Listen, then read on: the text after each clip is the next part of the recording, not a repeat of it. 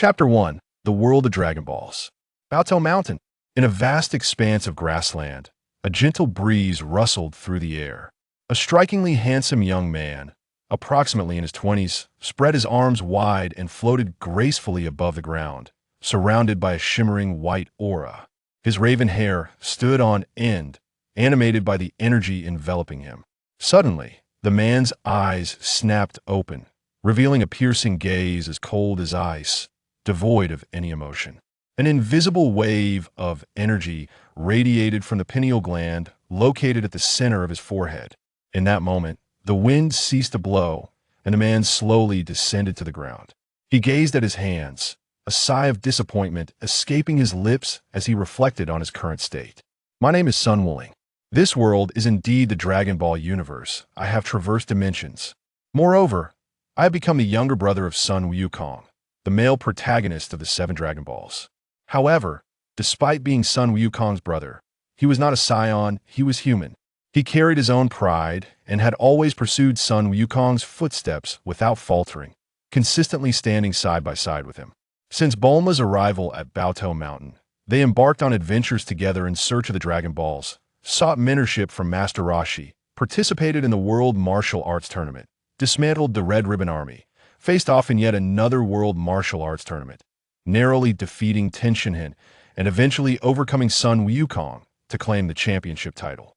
Following that, he vanquished Demon King Piccolo, ascended to the realm of the gods for training, and once again triumphed over the newly revived Piccolo at the martial arts competition.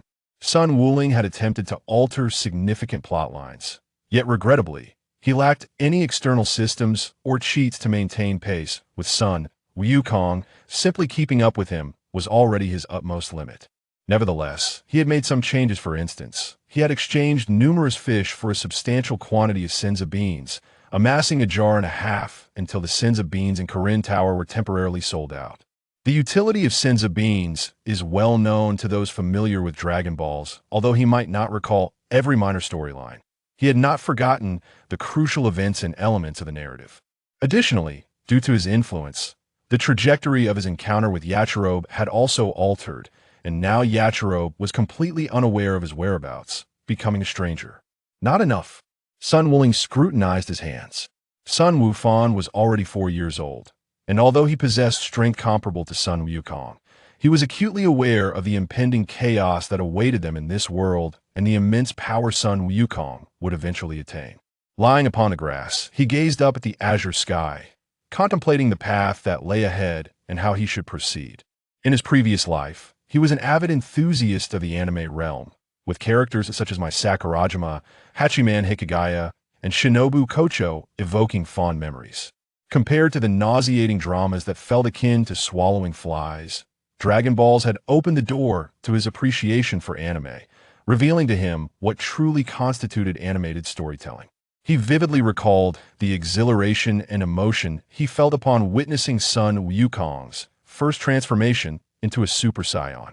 As for harem narratives, Sun Wuling admitted that he had never contemplated such notions until he had encountered fanfiction.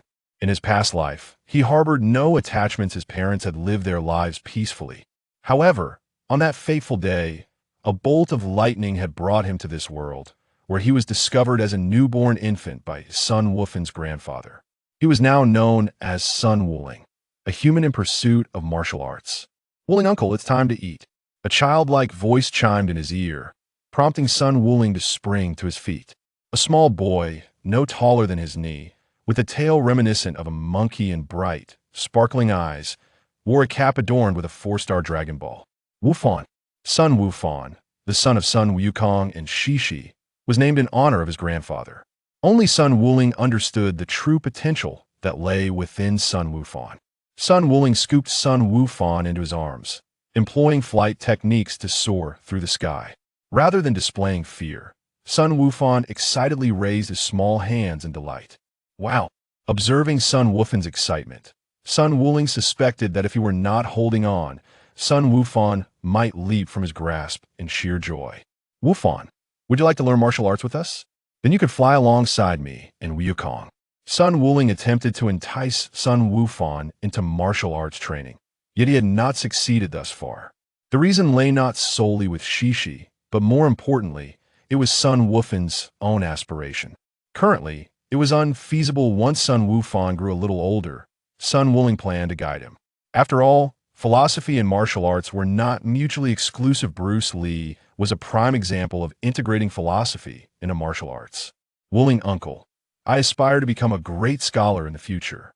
Sun Wufan's youthful voice resonated with determination. Sun Wuling refrained from imposing coercive guidance, having grown up himself. He understood the sensation of one's passions and ideals being trampled by parents or those most dear to them. Interest is the finest teacher. Sun Wuling smiled as he adjusted Sun Wufan's slightly askew cap, cheerfully saying, "Then Wufan must put in the effort, for both martial arts and becoming a scholar are no easy endeavors." Yes, Wuling uncle. Unbeknownst to them, they arrived at a pair of three-story apartment buildings, characterized by classical European architectural style. Despite this, the original old house remained intact, a cherished remnant of their shared memories. As for the electricity, with Bulma's presence and the advanced technological landscape of this world, such matters were easily resolved. After all, Baotou Mountain was a haven for wild beasts and dinosaurs, and the average human would likely struggle to survive here. Gently landing, he set Sun Wufan down and entered the house, where a man in his 20s with tousled hair and clad in an orange martial arts uniform emblazoned with the kanji for turtle awaited on the sofa. "Ah, Wuling, you're finally back. I thought I might starve." This man was none other than Sun Wukong. In contrast, Sun Wuling donned a purple martial arts uniform reminiscent of Piccolo's, devoid of any inscriptions like Sun Wukong's. Sun Wuling favored purple and blue, and since Master Roshi did not concern himself with such trivialities, he chose not to wear the orange martial arts uniform like Sun Wukong. "No need to wait for me." Sun Wuling washed his hands and began to eat. Sun Wukong's renowned appetite was evident, and even Sun Wufan shared in this hearty appetite. As for Shishi, Sun Wuling had long since grown accustomed to her culinary prowess. Regarding the source of their wealth, Sun Wuling had no worries about treasures buried beneath the sea or elsewhere in the world. In a nearby farmland, a bespectacled farmer toiled diligently in the fields when a streak of crimson light tore across the sky, engulfing it in a vibrant hue. Boom! As the fiery object plummeted to the earth, a violent tremor shook the ground, startling nearby birds and animals to flee in panic. The farmer's straw hat tumbled to the ground, akin to a frightened rabbit. What is that? A meteor? A UFO? As the tremors subsided, a thick plume of black smoke billowed from the impact site, and the farmer's curiosity was overshadowed by concern that the luminous object might ignite a catastrophe across the grassland. Despite his trepidation, the farmer swiftly drove his vehicle toward the site. Upon noticing a massive crater, he cautiously approached with his hunting rifle in hand. Within the depths of the pit lay a spherical object, its surface adorned with red glass windows. Puff! The side of the spherical object with the red glass slowly opened, causing the farmer to nearly lose his grip on the rifle, his heart racing in his chest. Chapter 2. Power level of only 5. As the hatch of the spherical object swung open, a tall figure emerged, gradually levitating into the air before the farmer's disbelieving gaze. "Ah!" Startled, the farmer instinctively took several steps back, his trembling hands pointing the rifle at the imposing figure before him. Under the serene and bright sky, the farmer's heart felt as though it were plunged into a frozen abyss. The sight of the towering figure floating before him sent shivers down his spine, as if his entire worldview had been shattered. The imposing figure was clad in a black, wide-shouldered armor accented with brown stripes, exuding an aura of aesthetic appeal. Special wrist and ankle guards adorned his limbs, while a rope-like material encircled his waist. His long hair nearly reached his ankles, and his visage bore a striking resemblance to Sun Wukong. On his left ear, he wore a peculiar device, and green-tinted sunglasses obscured his left eye. This towering man was named Raditz, a scion and the elder brother of Sun Wukong. Sun Wuling had sensed his presence even before receiving Master Rose's invitation to a gathering. Who are you?" The farmer stammered, his hunting rifle aimed at Raditz, his voice trembling with agitation as his body quaked uncontrollably. Raditz pressed a button on the device affixed to his ear, causing green lenses to materialize in front of his eyes, displaying a series of numbers and special visual characters. A worthless being with a power level of only 5.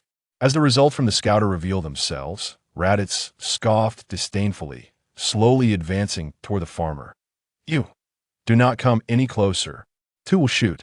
The farmer, unable to contain the fear surging within him as he gazed at the relentlessly advancing Raditz, pulled the trigger, and a shotgun roared. Raditz's expression remained unchanged as his left hand swiftly grasped the bullet, his palm flicking open. The bullet, seemingly mocking the farmer, rebounded towards him in a moment of sheer desperation. Thud! The shotgun was instantly shattered. The farmer's chest was pierced directly, and the bullet left a mark on the vehicle. As he beheld the now silent farmer, Raditz's contempt deepened. Humph! What a feeble race! Suddenly, the detector emitted a violent response, prompting Raditz to glance at the direction indicated by the device. There exists a being of immense energy ahead. Could be Kakarot. With that, Raditz leapt into the sky, soaring towards the detector's signal.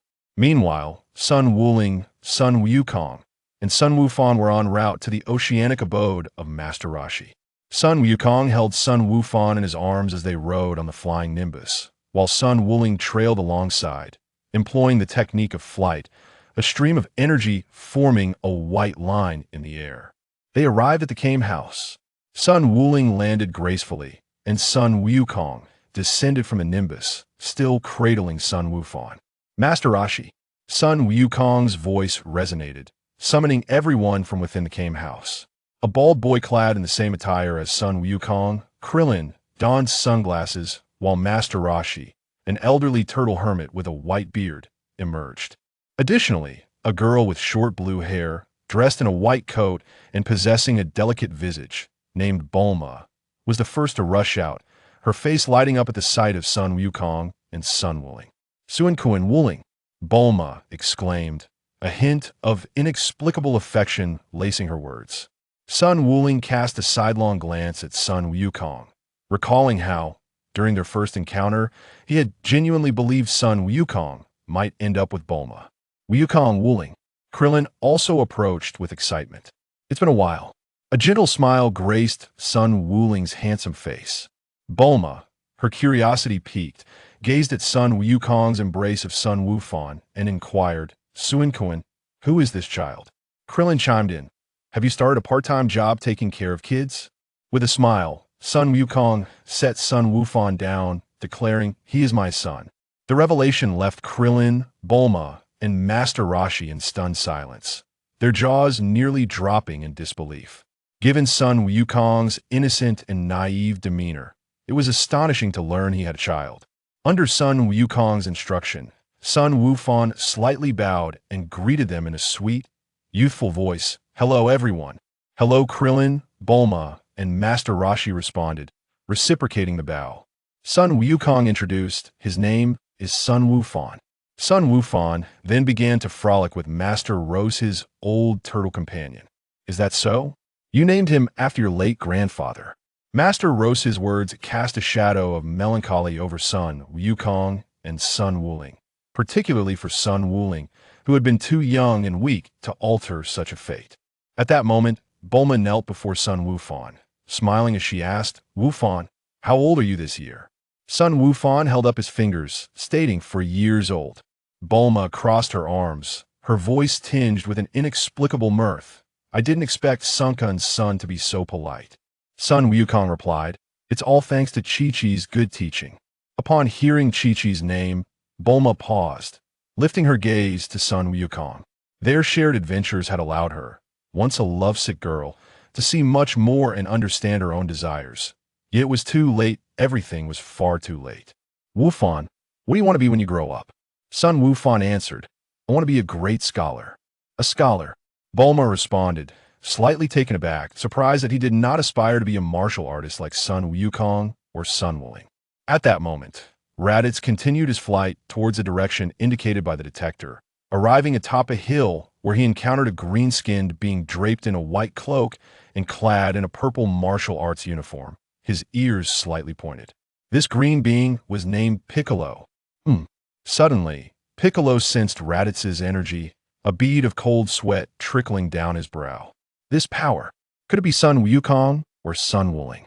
With a sound like rending air, Raditz landed smoothly before Piccolo, his long hair billowing in the wind. Upon seeing Piccolo, he expressed disappointment. "Tisich, not Kakarot." Piccolo demanded, "Who are you? What do you want here?" Raditz's expression remained impassive as the detector scanned Piccolo's battle power. "My target is not you. Battle power 822, quite impressive. However, you are still no match for me." "What did you say? Do you know who you are speaking to?" Piccolo growled through clenched teeth, his voice laced with fury. Raditz disdainfully replied, "No, I do not." "Yeah." Piccolo's palm opened, unleashing a key blast that struck Raditz directly. With a thunderous roar, Piccolo smiled upon witnessing the success of his ambush. However, gradually, the smile faded away. As the dust settled, Raditz floated effortlessly in midair, remarking that it was a rather tedious maneuver, merely stirring up some dust. Now, it was time for him to strike. Raditz extended his palm, causing every nerve in Piccolo's body to tense up. Raditz's power far surpassed his own, and he had never experienced such a sense of helplessness before. Suddenly, the detector registered two significant power fluctuations, prompting Raditz to halt abruptly. Following the detector's readings, there were two immense power signatures. If one belonged to Kakarot, who could the other be? Perhaps it was the mightiest individual on this planet. With a swift motion, Raditz soared towards the direction indicated by the detector.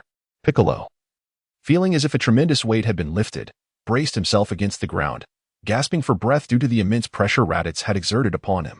No, it couldn't be. Who could it possibly be? Beyond Son Goku and Son Gohan, was there someone even more formidable than himself? Chapter 3. My power at this moment.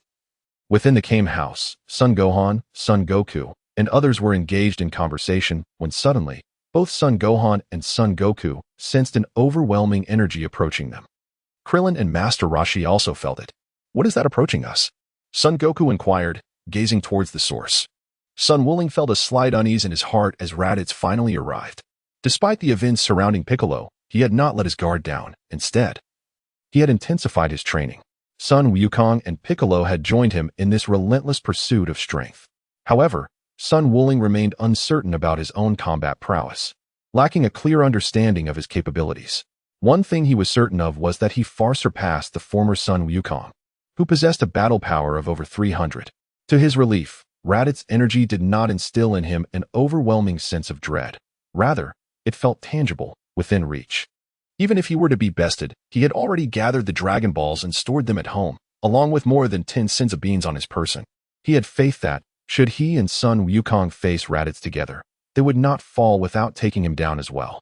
With a rush, Raditz descended before Sun Wuling, Sun Wukong, and the others.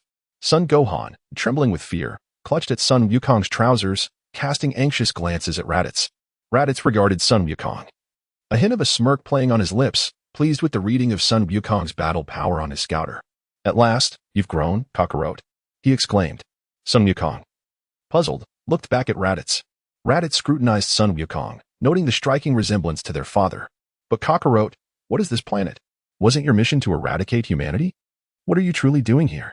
As Krillin prepared to confront Raditz, intending to drive him away, he was halted by Sun Wuling. "Don't move, Krillin. He is beyond your capacity to handle. Ensure Bulma and Gohan's safety. This matter is for me and Wukong to address." Under Sun Wuling's directive, Krillin paused. But trusting in Sun Wuling and Sun Wukong, he lifted the trembling Sun Gohan and entrusted him to Bulma. He then stood alongside Master Roshi, ready to face the impending confrontation. "Oh." Raditz turned his attention to Sun Wuling, directing his scouter towards him. The resulting battle power reading elicited a derisive laugh. "So, yet another worthless fighter with a mere power level of 5. Sun Wukong paused for a moment, gazing at Raditz, as he too harbored a curiosity regarding his own level of prowess. A faint smile graced his stern visage. "Oh, so you mean the device you possess can gauge a person's combat strength?" Raditz, maintaining an unperturbed demeanor, regarded Sun Wukong with a hint of amusement, eager to witness what this insignificant creature, whose battle power barely reached 5, intended to accomplish. "Indeed, let us ascertain the extent of my own combat strength." Sun Wuling ceased to suppress his aura, and suddenly, an explosion of energy surged forth. As the qi continued to flow, his hair danced gracefully in the currents of energy. The reason Sun Wulenfeng is able to conceal his aura so flawlessly is that during his cultivation alongside Sun Wukong in the celestial realm, he achieved a level of mastery surpassing that of Sun Wukong. His presence is as serene as the vast sky. Perhaps it is due to Sun Wulenfeng's innate affinity for tranquility and elegance, or perhaps it is a result of his otherworldly journey, which allowed him to excel in this aspect with remarkable ease. As Raditz observed the steadily rising values on the detector, a sense of unease began to creep across his features. 800, 900, and still climbing. 1,000, 1,400. Impossible. How could a mere earthling possess a combat power of 1,400? 1,004. Sun Wulenfeng gazed at his hands, realizing that his current strength stands at 1,004. It seems that the years of arduous training have not been in vain. 1,004. I shall rise to that as well. Upon witnessing Sun Wukong's actions, a silvery aura erupted from his being, causing his combat power to surge dramatically. Raditz swiftly turned his gaze towards Sun Wukong as the device measured his power levels, which ascended from the original 900 to 1,000, 1,001. 1,002. Raditz observed as the readings finally stabilized at 1,350, a mere 50 points shy of Sun Wuling, and not significantly distant from his own power. No, this cannot be. Kakarot, you are merely a lowly warrior. How could you possibly possess strength comparable to mine? It is impossible. The device must be malfunctioning. Raditz, astonished, took a step back. Sun Wukong and Sun Wuling. If there were a vast disparity in their combat powers, one would dominate the other, yet if their powers were nearly equal, a standoff would ensue. The combat powers of Sun Wuling and Sun Wukong are indeed closely matched. Wait. If this earthling has been concealing his true strength, then the two formidable power levels detected by the device must belong to Kakarot and another. Could it be that this planet harbors even more formidable beings? At this moment, Raditz began to contemplate retreat, beads of sweat forming on his brow, indicative of the tension within. 1,350. Upon hearing that the battle power of Sun Wukong was notably higher by 50 points, Sun Wuling was taken aback. However, such a discrepancy in numbers would hardly make a significant difference during combat. It was entirely plausible that he could be defeated by Sun Wukong due to factors such as mastery of skills and techniques. Nevertheless, similarly, Sun Wukong gazed at Raditz, unable to recall the extent of Raditz's combat prowess. However, judging by Raditz's current reactions, the disparity might be akin to that between him and the present Sun Wukong, hardly remarkable. Kakarot, do you truly remember nothing at all? Raditz exclaimed, directing his attention towards Sun Wukong. My name is Sun Wukong, not Kakarot. Sun Wukong retorted vociferously. With a huff, Raditz's tail, coiled around his waist, began to sway with agility. Tail. Krillin, Bulma, and Master Roshi exclaimed in astonishment. You mean, could it be that Wukong is also? Sun Wukong inquired knowingly, pointing at Raditz's tail. Indeed, Raditz replied, a hint of pride evident in his demeanor as he looked at Sun Wukong. Kakarot, has your head ever suffered a severe blow? Answer me swiftly, Kakarot. Sun Wukong. Indeed, while I cannot recall the specifics, I did sustain a blow to my head during my early years. But what of it? I am Sun Wukong, not some Kakarot. That is precisely the point. Raditz's gaze grew colder, and he cast a wary glance at Sun Wukong. He stated, let me inform you, you are not of this planet. You were born on planet Vegeta, a scion, and one of the mightiest warrior races in the universe. I am your brother, Raditz. Sun Wukong trembled unnaturally, as the term scion reverberated in his mind like a thunderclap. Bulma, Master Roshi, and Krillin were equally astonished by Raditz's words, unable to fathom that Sun Wukong was, in fact, a being from the cosmos. Sun Wukong stepped forward, undeterred by the presence of any scion or otherwise. He remained Sun Wukong, my brother, who has always resided on this planet. As for you, if I recall correctly, you are called Raditz. Should you have come as a guest, we would have welcomed you. However, given your aggressive demeanor, it is evident that your intentions extend beyond merely seeking recognition from Wukong. The words of Sun Wuling dispelled the shadows that loomed in the hearts of Master Roshi, Bulma, Krillin, and Sun Wukong, who gazed resolutely at Raditz. Wuling was indeed correct. Sun Jun remains the same Sun Jun. If Sun Jun were truly a scion, what reason would he have to appear on Earth? Bulma retorted loudly. Chapter 4. Different encounters. Raditz erupted into laughter, proclaiming, the answer is quite simple, Kakarot. You were sent here to annihilate the humans of this planet. We Scions are a proud warrior race, traversing the cosmos in search of habitable planets, only to exterminate their inhabitants and sell the land at a premium to extraterrestrials in search of suitable worlds. This is our vocation. Planets with formidable combat power are assaulted by adult Scions, while lesser planets, such as this Earth, require only a child like you. Raditz harbored a trace of disdain for Sun Wukong, considering him a lower-class Scion. Yet it was astonishing that this very Sun Wukong possessed combat power nearly equal to his own. Whoosh! Bang! Raditz's pupils involuntarily constricted as he witnessed Sun Wuling suddenly tighten his fists and launch a surprise attack. Even as he attempted to react, it was too late. He had never anticipated that Sun Wuling would initiate an ambush. Sun Wukong delivered a powerful blow to Raditz's abdomen, causing the latter to widen his eyes in agony. Infuriated, Raditz transformed his fist into an open palm, conjuring a ki blast that struck his abdomen once more, inflicting further pain. Despite the intense stabbing sensation in his belly, he managed to steady himself just before plummeting into the sea. Damn Earthling! Raditz exclaimed, gathering energy for another attack, only to find Sun Wukong suspended before him. Hands pressed against his forehead. Solar flare. A blinding light engulfed the clear sky, forcing Raditz to shut his eyes in torment, unleashing a cry of anguish. My eyes! You wretched being! I will surely kill you, cursed Earthling. The air buzzed with tension. In Sun Wukong's hands, two golden, swirling blades of energy materialized. Their edges adorned with razor-sharp serrations, slicing through the air with a piercing sound. This technique, the Qi Yuan Slash, was one that Sun Wukong had meticulously studied, and he felt a twinge of regret that Krillin was still in the process of learning it. Whoosh! Whoosh! When it came to sensing energy, figures like Sun Wukong, Piccolo, Master Roshi, and Tien Shinhan would undoubtedly perceive the Qi Yuan Slash. However, it was evident that Raditz did not share this awareness. The stinging sensation in Raditz's eyes compelled him to shut them tightly. Years of combat had endowed him with a primal instinct for danger, and he concentrated energy into two orbs in his palms, launching them towards Sun Wukong, while the Qi Yuan Slash remained within the realm of assault. Sun Wukong gritted his teeth, manipulating a Qi blast to direct one of his energy blades soaring into the sky, curving towards Raditz. Bang! Boom! Raditz's combat prowess surpassed that of Sun Wukong, and even with a slight disparity, he remained the stronger of the two. The energy blast shattered the lingering energy blade and, with unrestrained force, struck Sun Wukong's body. Sun Wuling crossed his arms to shield his chest and head as Raditz's energy blast struck his arms, producing a shower of sparks. The sleeves of his arms were torn, blood streaming forth, while the tremendous recoil caused blood to seep from the corner of Sun Wuling's mouth. Raditz regained his focus. Observing Sun Wuling's outstretched arms, with blood dripping from his fingers into the ocean, his disheveled appearance eliciting a hearty laugh. Ha ha ha, you bastard, daring to ambush me. In response, Sun Wuling offered a chilling sneer. Suddenly, an overwhelming sense of danger compelled Raditz to glance backward. What? He saw the Qi Yuan Slash hurtling toward him. Raditz desperately ascended, but it was too late.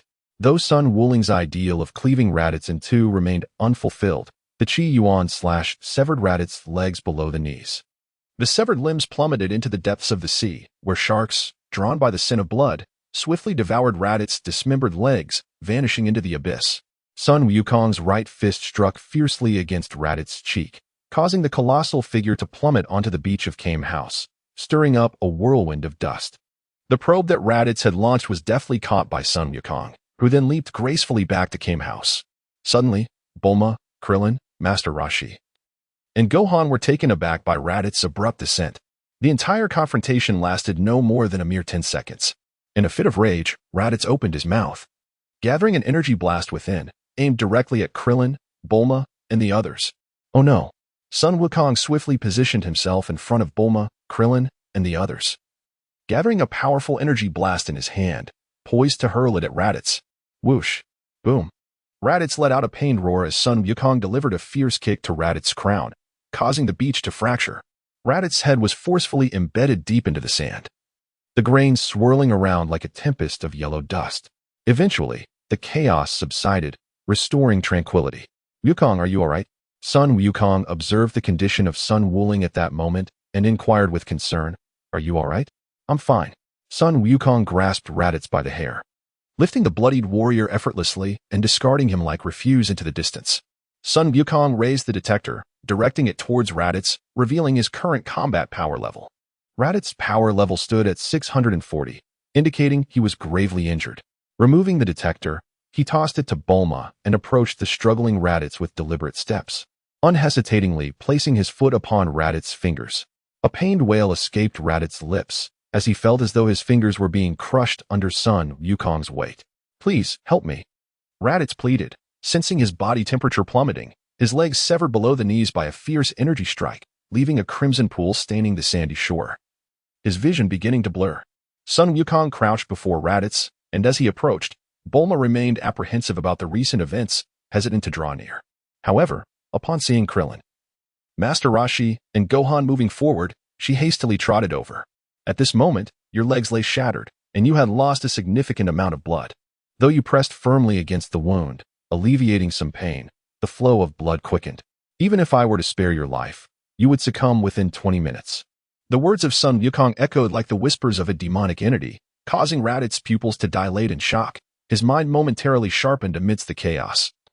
Teetering on the brink of despair. "Please, I beg you. I implore you to cease your words. Save me, for the sake of my brother Kakarot. I beseech you. Rescue me, I plead." Sun Wukong gazed at the distant clear sky. The nearest hospital was over 10,000 kilometers away, and at your current speed of flight, it would take more than an hour to reach it. In other words, you have already perished at least 4 times. What must I do? What must you do to save me? I do not wish to die, Kakarot. I do not wish to die. Raditz's eyes brimmed with tears and his desperate, shattered demeanor evoked sympathy from Master Roshi, Krillin, and Bulma. Just as Sun Wukong was about to step forward, he was hastily restrained by Bulma. Leaning close to Sun Wukong's ear, Bulma whispered, "Son, let Wuling handle this. He knows what to do." Sun Wukong finally came to a halt, his furrowed brow betraying his internal struggle. Despite his inherently kind nature, the sight of Raditz's plea stirred a sense of compassion within him, especially upon realizing that Raditz was his brother, an unexpected revelation of familial ties. "Let us see how sincere you are. Otherwise, a single falsehood, and I shall cast you into the sea to feed the sharks." Sun Wukong's final threat compelled Raditz to nod fervently. "What brings you to Earth in search of Wukong?" Sun Wukong's icy gaze bore into Raditz, resembling a haunting nightmare etched upon his very soul. Chapter 5, Kamehameha Wave. Raditz revealed the reason for his arrival on Earth. "Aside from Kakarot and myself, there are 2 surviving scions, both of whom surpass me in strength, especially Prince Vegeta, who is not only the king among our kind, but also the most gifted among us. Kakarot, no matter how you may refute it, you cannot obscure the truth of your scion heritage." Raditz's blurred vision settled upon Sun Wukong, and he suddenly realized that he could not see the characteristic tail that marked a scion. "Kakarot, where is your tail?" Sun Wukong remarked, "It was severed long ago." As Raditz coughed up blood, he implored, "Please, continue." The icy words of Sun Wukong Ling sent a chill through Raditz, causing beads of cold sweat to form. The Scions, once a minority race, faced near annihilation when the planet Vegeta was struck by a colossal meteor, reducing most of their kind to cosmic dust. I, like Kakarot, was spared only because I was sent to another planet alongside Prince Vegeta and Nappa. Raditz's voice grew weaker, his desire to survive igniting a fervent gaze upon Sun Wukong Ling. "Not long ago, I discovered a planet that could fetch a handsome price. Though I contemplated attacking it, I feared our trio lacked the strength to conquer it, so I ventured here in search of Kakarot." With those words, Raditz gazed at Sun Wukong Ling with a desperate plea. "I've said all I needed to say. Please, save me. Your 2 scion companions must be aware of your presence here." Sun Wukong Ling gathered a ki blast in his hand. Raditz, instantly agitated, pleaded loudly, "No, please. If you save me, I will leave Earth immediately and report back on the situation here. I will never return." Raditz's words elicited a cold chuckle from Sun Wukong Ling. Though some details had faded from his memory, the beginning of Dragon Ball Z was indelibly etched in his mind. He was uncertain of Vegeta's exact power level at this moment, but he recalled it exceeding 10,000. Nevertheless, Sun Wukong Ling chose not to expose his secret. Bulma, Krillin, and Sun Wukong were all vividly alive. "Wukong, what do you intend to do?" Aiming the ki blast at Raditz, Sun Wukong Ling stepped back, leaving the decision of Raditz's fate to Sun Wukong. "Kakarot, I am your brother. Save me. I promise I will never disturb your life again." Raditz's words softened Sun Wukong's heart. He looked at Sun Wukong Ling and replied, "Wukong Ling, let him go. I know he is an irredeemable villain, but Bulma, Master Roshi, and Krillin were visibly agitated, yet upon seeing Sun Wukong Ling's gesture, they ceased their commotion. "I knew you would react this way." Sun Wukong Ling anticipated this response. It was quintessentially Sun Wukong. Although he was no longer the innocent child he once was, his benevolent nature remained unaltered. As for the scions, Sun Wukong Ling believed that it was Sun Wukong who had elevated the perception of their race. With a hum, the ki blast struck Raditz, sending a chill through him. He hastily closed his eyes, yet the anticipated pain did not come. His legs had begun to scab over, and his strength was recovering slightly. I have staunched your blood and shared with you a portion of my ki. You are now capable of flying to your ship. Depart. While I have not yet changed my mind, Sun Wukong would never foolishly offer the magical beans to Raditz. He turned back, holding Sun Wukong, who seemed poised to speak. Alas, Wuling refrained from uttering a word. Sun Wuling abruptly interrupted Sun Wukong, his palms coalescing with a burgeoning blue energy wave, poised for imminent release. Bulma, Krillin, and Master Roshi watched with bated breath, comprehending Sun Wuling's intentions.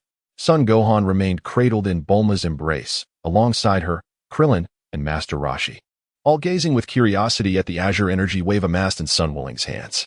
However, Raditz remained utterly oblivious. He lacked the ability to sense ki, and the scouter was firmly in Sun Wuling's grasp. Furthermore, with Sun Wuling's back turned to him, he was entirely unable to see. Yet, how infuriating! That accursed earthling, and Kakarot, had even severed his own tail. What a disgrace to our scion lineage. The more Raditz pondered, the more enraged he became, especially considering that Sun Wuling, whose battle power was inferior to his, had him at a disadvantage. The tail. Is that Kakarot's son? Raditz's gaze fell upon Gohan and Bulma's arms. A maniacal grin spreading across his face as a nefarious idea took root in his mind, to abduct Kakarot's son and use him as leverage against Kakarot and that detestable earthling. Such tactics were not unfamiliar to him. Kakarot, you disgrace of a scion. With a roar, Raditz spread his arms wide. Two energy blasts coalescing as he erupted into maniacal laughter, hurling them towards Sun Wuling. Kakarot. Indeed, a wretch like you is destined for the depths of hell. Kamehameha. Sun Wukong swiftly pivoted, unleashing the charged Kamehameha wave. The robust blue energy beam shattered Raditz's two energy blasts in an instant, relentlessly surging toward him. Raditz emitted a cry of defiance as the concentrated Kamehameha wave effortlessly pierced through him, reducing him to mere dust. The wave soared beyond the Kame house, crashing into the sea, where it evaporated the water instantaneously, creating a semicircular depression in the ocean's surface. Sun Wukong abruptly sank to the ground, his gaze lingering on the spot where Raditz had vanished, lost in a profound reverie. Sun Wukong's companions, including Sun Wuling and Bulma, were acutely aware of his current emotions. The long-awaited encounter with a blood relative had led to such disheartening revelations. Son. Bulma gently set down Sun Gohan and approached Sun Wukong. Piccolo. You've been watching for quite some time. It's time for you to make your presence known. Sun Wuling gazed upward, observing Piccolo concealed within the clouds. Piccolo. Bulma, Krillin, and Master Roshi were taken aback. Even after several years, the events surrounding the Demon King Piccolo remained vividly etched in their memories, impossible to forget. Piccolo descended from the heavens and landed at Kame House, his eyes fixated on Sun Wukong and Sun Wuling, a cold sweat forming upon his brow. Your current power. Piccolo thought of Raditz, who had been effortlessly vanquished by Sun Wuling, leaving him without the strength to resist. Perfect. I need not waste time searching for you any longer. Piccolo. Sun Wukong, adorned with a protective ring around his chest, wore an expression of indifference. His handsome features danced gracefully in the sea breeze, as his dark hair fluttered softly. Just moments ago, Raditz had mentioned that he had two scion companions, who were even more formidable than he, Piccolo and Goku. Sun Wukong imparted. Sun Wukong and Piccolo were momentarily taken aback. Do you mean? Piccolo gazed at Sun Wukong, comprehending his intent, his green visage tensed as he exclaimed. After Raditz lost contact, his two more formidable scion companions would undoubtedly come to Earth, and what of our power? On an unknown planet, two men sat by a fire, surrounded by corpses. One of them was a robust figure, clad in battle attire similar to Raditz, his bald head and muscular physique exuding strength, with a tail coiled around his waist just like Raditz. Raditz is dead. Humph, what a disgraceful fellow. The other, dressed in blue battle gear, white gloves, and boots, adorned with a shock of black hair, possessed a handsome yet menacing appearance, instilling awe even in the brawny scion beside him. Chapter 6. Diverging Paths. Humph. Who would have thought there would be a warrior with over 1,000 battle power in such a remote place? The seemingly handsome scion exhibited disdain at Raditz's demise. Devoid of any sorrow, cold-blooded and ruthless, embodying the savage spirit of the scion race. These two scions were indeed Raditz' companions. The robust one was named Nappa, while the strikingly handsome one was called Vegeta, the scion prince as mentioned by Raditz. Humph, once we finish here, we shall venture to that place called Earth. Vegeta revealed a bloodthirsty smile, intent on exterminating all its inhabitants. On Earth, at Kame House, upon hearing Sun Wukong's words, Piccolo, Sun Wukong himself, Krillin, Bulma, and others were left in stunned silence at the thought of two even more powerful scions. Wukong, perhaps they won't come after all, right? Bulma forced a strained smile, inquiring of Sun Wukong, desperately attempting to suppress her fears. Sun Wukong's expression remained unchanged, his gaze steady and tranquil as he regarded Bulma. He spoke softly. The coordinates of Earth have already been revealed to them. Just imagine, a planet abundant in resources, where its inhabitants are akin to ants, easily crushed underfoot. Bulma, I share your sentiments. I do not wish for this either. Bulma fell silent, her countenance reflecting despair, as if the weight of the world had collapsed upon her. Sun Wukong smiled as he gazed at Sun Wuling and Piccolo, who clenched his fists, displaying no hint of fear. Wuling, Piccolo, how amusing they are, don't you think? Indeed, quite amusing, exclaimed Sun Jun. Bulma looked at Sun Wukong in astonishment. Yes, the very thought of even stronger adversaries approaching fills me with a rush of adrenaline. Sun Wuling replied in agreement, showing no fear. After all, he was a martial artist, even as a human. Suddenly, they sensed a powerful aura approaching. Sun Wukong, Sun Wuling, Piccolo, Krillin, and Master Roshi turned to see a figure resembling Piccolo, yet appearing somewhat aged, adorned in robes embellished with the character for God. The celestial being. Sun Wuling spoke in the voice of Sun Wukong. Humph. Piccolo crossed his arms protectively across his chest and turned his head away. He is the offspring of Piccolo Daimao, who was vanquished by Sun Wuling and Sun Wukong, and he may also be referred to as Piccolo too. The God and Piccolo I were originally one entity. However, in the pursuit of divinity, they ultimately diverged, resulting in two extremes, the other being Piccolo I. It can be said that Piccolo shares profound ties with the God. Wukong. Wuling, I have witnessed all that transpires here. I have persuaded Lord Yama, yet regrettably, due to the underworld being the realm of the deceased, it is a grave taboo to bring the living into it. Hence, Lord Yama can only permit one person to enter the underworld to pay a visit to King Kai. The god spoke with a face that bore the marks of age and weariness, reflecting the turmoil on Earth. Confused, King Wukong inquired about the identity of King Kai. However, Sun Wuling interjected, "Let Wukong go." Sun Wuling abruptly interrupted Sun Wukong, speaking directly and without the slightest hesitation.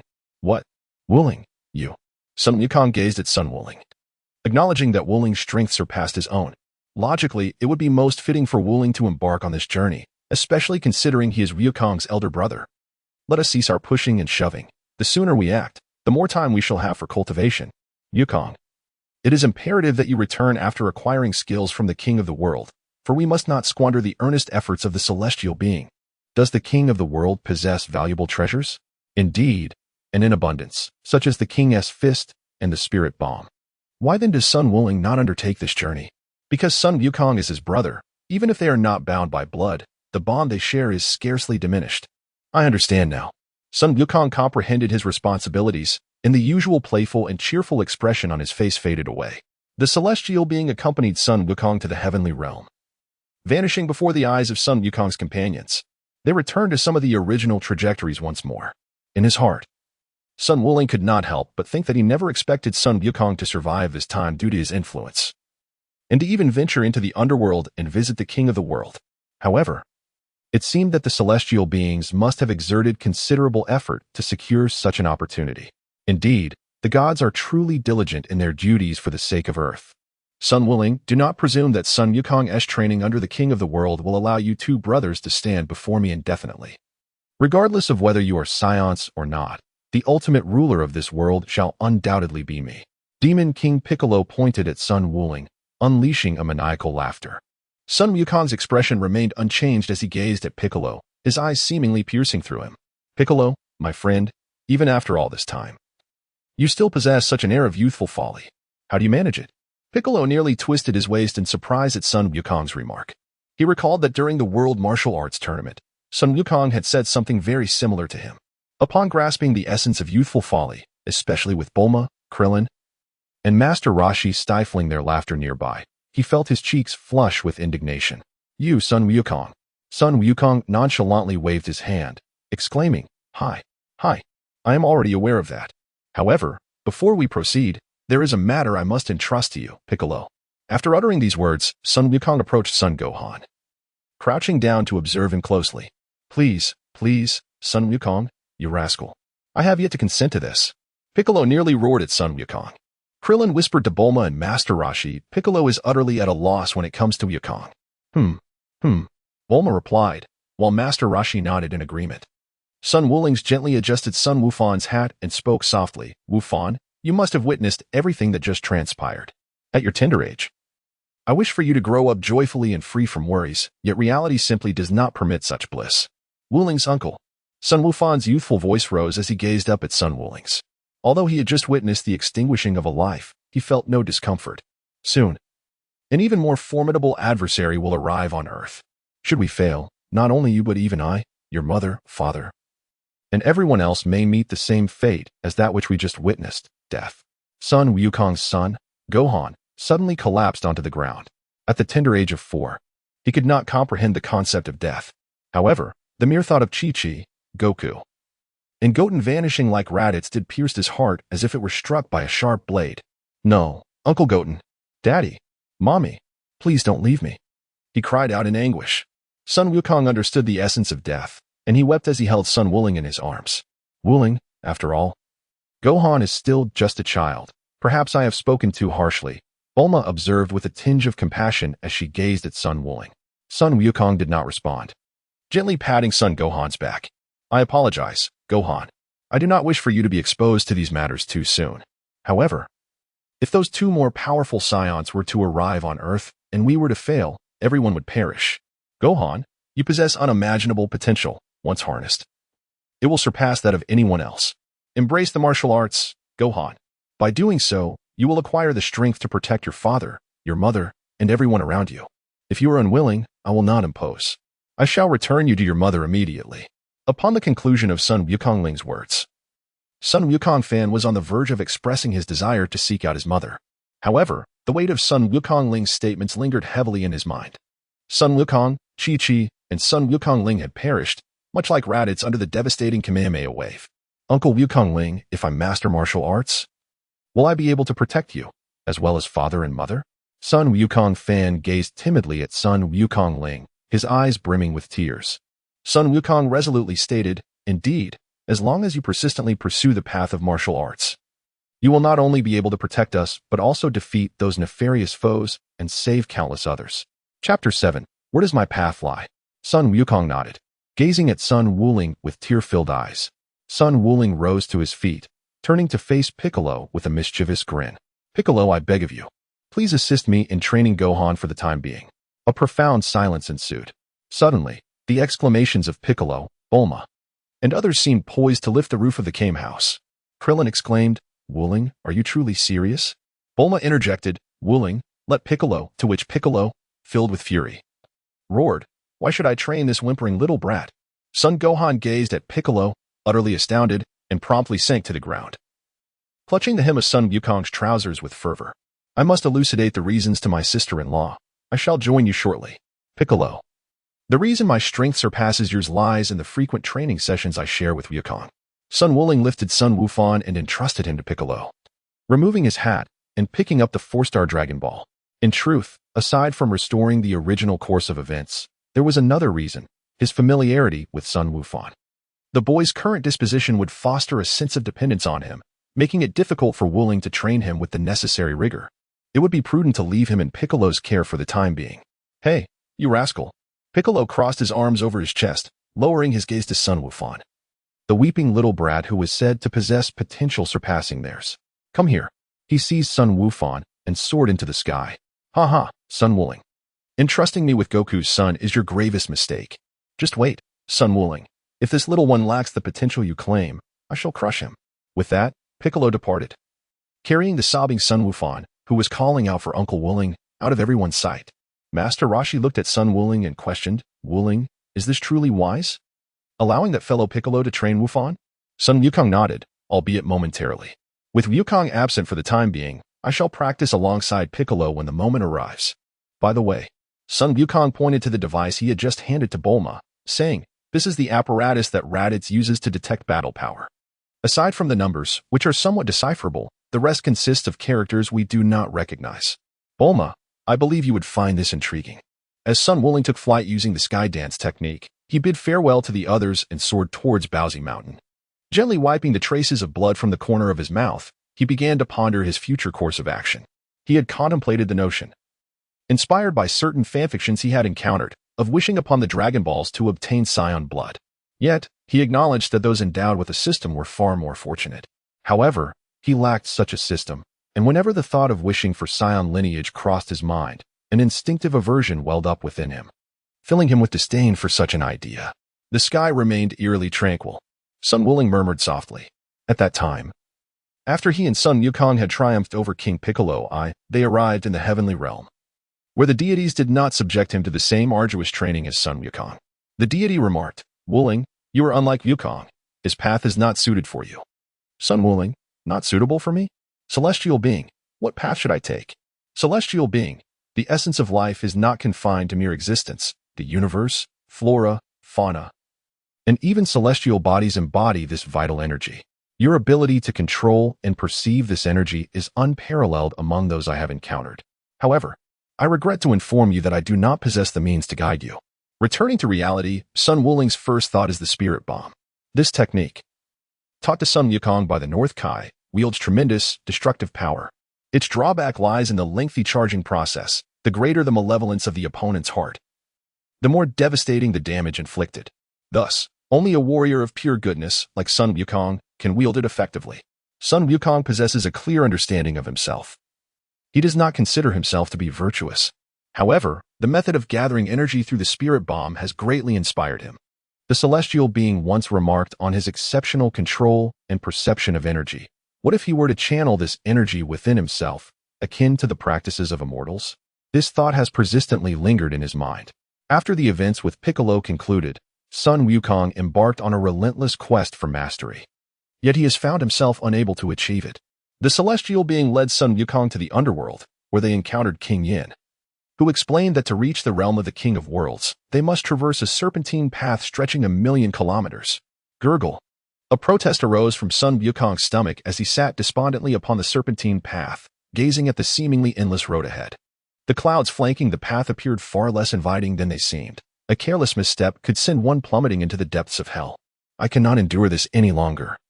There is simply no end in sight. Sun Wukong retrieved a pouch containing 10 celestial beans. Fortunately, Wuling always prepared these beans before each journey, proving to be of great assistance. Sun Wukong swiftly picked up a celestial bean and tossed it into his mouth, instantly rejuvenating his strength to its peak condition. However, upon noticing that there were still 9 celestial beans remaining in the pouch, he realized he must reach his destination before depleting the remaining 9 beans. Sun Wukong pilfered a jar and a half of celestial beans from the immortal Gallon. Each time Gallon produced these divine beans, Sun Wukong would swiftly exchange a substantial quantity of fish for them. Sun Wuling always carries some celestial beans whenever he ventures out, preparing for any unforeseen circumstances. This time, he insisted that Sun Wukong take along 10 celestial beans. Coupled with the caution that Sun Wuling has consistently exhibited, no one entertained thoughts of his prescience. His preparations were nearly impeccable. "Let us go. Everyone is waiting for me," he declared, feeling a sense of responsibility as he recognized that this opportunity had been entrusted to him. He vowed not to let anyone down. Sun Wukong motivated himself, shedding all the burdens that weighed him down, pondering when the Scion mentioned by Raditz would arrive. Whoosh! Sun Wukong continued his relentless sprint forward, the endless serpent path stretching before him, twisted and prolonged. Alone, he pressed on, buoyed by his unwavering faith. Upon returning to Baozi Mountain, Sun Wuling beheld a towering figure, nearly 3 meters tall, adorned with horns resembling those of an ox, and emblazoned with the character for ox, clad in a white short shirt and black suspenders. The Ox King, father of Chi-Chi and a disciple of Master Rashi, exuded an imposing presence, yet beneath this exterior lay a gentle and amiable spirit. At that moment, Chi-Chi was hanging out the sheets to dry, and upon noticing Sun Wuling's return, she cheerfully called out, "Wuling, how did you return so quickly? Have you forgotten something?" "Greetings, Wuling." The Ox King waved at him in a friendly gesture. "Uncle Ox King, sister-in-law, I have some matters to discuss with you. I hope you are somewhat prepared. Sun Wuling candidly revealed the truth of the matter to Chi-Chi and the Bull Demon King, suggesting that rather than entangle themselves in confusion, it was more prudent to lay everything bare. What are you saying, Wuling? Chi-Chi finally noticed Sun Wuling's disheveled appearance, his clothes somewhat tattered and looking rather worse for wear. Wu Fan, why did you entrust him to that dangerous character Piccolo? Chi-Chi questioned Sun Wuling with an angry glare. Chi-Chi, please do not be upset. Wuling certainly has his reasons. The Bull Demon King continually urged her, attempting to soothe her. As expected, Chi-Chi's reaction aligned perfectly with Sun Wuling's anticipation. Yet he had long since prepared a strategy to persuade her. Chapter 8. Launchy Daddy, you are truly naive. In this society, education is the best path forward. Wu Fan is destined to become a great scholar, Chi-Chi asserted, but before she could finish, Sun Wuling interjected, however. The pursuit of scholarship does not conflict with the path of martial arts. Sister-in-law, martial arts is not merely about fighting. It encompasses philosophy and the cultivation of the body. Its enduring presence speaks to its significance. Master Wu Tian's mentor, Wu Tai-Do, was a celestial being, thus it is not merely the simplistic notion of violence that you perceive. Humph. Chi-Chi huffed in dissatisfaction. Wuling, don't think you can deceive me. I am not the naive girl I once was, and I will not be tricked by you again. Sun Wuling spread his hands, his handsome visage gently tousled by the breeze that stirred his hair at the temples. His expression remained unchanged as he addressed his sister-in-law. Continuing her previous thought, does this society have any bearing on us? Chi-Chi found herself momentarily at a loss for words. Her mind quieting as she pondered Sun Wuling's query. Does this society truly concern them? What is the purpose of education? Is it merely to secure stable employment? And what is the essence of work? It is for the sake of a salary. But what, ultimately, is a salary? It is but money. And money. Sun Wuling's lips curled into a smile. Are we lacking in funds, sister-in-law? Are we all in need of money? Nevertheless, with his intervention, these Z-fighters truly found themselves in abundance. Beneath the sea lies a treasure trove, vast and plentiful. Yamcha, Krillin, Tien Shinhan. And even Son Goku shall no longer fret over financial matters. Presently, his cellar is filled with enough gold, silver, and jewels to drive treasure hunters to madness. Not to mention Son Goku, who, along with Gohan, an insatiable eater, would find ample sustenance aside from the meals provided. One must wonder about the purpose of the beast near the Bun Mountain. I shall not coerce Gohan. This is his own decision. He wishes to protect you, sister-in-law. To safeguard Goku, and indeed, all of us. He aspires to defend this planet as well. Sister-in-law, the pursuit of knowledge and martial arts need not be at odds. Yet, with tears glistening in her eyes, Chi-Chi gazed at Sun Wuling, exclaiming, but we cannot allow someone as perilous as Piccolo to be his mentor. Indeed, exclaimed the Ox King. Thoroughly impressed. Wuling, you are remarkable. To sway the stubborn Chi-Chi, my hat is off to you. He silently commended Sun Wuling, acknowledging that he surpassed even the Ox King himself. Sister-in-law, we are all aware of your struggles. Both Gohan and Goku hold you in the highest regard and love you dearly. It is precisely for this reason they have gained such enlightenment. Their mission extends beyond merely protecting this planet. It is fundamentally about safeguarding you, who is of utmost importance. The words of Sun Wuling caused a blush to spread across Chi-Chi's cheeks. Even after being married for over 4 years, she shyly covered her face. You love me, Wuling? This can't be another of your tricks. How could Wukong possibly utter such words? If he did not love you, how could he have wed you? My sister-in-law? If he did not cherish you, how could he have willingly fathered Gohan with you? If he did not hold love for you, how could it be that he has not seen Bulma, Master Roshi, or Krillin for 4 long years? Sun Wuling posed 3 hypothetical questions in succession, causing Chi-Chi's face to flush like steam, her heart racing in response. Bashfully, she exclaimed, Wuling, please stop. Just stop. Tell Gohan that once a decision is made, one must adhere to it. I will support him. Indeed, I shall convey your message. Besides speaking with you, I have brought the celestial beings, as well as Uncle Neo Wang and his wife. Rest assured, I will also train alongside Piccolo, and I will ensure Gohan receives training as well. Upon returning to his abode, Sun Wukong meticulously packed several bags of heavenly beans that he had prepared in advance. After bidding farewell to Chi-Chi and the Bull Demon King, he ascended towards the celestial realm. Sun Wukong soared into the celestial realm. The deities, having just returned from the underworld, heard his words and resonated with his sentiments, permitting the remaining Z warriors to cultivate in the heavenly domain. Sun Wukong returned to the Kame house, where Bulma was tinkering with Raditz Scouter, explaining the situation to Krillin. Wukong, are you saying that we can all train in the other world? Krillin inquired of Sun Wukong. Indeed, Krillin. Please reach out to Yamcha, Tien, and Kaiatsu. I have already made arrangements with the Supreme Kai. By the way, Sun Wukong produced 4 small pouches and handed them to Krillin, saying, each pouch contains 3 magical beans. When the Scions arrive, we will head directly towards them. As for the remaining tasks, please deliver them to Tien, Yamcha, and Chaozu. Understood. Wukong. Krillin nodded in response. By the way, what happened to Lan Chi? Why has she vanished? It was only then that Sun Wukong realized Lan Chi was missing from the Kame house, and he chastised himself for forgetting her. He hurriedly inquired. The turtle hermit shook his head and replied, after she followed Tien, she has not returned. Is that so? Sun Wukong Ling could not help but feel a vague sense of emotion. It was certainly not affection, as they had spent a considerable amount of time together. Parting ways like this may signify that they might never have another opportunity to meet again. Krillin and Sun Wukong Ling departed from the Kame house.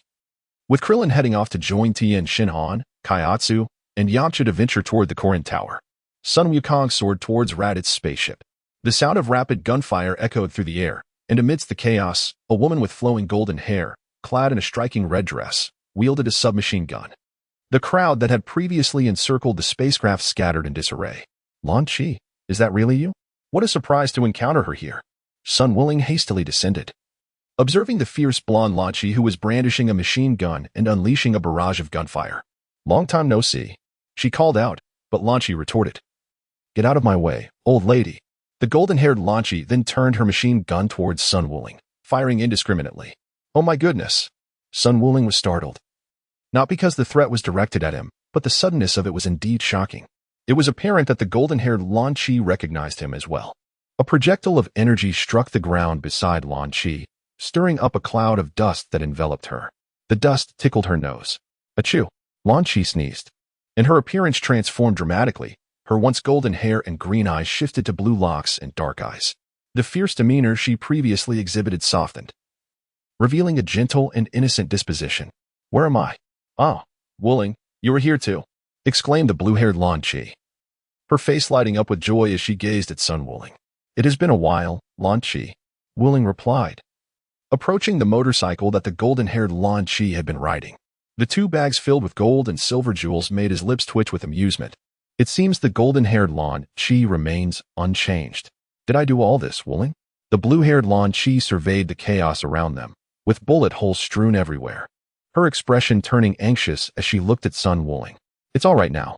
Sun Wukong sensed the wail of a police siren approaching, while the hatch of Raditz's spherical spacecraft remained ajar. Channeling energy into his right arm, he conjured a hooked chain that ensnared Raditz's vessel. Lan Chi, shall we return to the Kame house? It has been quite a while, and everyone misses you dearly. Sun Wukong extended his hand towards the blue-haired Lan Chi. Certainly. I miss everyone too, though I cannot quite recall how I left the Kame house. The blue-haired Lan Chi replied, her tone and voice contrasting sharply with that of the blonde Lan Chi. Sun Wuling extended his left arm and said with a smile, if you don't mind. I shall carry you back, Lan Chi. Ah, that would be quite a bother for you, Wuling. Lan Chi, with her azure hair, blushed shyly and naturally approached Sun Wuling's side, where he effortlessly lifted her into his embrace, holding her like a princess. In that moment, Lan Chi swiftly grasped the collar of Sun Wuling's garment. Let us be on our way, Lan Chi. Sun Wuling cradled the azure-haired Lan Chi in his left arm, while his other hand grasped the spaceship, soaring gently towards the direction of Kame house. Being mindful of Lan Chi, Sun Wuling flew at a leisurely pace, as the evening glow began to descend upon the horizon. At this moment, he glided slowly over the sea, while Lan Chi rested her head, gazing at the water's surface, experiencing this sensation for the very first time. Nestled in Sun Wuling's embrace, Lan Chi looked up at him and remarked with a smile, Wuling, you have become even more handsome than before. Chapter 9. Master Carlin Lan Chi, you two have remained unchanged, still as beautiful as ever. In the dialogue between Sun Wuling and the azure-haired Lan Chi, one might mistakenly assume there exists some form of connection between the two. However, that is far from the truth. Lan Chi embodies the essence of a gentle older sister. During the time spent training under Master Roshi alongside Sun Wukong and Krillin, she would always tend to their wounds with the nurturing care of a loving sibling. Then, at an unknown moment, after a sudden sneeze, she transformed into the golden-haired Lan Chi, instigating chaos once more. At the World Martial Arts Tournament, The spirited golden-haired Lanchi brandished a submachine gun, clearing the path with fervor. Moreover, Sun Wuling's observations hold merit. He perceives not a trace of aging upon Lanchi, as though she has been preserved in timelessness. Suddenly, the sea breeze carried a damp chill, causing Lanchi's nose to tingle. Achoo! In an instant, her appearance shifted once again. Golden hair and emerald eyes, her aura transformed entirely. Where am I? Sun Wuling, why are you holding me? Release me at once. As the golden-haired Lanchi attempted to resist, she caught sight of the boundless ocean beneath her and a shark suddenly surfacing to prey, startling her into clutching Sun Wuling's collar in panic. Lanchi, once we return to Master Rashi's abode, let us hope you will remain there. Everyone misses you dearly. Tianjin Fan, and I share the same unwavering dedication to martial arts. I trust you feel it too. Humph. The golden-haired Lanchi cast an incredulous glance at Sun Wuling. You. The one who watched transparent films with Wukong and that lecherous old man, the bald-headed one, under the guise of appreciating art? Sun Wuling felt no shame at all from Jinfa Lanchi's words. He chuckled and replied, wasn't it the case that Wukong was getting married at that time? And Master Wu Tian and Krillin, despite their intentions, lacked the courage to act. How disingenuous. Moreover, I am still single, and I have yet to stray from my path as a bachelor. I see nothing wrong in that. Who are you, really? When Bulma pursued you, how could you remain so composed and reject her? Jinfa Lanchi continued, and during the World Martial Arts Tournament, when you fought against Lan Fang, you struck her down without a hint of hesitation, leaving her unconscious on the arena floor. Jinfa Lanchi referred to the 21st World Martial Arts Tournament, which marked their inaugural participation. I nearly forgot about my own identity. As I mentioned before, I am wholeheartedly devoted to martial arts, an unwavering bachelor. Yet, I do indulge in the pleasures life offers. In truth, Sun Wuling harbored many unspoken thoughts. Observing these familiar faces, he felt a reluctance to disrupt the moment. He feared that these might merely be ephemeral bubbles of his dreams. Having witnessed the union of Sun Wukong and Chi-Chi, he pondered the fates of Bulma and Vegeta, as well as Krillin and Android 18. He wondered if the original couples would experience any changes due to his presence. And what of Tianjin Fan and Lanchi? I remember Tianjin Fan perished alongside Jiaozi at the hands of Babidi, causing Lanchi to vanish as well. Yet, here she stands now. It seems impossible for her to disappear again. I wonder what will become of her and Tianjin Fan. Hey, Wuling, what's wrong? Did I say something amiss? Jinfa Lanchi inquired, observing the sudden melancholy shadowing Sun Wuling's expression. Haha, it's nothing. I just realized how wonderful it is to have such a group of friends by my side. Sun Wuling regained his composure and laughed heartily. By the way, Lanchi, if you wish to pursue Tianjin Fan, no one will hinder you. But do remember to keep in touch with everyone when time allows. Sun Wuling's words caused Jinfa Lanchi to pout in silence. I get it, but hang on. I'm not leaving until Tianjin Fan comes looking for me. She huffed, her cheeks flushed with a blend of indignation and pride. At that moment, the spaceship landed with a resounding thud. Sun Wuling felt a sense of exasperation. He had forgotten to bring an empty universal capsule from Bulma, which made his journey cumbersome. Boom. The sound of the spaceship's descent echoed, causing the entire Kame house to tremble, aside from Master Rashi and Bulma, who were accompanied by a flying cat and a dressed pig. Pure and Wulong, you're here too? Sun Wuling released the long chain from his grasp. Long time no see, Wuling. Pure and Wulong greeted him warmly. At that moment, Bulma approached the spacecraft, tapping lightly and asking, Wuling, what is this? Sun Wukong, with a resigned gesture, spread his hands and remarked, Behold, this is Raditz' spaceship. I neglected to request a blank universal capsule from you. I believe this item will undoubtedly pique Bulma's interest. Wukong, how rare it is to see you overlook something. Bulma chuckled as she tossed a box to Sun Wukong. Within her blank universal capsules, you know precisely how to utilize them. Thank you. I must make a trip to Master Karen as well.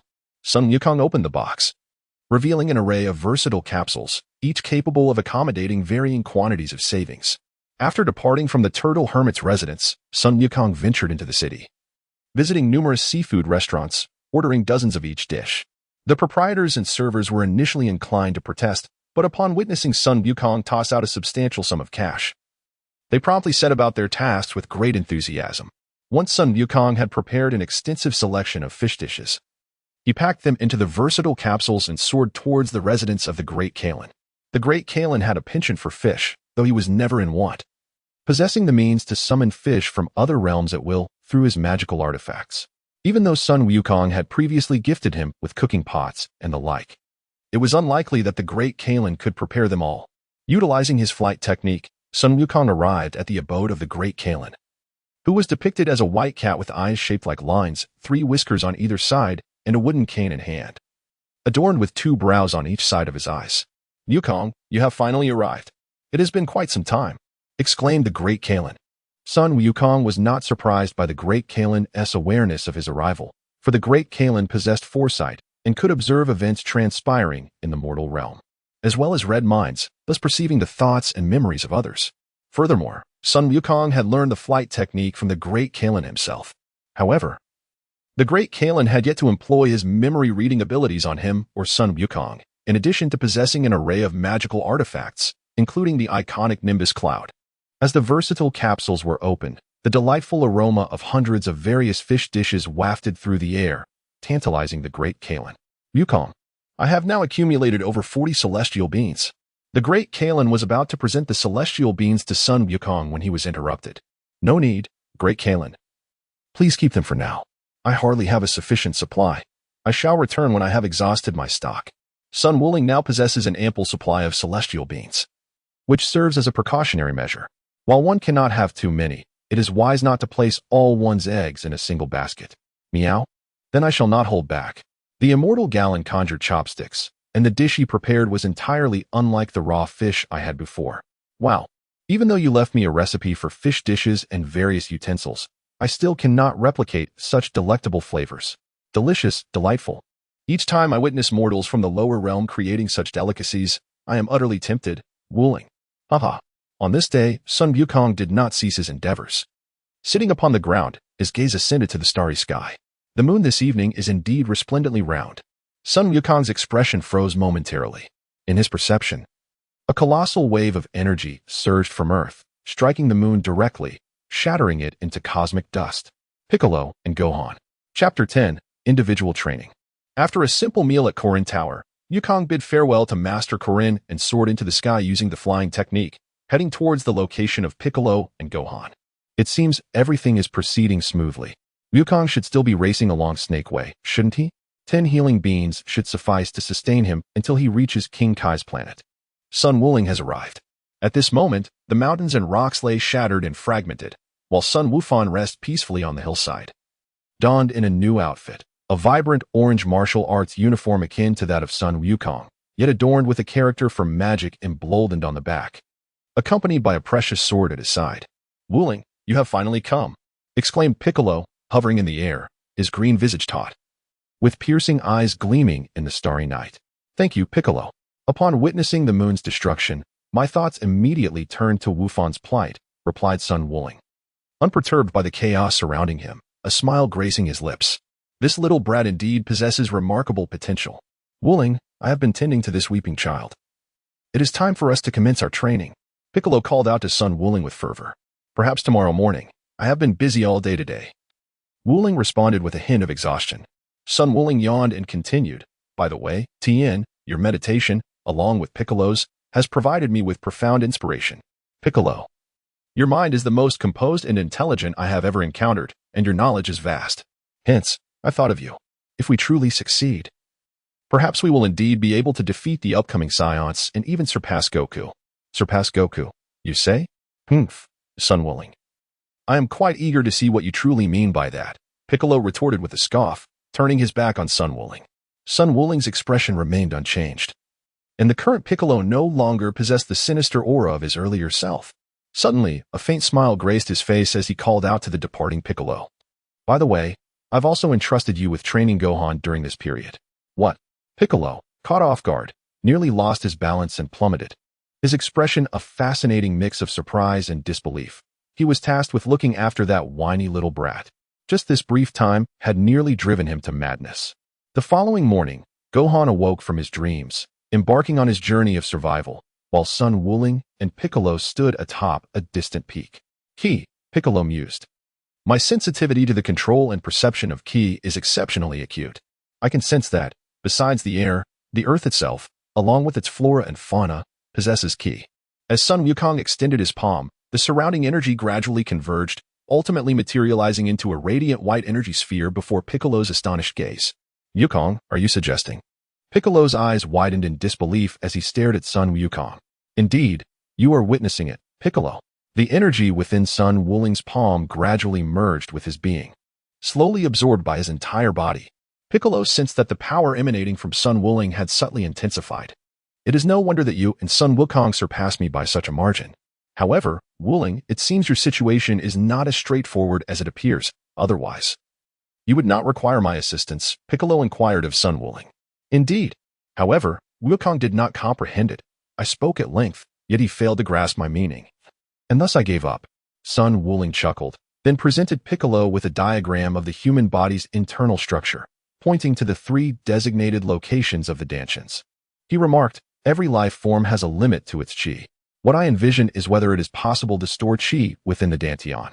If chi can be preserved in the Dantian, might the limitations of life itself also expand? However, I am at a loss as to how to channel the chi into the Dantian. Lower Dantian, middle Dantian, upper Dantian. Wuling, though I hesitate to flatter you, I must admit, you truly are a genius. Yet, Wuling, you have overlooked a crucial point. The fact that the cells in your body can absorb chi indicates that you have not yet reached your full potential. Piccolo gazed at Sun Wuling and inquired, have I not reached my limit? Sun Wuling gazed at his own hands, lost in contemplation. It seemed as though he had become the sole protagonist of the realm once occupied by Sun Wukong, embodying the essence of a super scion.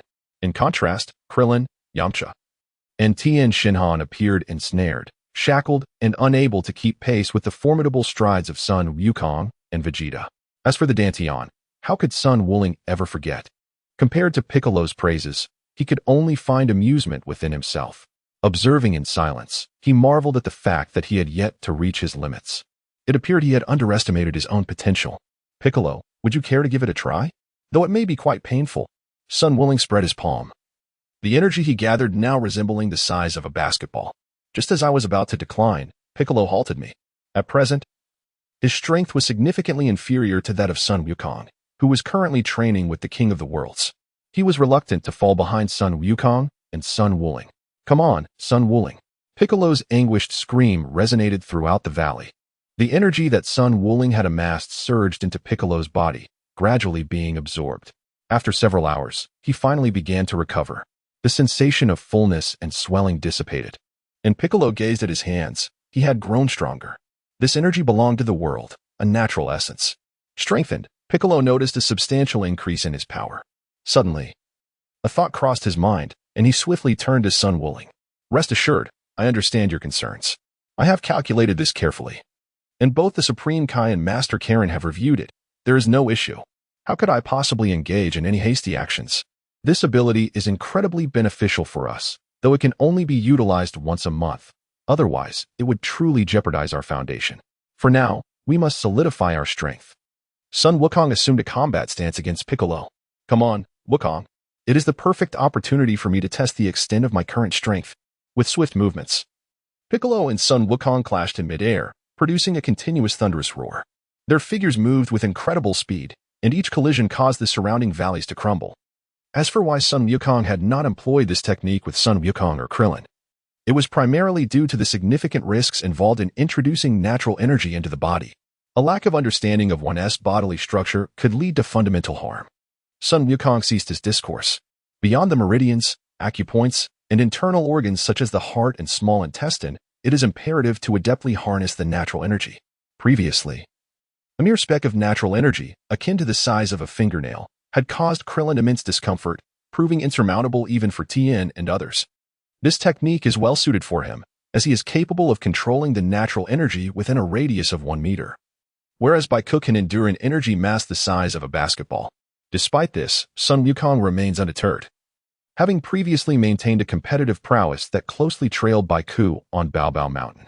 As time elapses, over 2 months have passed, during which Tien, Yamchu, Krillin, and Kaiatsu have diligently practiced under the guidance of the celestial beings in the heavenly realm.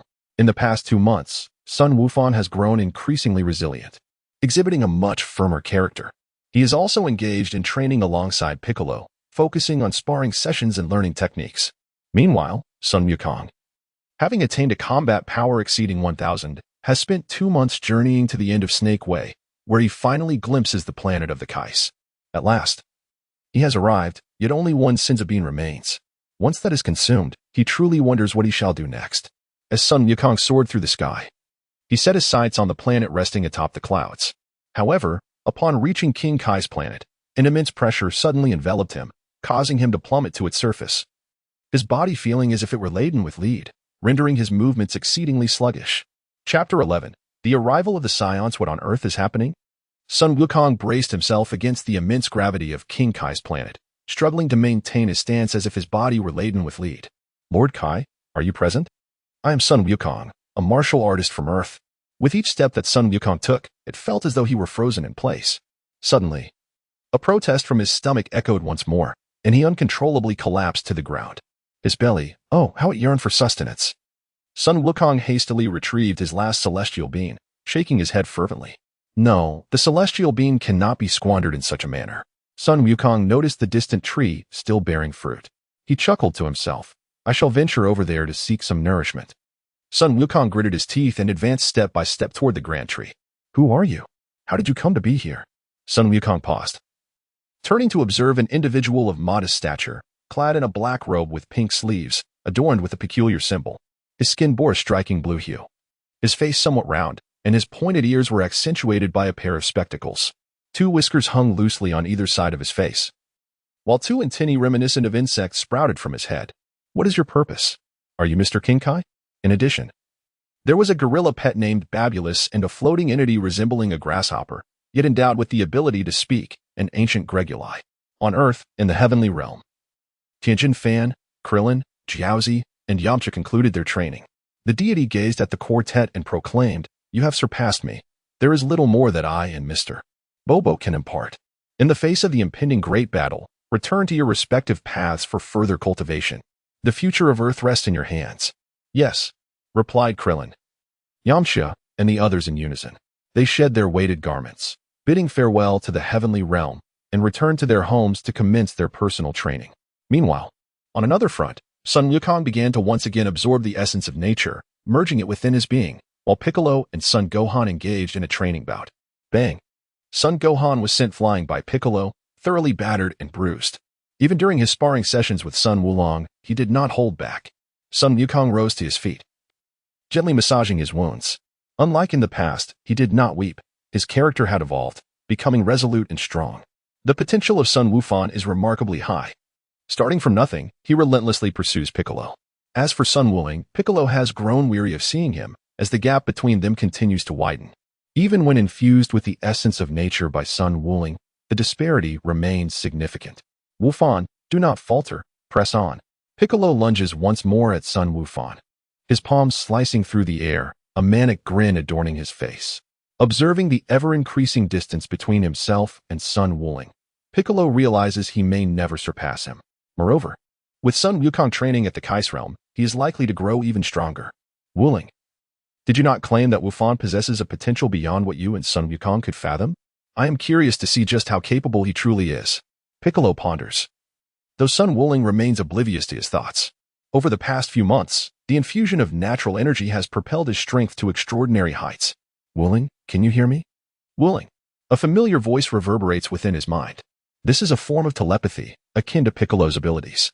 Wukong, have you reached the Kais realm? Sun Wuling inquires with delight. It has only been a little over 2 months, while he recalls that the original Sun Wukong took around 6 months or more. Indeed, there is no need for concern. I am quite well here. Wuling, just now, Lord Kai informed me that the Scions will arrive on Earth in 218 days. 218 days. Sun Wukong could no longer recall the original amount, yet it was undoubtedly greater than before. By the way, Wukong, you took such a long time on the Serpent Road to reach King Kai. Don't forget to account for your return journey, Sun Wuling reminded. Ah, indeed. Wuling, had it not been for your reminder, I might have completely overlooked it. I shall certainly remember now. Sun Wukong exclaimed, suddenly enlightened. Sun Wukong is uncertain whether he will truly be remembered when the time comes. Upon his return, Wukong should sincerely converse with his sister-in-law, for she is exceedingly upset about his abrupt departure. The playful remarks of Sun Wuling left Sun Wukong in a daze, as he envisioned the furious expression of Chi-Chi. After some further conversation, Sun Wukong began to engage in telepathy with Tien Shinhan, Krillin, and others. His primary purpose was to inform them of the time remaining until the Seance arrival, 218 days. Vegeta's battle power must have exceeded 10,000 by now. Though the exact figure eluded his memory, Sun Wuling gazed at his own hands, but upon contemplating the subsequent extraordinary circumstances, he dismissed such thoughts. Why bother with such trivialities? As time passed, Sun Wukong heeded Sun Wuling's reminder and diligently trained for 216 days before making his way back. After less than a day of travel, he returned ahead of schedule and immediately sought out Sun Wuling. On the 218th day, two unidentified spherical spaceships descended through the atmosphere, crashing into an urban area. The sky appeared to be engulfed in sparks as Vegeta and Nappa emerged from their vessel, instigating a wave of panic among the city's inhabitants. Humph, so this is Earth? Not too shabby, Vegeta remarked, crossing his arms and sporting a wicked grin. Nappa, revealing a bloodthirsty smile, declared, "Let me greet these unsophisticated fools." As he gathered energy in his palm, a surge of power began to emanate from him, just as he prepared to unleash his attack. A ki blast tore through the air towards them. What? Both Vegeta and Nappa were momentarily stunned. Vegeta quickly reacted, soaring away to evade the blast, while Nappa, caught off guard, was struck directly. Boom. The deafening explosion terrified the onlookers, with some faint-hearted individuals so frightened that they lost control. As the dust settled, Nappa found himself charred and scorched in multiple places, his furious gaze scanning for the source of the attack. Who dares to ambush me? Vegeta landed, his expression grave as he focused on the figure descending from the sky, an individual with tousled black hair, striking features, and clad in a purple martial arts uniform. Phew. I made it just in time. At this moment, Sun Wukong breathed a sigh of relief. Bulma, monitoring the movements in space, promptly informed him of the landing location, prompting him to hasten over and interrupt the nefarious intentions of Nappa, who had just contemplated annihilating the city. Vegeta. Nappa quickly utilized a scouter to assess Sun Wukong's battle power, which astonishingly registered a mere 5. Aha. Nappa laughed heartily upon witnessing the paltry reading emitted from Sun Wukong. You, with a pitiful 5, dare to impede my presence. Nappa's towering and robust physique exuded an air of intimidation as he leisurely approached Sun Wukong, ultimately standing before him, gazing down with a condescending glare. Sun Wukong stands at a height of 183 meters, whereas that of Ba is likely to exceed 2 meters. Sun Wuling raised his head, a hint of amusement gracing his otherwise indifferent countenance. In response to the astonished gaze of Ba, he jested. I have come to realize that occasionally playing the role of a pig can indeed be rather enjoyable. However, it seems you are not a tiger after all. Chi Yuan slash. Whoosh. In an instant, Sun Wukong's Chi slash was unleashed, slicing through Nappa's waist before dissipating, gliding past him while his gaze remained fixed on Vegeta. What? What is happening? Vegeta pondered gravely, observing Sun Wukong intently. Nappa slowly turned, his towering form appearing as though it had been cleaved in two, releasing a harrowing scream of agony. The upper half of his body collapsed to the ground, his terrified eyes catching only a glimpse of Sun Wukong's retreating silhouette. Chapter 12. The name of the Z Warrior's Eye. It cannot be. How could I, the great Nappa, be defeated by a mere waste with a power level of only 5? No, this is impossible. Nappa's trembling eyes fixated on Sun Wukong's back, filled with resentment as he realized he had been bisected, acutely aware of his life ebbing away. Sun Wuling turned around, laughing aloud, his bright eyes brimming with disdain, unabashedly expressing his mockery. You are truly foolish. You must be the Nappa that Raditz speaks of. With a scion like you among us, the average intelligence is undoubtedly diminished. Nappa cough. Cough, what did you say? The enraged Nappa spat several mouthfuls of blood, glaring fiercely at Sun Wuling. Indeed, you must be a fool. Your scouter can detect combat power, right? Although I am unaware of my own combat level, I can assure you it surpasses yours. Sun Wuling unleashed his energy, relinquishing control over it entirely, while the detector registered the continuous surge of his combat power. 1,000, 5,000, 8,000, astonishingly, it continued to rise. This is unbelievable, Nappa exclaimed, his excitement intensifying as his blood pressure surged. 10,000, 10,001, 10,002, 10,500 combat power. Vegeta, observing the readings on the device, was taken aback by Sun Wuling's explosive power of 15,000. 15,000. Wow, cough, cough. 15,000 combat power, truly astounding. Nappa let out a wretched laugh, his mental state crumbling entirely. Everyone, my name is Sun Wuling. Do not be alarmed. These two are akin to the notorious King Piccolo of old. Sun Wuling proclaimed loudly to the surrounding crowd. Sun Wuling. Ah, the one who defeated King Piccolo and saved the world, my brother Sun Wukong. Now I remember. It's Sun Wuling. He has always seemed familiar. I've even visited Wukong City and Wuling City. I never expected to see him in person. The crowd murmured, their excitement palpable. Sun Wuling, go. Defeat those wicked villains. The discussions among the crowd brought a satisfied nod from Sun Wuling. After vanquishing King Piccolo, he had faced reporters alongside Sun Wukong and the Animal King. While they were not individuals who sought fame and fortune, Sun Wuling contemplated the impending decline of intellect and deemed it preferable to disseminate martial arts across the globe. The martial spirit on Earth had surged rapidly due to the presence of both him and Sun Wukong. At the very least, the notion of energy being mere trickery would no longer hold sway. The future would not resemble that of the devilish Satan. You must be the strongest earthling on this planet, with a combat power of 15,000. Truly impressive, Vegeta remarked, a smile gracing his face as he regarded Sun Wuling with fierce determination. Even among the cosmos, he could be deemed a formidable warrior. You defeated Raditz, did you not? Indeed, that fool met his demise at my hands, and you brought along an even more foolish companion. Sun Wuling retorted, glancing back at the bisected Naba with a teasing glint in his eye. As Naba lay on the brink of death, his fading consciousness seemed to flicker back to life upon hearing Sun Wuling's words. What did you say? You called me foolish and claimed I am inferior to that Raditz? Naba gasped, summoning the last remnants of his strength. Is that not the case? Sun Wukong, adorned in a protective ring, held his chest with a gaze as chilling as the eyes of a demon, deeply etched into the mind of Naba. In this world, good people do not perish. Bad people do not perish. There exists but one kind of person who meets their demise, and that is the foolish like you. Cough, cough, cough. Just as Naba attempted to retort, blood spilled forth, his life gradually ebbing away. His trembling hands sought to grasp something, for he did not wish to die. He did not wish to die. Sun Wukong gazed upon the throngs of people who cheered for him, raising his hand, and the clamor fell silent. This is beyond the capacity of the military. I implore you all to keep your distance. The crowd swiftly dispersed as his words proved remarkably effective. The Z-Warriors were now fully exposed to the public eye, and with the Animal King deliberately promoting them, apart from him and Goku, Tien, Krillin, Master Roshi, Kaiatsu, and Yamcha were all brought into the limelight. However, Yamcha seemed to revel in this newfound fame, especially since it appeared he had completely severed ties with Bulma. Sun Wukong would not utter anything either.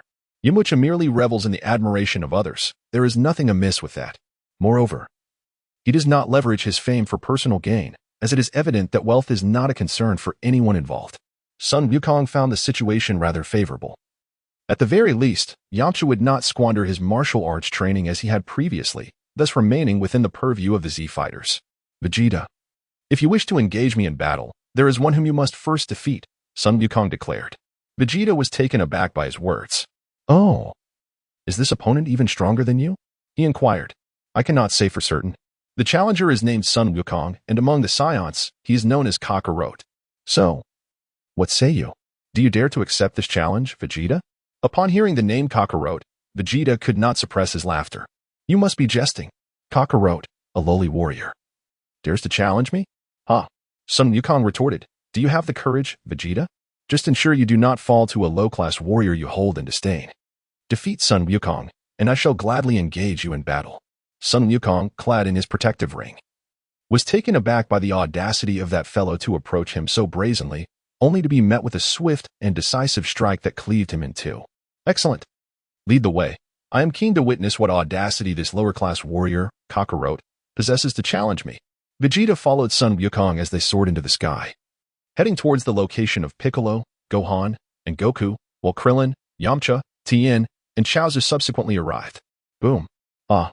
Sun Wukong effortlessly unleashed a powerful energy blast, engulfing the severed body of Naba. With its final breath, it transformed into dust, creating a massive crater in the ground. Sun Wukong was uncertain about Vegeta's combat power, however. Judging by Vegeta's demeanor, it seemed to be quite formidable, yet not entirely beyond reach. The disparity between them seemed negligible. At that moment, within the confines of the secluded valley, Sun Wukong, Piccolo, Tien Shinhan, Yamcha, Krillin, Son Gohan, and Kaiatsu suddenly sensed the abrupt disappearance of an immense energy. What could this mean? Has Wuling already engaged in battle with the Scion? Yamcha inquired hastily. No.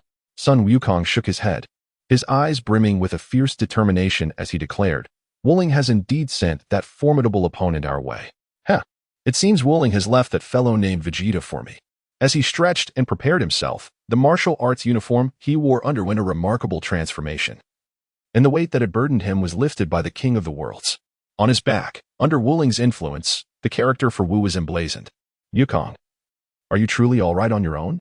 Piccolo asked, a bead of cold sweat forming on his forehead. He could sense that Vegeta's energy was more potent than Wuling's. If even Wuling was no match for him, could Wukong possibly contend with Vegeta alone? Sun Wukong smiled, apologizing to everyone for indulging in his capricious request. However, he felt a lingering dissatisfaction if he did not engage in battle with such a formidable opponent. My apologies. Chapter 13, Sun Wukong and Vegeta Whoosh. Whoosh. Vegeta closely pursued Sun Wukong, exuding an air of defiance and unrestrained confidence. Sun Wukong harbored an unwavering vigilance towards Vegeta, for it was inconceivable for him to let down his guard. He even devised a specialized technique to sever Vegeta's tail, anticipating his potential transformation into a great ape. Indeed, it was quite audacious. He had not anticipated how effortlessly he would vanquish that Scion. This turn of events, while regrettable for Yamcha and Tien, who lost the opportunity to train under King Kai, was nonetheless preferable to the grim alternative of death. In his heart, Sun Wukong could not help but reflect that if it weren't for that foolhardy approach of Naba, he would not have so effortlessly dispatched him. At last, upon spotting the silhouettes of the Z-warriors, Sun Wukong descended to the ground. Subsequently, Vegeta crossed his arms defiantly, casting a cold gaze upon Sun Wukong. The power level is only. No, that's not right. You Earthlings possess techniques to manipulate power levels, and Kakarot should be capable of that as well. Vegeta recalled how Sun Wukong had exhibited a mere power level of 5, yet unleashed an astonishing 15,000. He discarded the scouter aside and began to scrutinize the others. Ah, the Namekian. Noticing Piccolo, Vegeta expressed his surprise. The Namekian. This was the first time Piccolo had heard that name, and he gazed at Vegeta in confusion. Apart from Sun Wukong, Sun Gohan, and Yamcha, the others curiously scrutinized Piccolo and Vegeta. Vegeta, with a sinister grin, addressed Piccolo. The Namekian not only possesses formidable combat prowess, but also wields astonishing abilities and magic. I have heard tales throughout the cosmos regarding the Namekian Dragon Balls, which are said to grant wishes. Huh. I never anticipated such a discovery. Alas, he even knows about the Dragon Balls. Krillin stared at Vegeta in shock. Feeling a weight of pressure, Piccolo trembled, his mind swirling with the implications of Vegeta's words. He was not merely an Earthling. With a cold smirk, Piccolo retorted, Thank you for your insight. I now understand who my ancestors are. However, the Dragon Balls are not of my making. I excel solely in combat. And you must be Vegeta, correct? You too shall remain here. Such audacity. After defeating Kakarot, I shall vanquish the strongest among you Earthlings. You worthless beings are hardly worthy to face me. Kakarot, cease wasting time. I still have a battle to fight with that Earthling. I shall lower myself to engage in combat with you, a mere low-class warrior. Very well. Sun Wukong was not angered by Vegeta's words. Instead, he was filled with a fervent fighting spirit as he followed Vegeta to the peaks of 2 distant mountains. In the celestial realm, the god of heaven had been closely monitoring the situation, and upon hearing from Vegeta about the events on Namek, he became somewhat agitated.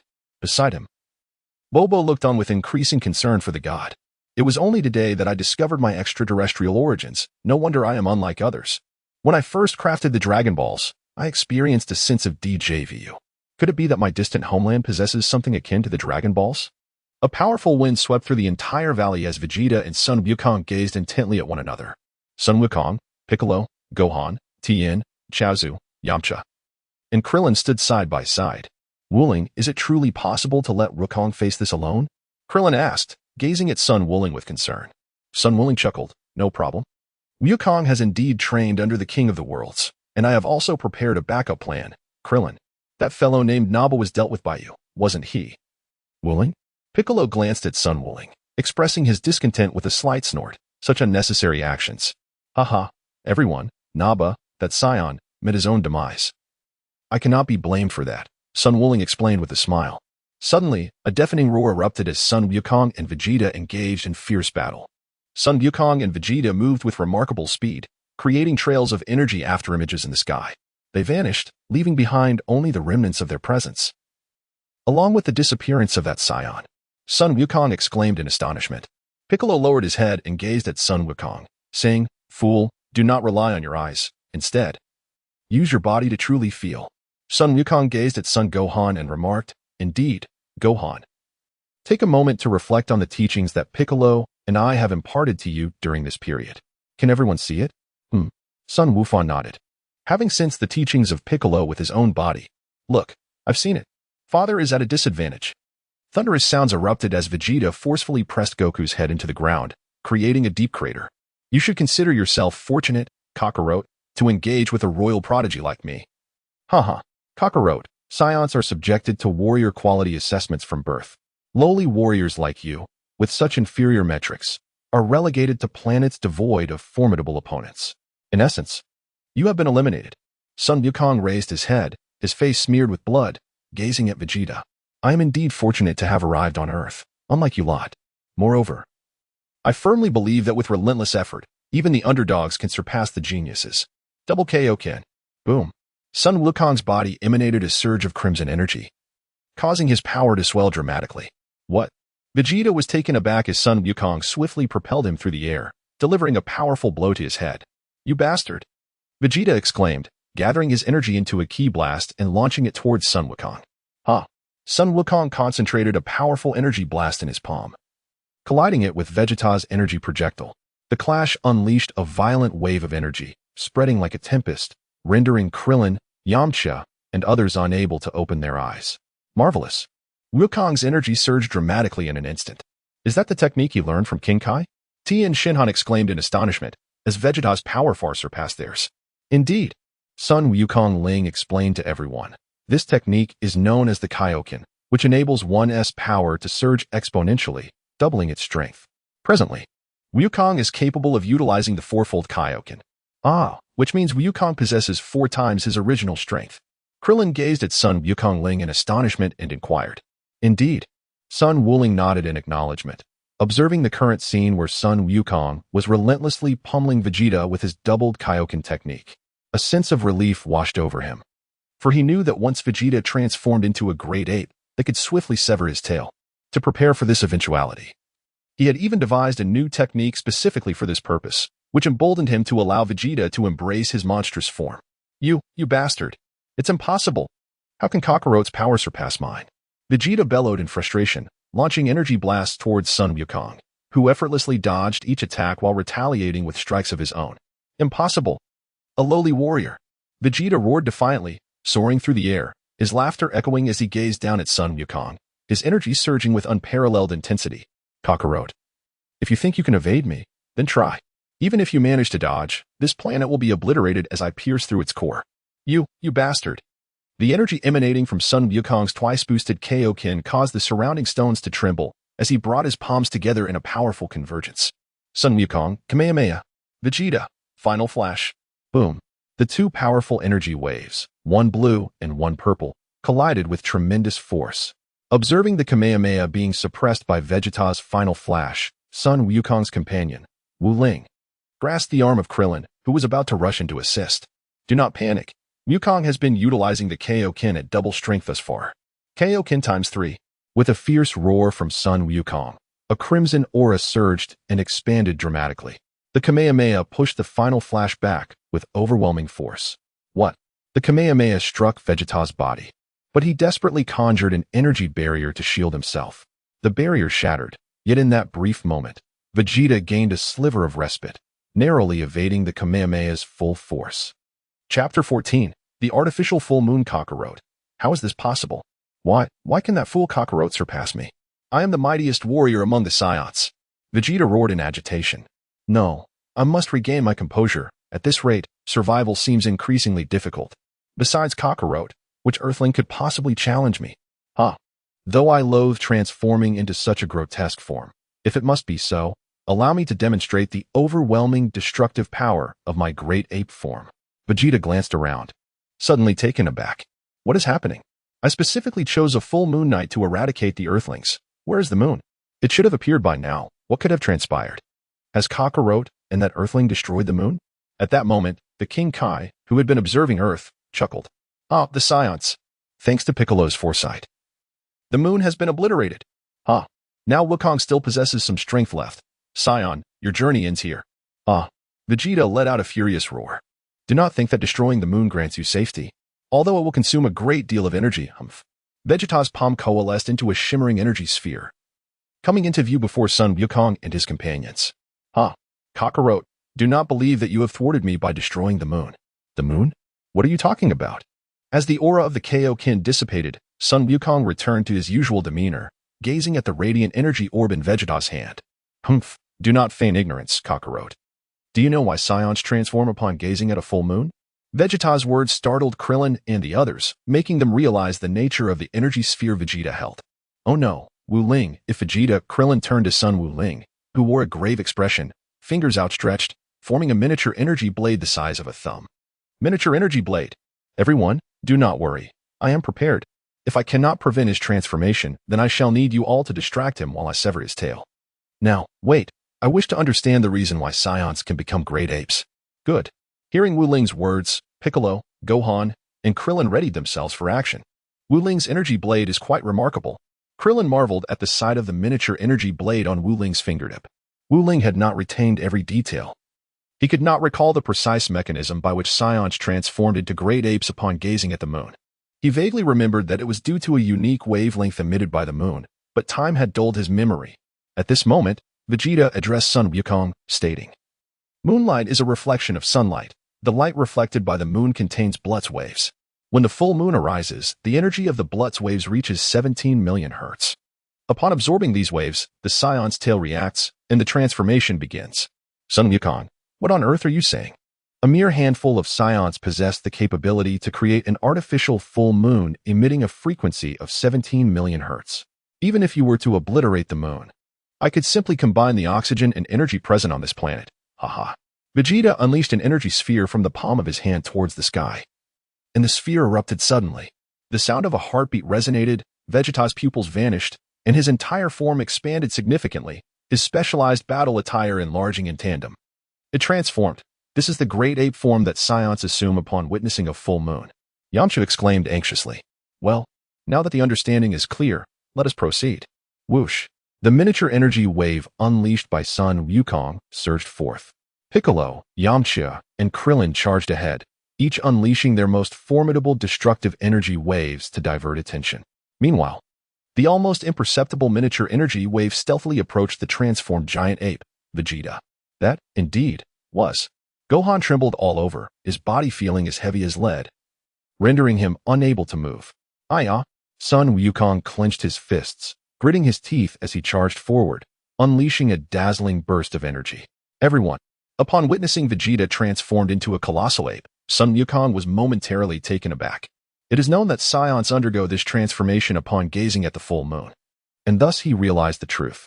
Indeed, I have come to understand that the monster responsible for trampling my grandfather and wreaking havoc at the martial arts tournament is none other than myself. I am deeply sorry. Grandfather, I truly am. As the dust settled, the giant ape Vegeta erupted into laughter, utterly unscathed. What? Krillin and the others gazed in disbelief at the now gigantic Vegeta. Allow me to share some splendid news. When a Scion transforms into a giant ape, their battle prowess multiplies tenfold. Aha! With a sly smile gracing his lips, Sun Wukong cast a piercing gaze upon Vegeta, his voice resonating clearly in the latter's ears. Allow me to share some delightful news with you, Vegeta. To take a good look at your tail. What? Vegeta turned to glance, but it was already too late. The miniature key blade had effortlessly severed his tail. Though diminished in size, its cutting edge remained as sharp as ever. How dare you? Vegeta's form began to shrink, a phenomenon often overlooked. As people tend to disregard the minuscule elements surrounding them, such as grains of sand, that thumb-sized keyblade was beyond Vegeta's current perception of energy. With his tail severed, the situation grew dire. Moreover, Sun Wukong had deliberately learned a spell from the Supreme Kai to enhance this miniature keyblade, ensuring that, much like Goku's tail, it would never grow back. Unprepared for such a turn of events, Sun Wukong would certainly not permit Vegeta the opportunity to conjure any artificial moons. Sun Wuling executed the sky dance technique and gracefully arrived beside Sun Wukong. Observing Wukong's despondent demeanor, He instinctively comprehended the thoughts swirling in Wukong's mind. Just moments prior, Vegeta had expended a considerable amount of energy to conjure an artificial full moon, only to have his tail destroyed by Sun Wuling. Unbeknownst to him, his tail would never regrow, a realization that would undoubtedly drive him to the brink of madness. Damn it! Vegeta seethed, his palm gathering energy into a ki blast, which he hurled towards Sun Wuling. Sun Wukong's expression remained unchanged as he flicked his right palm, effortlessly deflecting Vegeta's energy blast. With a thunderous roar, the energy sphere plummeted onto a distant peak, shattering into a cascade of stones and debris. Bang! Wow! With a powerful elbow strike, Sun Wukong struck Vegeta's abdomen, leaving him with the sensation that his entire body was on the verge of disintegration. The overwhelming pain rendered him utterly defenseless, causing the energy within him to dissipate completely as he collapsed to the ground. Goku, no, brother, what will you do about this guy, Vegeta? Will it be the same as with Raditz before? Sun Wuling hesitated momentarily, his words eliciting an involuntary gulp from Piccolo, Krillin, and Sun Wufan. Could it be that Sun Wuling was about to resort to that tactic again? Hey, Wuling, my apologies, let him go. Unlike the previous encounter with Raditz, it would be a tremendous pity to let him perish. The familiar rhetoric belonged to none other than Sun Wukong, yet Sun Wuling remained vigilant, his palm crackling with energy akin to an electric arc, ready to unleash a ki attack at any moment. I do not require your sympathy, Kakarot. Nor do I need the pity of you, Earthling Sun Wuling. If you wish to kill me, then do so. Otherwise, next time I will ensure that I eradicate you all. Vegeta clutched the spot where Sun Wuling had struck him, astonished that the lower-class warrior he had always looked down upon had managed to defeat him. He understood his current predicament. However, begging for mercy was out of the question for him, as he was the prince of the Saiyans. We were able to defeat you once. We can certainly do so again and again. Vegeta, whether it's me or Wukong, you shall never surpass us. Now, begone, leave this planet. With an air of unwavering confidence, Sun Wuling cast a piercing gaze at Vegeta. Chapter 15. The Humans Who Crossed the Bun Mountain. You will come to regret this. As he summoned his spacecraft back, Vegeta turned to face Sun Wuling, who stood with his back to him, along with Sun Wukong and the others. He uttered a harsh remark before piloting his spherical vessel away from Earth. The electric arc that had been gathering in his hand dissipated, and Sun Wuling chuckled with keen interest. It appears that Vegeta is indeed different from Raditz. Hiki, my apologies, Wuling. Sun Wukong replied with his usual cheerful smile. There is no need for apologies. I shall become stronger than him. Even if Vegeta returns next time, I will defeat him and leave him far behind, forever. Sun Wukong gazed at Sun Wuling, acknowledging that although this outcome may become a future reality, his unwavering trust lay with Wukong rather than Vegeta. After all, they had grown up together as brothers, despite lacking blood ties. Alas, it was unexpected to not have the opportunity to showcase their abilities. However, a sense of relief now settled within him. Krillin exhaled a sigh of relief, as the looming threat of the Saiyans had relentlessly pressured them, but at last, they could breathe easy. The group bid each other farewell, and Krillin, alongside Yamcha, returned to Master Roshi's house. Upon seeing Launch, they were momentarily taken aback, while Tien and Kaiatsu made their way back to his dojo. Sun Wukong, Sun Wufan, and Sun Wuling have returned to the Baozi Mountain. Upon seeing Sun Wukong and Sun Wufan, Chi-Chi was overwhelmed with emotion and shed tears, embracing them tightly. How wonderful, my Wufan and Wukong, you have finally returned. This is truly splendid. Sun Wukong, Chi-Chi Sun Wufan, mother. Beside him, Sun Wuling observed the heartwarming scene of family reunion, gently pulling along the jovial bull demon king and a man with an outrageous hairstyle. Wait a moment, that hairstyle is astonishing. Suddenly startled, Sun Wuling, typically composed and mature, uttered an expletive and leaped backward, creating distance between himself and the unfamiliar presence that had inexplicably appeared on Baozi Mountain. Who are you? He demanded, his palm gathering energy for a strike, ready to unleash his chi slash at the man with the wild hair. The man, taken aback by Sun Wuling's aggression, quickly dropped to his knees. Master, wait. Please, do not strike. I am a martial artist named Satan, and I have come seeking your guidance. Wuling Master, please do not act rashly. I wish to become your disciple. Sun Wuling glanced at the bull demon king and noticed him nodding, at which point the energy blade in his hand dissipated. Wuling, a month ago, while I was out hunting, I chanced upon him being pursued by a pack of Tyrannosaurus Rex. I rescued him, and he mentioned that he had come to seek you and Wukong as his mentors. He had been trapped on Steam Bun Mountain for a week, and I ultimately brought him back, the Bull Demon King explained with a smile. Sun Wukong found himself lost in contemplation. Satan, he had never anticipated that his transformation would manifest in such a manner. Satan, the infernal name from his past life. A fallen angel in opposition to God, the demonic entity that tempts humanity into depravity. In the Bible, he takes the form of a serpent, ensnaring Adam and Eve in the Garden of Eden to partake of the forbidden fruit of knowledge, embodying the very essence of hellish malevolence. Sun Wukong pondered whether this name was intentional. In any case, based on his original memories, the depicted essence indeed resonated profoundly with the name of Satan. However, I recall having mentioned previously that one must ascend the Galan Tower to seek the teachings of the Galan sage. Furthermore, it seems that you have scarcely cultivated even a breath of energy within you. Sun Wukong Ling inquired with a solemn voice, while Sun Wukong, Sun Wufan, and Chi-Chi approached. As for the reason behind her decision to seek him as her soul master, Chi-Chi and the Bull Demon King understood Sun Wukong's temperament, and it was likely that entrusting him with teaching others would be a challenge. Sun Wuling did not refuse. After all, Satan's ability to navigate his circumstances speaks to his exceptional qualities. Now that martial arts have been thoroughly unveiled to the public, coupled with the cities named after them, Wukong City and Wuling City, and the statues erected in their honor, there lies a genuine concern that the passage of time may cause everything to be forgotten. Indeed, time can often alter everything. Upon hearing Sun Wuling's words, Satan's eyes brightened. When he referred to him as master, Sun Wuling did not contest it. He sensed an opportunity. Master Wuling, my talents are rather mediocre. I have never encountered disciples from sects such as the Turtle Hermit or Crane Hermit schools, which is why I dared to come to Baozi Mountain. Just when I was on the brink of demise, I was saved by Mr. Nyoamo. And it is only through this fortunate turn of events that I am able to meet you. Satan wept profusely, causing Sun Wuling to wrinkle his nose in mild disdain. Please, wipe away your tears and snot. Ah, yes. Satan quickly responded. Upon hearing the mention of the Korin Tower, Sun Wukong turned to Sun Wuling and chuckled. Ah, the Korin Tower, how nostalgic. Back then, I nearly perished, yet it was Wuling who carried me up the tower. And it was the Korin sage who saved me with a magical bean. What? Chi-Chi, Sun Gohan, the Ox King, and Mr. Satan cast curious glances at Sun Wukong, astonished that such an event had transpired. Mr. Satan was particularly taken aback. He had indeed visited the Korin Tower and had heard from the locals tales of two boys, one of whom had carried the nearly lifeless boy up the tower. He had personally experienced the vastness of the Korin Tower, which seemed to stretch infinitely into the heavens. And the thought that Sun Wuling had once carried Sun Wukong up its heights was truly remarkable. Sun Wukong gazed somberly at his own palm, seemingly recalling the moment when his hands were stained with the blood of Sun Wukong. It was during the inaugural display of the Qi Yuan Slash at that time. He was devoid of the 7 Dragon Balls.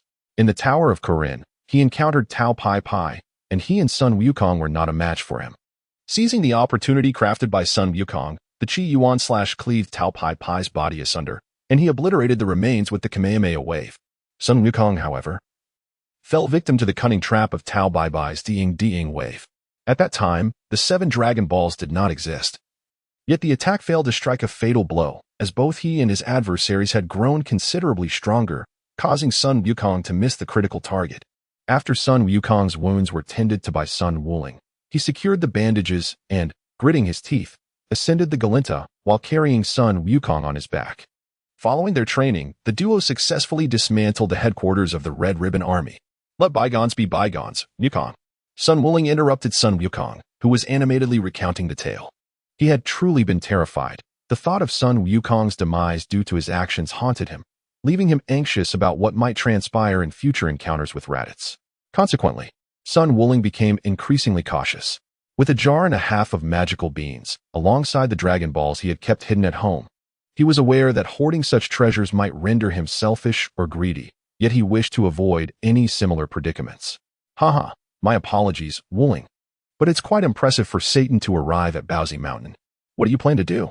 Sun Wukong laughed sheepishly. Satan looked at Sun Wuling with eager anticipation.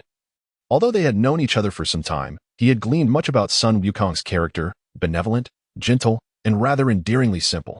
Compared to Sun Wukong, Sun Wuling appeared far more reliable. He recalled Chi-Chi and the words spoken by the Ox King, affirming that it was indeed wise to take Sun Wuling as his mentor. I never said I wouldn't accept you, though. Satan's smile vanished in an instant as he gazed expectantly at Sun Wuling. However, I will first impart the method of energy concentration. If you cannot harness your energy, I will not accept you, Satan. Sun Wuling said coldly, fixing his gaze on Satan. Yes, Master Wuling. Satan exclaimed excitedly, bowing to Sun Wuling as he finally had the opportunity to delve into the realm of energy. Chapter 16. The Colonel of the Red Ribbon Army. Why did Sun Wuling decide to accept Satan? The advantages are manifold. He had long sought a public representative, but had not found the time until Satan approached him. Observing Satan's original demeanor and fortune, Sun Wuling chose to embrace him. Stand up and speak. Upon hearing Sun Wuling's words, Satan hurriedly rose, straightening his posture and gazing at Sun Wuling. Before I teach you about martial arts, allow me to impart some wisdom regarding martial artists. Upon becoming a martial artist, one gains power but also bears deeper responsibilities. When crises befall the earth, it is imperative to stand at the forefront. Do you understand? Indeed, Master Wuling. I comprehend. You and Master Wukong triumphed over the Demon King Piccolo, as well as the recent Saiyats. I grasp the weight of your words. Although I am timid, I sincerely wish to become a martial artist, Master Wuling. Satan gazed steadfastly at Sun Wuling, while nearby, Sun Wukong, the Bull Demon King, and Chi-Chi all displayed smiles of approval, clearly pleased with Satan's declaration. We shall commence training tomorrow. Today, I find myself somewhat fatigued. By the way, Satan, do you have any family? It seems you may not be able to return home for a while during the upcoming training, Sun Wuling inquired. Satan responded with a smile, Master Wuling. I have a daughter, but I have already entrusted Mr. Bull Demon King to bring her here. Just then, in Sun Wukong's home, a little girl, roughly the same age as Sun Wufan, appeared. She was exquisitely crafted in appearance, with a somewhat round face and black hair, looking strikingly different from Satan. Sun Wuling. In Wukong City, the location where Sun Wuling and Sun Wukong ultimately triumphed over the Demon King Piccolo has been resurrected from its ruins. It is now a bustling city with a population exceeding 10 million, complete with a grand palace for the king. At this moment, Krillin and Yamcha have disguised themselves to avoid recognition, carrying a multitude of purchased supplies. As they gaze at the statue of Sun Wukong situated in the central square, a hint of amusement dances in their eyes. Krillin muses, do you remember the fervor of the fans during the 23rd World Martial Arts Tournament? Calling out for Sun Wukong and Sun Wuling, the streets were so congested. Yamcha chuckles in response. Of course I recall. Who could forget how Sun Wukong was utterly oblivious to what a bride was, thinking it was some kind of delicacy? And then, in his bewilderment, he ended up marrying Chi-Chi, much to the dismay of his numerous female admirers. Suddenly, a barrage of gunfire startles Krillin and Yamcha as the crowd begins to disperse in an orderly fashion. A horde of humanoid robots armed with firearms is seen pursuing a woman with flowing purple hair. The woman retaliates with a handgun, taking down a robot with each precise shot to its head. Look at the robot's insignia. Yamcha points at a red trapezoidal emblem emblazoned with the letter on the robots. The Red Ribbon Army? Impossible. Haven't Wuling and Wukong eradicated them? Krillin exclaims in astonishment. There may be remnants. We must rescue her first. Yamcha and Krillin swiftly discard their disguises and charge forward, their movements quick and decisive, eliminating the robots in mere seconds. The purple-haired woman appears slightly taken aback as she recognizes Yamcha and Krillin. She had intended to seek them out, not expecting to encounter them in such a manner. Are you all right? Krillin inquires with concern. I'm fine, thank you, Krillin, Yamcha. She replies, dusting herself off and revealing a confident, radiant smile. Krillin and Yamcha are unfazed by her recognition. Although they may not possess the same fanfare as Wuling and Wukong, they are still memorable figures, particularly Yamcha, who has garnered a considerable following due to his public presence. Why is the Red Ribbon Army pursuing you? Yamcha questions the woman, his gaze scrutinizing. With a smile, she shrugs and responds, because I used to work for the Red Ribbon Army. My name is Violet. I was a colonel there. When Sun Wukong and Sun Wuling dismantled their base, I seized the opportunity to raid the treasury and fled. What? Krillin and Yamcha exclaim in disbelief. Taken aback by Violet's unexpected identity, Krillin scans their surroundings and states, this isn't the place for conversation. Let us take her to Kame House. We must inform Wukong and Wuling about the Red Ribbon Army as well. Agreed, Yamcha nods, and together they escort Violet to Kame House.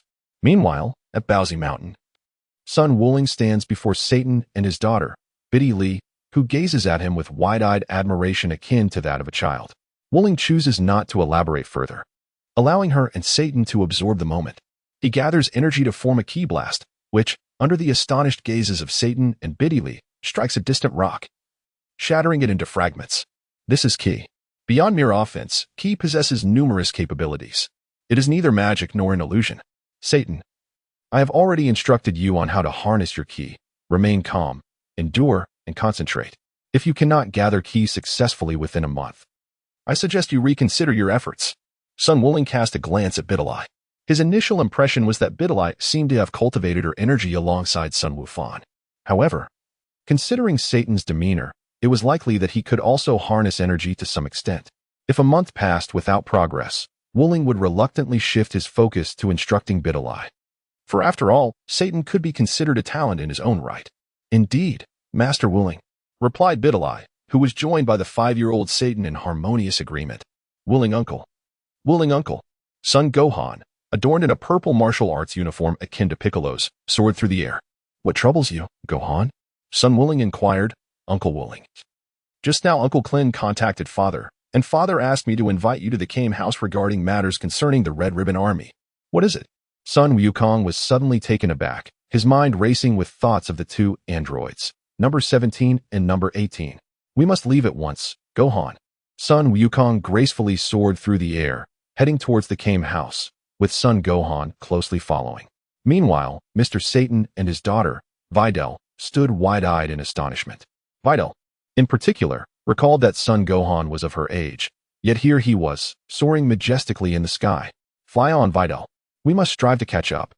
Once we gather our breath, we can truly seek guidance, Mr. Satan encouraged with a smile. Father, let us give it our all. We shall undoubtedly become disciples of Master Wukong. Videl exclaimed, her eyes sparkling as she gazed at the direction in which Sun Wukong had departed. His strikingly handsome and aloof demeanor, akin to that of a prince from a fairy tale, was etched in her mind, forever unforgettable. Chapter 17. Piccolo's Request Kame House. As Sun Wuling and Sun Wufan swiftly caught up with Sun Wukong, they arrived at the Turtle Hermit's abode, where they encountered the Turtle Hermit himself, the azure-haired launch, Krillin, Yamcha, and an unfamiliar violet-haired woman. Even Sun Wuling, at first glance, could not recognize her, as he had never crossed paths with her before. And it was impossible for him to recall every minute detail. It was only when Yamcha introduced the woman as Violet that enlightenment dawned upon Sun Wuling. He remembered her as the female colonel from the Red Ribbon Army. The current situation bore striking resemblance to the past, when he and Wukong had dismantled the Red Ribbon Army, seizing the opportunity to loot their treasury. The difference now lay in her being branded a traitor and hunted by the remnants of the Red Ribbon Army. I have nowhere to turn, Violet confessed to Sun Wuling and Sun Wukong, her expression a mixture of resolve and forced cheerfulness. They will not spare me, the traitor. I will share all that I know, and I can only seek your protection. Wukong, what are your thoughts? Sun Wuling turned to Sun Wukong and inquired. Noting the contrast between their appearances, one fair and one dark, with himself being the latter. Hee, Wuling, why not accept her? She seems rather pitiable. And being a girl must be quite challenging for her at this moment. Sun Wukong said, blushing with embarrassment. At that moment, a joyful smile spread across Violet's face as she excitedly embraced Krillin. She was finally free from the need to hide. Regardless, Zilluo, there are some matters I wish to discuss with you. Sun Wuling observed the flushed face of Klin, alongside the exuberant and cheerful Violet. He couldn't shake off the notion that there was an inexplicable chemistry between Klin and Violet. Particularly striking was the sight of Klin nestled in Violet's embrace. His visage adorned with a softness akin to breathlessness, causing the crimson hue to extend from his cheeks to his neck. Even Master Roshi cast a look of envy towards Klin. Klin, once you find yourself with Android 18, I shall surely share the events of today with her. In his heart, Sun Wuling harbored a mischievous smile, yet he maintained an outward facade of indifference. Violet, are you aware of androids? Specifically, those akin to Android number 8? Do you think the remnants of the Red Ribbon Army are still conducting research on such entities? Androids? Violet gazed at Sun Wuling with a look of utter confusion, her grip loosening on Klin, who appeared both breathless and blissful. You don't know? Sun Wuling narrowed his eyes slightly, scrutinizing Violet intently. Violet shook her head. I truly have no knowledge of the androids you speak of.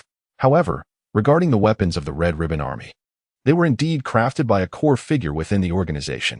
Yet, I am unaware of their name or appearance. At that time, within the ranks of the Red Ribbon Army, all I knew was that such a person existed. Sun Wuling observed that Violet did not appear to be lying, even though he had not obtained any information about Dr. Grow from her. Wuling, are you referring to Aba? Hiki, Wuling, how nostalgic. I wonder how Aba and Sinuo are faring. It has been quite a while since I last saw them. Upon hearing Sun Wukong mention the artificial man number 8, Sun Wuling suddenly realized who it was and chuckled. Indeed, it has been quite a while. I imagine Sinor has grown up by now. Sun Wuling cast a glance at Sun Wukong, who evidently had a way with women, unknowingly charming many without even trying. At least he wouldn't find himself in a predicament like snatching Bulma's undergarments anymore. With Gohan already born, he had gained a better understanding of girls. Violet had also remained at the Kame house. Before departing, Sun Wuling took a keen interest in Krillin and then returned to Baozi Mountain with Sun Wukong and Sun Gohan. Thanks to Sun Wuling, this time around, warriors such as Piccolo and Yamcha had not met with sacrifice, resulting in a collective sense of joy. Currently, Bulma was engrossed in researching Raditz and Nappa's spacecraft, endeavoring to reconstruct it according to her own vision. Even though it seemed unlikely that Sun Wukong and the others would journey to Namek, Sun Wuling was determined to explore the cosmos. On a certain day, Satan successfully gathered energy and was accepted by Sun Wuling, who imparted the art of flight to him. Just as he planned to visit West City to check on Bulma's progress with the spacecraft, Piccolo unexpectedly arrived. Piccolo, the Demon King, Satan exclaimed nervously, clutching Biddy tightly in his arms, trembling in fear. Satan, Biddy, he is no longer the Piccolo of old. Sun Wukong gazed at the trembling Satan and remarked to Dilly, the time is not far off. The terror of King Piccolo has yet to dissipate.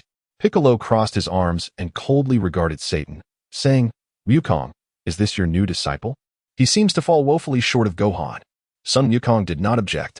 He gazed at Piccolo and smiled. You haven't come here merely to mock me, have you, Piccolo? Speak your mind. What is it that you wish to convey? Piccolo fell silent for a moment, seemingly struggling to find the right words. Finally, he confessed. For reasons I cannot fully comprehend, an unsettling feeling has taken root in my heart. I have an enduring desire to visit my ancestral home, Namek. Wukong, I have heard that you plan to venture into the cosmos soon. I would like to request your kind assistance in accompanying me to my original homeland, Namek. Sun Wukong gazed wide-eyed at Piccolo, utterly astonished, as if a revelation had struck him after an entire year. He was, of course, aware of the impending events concerning Namek. But Piccolo's words, did they imply that he too sensed the looming crisis on that distant planet? Suddenly, a voice resonated within Sun Wukong's mind through a telepathic connection. Sun Wukong, is it the heavenly god? Piccolo, humph, it's that old heavenly god again. Wukong, I share the same unsettling premonition as Piccolo. I have been feeling an intense unease within me during this period. It seems that something is amiss in my homeland, Namek. Wukong, I implore you to journey to Namek and investigate. The heavenly god communicates with Sun Wukong through telepathy. Certainly, Sun Wukong smiled in agreement, fully aware of the events that were likely to unfold. However, he abruptly shifted the conversation, inquiring, but do you know the coordinates of Namek? Piccolo and the Supreme Kai were rendered speechless by Sun Wukong's question, unable to articulate a response. How could they possibly know? Wait, leave it to me. Suddenly, Sun Wukong emerged, clad in an orange martial arts uniform with a blue shirt. Upon hearing Sun Wukong's words, he closed his eyes and addressed, Lord King Kai. Did you hear that? Are you aware of the location of Namek? Sun Wukong initiated a conversation with the King of the Worlds, who was currently enjoying a leisurely drive. Upon hearing Wukong's voice, the king was taken aback. Ah, it is Wukong. Of course, I am aware of the planet Namek. I am the King of the Worlds. His voice resonated clearly in the minds of everyone present, startling Satan and causing Bidalai considerable distress. Annoyed, Sun Wukong delivered a swift punch to Satan's head. Fool, be quiet. This is a telepathic communication. If you continue to be so foolish, I shall have you and Bidalai leave at once. Feeling somewhat embarrassed, Wukong's angry tone prompted Satan to nod eagerly, silencing him immediately. Chapter 18, Spaceship. I apologize, esteemed king, he said. My disciple is rather inexperienced. Please, continue your narrative. Upon finishing his words, Sun Wukong cast a fierce glare at Satan, placing his index finger against his lips as a gesture for silence. Satan, hastily covering his mouth, nodded in compliance. Meanwhile, on the grassy ground, Bidalai imitated Sun Wukong with great flair, playfully placing her finger to her lips and smiling mischievously. Lord of the realm? The celestial being spoke with reverence. Can even we hear this? Piccolo inquired, a hint of surprise in his voice. Sun Wukong, Lord of the King of the Worlds. Everyone can hear us. Please enlighten us. Let me check. According to your Earth terminology, it is. Ah, yes. It is the Su-83 coordinates of 9045YX. 9045YX. King of the Worlds, are you certain that this is based on Earth as the origin? Sun Wuling, with a hint of uncertainty, inquired once more. I am the king of the universe. I am certain of this. I am well acquainted with the coordinates of your Earth, he asserted. Upon hearing Sun Wuling's doubt, the king of the universe expressed mild displeasure. My apologies, esteemed king, Sun Wukong interjected, sensing the king's irritation.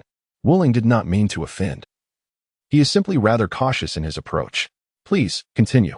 Forgive me, Mr. King. Could you enlighten us about the climate of Namek, its environment, the density of its atmosphere, and the gravity? Do they also breathe oxygen? What is the atmospheric pressure like? Kindly share your insights. As Sun Wuling unleashed a torrent of terms that overwhelmed Sun Wukong, the king of the universe patiently addressed each inquiry. Namek was once a splendid planet, but long ago, it faced a climatic upheaval that nearly led to its extinction. I have checked, and fortunately, a few hundred Namekians survived and continue to thrive. The king continued, there is no need for concern, Wuling. The atmospheric composition and surface gravity of Namek are roughly equivalent to those of Earth. However, the unique star system in which Namek exists features 3 small stars that orbit it, ensuring that Namek is perpetually devoid of night, with a year lasting only 130 days. Furthermore, the Namekians are remarkably gentle beings, akin to the deities of your Earth. Thank you very much, Mr. King. Sun Wukong turned to Piccolo and Sun Wukong, saying, I plan to visit Bulma today to see how the spaceship is coming along. Let us go together. Piccolo nodded in agreement and followed Sun Wukong and Sun Wukong as they soared toward Bulma's residence in West City. Satan, do engage in diligent training. You are on the verge of being surpassed by Videl. In West City, at Bulma's home, Dr. Brief, the founder of the Capsule Corporation and Bulma's father, was present. Mrs. Brief, a gentle blonde woman, greeted Sun Wukong, and Piccolo with a warm smile as she carried a tea tray. Ah, it's Goku and Wukong. Long time no see. You still look as dashing as ever. And this green, cool gentleman must be Piccolo. Hello, Mrs. Brief. May I ask if Bulma is at home? Sun Wukong inquired politely. Oh, Wukong has come to see Bulma? I thought you were here to take me out on a date. Mrs. Brief remarked with a playful smile, leaving Sun Wukong flustered. Mrs. Brief, please refrain from such jokes. Sun Wukong exclaimed, his face flushed. Sun Wukong, with an untroubled heart, chuckled softly, clearly relishing the sight of Sun Wuling's predicament, prompting Wuling to feel an overwhelming urge to deliver a punch. Since his marriage, Sun Wukong had gradually shed his innocence, much to the disappointment of those around him. However, despite this sentiment, the smile adorning Mrs. Brief's face betrayed no hint of disillusionment. Ah! Who would have imagined that the once diminutive Wukong has now blossomed into adulthood? How about we arrange a date next time? She suggested, holding both Sun Wukong and Sun Wuling's arms with a warm smile. Mrs. Brief, may I inquire about the status of Bulma and Dr. Brief's spacecraft? Sun Wuling interjected, diving straight into the matter at hand. Mrs. Brief appeared ageless, exuding warmth and hospitality towards both him and Sun Wukong, though her demeanor towards Yamcha seemed rather indifferent, an enigma that remained unexplained. As for the spacecraft, I am uncertain. It seems they are still in the midst of repairs, Mrs. Brief replied. Ah, over a year has passed, and it is still not ready? This is quite unlike the typical efficiency of Dr. Brief and Bulma. Sun Wuling exclaimed, astonished. Where are they now? Piccolo suddenly inquired. Mrs. Brief responded with a smile, they are in the courtyard. Please follow me. Leading Sun Wukong, Sun Wuling, and Piccolo to the courtyard, Mrs. Brief maintained her welcoming demeanor, showing no signs of fear or anxiety even upon recognizing Piccolo's identity. Wuling, Wukong, I recently discovered a splendid bakery, and I must thank you for defeating the Scions. Otherwise, with Earth in ruins, I would have been deprived of such delights, Mrs. Brief remarked, her grip on Sun Wukong and Sun Wuling's arms unwavering, her face radiating joy. Is that true? Hee. Sun Wukong responded with a grin. Upon reaching the courtyard, Mrs. Brief called out exuberantly, Darling, Bulma, Wukong, Wuling, and Piccolo have arrived. Sun Wuling, Sun Wukong, and Piccolo gazed in astonishment at the colossal spherical spacecraft before them. Its interior spanned over 500 square meters and was adorned with the emblem of the Universal Capsule Corporation. As the hatch swung open, a button situated nearby indicated that it could be conveniently stored within a universal capsule for ease of transport. At that moment, Bulma emerged from the spacecraft, her excitement palpable as she exclaimed, Wuling, Sun Kuan, Piccolo, you have arrived. Wuling, Yukong, it has been ages. Dr. Brief, with his striking purple hair and glasses, greeted Sun Wuling and Sun Wukong warmly. It has been a long time. Sun Wukong waved his hand in response. This is indeed impressive, transformed from Radit's spacecraft. It has grown so large from such a small vessel. Truly remarkable, Dr. Brief. By the way, Bulma, I suggest we dismantle their self-destruct devices and the like. Sun Wukong gazed at Bulma, who inquired with a hint of concern, fearing the possibility of an explosive mishap. As he recalled, Bulma had previously caused the destruction of Naba's spaceship. Of course, I remember, Wukong huffed. Bulma shouted back, her discontent evident as she added, how could I possibly forget something you reminded me of? I remain as cautious as ever. Moreover, I have converted Naba's spaceship into an emergency escape vessel. Haha, splendid. Thank you.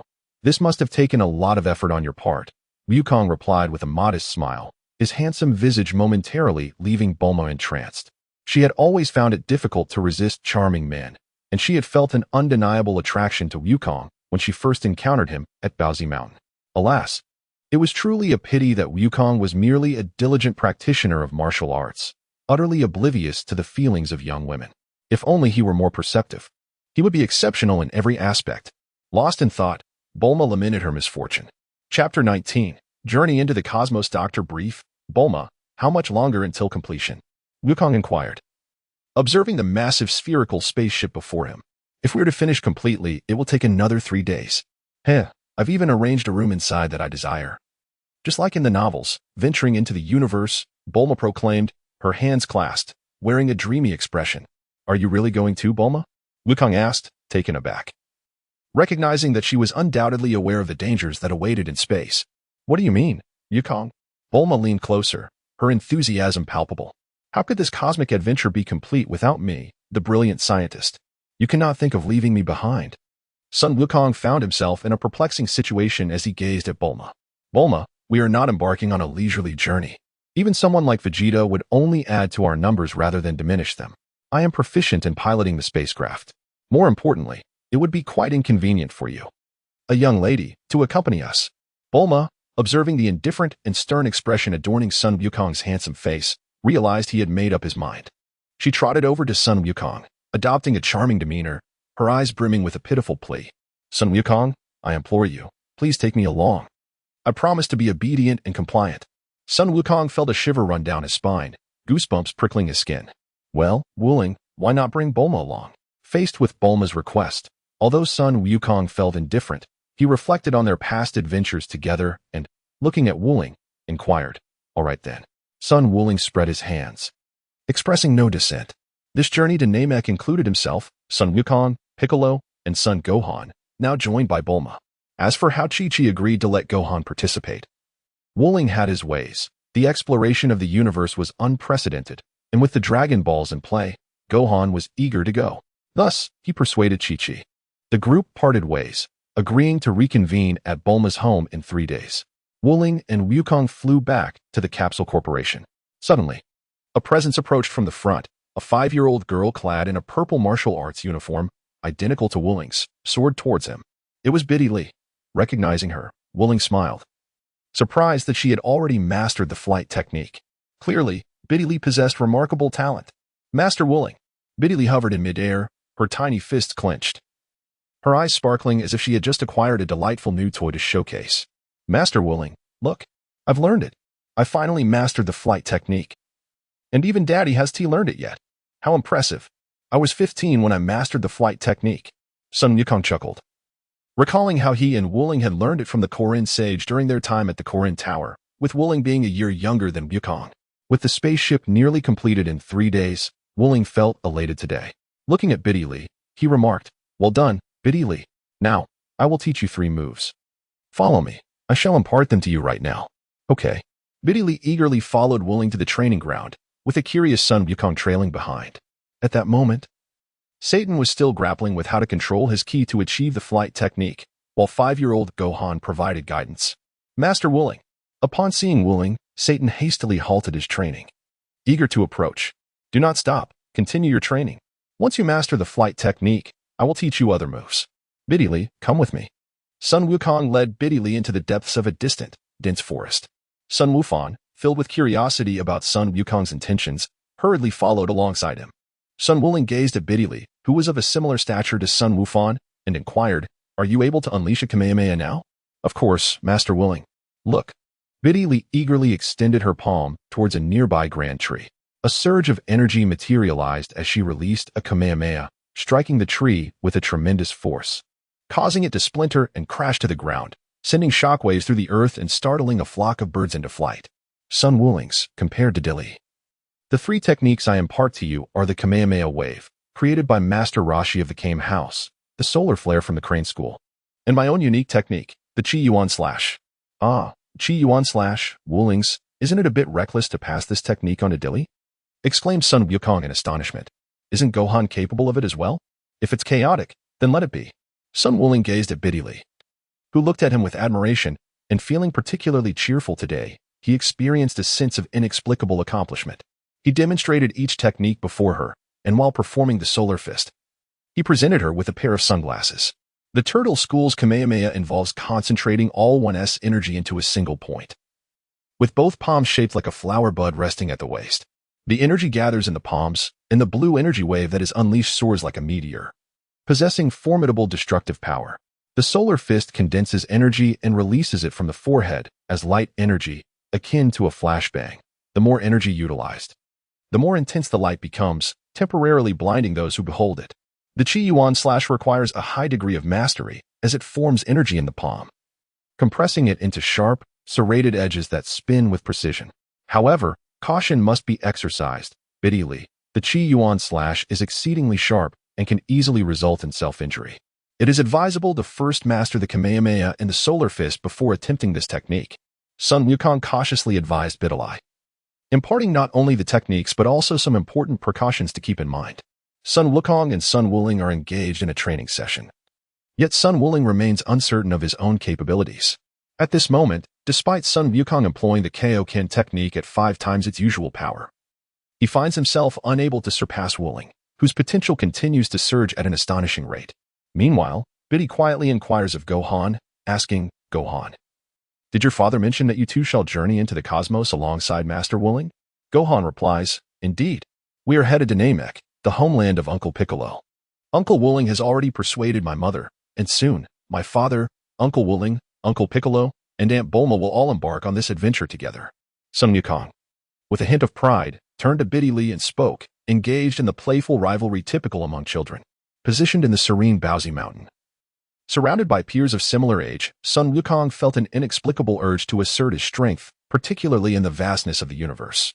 Biddy Li gazed up at the azure sky, a touch of melancholy in her voice as she expressed, "I envy you so much. I long to join you all in the cosmos, but my father and Master Wuling would never permit it." "Ah, Biddy Li, do you truly wish to accompany us to planet Namek?" Sun Wukong inquired, noticing her despondent demeanor. Of course, everyone harbors dreams and aspirations about the celestial expanse. But is it truly possible? "Wukong, Master Wuling, and my father," Biddy Li said, her eyes alight with hope as she looked at Sun Wukong. "Leave it to me. I will speak with Uncle Wuling and Uncle Satan. If Aunt Bulma can go, surely you can too, Biddy Li." Son Gohan, accompanied by Videl, set out in search of Son Goku. Din attempted to persuade him, yet Son Gohan was perplexed by his own feelings. He did not wish to disappoint Videl, perhaps due to the fact that she was his only companion of similar age. His true sentiments remained somewhat elusive to him. Chapter 20. Departure to Namek. What? At that moment, Son Goku, clad in a newly donned purple leisure outfit, gazed in astonishment at the earnest expression on Son Gohan's face, while the bashful Videl shyly avoided his gaze. Goodness, this young man, Gohan, is already adept at charming young ladies at such a tender age. Although he lacks the subtlety of Goku's effortless charm, he is undeniably impressive in his own right. The narrative shifted with his appearance. Din and Videl had become his students, and the Z fighters were not as beleaguered as they once were. However, he was acutely aware of the perils that awaited them on their journey to Namek, and he even questioned whether Son Goku could still transform into a Super Saiyan as he once did. Sun Wukong Ling gazed intently at Sun Wukong Fan, his silence creating an unsettling atmosphere that made Sun Wukong Fan feel uneasy. Beside him, Biddy Li lowered her head, nervously clutching her martial arts uniform. What did Satan say? Sun Wukong, adorned with a protective ring around his chest, gazed intently at Son Gohan. surpassing even the scrutiny of Dilly, and inquired. Sun Wukong hurriedly replied, "Uncle Willing. Uncle Satan has agreed to let Bidalai accompany us. He said he feels assured with his father and you by his side, although he is reluctant. Uncle Satan mentioned that he does not wish for Bidalai to have any regrets." Sun Wuling's lips involuntarily twitched into a faint smile. Well, it appears everything has been meticulously prepared in advance. Remarkably, even Bai Li, with her sudden upward gaze, looked at him with eager anticipation. After much contemplation, Sun Wukong realized that his journey to Namek was no trivial matter. Only he was privy to the impending events, as he and Sun Wukong had even led Bulma to believe it was merely a vacation. "Biddy, we shall embark in 3 days. By the day after tomorrow, you must master all 3 of those techniques by 8 o'clock in the evening. Otherwise, even if it is Wukong, I will not consent." "Ah, thank you, Uncle Wukong." "Yes, Master Wukong." Biddy excitedly dashed off to train, closely followed by Gohan, who went to assist her. Observing their departure, Wukong chuckled softly, despite the many changes he had undergone. Certain aspects remained immutable. 3 days later, at Bulma's residence, Sun Wukong, Piccolo, Gohan, and Biddy gathered together.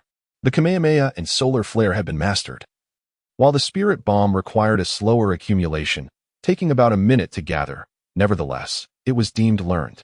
"Wukong, what is the meaning of this girl? You were previously reluctant to let me accompany you, yet you now agree to bring a little girl along. What is going on?" Bulma questioned Sun Wukong with evident dissatisfaction. Sun Wuling spread his hands and said, "If it weren't for your invitation, I would not have agreed, Bulma. Moreover, this is a request from Gohan." Upon finishing his words, Sun Wuling exchanged a knowing glance with Bulma, who instantly understood and cast a mischievous smile at Gohan and Biddy Li, standing side by side. "Since it is Gohan's request, I shall also consent. Sun Jun, Wuling, when we first met, we were not as young as we are now. There is much to discuss upon our arrival. It will take 6 days to reach Namek. Let us make haste." Sun Wulian, Sun Wukong, Sun Wufan, and Biddy Li bid farewell to Chi-Chi, Satan, the Ox King, Dr. Brief, and Mrs. Brief, embarking on their journey to Namek. Seated in the pilot's seat alongside Bulma, Sun Wulian turned to Sun Wufan, Biddy Li, Piccolo, and Sun Wukong, saying, "Everyone, prepare yourselves and fasten your seatbelts. There will be turbulence as we ascend beyond the atmosphere." At that moment, Bulma, clad in a spacesuit, glanced at Sun Wulian and the others in their casual attire and martial arts uniforms, suddenly feeling quite foolish. "Sun Wulings, the coordinates have been set, 9045 XY, Namek star, let us embark." With a thunderous roar, the spherical spaceship suddenly ascended, causing a violent jolt that made Biddy Li, Sun Gohan, Sun Wukong, and Piccolo grasped their seats tightly, accompanied by a sensation of weightlessness. At Bulma's residence, Satan was teary-eyed, watching the spaceship vanish from sight in mere seconds. "Biddy Li, you must listen to Master Wuling," cried Chi-Chi. "Gohan, remember to wash your hair and brush your teeth." Despite their promises, the sight of Sun Gohan soaring through the cosmos alongside Biddy Li left Chi-Chi and Satan with a lingering sense of loss. As they traversed the atmosphere, the ship flew steadily through the cosmos, accelerating to break free from the solar system, reaching the very depths of the universe. After setting the autopilot mode, Bulma hurried to her room to change out of the rather ridiculous spacesuit. "Wow!" exclaimed Biddy Li as she performed aerial maneuvers, gazing through the window at the celestial stars, her eyes sparkling with excitement. Sun Gohan followed closely, mimicking Biddy Li's flight into the skies. Piccolo observed Sun Gohan with a mix of surprise and understanding. Despite his young age, there was something inexplicably profound about him. He recalled that Sun Wukong and Chi-Chi shared similar traits. Emerging from her room in casual attire, Bulma led everyone on a tour of the spaceship's interior, showcasing the leisure room, kitchen, gravity chamber, bathroom, and sound system. Each floor was equipped with a ladder. The spaceship consisted of 4 levels. The gravity chamber was on the 4th floor. The cabin door and cockpit were on the 3rd floor, while the rooms and leisure areas were on the 1st and 2nd floors. Sun Wukong could hardly contain his excitement as he rushed into the gravity chamber to train. After surveying the entire vessel, Sun Wuling realized why such an extensive amount of time was required, particularly for the leisure room. Aside from amusement parks, it contained virtually every conceivable entertainment facility, leaving him utterly astonished. Meanwhile, on a nearby base, Vegeta, who had fled Earth in a state of disarray, arrived aboard a spaceship. An alien soldier, donned in a battle suit akin to Vegetas, was taken aback by his disheveled appearance and quickly escorted him to the medical room. Exiting the treatment area, Vegetas' simmering anger towards Earth fueled his desire to tear Sun Wukong and Sun Wuling apart. However, upon reflecting on his experience, he acknowledged the valuable skills he had acquired, particularly Sun Wukong's method of controlling his battle power. Nonetheless, he recognized that he still lagged significantly behind Sun Wukong and Sun Wuling. Some techniques could not be mastered merely by observation. First, I shall travel to Namek. I wish for immortality so that I may triumph over Kakarot. That earthling named Sun Wuling and Frisia. The mention of Frisia clenched Vegetas' fist in fury. Ah, Vegeta, you seem rather disheveled, chuckled a blue-hued humanoid alien, adorned with warty spots. I hear that Raditz and Nappa are dead. Who could be so formidable as to bring the invincible scions to their knees? He mocked. Get lost. Chiui, I have no time for your nonsense. Vegeta retorted, brushing past the alien. Chiui, irked by Vegeta's dismissal, grasped his shoulder. Listen, King Frisia is quite displeased with your unauthorized trip to Earth. Vegeta's demeanor shifted, growing serious. What concern is that of yours, you worthless being? Now, remove your filthy hands from me. Chapter 21. Namek Star. Upon hearing Vegeta's insult, Chiui felt an uncontainable fury rise within him. However, a thought crossed his mind, and the smile on his face morphed into a more sinister expression. Releasing Vegeta, he donned a mocking grin. Vegeta, King Frisia is magnanimous. He has forgiven you for discovering something of value. What? Vegeta paused, recalling the detector he had carelessly left on the ground, which had not been turned off. Does that mean? Ha ha ha, Vegeta. This is all thanks to you. Without your blunder, how could King Frisia have learned about the existence of the Dragon Balls? He is exceedingly pleased. Chiuyi's words filled Vegeta with rage and unease. What did you say? Are you implying that King Frisia has gone to Namek Star to attain immortality? Ha ha, curse you. Vegeta seethed, storming out. As he passed an alien, he snatched the detector and boarded his spaceship. Damn it. I will not allow you to succeed. Those wishes belong to me. If Frisia truly succeeds, I shall be his puppet forever. From the spaceship, Namek Star appeared as a radiant green planet. Gradually, within the gravity chamber, Sun Wukong was effortlessly adapting to 100-fold gravity, his strength growing even more formidable, surpassing his current limits. Sun Wukong also attempted to train in a gravity chamber. However, despite enduring tenfold or even greater gravitational forces, he discovered that it bore little benefit for him. Instead, it inflicted considerable strain and injury upon his body, prompting him to conclude that traditional methods of cultivation were far more effective. Thus, the gravity training proved to be of little value, akin to a mere trinket. As the Mike Star approached, everyone took their seats, fastened their seatbelts, and prepared for landing, anticipating some turbulence. Sun Wuling and Bulma occupied the front row of the cockpit, while Sun Wukong, Piccolo, Sun Gohan, and Biddy hastily fastened their seatbelts, gripping their seats to endure the turbulence and impact of the landing. Boom! The jarring motion ceased.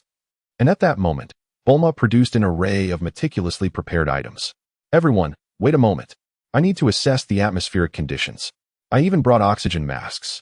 Bulma exclaimed, her eyes fixed on Sun Wuling. However, she was infuriated to see Sun Wukong, Biddy and Sun Gohan hastily exiting the cabin. You lot. It's one thing for Sun Wukong and the others to lack common sense. But Wuling, how could you recklessly jump out like that? Bulma stormed out, her voice raised in indignation. Sun Wuling tilted his head, his expression unchanged, and responded, because when I entered Namek, I could already perceive its essence. More importantly, Piccolo and we are quite similar. Despite some environmental differences, they are not significantly disparate. Bulma found herself at a loss for words in response to Sun Wuling's statement. Piccolo gazed nostalgically, enveloped in a tranquil sensation that he savored. This was his homeland, a place that could soothe his heart. Is this truly Uncle Piccolo's homeland? It feels remarkably akin to the place where I train, Sun Gohan remarked as he surveyed the surroundings, with her bright, clear eyes sparkling. Biddy hurried over to Sun Wuling and exclaimed, Master Wuling, this must be Namek. It's so beautiful. Sun Wukong had grown accustomed to the unforeseen events that might transpire. He transformed the spaceship into a versatile capsule and entrusted it to Bulma. Do not wander off, Biddy and Gohan. If anything were to happen, you must ensure Biddy's safety. Sun Wukong earnestly instructed Gohan. He had consented to Biddy's presence primarily because of Gohan, though they would have eventually been together. Perhaps an early acquaintance was indeed preferable. Uncle Wukong, I promise to protect Biddy. Gohan responded resolutely, standing before Sun Wukong. Suddenly, a spark of realization illuminated his mind. In the distance, he sensed a multitude of energies. Their intensity was not particularly high, yet their sheer number was striking. Are there others? Besides Biddy and Bulma. Everyone seemed to be aware, as if engaged in combat. That is Vegeta, but who are the others? They appear formidable as well. It seems that Piccolo's ominous premonition, as well as the Supreme Kai's, were indeed coming to fruition. Bulma, we need the Dragon Ball radar. Sun Wukong hurriedly called out to Bulma. Since he was a Namekian like the Supreme Kai and Piccolo, wherever there are Dragon Balls, there must also be Namekians. Vegeta, huh? Wasn't that scion driven away by Sun Wukong last time? There's no problem at all. Bulma laughed dismissively. No, that's not right. Sun Wukong's exclamation startled Bulma, Biddy, and the others, causing them to jump in surprise. Sun Wukong gazed intently at the Dragon Ball radar in his hand.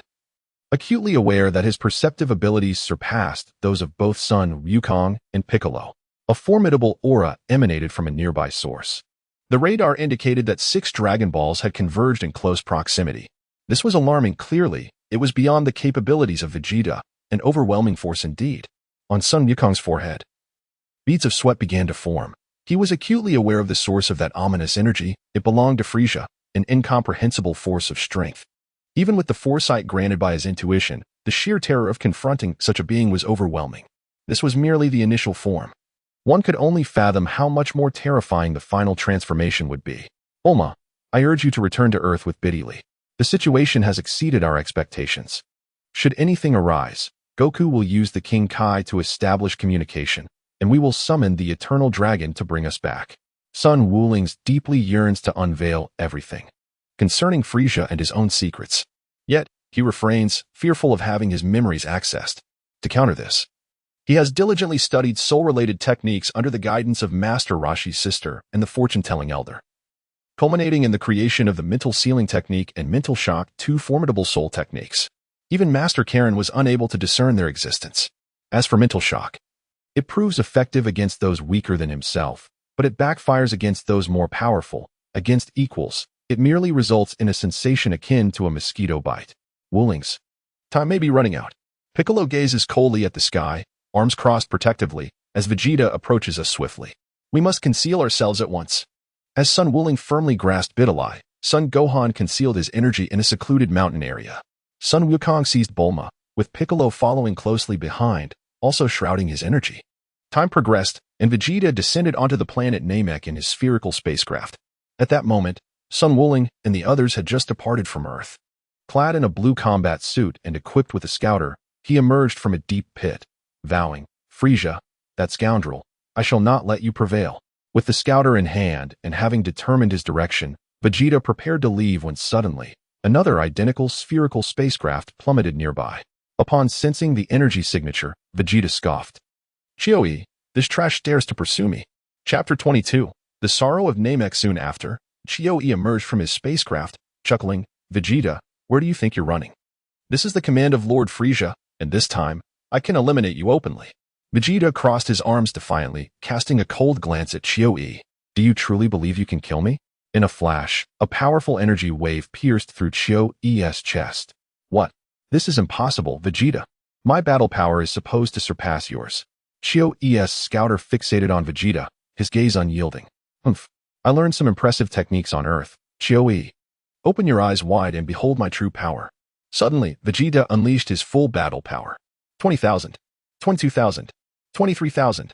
With a thunderous explosion, Chioe's scouter shattered, indicating that Vegeta's power exceeded the device's calculative capabilities. Save me, Vegeta. It was my mistake. Let us team up. I have long been dissatisfied with Lord Frieza. Together, we can defeat Zabur and Dodoria. Vegeta retorted, you worthless scum should just die. You infuriating fool. He unleashed a powerful energy blast upon Chioe, reducing him to mere ashes, leaving Vegeta alone. In a nearby Namekian village, a somewhat bloated pink alien observed the readings on his scouter, exclaiming, Vegeta's battle power is an astonishing 24,000. Chioe was dispatched in an instant. Before these two stood a floating chair, resembling a throne, upon which sat an alien with 2 horns, the Cosmic Emperor, Frieza. Flanking him were Dodoria and Zabur, the latter holding 2 Dragon Balls the size of basketballs. Frieza nonchalantly remarked, Nothing remarkable. Let us continue our search for the fifth Dragon Ball. Dodoria respectfully inquired, Lord Frisia, shall we summon the Jinyu force? After a moment of contemplation, Frisia replied with a smile, very well. This may expedite our search for the Dragon Balls. Yes, Lord Frisia. I will contact the Jinyu force immediately, Dodoria affirmed. Returning to the present, Vegeta had been hiding for days and had acquired a Dragon Ball in a village. Just before Sun Wuling and the others arrived, the notorious Jinyu force reached Namek and encountered Vegeta. This elite special forces team, led by Frisia, comprised members with extraordinary powers and unique abilities. Vegeta, in a state of disarray, fled as his hard-won Dragon Ball was snatched away. He contemplated how to escape his predicament when he noticed a familiar spacecraft descending onto Namek, along with recognizable energy signatures from Earth. Kakarot has come to Namek. Reluctantly, Vegeta thought about teaming up with Sun Wukong and Sun Wuling to defeat their common foes. Curse it, if it weren't for the Jinyu force, Zabur and Dodoria would never stand a chance against me. Having just disembarked from their spacecraft, Sun Wuling and his companions concealed their energy in the mountain's depths. Goku Wuling. Gohan, I've dragged you into this. Besides these threats, there is an extraordinarily powerful energy that immobilizes me upon sensing it. This is my homeland. When the chance arises, you must leave in your spacecraft, Piccolo declared, realizing their odds against Frisia were slim. Why say such things? Sun Wuling thought. Knowing that Piccolo had always intended to reach Namek, aligning with the intentions of the Kai. With so many formidable opponents, I yearn for a good contest, Sun Wukong exclaimed. His fists clenched in excitement. Sun Wuling shared a similar sentiment, cautious yet undaunted.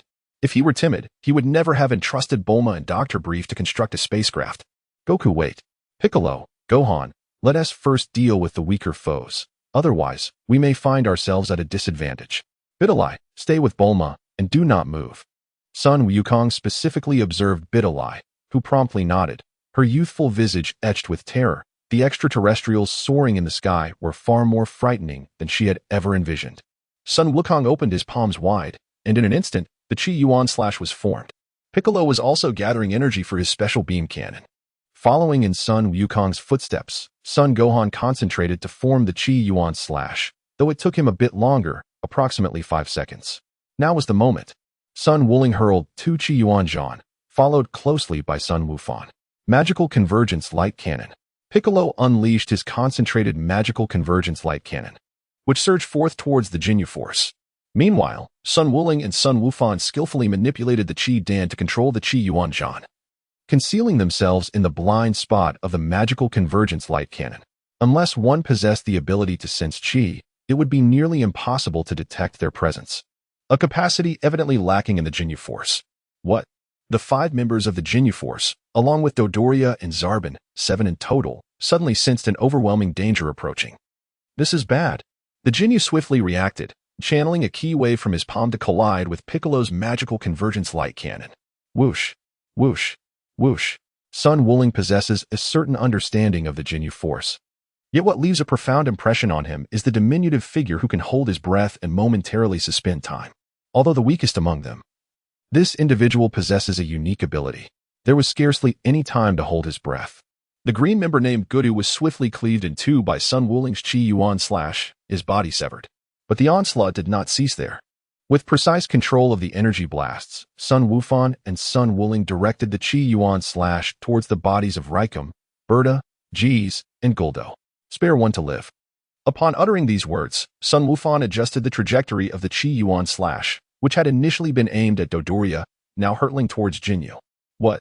Jinyu retreated, dispelling the energy wave that had been suppressing them, soaring into the sky while unleashing 3 consecutive energy blasts that shattered the Chi Yuan slash. Vegeta. Sun Wukong's loud call jolted the previously dazed Vegeta into immediate awareness. Understanding Sun Wukong's intent, Vegeta smirked with disdain. Earthling, do not command me, he exclaimed, unleashing a powerful energy wave that obliterated the dismembered corpses into mere dust, leaving only the trembling Dodoria, who gazed wide-eyed at the sudden appearance of Sun Wukong and his companions. Captain Jinyu, Dodoria hastily flew to Jinyu's side, and in that fleeting moment, both Zabon and the remaining 5 members of the Jinyu force had inexplicably vanished, instilling fear within him. Suddenly, Sun Wukong transformed into a streak of light and charged toward Jinyu, leaving the current Sun Wukong appearing as a mere child. Ah, Wuling, you were too cunning. Apologies, brother. I previously allowed Vegeta to take the lead. This time, let me have my turn.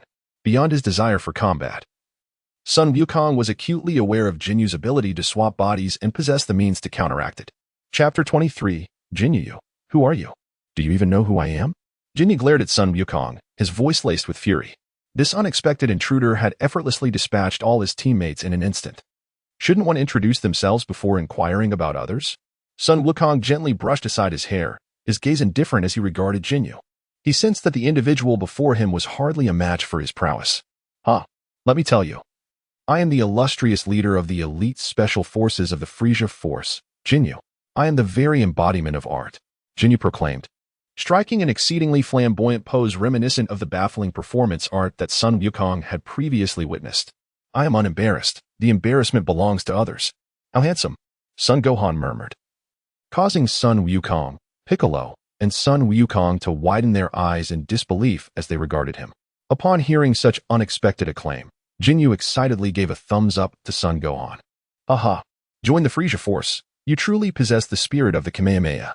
Observing Jinyu's intentions to lead Sun Gohan astray, Sun Wukong concentrated, summoning 2 azure energy blasts that surged toward Jinyu. Hey, why did you suddenly attack? Who are you anyway? Jinyu's aura surged dramatically, allowing him to evade the Kamehameha blast in an instant. Whoosh, whoosh, whoosh. The Kamehameha energy blast pursued Jinyu relentlessly. What? Jinyu unleashed an energy wave that engulfed the pursuing Kamehameha blasts, redirecting the remaining power towards Sun Wukong. Sun Wukong deftly deflected Jinyu's energy wave with his right palm, sending it soaring towards a distant mountain peak, where it unleashed a violent roar. The mountain crumbled, giving way to a cascade of rubble. Sun Wukong and Jinyu descended gracefully from the sky, landing softly upon the ground. He now comprehended the temporal context he was situated in. Vegeta had likely arrived on planet Namek 6 days prior. The current circumstances had altered due to his presence, and the Namekian named Dan had probably met his demise. However, the original timeline of the Dragon Balls had already been disrupted. The absence of one Dan was of little consequence. As for healing, he could simply wish for the ability to master such restorative powers through the Dragon Balls. Sun Wuling trembled at this very moment, trembling like a shivering baby. He felt as though even his humble, unworthy disciple could achieve something. My name is Sun Wuling. As for who I am, just know that you will soon meet your demise right here. Sun Wuling relinquished control over his formidable powers, and a silvery aura surged dramatically around him. He sensed the dwindling presence of the Namekians, realizing that it was time to cease the battle. The combat power displayed on the Jinyu Force's scouter left even Sun Wukong astounded. 50,000, 60,000, 80,000, 90,000, 100,000, 110,000. And it continued to rise, reaching a staggering 130 to 150,000. Upon witnessing the final reading, Jinyu was utterly dumbfounded. He gazed at Sun Wuling, and suddenly erupted into laughter, discarding the scouter onto the ground. 10, 15,000? No, this is impossible. How could that earthling have increased his combat power so dramatically in such a brief span of time? Vegeta was taken aback by the explosive energy emanating from Sun Wuling, and upon hearing Jinyu's assessment of the combat power, he was left agape in astonishment. Incredible. Wuling feels even more powerful than my Kaioken times 10. Sun Wukong contemplated the idea of battling Sun Wuling, but decided against it for the moment. Piccolo regarded Jinyu with a serious expression and remarked, and yet, he is still able to laugh. What are you laughing at? Sun Wuling crossed his arms defiantly, glaring at Jinyu with a cold voice. Haha, I am laughing at you. Soon, this body of yours will belong to me. Jinyu cackled maniacally. Had Sun Wuling not been aware of Jinyu's abilities, he might have found the words to be laced with ambiguity. Suddenly, Jinyu thrust his fist into his own chest, creating a gaping wound, blood pouring forth. This self-inflicted injury left Piccolo, Sun Wukong, Vegeta, and the others utterly astounded. Sun Wuling gazed at Jinyu with a teasing smile, his palms elegantly resting on his waist. Oh, so you truly wish to meet your demise? Allow me to assist you, he declared. Kamehameha wave. A formidable blue energy wave surged directly towards Jinyu. Wow, what? Jinyu barely had time to speak. Sun Wuling, defying all expectations, seized the opportunity to strike, while Jinyu inflicted harm upon himself, ruthlessly delivering a fatal blow. Jinyu possessed the unique ability to exchange bodies with his opponent, which prompted his self-inflicted injury in a desperate bid to switch places with Sun Wuling. However, Sun Wuling was already aware of Jinyu's abilities and tactics.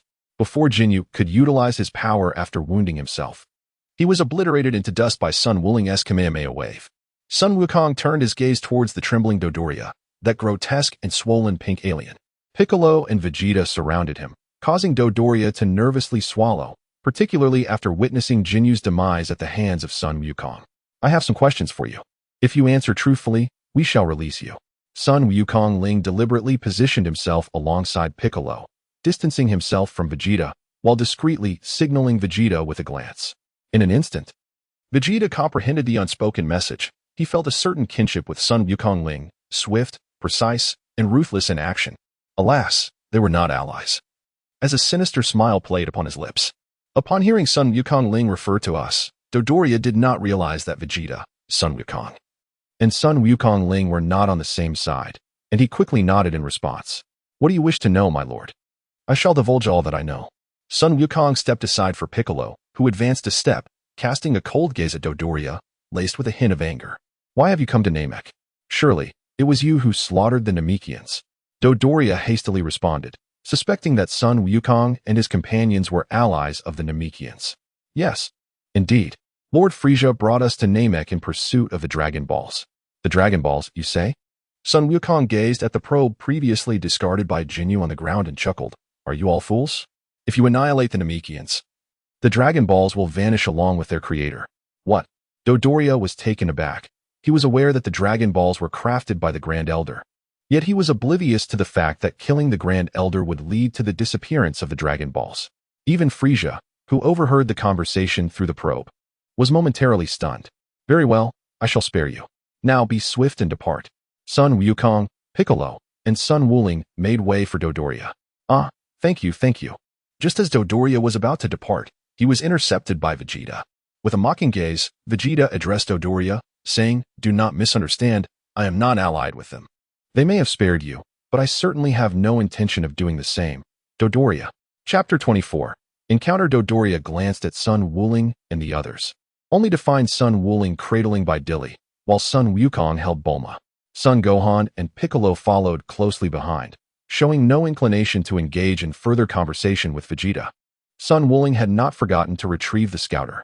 However, those formidable foes appeared disinclined to attack him. All he needed to do was evade Vegeta. You foolish Vegeta. Do you really think you can eliminate me all by yourself? Dream on. Dodoria hurled a ki blast at Vegeta before soaring towards Frieza's location, believing that once he reunited with Frieza, Vegeta would pose no threat to him. Foolish creature. Vegeta countered by deflecting Dodoria's ki blast, sending forth a ki wave as slender as a finger that pierced through Dodoria's chest. The swollen, pink form of Dodoria plummeted from the sky. Vegeta removed the scouter, realizing he would need it to track Frieza and his cohorts.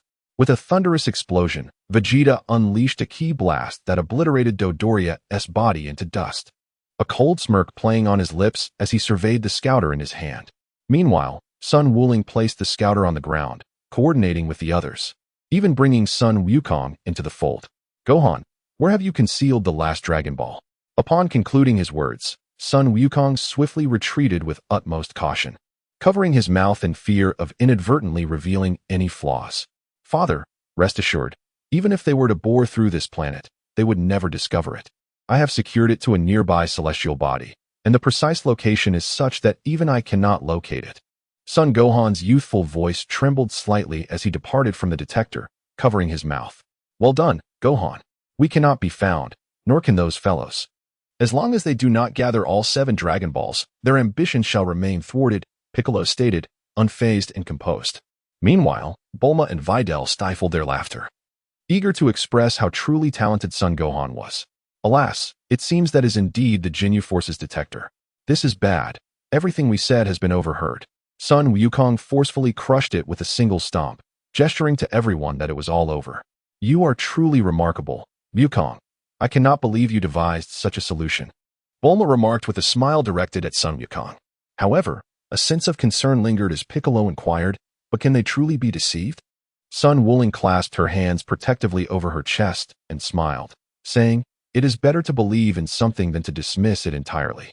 After all, with so many people involved, Frisia will undoubtedly dispatch someone to verify the matter. Whether one chooses to believe it or not is inconsequential.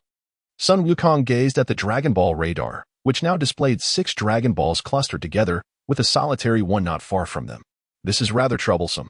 Let us hasten our pace, for the Namekian who creates the Dragon Balls must be near the final one, and the distance appears manageable.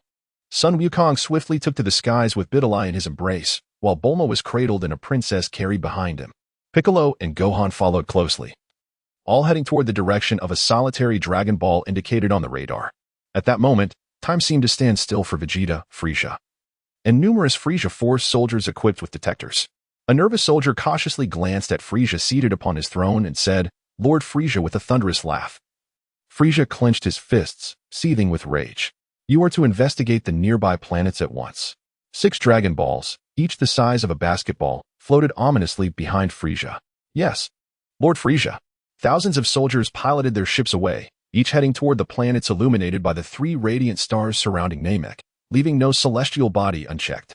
Though Frisia harbored doubts about the recent developments, he chose to err on the side of caution and dispatched a team to investigate. As he sat upon his throne, the glimmering 7 Dragon Balls brought a smile to his face. "Once I gather all the Dragon Balls, I, Frisia, shall attain immortality and annihilate every last Namekian." Meanwhile, Vegeta glanced at the detector before hurling it to the ground, shattering it beneath his boot. He had learned to sense energy and detected a multitude of Frisia's forces departing Namek. Humph, that earthling named Sun Wukong deceived Frisia's minions with mere words. But he cannot fool me. You have just arrived on Namek. How could you possibly hide the final Dragon Ball? Vegeta laughed heartily, only for his mirth to abruptly falter as a realization struck him. The 6 Dragon Balls remained in Frisia's possession, while the location of the last was unknown, concealed by Sun Wukong and his companions, who had masked their energy signatures. Even if he found it, he was no match for Sun Wukong.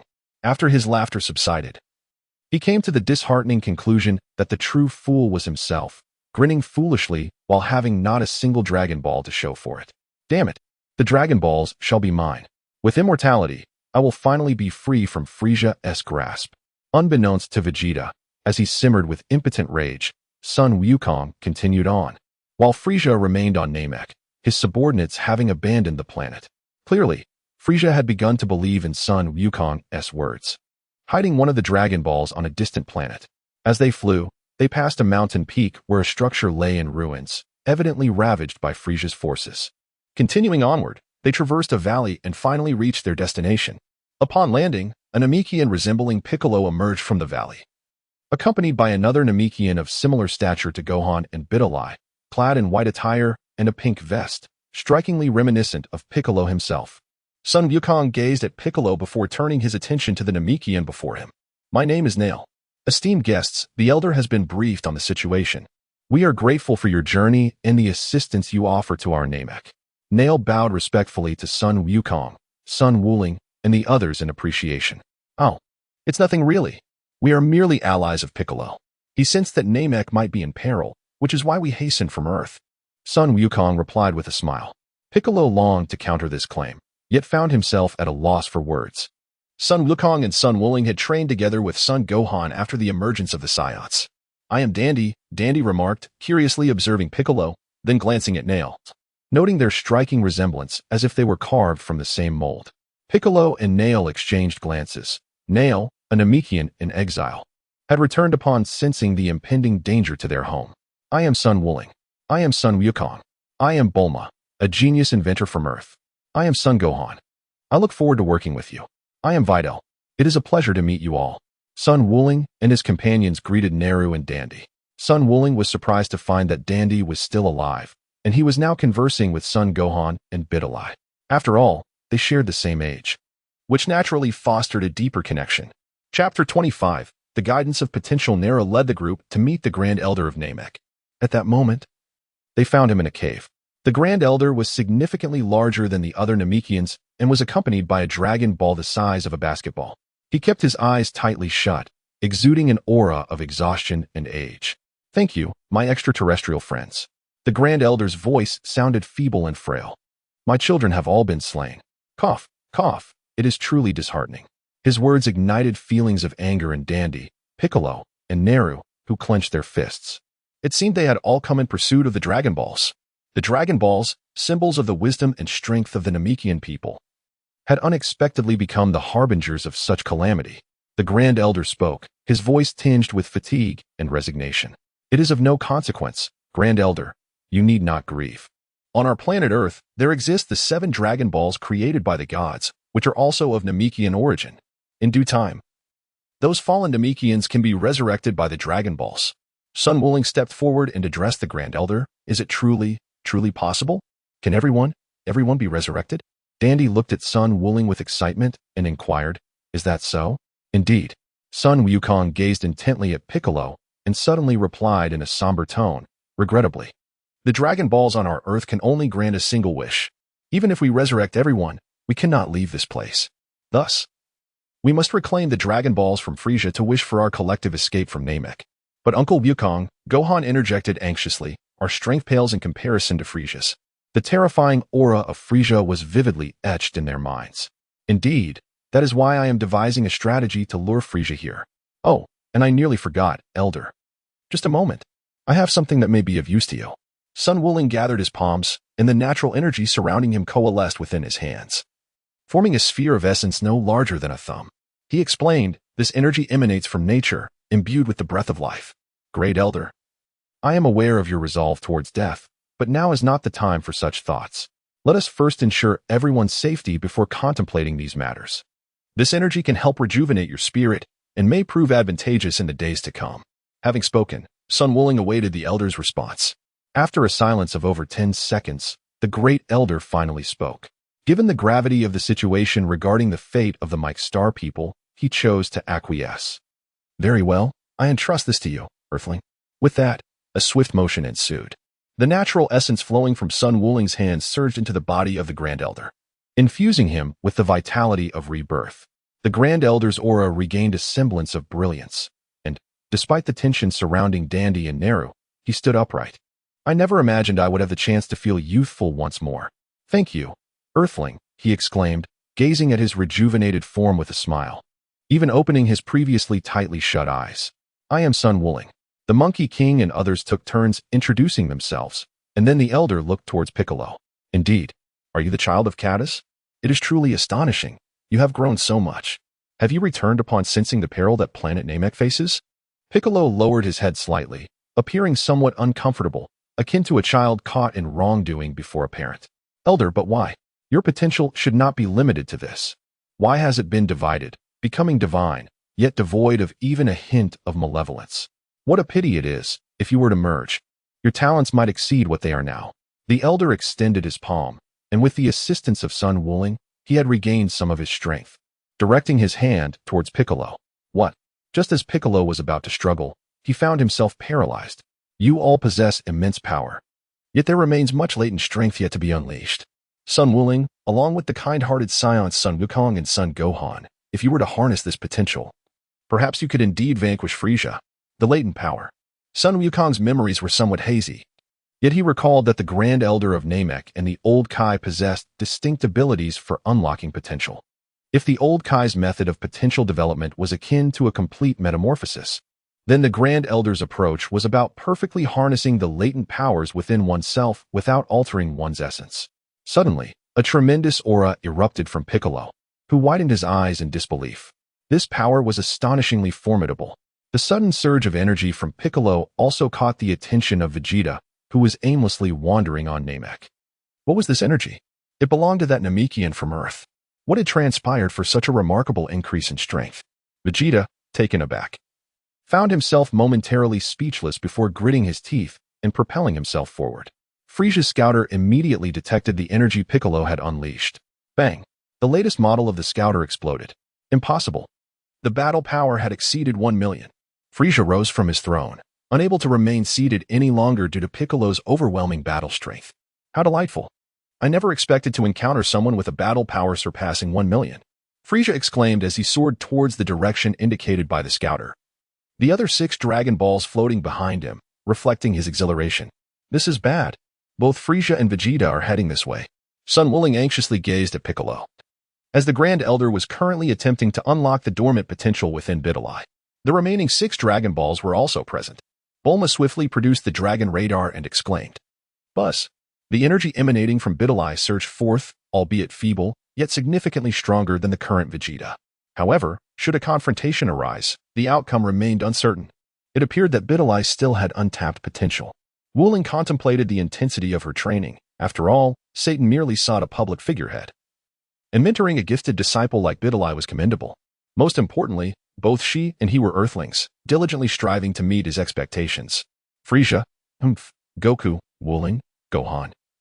You all wait here while I confront Frieza, Piccolo announced as he stepped outside, revealing a battle-hungry grin, eager to engage in combat with Frieza. Sensing that the current Frieza seemed not to be his match at all. Bidalai, I have a task for you. Are you willing? Wuling addressed her. Observing her reveling in his affection, resembling a pampered kitten. Master Wuling, please instruct me. I promise to fulfill the task. Bidalai, clad in a matching purple martial arts uniform alongside Wuling, was eager to validate her sudden surge of power. While Piccolo battled Frieza, will you retrieve the Dragon Balls? Can you manage that? Sun Wuling gazed at Sun Wufan, then continued, if it proves to be unfeasible, once Wufan is ready, you may all proceed together. No, Master Wuling. I am confident that I can accomplish the task and undoubtedly retrieve the Dragon Balls. Bidalai retorted, casting a defiant glance at Sun Wufan before hastily responding. Chapter 26. Frieza's transformation very well. I shall await your return, Bidalai. Sun Wuling watched as Bidalai's air dance ascended into the sky and disappeared from sight. Bulma approached Sun Wuling and asked, Wuling, do you think Bidalai can manage on her own? She is only a 5-year-old girl. Sun Wukong gazed at his son, Sun Wufan, who was diligently honing his powers, a mysterious smile gracing his lips. He remarked, my primary concern is that Vegeta might seize the opportunity to snatch the Dragon Balls. Currently, Bidalai's strength has surpassed that of Vegeta, yet there remains a shortfall in experience. Regardless of what is lacking, once Sun Wufan has regained his strength, I shall promptly send him over. At that moment, a thought crossed Bulma's mind, and she couldn't help but burst into laughter. Sun Wukong couldn't help but chuckle, imagining how the proud Vegeta would undoubtedly be unable to withstand it. Sun Wukong replied nonchalantly, enduring is necessary, for what else can one do? After all, it is this proud Saiyan prince who contemplates selling Earth. The Vegeta of now is certainly not an ally. It would not be an exaggeration to call him an enemy. While he has spared Vegeta's life, it does not imply that he holds any affection for him. What kind of Saiyan prince is he? Such pretenses do not sway me. Were it not for Sun Wukong, I might have truly considered ending Vegeta's life during my time on Earth. Sun Wukong is his elder brother, and he will assist Sun Wukong and Sun Gohan. Piccolo has now become an ally, along with Yamcha and Krillin, who are also his companions. By the way, brother. Sun Wuling suddenly cast a chilling gaze upon Sun Wukong and declared, once I too have harnessed the power unearthed by the Grand Elder, I shall promptly contact the King Kai and have him inform Krillin and the others to summon the Dragon Balls and make a wish. Laughing, Wuling remarked, it was truly wise of you to have secretly placed the Dragon Balls at Master Roshi's abode before departing. Sun Wukong appeared eager and enthusiastic. Both Piccolo and Bidalai had significantly increased their strength after being awakened by the Elder. He was truly itching to test his abilities immediately. However, he knew that after Gohan's turn, it would be his time. This preparation was merely a precaution for unforeseen circumstances. Little did he expect that the Elder possessed such extraordinary means. With this newfound assurance, there was no longer any cause for concern. And perhaps they could ultimately vanquish that villain, Frieza? Sun Wuling smiled and remarked, haha, all of this stems from your own inherent strength. I merely facilitated its early emergence. At that moment, the Grand Elder, still chuckling, recalled the recent encounter with Bidalai and the present company of Sun Wukong. He stated, whether it be Piccolo, the young girl Bidalai, or this half-blood scion Sun Wukong, they all possess within them the natural energy that you just condensed, do they not? Indeed, Grand Elder. Sun Wuling replied with a smile, Bidalai is my disciple, and Wukong is my nephew. He can also be considered a student of both Piccolo and myself. Hearing Sun Wukong's words, Sun Wufan smiled shyly. Suddenly, two fierce energies collided with one another. How peculiar! Frieza's energy had unexpectedly surged dramatically. What could be the reason for this? Sun Wukong exclaimed in astonishment, I had no idea. It seems that Vegeta's energy has clashed with Bidalai's as well. Indeed, that fellow Vegeta remains undeterred in his pursuit of the Dragon Balls. Sun Wuling clasped his hands protectively around his chest, his toes twitching incessantly. Indeed, Piccolo had not eliminated Frieza's first form as he had anticipated. He wondered if Goku could be unearthed by the Elder to regain his original battle power of 3 million. If not, he thought, I shall harness my own strength alongside Son Goku to subdue Frieza, using the Dragon Balls to escape Namek. As Piccolo soared towards Frieza, he suddenly sensed the energy of Biddy, causing him to momentarily pause, quickly realizing its significance. Biddy, did Wooling teach you to conceal your energy? Piccolo shouted, his voice resonating in Biddy's ears. Oh, I almost forgot. I'm sorry, Uncle Piccolo. Biddy hurriedly suppressed her energy, carefully trailing behind Piccolo, poised to seize the Dragon Balls at the opportune moment. Upon encountering Frieza, Piccolo landed steadily on the ground, even though his power eclipsed Frieza's at that moment. Frieza exhibited no sign of anxiety. Ha ha ha. I never expected such a formidable Namekian to exist. What do you say? Have you considered joining my Frieza force? Piccolo glared coldly at Frieza. Don't be ridiculous. You've slaughtered countless of my kin. How could I possibly ally with you? How unfortunate. I truly regret the thought of losing such talent. However, since it has come to this, I shall not hold back. With that, Frieza's armor shattered, his aura surging as his body inflated, the horns on his head resembling those of a bull, his power suddenly approaching Piccolo's. What is happening? Piccolo gasped, astonished at Frieza's power, which had multiplied several times. What's wrong? My scouter indicated your battle power exceeds 100,000. I typically maintain a lower profile because my strength is overwhelming. Let me inform you, I possess 3 transformations. Besides this form, there are 2 more.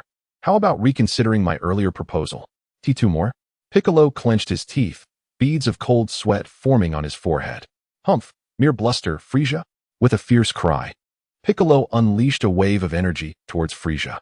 Frieza retaliated with a similar energy wave, resulting in a thunderous explosion that shook the earth, shattering stones. Concealed in the shadows, Biddy hid her energy, overwhelmed by the events of the day, feeling a blend of fear and exhilaration as her youthful face glowed with fervor. Is this the world of Master Wooling? How incredible! Can I become like them? Clenching her fists, she yearned to grow stronger, oblivious to the presence of Frieza and Piccolo.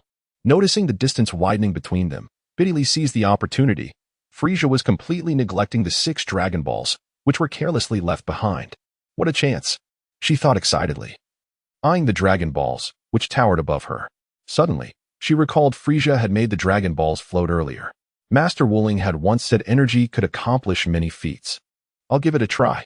Biddy gently closed her eyes, recalling Son Wooling's teachings. Channeling her energy, she focused on the Dragon Balls. Gradually, they began to levitate. Wonderful. I did it. Master Wooling, I truly succeeded. As she released a silvery aura, the 6 Dragon Balls floated under her command, ready to take flight. Just then, Vegeta's voice pierced the air. You little brat, hurry up and drop the Dragon Balls. Startled, Biddy hastily released the Dragon Balls, her petite figure dodging Vegeta's energy blast. Boom. The blast exploded, creating a massive crater where the Dragon Balls had fallen. The Dragon Balls are mine, Vegeta raged, fueled by his obsession for immortality, believing that acquiring the Dragon Balls would make him invincible against Frieza. Suddenly, another energy blast hurtled toward him. Reacting swiftly, Vegeta dodged, the blast obliterating a distant hill. Turning around, he found Biddy glaring at him, furious over the previous attack. You little brat. Vegeta's expression twisted in disbelief. He never expected this 5-year-old would dare retaliate. Wait a moment, he realized something was amiss. Biddy's energy felt potent, even surpassing his own. Humph, you big fool. You'll never surpass Son Goku, nor will you escape Frieza's shadow. Biddy's words pierced Vegeta's heart like a blade. You insolent little brat. What are you saying? I'll kill you. Vegeta roared, gathering energy for a barrage of blasts. Come at me, if you dare. Biddy concentrated her energy, her newfound strength allowing her to gather it rapidly. This technique, like Master Wooling's, was one she adored. With a swift motion, Biddy unleashed her energy wave while soaring into the air. Vegeta followed suit, evading the attack and charging toward her.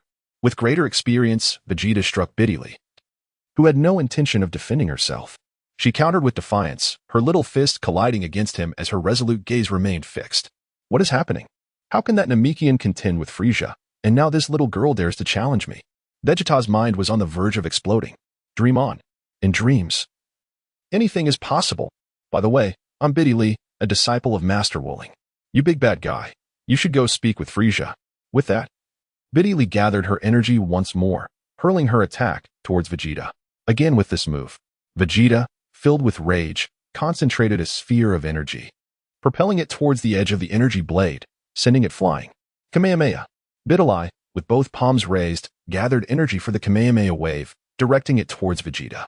Power boost. Vegeta made no attempt to evade. The power boost collided with Bidalai's Kamehameha wave, resulting in a violent clash that stirred intense waves. Although inexperienced, Bidalai's strategy of trading injury for injury, life for life, left Vegeta in a rather disheveled state, rendering his vast combat experience ineffective. Suddenly, an immense surge of energy erupted, momentarily stunning both Vegeta and Bidalai, even causing Piccolo, who was engaged with Frieza, to pause briefly. Is that Gohan? Piccolo's heart leapt with joy, though he maintained his struggle against Frieza's second form. Now unburdened by his weighted gear, he was relentlessly pressuring Frieza, despite being covered in dust and appearing somewhat disheveled. Frieza, in turn, was not faring much better. He had failed to overpower Piccolo in his second form. Oh, how fortunate for you. This is the first time you've encountered my transformation, Frieza sneered, his energy swelling once more as he prepared to assume his third form. His entire physique morphed dramatically, his head enlarging and resembling an alien creature, his power surging several-fold, leaving Piccolo feeling a chill of dread. At this moment, Gohan's latent potential was unlocked by the Elder. Is this Gohan's energy? It is incredibly powerful. It's my turn now. Sun Wukong approached the Grand Elder with great enthusiasm. Grand Elder, I implore you. The Grand Elder smiled and nodded, beginning to unlock the latent powers within Sun Wukong. Is this truly me? Sun Wukong glanced at his hands, feeling a sense of disbelief. The current him was worlds apart from who he once was. His strength had increased several-fold.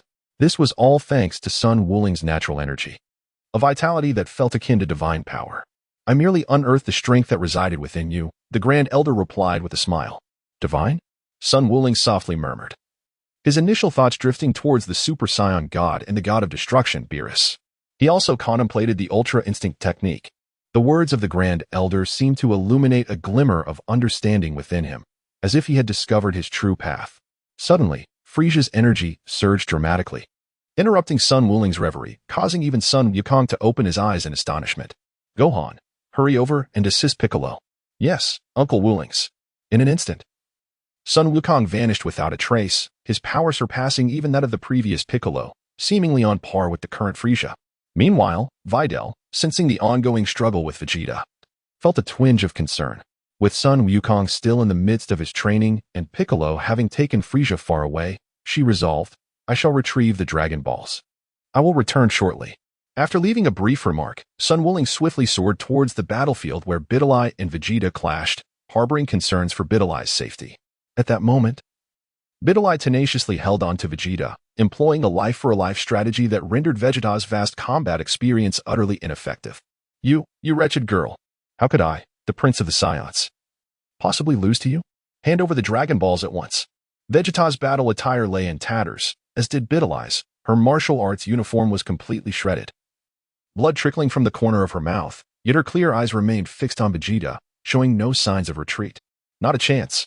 I am a disciple of Master Wuling, and I shall never disappoint him. Even if I have to break myself in this fight, I will ensure that you, the wicked villain, do not obtain a single Dragon Ball. Chapter 28, Soul Barrier. The resolute words compelled Vegeta to clench his fists in frustration. Damn it! How infuriating! Vegeta's furious cry echoed, his gaze so lethal that Bidalai could have been slain 1,000 times over. Why? Why am I not a Super Saiyan? Why am I so weak? I am the Prince of the Saiyans, yet I cannot even defeat a mere 5-year-old. Suddenly, the overwhelming power surging from Frieza and Son Gohan startled Vegeta. What on earth is happening? Does Frieza have another transformation? How has his strength suddenly surged so dramatically? And that explosive energy, surely it belongs to Kakarot's son, Son Gohan? What has caused this sudden enhancement? In a final act of defiance, Vegeta clenched his fists and retreated, distancing himself from Bidalai. While she displayed fearlessness, he was terrified. Recognizing he could not subdue her, he resolved not to risk his life here. There must be some secret on Namek, and that earthling named Sun Wuling must have uncovered some extraordinary fortune there. Vegeta longed to rush towards Son Gohan, flying towards Piccolo's position, but he was acutely aware that he was no match for them. As for concealing his energy signature, those abilities and techniques were learned from Wuling and the others, so how could he remain unnoticed? Moreover, he feared he might never have another chance to seize the Dragon Balls. No, I shall not concede. The Dragon Balls are destined to be mine, Vegetas. Immortality shall ultimately belong to me, the great king. Let Kakarot and Frieza battle it out. In the end, victory will be mine. Vegeta concealed his energy and erupted into laughter, resolute in his pursuit of the Dragon Balls. Bidalai, brimming with excitement, watched Vegeta's retreating figure. Her youthful face adorned with a smile. She had succeeded in driving Vegeta away, fulfilling the task entrusted to her by Sun Wuling.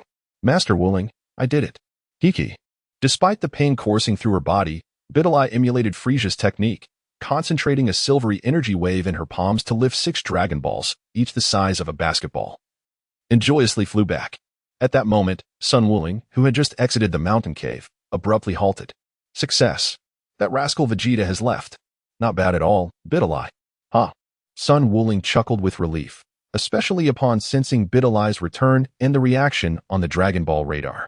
Bidalai descended, her palms cradling the 6 Dragon Balls, looking quite disheveled yet exuberant.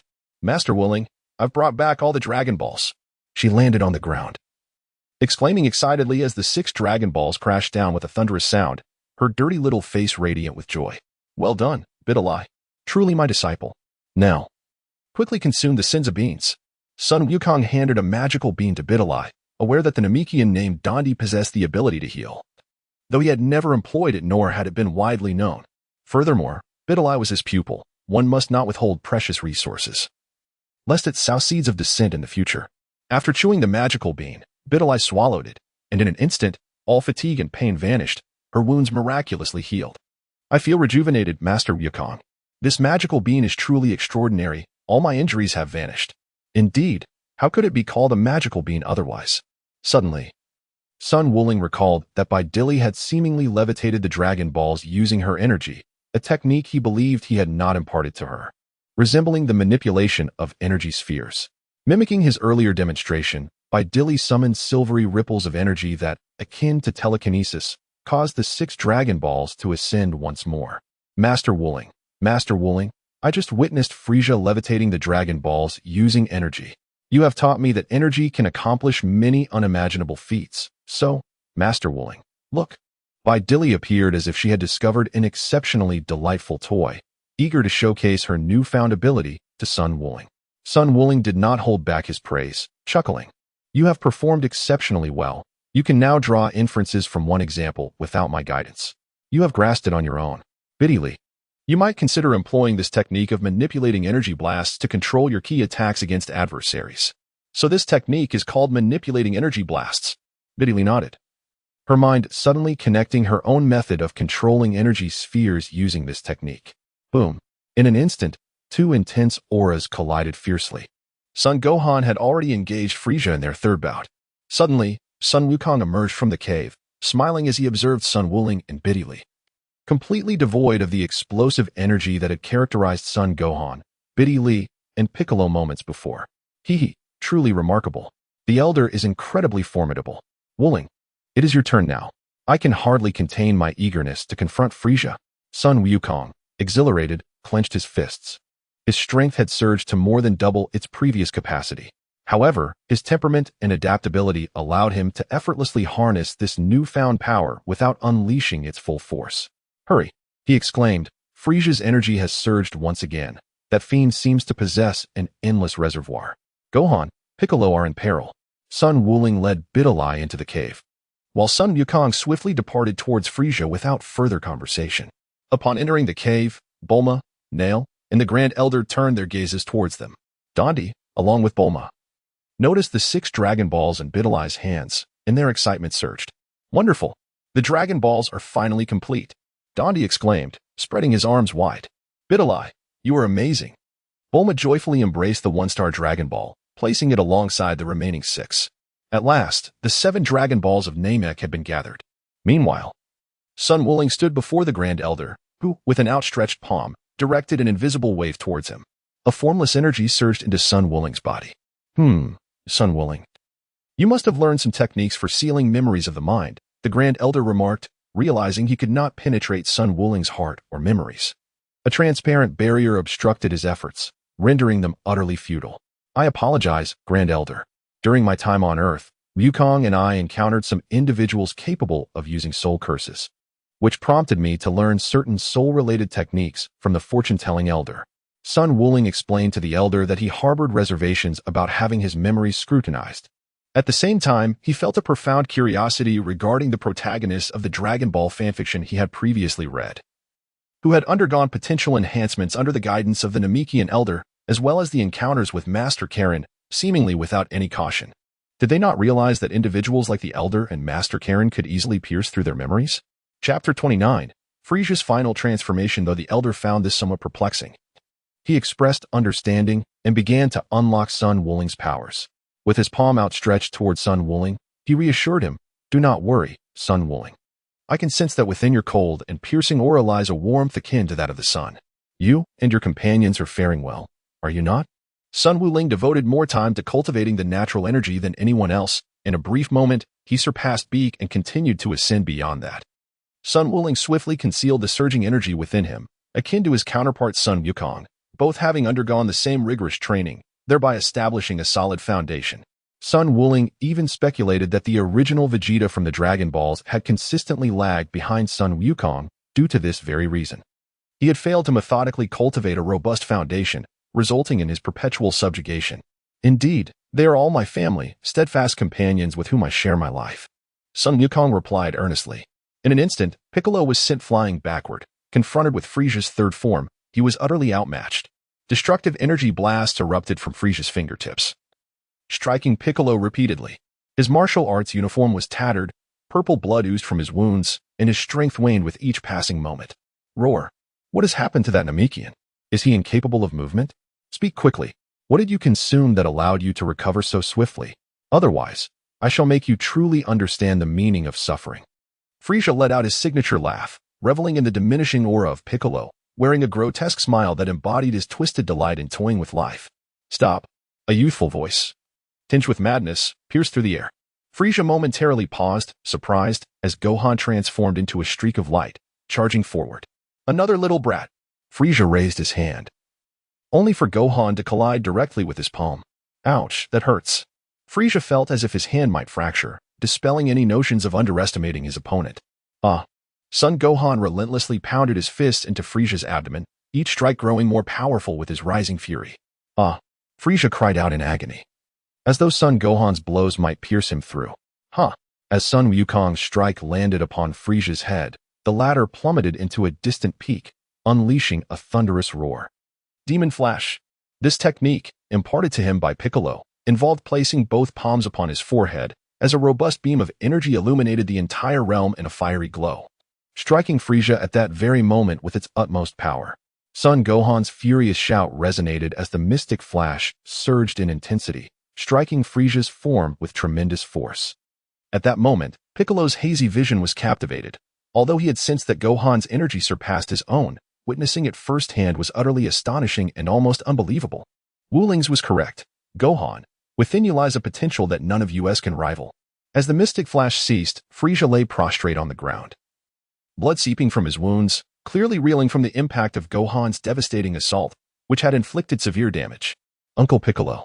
Son Gohan swiftly flew to Piccolo's side, supporting him as they landed atop a mountain peak. He hastily retrieved the senza beans that Sun Wuling had prepared in advance. "Uncle Piccolo, please eat the senza bean."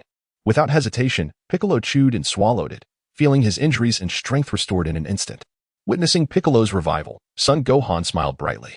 "Uncle Piccolo, this is wonderful. Thanks to the 5 senza beans that Uncle Wuling provided for each of us." Piccolo looked at Son Gohan with a sense of gratitude and remarked, "I have already consumed all my senza beans." However, Frisia did not kill me because he wanted to uncover the secret of the senza beans. At that moment, Frisia stood up, noticing that the Namekian named Piccolo had remarkably recovered once again. That thing again. It restored him in an instant. How infuriating. I must extract the truth about what it is. He then observed the boy, noting the tail that indicated he was also a scion. Frisia felt a twinge of unease and muttered to himself. Back on Earth, Son Gohan's tail had regrown. Piccolo had intended to sever it, but was stopped by Sun Wuling, who insisted it be preserved. Whose child is he? Doesn't he resemble Bardock or Vegeta? Could he possibly be Raditz' son? No, it cannot be. How could a scion possess such immense combat power? Frisia found himself inwardly fuming. angered by a group of savage monkeys who only knew destruction now posing a threat to him. A chilling legend circulated among their frozen demon race about the Super Saiyan. Could this boy truly be the fabled Super Saiyan? Frisia's aura surged once more, causing cracks to form across his body. If that is the case, allow me to showcase my ultimate power, my true self. Piccolo and Son Gohan were left utterly astonished as Frisia's energy escalated dramatically. Is this Frisia's final transformation? Piccolo exclaimed, his mouth agape as he trembled uncontrollably. Frisia, does his power know no bounds? With a thunderous explosion, Frisia unleashed a violent whirlwind of dust. His energy surging as his ultimate form, his true appearance, manifested before Piccolo and Son Gohan. Compared to before, Frisia now bore fewer embellishments, appearing sleeker and more restrained. His physique had shrunk, adorned with patches of purple skin on his head, shoulders, chest, wrists, and ankles. The silver and purple color scheme imparted a touch of simplicity reminiscent of sci-fi artistry. Is this truly Frisia's authentic form? Son Gohan instinctively took a step back. Although he appeared less terrifying than before, an overwhelming aura emanated from him, creating a suffocating sensation that left them gasping for breath. Frisia raised a finger delicately, unleashing a beam of death directed towards Piccolo. Uncle Piccolo. Son Gohan suddenly realized and struck with his palm against Frisia's death beam. Whoosh. Boom. The death beam collided with a distant hill, and the once clear skies of Namek were shrouded in ominous clouds. The ground trembled violently as the earth shattered, and Namek quaked with intensity. The explosion of the death beam painted a scene reminiscent of the apocalypse, with magma erupting and immense force radiating outward. Piccolo and Son Gohan instinctively steadied themselves, bracing against the shockwave to avoid being swept away. Frisia, with a cold gaze, observed Son Gohan, who remained unyielding amidst the tumult, standing tall like a sovereign in the tempest. As the shockwave subsided, Son Gohan felt a tingling numbness in his arm from deflecting Frisia's death beam, pain coursing through him. Yet he defiantly locked eyes with Frisia, showing no sign of surrender. Chapter 30. Vegeta's Tears of Despair. Scion brat, you're not too shabby. However, Frisia vanished from Piccolo and Son Gohan's sight, and by the time they sensed his presence again, he had already appeared behind them. What? As Sun Wukong and Piccolo were taken aback and prepared to turn around, a tremendous force suddenly hurled them away. Sun Wukong crossed his arms to shield his chest and head, feeling as though his limbs might fracture under the immense pressure exerted by Frisia's foot. Blood trickling from the corner of his mouth, Piccolo was sent hurtling into the distance, crashing against a towering mountain, unleashing a violent impact. The ground trembled, rocks shattered, and Piccolo felt as if his very being was on the verge of disintegration, utterly devoid of the strength to resist, rendered immobile. Uncle Piccolo. Son Gohan's fervent cry echoed with excitement as he hurriedly advanced, only to be met with Frisia's swift and ruthless palm strike aimed directly at him. Son Gohan hurriedly evaded the relentless assaults of Frisia, desperately avoiding direct confrontation with the tyrant. The young Scion, consumed with concern not for the planet Namek but for himself, roared fiercely. Frisia's continuous onslaught left Gohan on the defensive, until ultimately, exhausted and overwhelmed, Frisia struck him with a fierce palm blow to the head. A sickening crack echoed as Gohan's bones shattered, and he clutched his head in agony, blood streaming from his 7 orifices, collapsing onto the ground. Goku, nearly drained of strength, extended a trembling hand. Within his blurry vision, he seemed to see a man clad in an orange martial arts uniform. Piccolo, wake up. Eat the Senzu bean. Goku hurriedly arrived and placed the bean into Piccolo's mouth. Is that Goku? Piccolo murmured, biting down on the bean and swallowing it swiftly, his strength rapidly restored to its peak. Goku, hurry and save Gohan. He is on the brink of death. Piccolo urgently exclaimed to the Scion. Leave this to me, Goku responded resolutely. Sun Wukong's energy surged explosively as he charged towards Frisia. What? Frisia was taken aback as Sun Wukong's fist connected directly with his face, sending him soaring through the air. Sun Wukong hastily placed the magical bean at the lips of the nearly lifeless Sun Wukong. Gohan, come, quickly consume the bean. Son Gohan could no longer utter a word. His breath nearly extinguished, yet with his remaining strength, he crushed the Senzu bean between his teeth and swallowed it. A faint hum resonated. Son Gohan's injuries healed instantaneously. Not only that, but he resurrected from the brink of death, his power surging dramatically, nearly rivaling that of his father, Sun Wukong. In a state unenhanced by the Kaioken technique. Given Gohan's youth, such formidable strength is truly astonishing. Father, he is far too powerful. I stand no chance against him. Gohan rose to his feet, his tail, under the control of his will, coiling around his waist, resembling a belt. With a gentle smile, Sun Wukong brushed the dust from Sun Wufan's hair, saying, "You did splendidly, Wufan. Leave this to me." Energy surged within him as he approached Frisia. "Are you Frisia? You appear much smaller than I had envisioned." Sun Wukong gazed coldly at Frisia, his demeanor now exuding maturity and composure, instilling a sense of trust. Frisia, with a sardonic smile, regarded Sun Wukong, incredulously questioning whether any more trash had yet to make an appearance. Suddenly, Frisia's eyes widened as he appeared to recognize something familiar about Sun Wukong. "You seem oddly reminiscent," he remarked with a hint of surprise. In a flash of realization, Frisia recalled the individual he was thinking of, the scion who had dared to resist him on planet Vegeta, strikingly similar to Sun Wukong. "Aha, just like Raditz. You must be that scion's son. Indeed, no scion shall be spared. Just like those fools on planet Vegeta, they all deserve to perish." "What did you just say?" Frisia's taunts provoked a furious response from the hidden Vegeta, who could no longer contain his rage, especially upon hearing Frisia mention planet Vegeta. He charged forth, unable to suppress his fury. "Ah, it's you, Vegeta. I see you're still alive, you little rodent. Let me enlighten you. I personally obliterated your planet Vegeta. The only one who dared to resist me was this fellow's father, while the rest of your foolish scions perished on that very planet." Frisia's signature laughter filled the air, his menacing presence rendering Vegeta paralyzed, acutely aware of the insurmountable gap in their powers. Vegeta, whose strength had seen little enhancement and lacked explosive growth, found himself trapped at a mere power level above 20,000, the same as when he returned from Earth. "You bastard." Vegeta seethed but refrained from taking action, fully cognizant of his overwhelming inferiority to Frisia. "Fear not, Vegeta.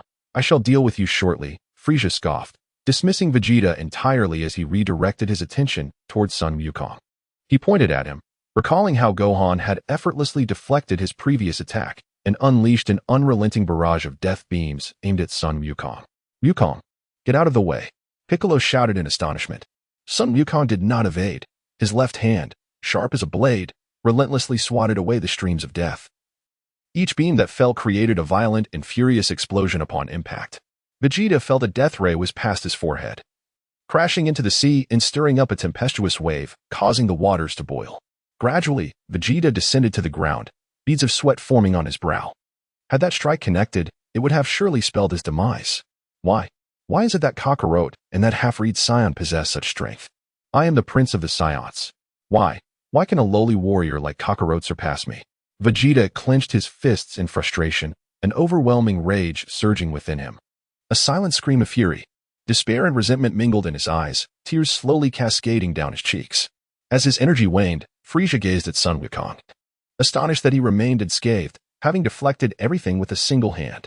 Suddenly, Vegeta, tears glistening in his eyes, erupted into maniacal laughter from a distance, causing Frisia's expression to grow cold. "Frisia, I suggest you exert your full strength." "Ha, Kakarot, he is the super scion you fear most. The legendary warrior said to be the strongest in the universe, the Super Saiyan. Frisia, your end is nigh. You deserve it." Vegeta's laughter sent a chill through Frisia's gaze, as he unleashed a death beam that pierced through Vegeta's chest. In the shocked eyes of Sun Wukong, Gohan, and Piccolo, Vegeta's smile froze as he collapsed to the ground. "You know, Vegeta, I detest such jokes. The Super Saiyan is merely a tiresome legend. You are quite the tedious fellow. As bothersome and detestable as a mosquito. Why not stay hidden like a rat instead of coming out to roar?" Frisia chuckled menacingly, casting a cold gaze at Sun Wukong and Gohan, while regarding Vegeta with the disdain reserved for mere refuse on the roadside. Chapter 31. Frisia and Sun Wukong. "You Frisia." Sun Wukong clenched his fists, gazing with fury. Vegeta's vision blurred, his eyes fixated on the distant figures of Sun Wukong and Sun Gohan. The Super Saiyan he had long cherished in his heart, an almost obsessive reverie. "Kakarot, you are the legendary Super Saiyan. I believe that if you cast aside your naivety and harden your heart, you will undoubtedly become a Super Saiyan." Coughing, Vegeta continued, "You just heard it. We, the inhabitants of planet Vegeta, were annihilated by Frisia." Tears streamed down his face, a blend of bitterness and despair overwhelming him. The heart-wrenching pain nearly unbearable as his tears soaked the dust beneath him.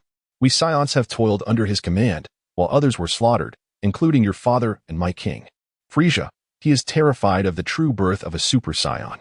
Vegeta's voice trembled with a hint of sobbing, desperately yearning for something. His tearful gaze fixed on Sun Wukong. Please, defeat Frisia. I implore you, you must vanquish him. Blood trickled from the corner of Sun Gohan's mouth as he witnessed Vegeta's current plight, his heart aching with compassion. Just as he moved to rescue him, a deadly beam from Frisia struck Vegeta's body. Vegeta disintegrated into dust, leaving behind a pool of blood.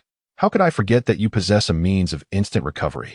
Now, this is splendid. Science, Frisia laughed, his eyes gleaming with icy malice. Sun Wukong gazed at Frisia, his expression icy and filled with solemnity. He declared, I am a scion raised on Earth. Vegeta, grant me a portion of your pride. Having journeyed from Earth to this place, I shall defeat you for the sake of those Namekians you have slain. With a graceful leap, Sun Wukong flashed forward, colliding fiercely with Frisia. Each strike, be it a punch or a kick, was delivered without mercy, every blow accompanied by a fierce gust of wind, as if aiming to pierce through the very air. The energy blasts clashed violently, creating fissures in the mountains and earth, while the atmosphere resonated with the relentless sounds of combat. The scene was obscured. A mere blur. Was this truly the extent of Sun Wukong's power? Piccolo could no longer discern Frisia's form, only a vague silhouette of Sun Wukong's might. Even Gohan could barely make out the figures of his father and Frisia. In the midst of battle, a crimson aura enveloped Sun Wukong, only to dissipate in an instant. He had unleashed the tenfold Kaioken to confront Frisia, yet even with such power, he found himself unable to withstand the onslaught. What is wrong, Scion? Is this all you are capable of? Frisia's gaze was piercing as two red beams struck Sun Wukong's palm, followed by a powerful fist crashing into his abdomen. Sun Wukong, enduring the pain, once again harnessed the power of the Kaioken tenfold and struck Frisia upon the head. Frisia's face contorted grotesquely, appearing somewhat disheveled, while his tail, like a whip, flexibly lashed out towards Sun Wukong. With a swift motion, Sun Wukong raised his arm, only to be met with a sharp pain as Frisia's tail struck his wrist. A cry of anguish escaped his lips as his energy surged dramatically, causing a cataclysmic shockwave that shattered the surroundings within hundreds of miles, stirring a tempest of dust. Frisia spun like a top, landing gracefully on the ground. He swiftly lifted his head, his gaze piercing, as two beams of crimson light erupted from his eyes, piercing through the swirling dust. Swoosh, swoosh, swoosh. Frisia's beams darted erratically around him, leaving Sun Wukong momentarily stunned. So that's how it is. This fiend cannot sense energy. As Sun Wukong turned, Frisia swiftly positioned himself behind him, coming into full view. Frisia exclaimed loudly, raising his palm high as a massive energy sphere, measuring several hundred meters in width, materialized, hurtling towards Sun Wukong. Whoosh! Sun Wukong leaped into the air, conjuring a sphere of energy, which he subsequently hurled back at Frisia. As the energy sphere neared Frisia, he waved his hand, effortlessly deflecting it away. A resounding boom followed. The energy blasts unleashed by Sun Wukong and Frisia collided with the distant mountains, resulting in a cataclysmic explosion that altered the very fabric of the heavens and earth. The entire Namek was bathed in a crimson glow. As Frisia and Sun Wukong gracefully descended to the ground, they locked eyes, their mutual gaze unwavering amidst the devastation that surrounded them. Where scarcely a patch of land remained intact. In the distance, Gohan and Piccolo stood in stunned silence, fully aware that the clash between Sun Wukong and Frisia was now beyond their reach. Beads of cold sweat formed on Piccolo's brow. He had not anticipated that. Even after the Elder's enhancements, he would still fall short against Frisia. Sun Wukong gazed ahead with a look of concern, softly murmuring, "Father." Piccolo clenched his fists in frustration. Inquiring about Wooling's condition, is Wooling not yet ready? Truly remarkable, the tenfold Kaioken proved insufficient against his opponent. Sun Wukong wore a smile, despite being at a disadvantage. He exhibited no signs of discouragement. The fervor coursing through him ignited a longing to engage in battle with Frisia. Meanwhile, Sun Wooling continued to undergo the Elder's rigorous training to harness his latent powers. Alas, Vegeta's energy had vanished, and it was shocking to discover he had indeed perished. Was Wukong's tenfold Kaioken not enough? The tremors from planet Namek, akin to a violent quake, undoubtedly heightened the vigilance of both Bidalai and Neru at that moment. Elder, is he not yet ready? Sun Wukong felt a growing sense of urgency within him and inquired. The Grand Elder shook his head and replied, "The natural essence within you surpasses that of others. It will soon expedite. Please wait a moment longer." Sun Wukong sought to stabilize his emotions and exert control over his burgeoning power. The energy within him swelled increasingly. and he sensed that his strength had surpassed that of both Sun Wukong and Sun Wukong. Yet, he showed no signs of halting. Instead, his power continued to rise steadily, unwavering and relentless. Sun Wukong and Frisia gazed at each other intently. Frisia exclaimed, "Ha ha ha, Scion. Sun Wukong, I must admit, you are more formidable than I had anticipated. However, you shall not emerge victorious against me." Sun Wukong's expression remained unchanged as he spoke, perhaps. But the outcome is still uncertain. With a dismissive and nonchalant demeanor, Frisia's gaze was piercing, and a ripple of energy gathered at his brow. Whoosh! Bang! Sun Wukong remained ever vigilant against Frisia. In a fleeting moment of hesitation from the assault, Sun Wukong swiftly ascended to a position above Frisia's head. This was his retaliation. Employing the very same technique that Frisia had just executed, delivering a direct strike upon Frisia's form. As he was on the verge of plummeting into the depths of the sea, a surge of energy erupted, creating a forceful impact that stirred the ocean's surface into a swirling vortex. The sound resounded like thunder, generating a tumultuous boil in the waters, akin to a tsunami. Rising in an extraordinary tumult. Chapter 32. The power of Sun Wukong. Unrelenting waves of energy blast surged towards Sun Wukong, who responded by deftly deflecting Frisia's attacks with his palms. The energy blast wreaked havoc, scattering explosively across the battlefield, reminiscent of a war zone. After successfully repelling the final energy blast, Frisia leapt into the air, and in the astonished gaze of Sun Wukong, delivered a fierce kick to his face. With a piercing cry, Sun Wukong plunged into the depths of the sea, while Frisia erupted into laughter, observing the ripples forming on the water's surface. "Come up, will you? Surely, you won't concede so easily." At this moment, beneath the ocean's depths, Sun Wukong sensed Frisia's energy above the surface. Clasping his arms around his chest, he opted not to ascend just yet, instead delving into contemplation, pondering how to counter the swift and cunning adversary. How could he possibly respond to such formidable speed? Sun Wukong began to reflect on the recent battle with Frisia, endeavoring to identify any vulnerabilities. It seemed that he was unable to discern his opponent's position through sensing energy, relying solely on sight. Given this limitation, he resolved to exploit it. Sun Wukong raised his palms, gathering all his energy before him. Two Kamehameha waves coalesced, skillfully controlled and held in place beneath the sea. Excellent, just like that. With great caution, Sun Wukong ventured into the distance, sensing the aura of Frisia. He gathered his energy and raised his hand. Now is the moment. Let it commence. Sun Wukong harnessed his energy to unleash a Kamehameha wave, propelling it towards Frisia. Floating above the ocean's surface, Frisia suddenly noticed the water churning violently. As he prepared to release his own energy attack, he realized it was not Sun Wukong, but rather a blue energy sphere approaching him. Not here? Frisia evaded the Kamehameha wave, his vigilance heightened as he scanned the ocean's surface. Another one, below the waves. Sun Wukong conjured another energy blast, aimed directly at Frisia. Sensing the impending attack, Frisia aimed his palm, ready to unleash a wave of energy the moment he spotted Sun Wukong's emergence. With a whoosh, the Kamehameha wave surged towards him once more. Suddenly, he heard a piercing sound as Sun Wukong burst forth from the depths, empowered by a tenfold Kaioken.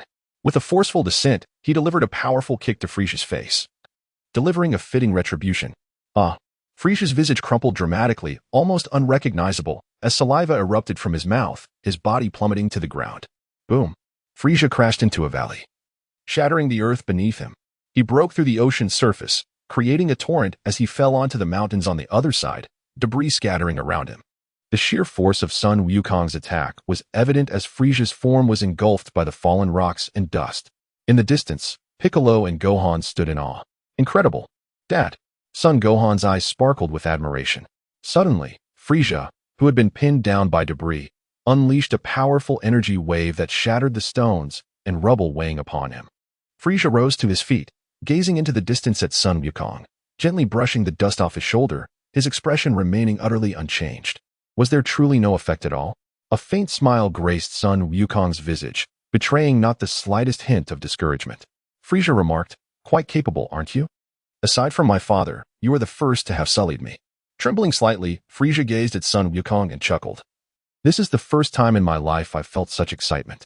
How shall I deal with you, Sun Wukong? How truly unfortunate. I had anticipated some effect." Whoosh, whoosh. Frisia and Sun Wukong once again engaged in a new round of fierce combat. At this moment, Sun Wuling was undergoing the Elder's profound potential cultivation. A resonant hum filled the air. A silvery aura enveloped Sun Wuling like a delicate film, shrouding his entire being and imbuing him with an ethereal and sacred radiance. Thank you very much, Elder. Sun Wukong tightly clenched his fists, and the aura emanating from his body surged into his being. This sudden and overwhelming surge of power was no wonder that Piccolo, Sun Gohan, and Biddy Li found it difficult to contain their emotions. He was now experiencing that very sentiment himself. This is a strength within you that you have yet to fully harness. I have merely unearthed it. The elder responded with a smile. At that moment, Sun Wukong instilled in him a sense of confidence capable of overcoming Frieza. Sun Wukong attempted to quell the surging excitement within him. With a serene composure, he could master his own strength. He was far from inadequate. Exhaling a breath of stagnant air, he sensed the vitality coursing through his body, feeling no hint of stagnation. This indicated that, even at this moment, his power had yet to reach its pinnacle. I am going, Elder, Nailu, Bulma, Biddy. Sun Wukong's restless heart, akin to the tranquil sky, settled down as he leaped forward. Swiftly advancing towards Frieza, Sun Wuling was uncertain about the extent of his combat power. The current Frieza no longer felt as unattainable as before, suggesting that the gap between him and Frieza had significantly diminished. Even with Goku employing the Kaioken tenfold, he still fell short of matching Wuling-E's present capabilities. If one were to quantify his battle prowess, it would undoubtedly exceed 10 million. Yet, the precise figure remained elusive. The only way to ascertain it was through experience. Within mere seconds, Sun Wuling arrived at the battleground where Frieza and Goku were engaged in fierce combat. Although he had taken to the skies using the technique of flight, he exuded no discernible aura, achieving a remarkable level of restraint. At that moment, Goku had consumed a Senzu bean, fully restoring his strength, which incited Frieza's ire to a boiling point, once more confronted by that enigmatic element. Sun Wukong, Sun Gohan, and Piccolo gazed at Sun Wuling with excitement. Frieza raised an eyebrow, veins bulging on his forehead, utterly infuriated at the sight of Sun Wuling. Another worthless fool has arrived, endlessly. Frieza conjured a deadly beam of light, directing it towards Sun Wuling. Humph! Sun Wukong let out a cold snort as the Keyblade coalesced instantaneously, hurtling towards Frieza. The death beam was effortlessly cleaved in two by the Keyblade, crashing to the ground on either side of Sun Wukong. What? Frieza gazed at the golden halo, a sense of peril washing over him. He leaped into the air, watching as the pursuing Keyblade transformed into a Ki Blast, which collided with the Keyblade in a resounding explosion. The plan commences. Goku, leave Frieza to me for now. I am eager to ascertain the true extent of my current power. The aura of Sun Wukong surged dramatically, exuding an overwhelming presence that pressed directly against Frieza. No longer restraining his energy, he left Sun Wukong, Sun Gohan, and Piccolo wide-eyed in astonishment. Even Frieza sensed a palpable pressure emanating from Sun Wukong. Incredible, Wukong. I feel as though even the Kaioken tenfold pales in comparison to your might. With a smile, Sun Wukong exited the stage, soaring back to Piccolo and Sun Gohan, entrusting Frieza to Sun Wuling while establishing contact with the King of Worlds. Chapter 33, Sun Wuling and Frieza Kamehameha. As soon as Sun Wukong departed, Sun Wuling launched the first attack. A blue energy sphere hurtled towards Frieza as he charged forward, his expression filled with fervent excitement. An exhilarating rush of combat igniting his very being in an instant. After deflecting Sun Wuling's Kamehameha, Frieza engaged in fierce combat with him. Swish, swish, boom. At this moment, the clash between Sun Wuling and Frieza was relentless. Whenever Frieza struck Sun Wuling, the latter would swiftly exploit the openings left by his opponent to retaliate. In the aerial skirmish, Frieza's tail darted towards Sun Wuling with remarkable agility. Energy Blade. In an instant, Sun Wukong coalesced a golden halo and surged towards Frieza. What? Frieza concentrated a Ki Blast in his palm, the immense backlash propelling him backward, narrowly evading the Keyblade in Sun Wukong's grasp. Yet, Sun Wukong remained relentless, holding onto the Keyblade as he pursued Frieza. After vanquishing Tao Pai Pai, Sun Wukong had developed a fondness for the Keyblade, especially relishing the sensation of dismemberment it evoked, reminiscent of a luminary from his past life. He was now particularly eager to slice Frieza's neck with the Keyblade, curious to see if it would prove equally resilient. Damn! Frieza found himself fleeing in all directions, every moment of pause inviting Sun Wukong to close in and strike with the Keyblade. As he soared through the air, Frieza conjured a cutting disc, mirroring Sun Wukong's technique, wielding it with precision as it collided with the Keyblade, producing a resonant clang akin to metal meeting metal. Ha! Both combatants simultaneously formed ki blasts with their other hands, launching them toward one another. Whoosh! As Frisia and Sun Wukong released their ki blasts, they leaped into the fray once more, their fists and feet intertwining in a dance of combat. Boom! The explosion of the ki blasts engulfed the cutting disc and the ki blade, obliterating them. Frisia and Sun Wukong exchanged blows with fervor, ki blasts and waves occasionally showering the surroundings, carving out deep craters in their wake. Uncle Wukong is truly remarkable. Sun Gohan gazed ahead with excitement, his eyes brimming with admiration.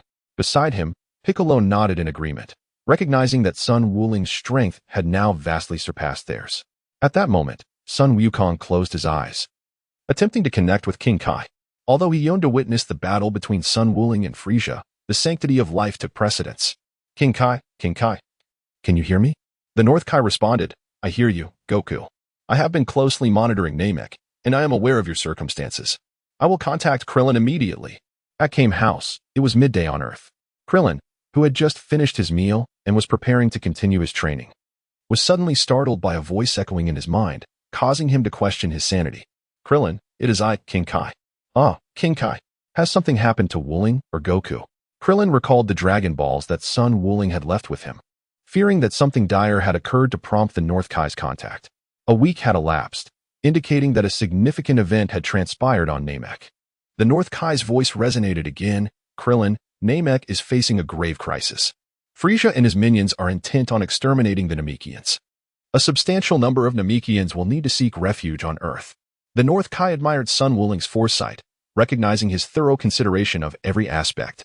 Although the battle between Sun Wuling and Frisia was evenly matched, the North Kai was acutely aware of Frisia's malevolence, compounded by the looming presence of King Cold. Yes, I will retrieve the Dragon Balls immediately, Master Roshi. Krillin promptly replied, calling out to the Turtle Hermit as he prepared to summon Shenron. On Namek, the clash between Frisia and Sun Wuling raged fiercely, with the terrain undergoing drastic alterations. As time wore on, Sun Wuling exposed a moment of vulnerability, and Frisia's tail struck him down, creating a deep crater upon impact. A relentless barrage of death beams surged forth. Sun Wuling crossed his arms to shield his chest and head as the beams pummeled him, tearing at his martial arts uniform. Yet, Sun Wuling's physique remained resilient. Frisia's continuous assault left only bruises, and even when his body was pierced, he sustained no fatal damage. Frisia ceased his onslaught of death beams. Sun Wuling, bloodied and marked by numerous wounds, stood defiant. Don't be hasty. This is merely the beginning of a terrifying game. There is much more amusement to come. Frisia declared with his characteristic, sinister laughter. Sun Wukong revealed a faint smile, as if he felt no pain in his body whatsoever. It seemed as though he were chewing on something before swallowing it. Suddenly, Frisia's smile froze, and veins bulged on his forehead. Once again, it was that peculiar substance, the same one as that Namekian and that little scion brat. And now what on earth is it? Frisia glared at the rejuvenated Sun Wukong, utterly infuriated. Frisia possessed an innate superpower, and as his abilities surged, the planet Namek trembled violently. What was happening? Sun Wuling furrowed his brow, cautiously surveying his surroundings. After several encounters with Frisia, he had gained a considerable understanding of Frisia's abilities and techniques. Now, Frisia was employing his extraordinary talent, often referred to as telekinesis.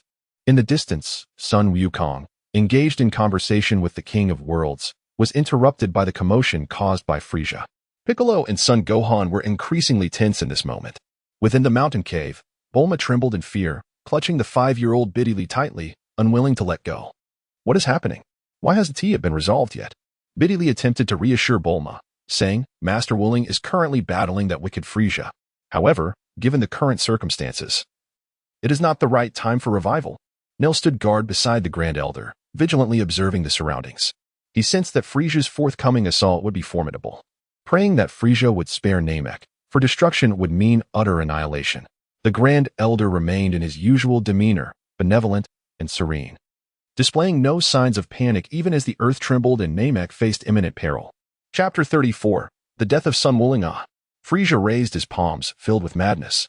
To the astonishment of Sun Wukong, Sun Wuling, and others, a colossal piece of earth floated above under Frisia's command.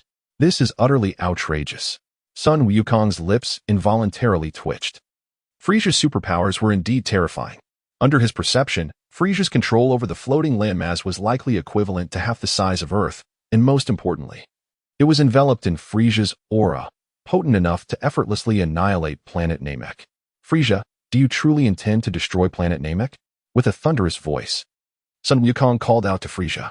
At that moment, King Kai, having discerned the situation, hurriedly contacted Krillin, urging him to refrain from summoning the Eternal Dragon.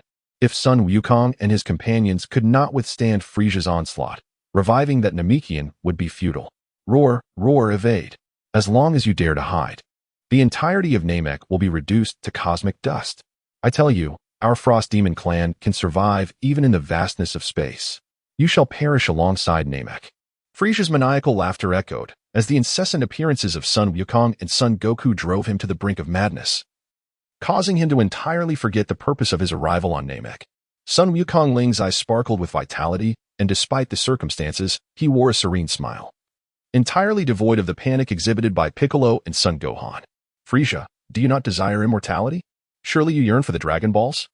You must be aware that should the Grand Elder perish, the Dragon Balls will vanish along with their creator. Frisia, seemingly unfazed, let out his signature laughter. Ha ha ha. Sun Wukong Ling, I anticipated your words. However, I have already gleaned the location of the Dragon Balls from Vegeta Scouter. They are found on the third planet of the solar system, Earth, and furthermore, I shall annihilate every single inhabitant of that planet. Ha ha ha. In a fit of rage, Sun Wukong charged at Frisia, joined by Piccolo and Son Gohan, rallying at Sun Wukong Ling's side. Sun Wuling restrained the furious Sun Wukong and Son Gohan, exuding an air of confidence as he regarded Frisia, bursting into hearty laughter. What are you laughing at? Frisia bellowed in indignation, glaring at Sun Wuling with palpable fury. Sun Wukong chuckled. Did you not realize that Piccolo is also a Namekian? Naturally. He understands the origin of the Dragon Balls on Earth. You fool. What?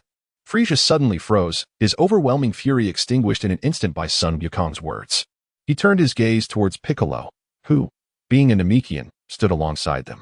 Sun Wukong continued, by that time, do not harbor any illusions of immortality. Oh, by the way, your final form appears rather diminutive. Perhaps you should wish for an additional 5 centimeters in height from the Dragon Balls. This way, it won't be noticeable, and others might still believe you are in the process of growth. In a single utterance, Sun Wukong incited Frisia's wrath to a boiling point. Frisia, consumed by rage, longed to silence Sun Wukong forever. A colossal landmass, nearly half the size of Earth, was hurled towards Sun Wukong and his companions. However, the energy amassed atop it was retracted, signifying that Frisia, in pursuit of the Dragon Balls, had forsaken his intention to annihilate planet Namek. Sun Wukong raised his hand high, conjuring a vast energy blade with a diameter of several hundred meters, which was hurled towards the continental plate. Wukong. Sun Wukong promptly nodded, mirroring Sun Wuling, his hands positioned in an open gesture. Tenfold King Kai fist. Sun Wukong and Sun Wuling gathered their energy to unleash the Kamehameha wave. As the energy slash cleaved the continental plate in two, it surged relentlessly towards Frisia. What? Frisia desperately attempted to evade. Yet his tail was still caught by the immense energy slash, severed with a painful cry echoing through the air. Sun Wukong and Sun Wuling gathered their Kamehameha waves to their utmost potential. With a mighty roar, 2 formidable Kamehameha waves shattered the separating continents and surged relentlessly towards Frisia. In response, Frisia conjured 2 death beams with his palms, colliding them with the Kamehameha waves of Sun Wukong and Sun Wuling. At that moment, the world was engulfed in darkness. The clash of the Kamehameha waves and the death beams unleashed a force so overwhelming that it nearly sent Piccolo flying.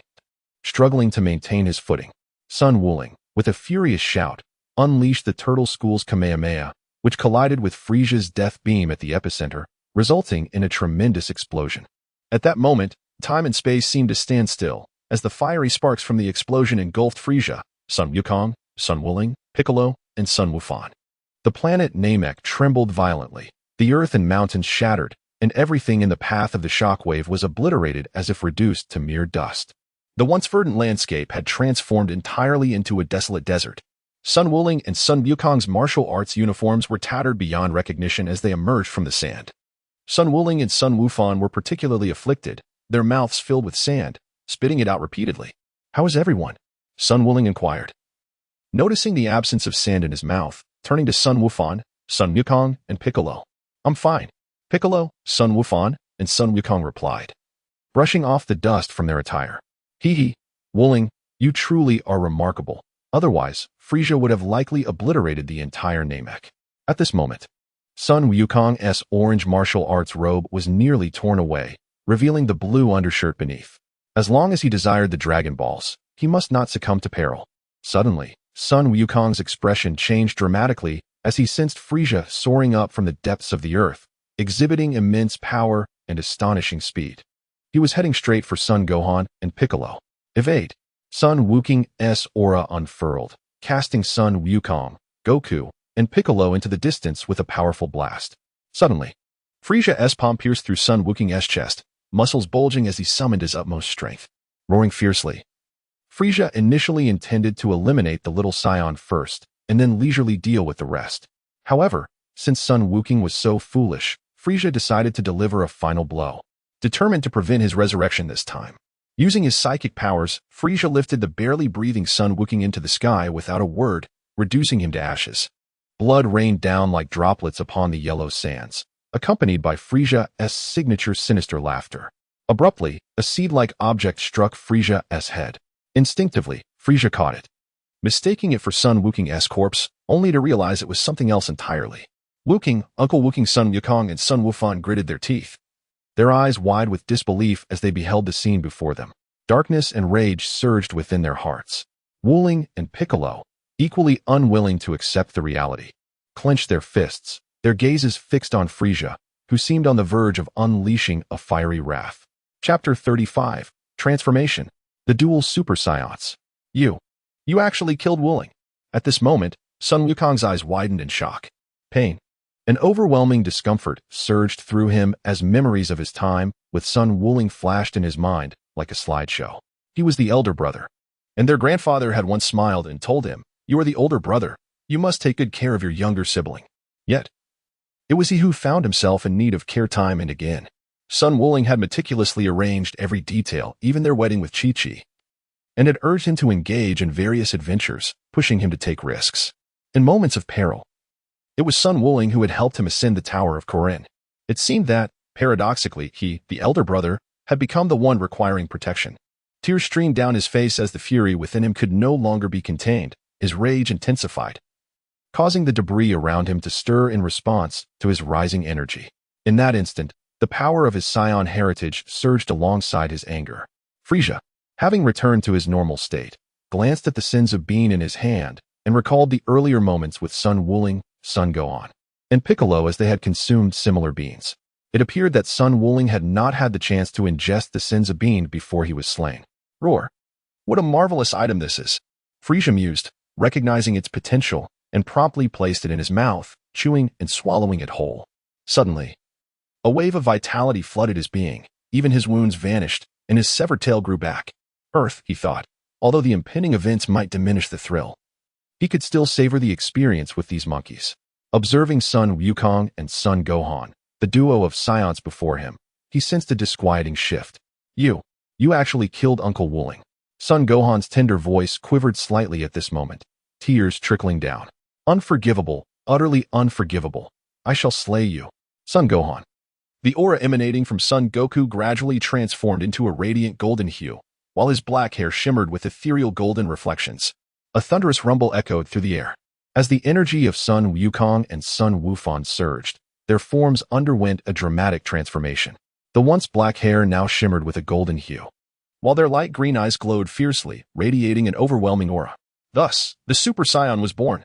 Frieza and Piccolo were left in awe, witnessing the astonishing metamorphosis of Sun Wukong and Sun Wufan. Compared to their former selves, the current incarnation of Sun Wufan and Sun Wukong exuded a primal, beastly ferocity. In the wake of Sun Wukong's demise, the fury of Sun Wukong and Sun Wufan catalyzed their transformation into Super Saiyans.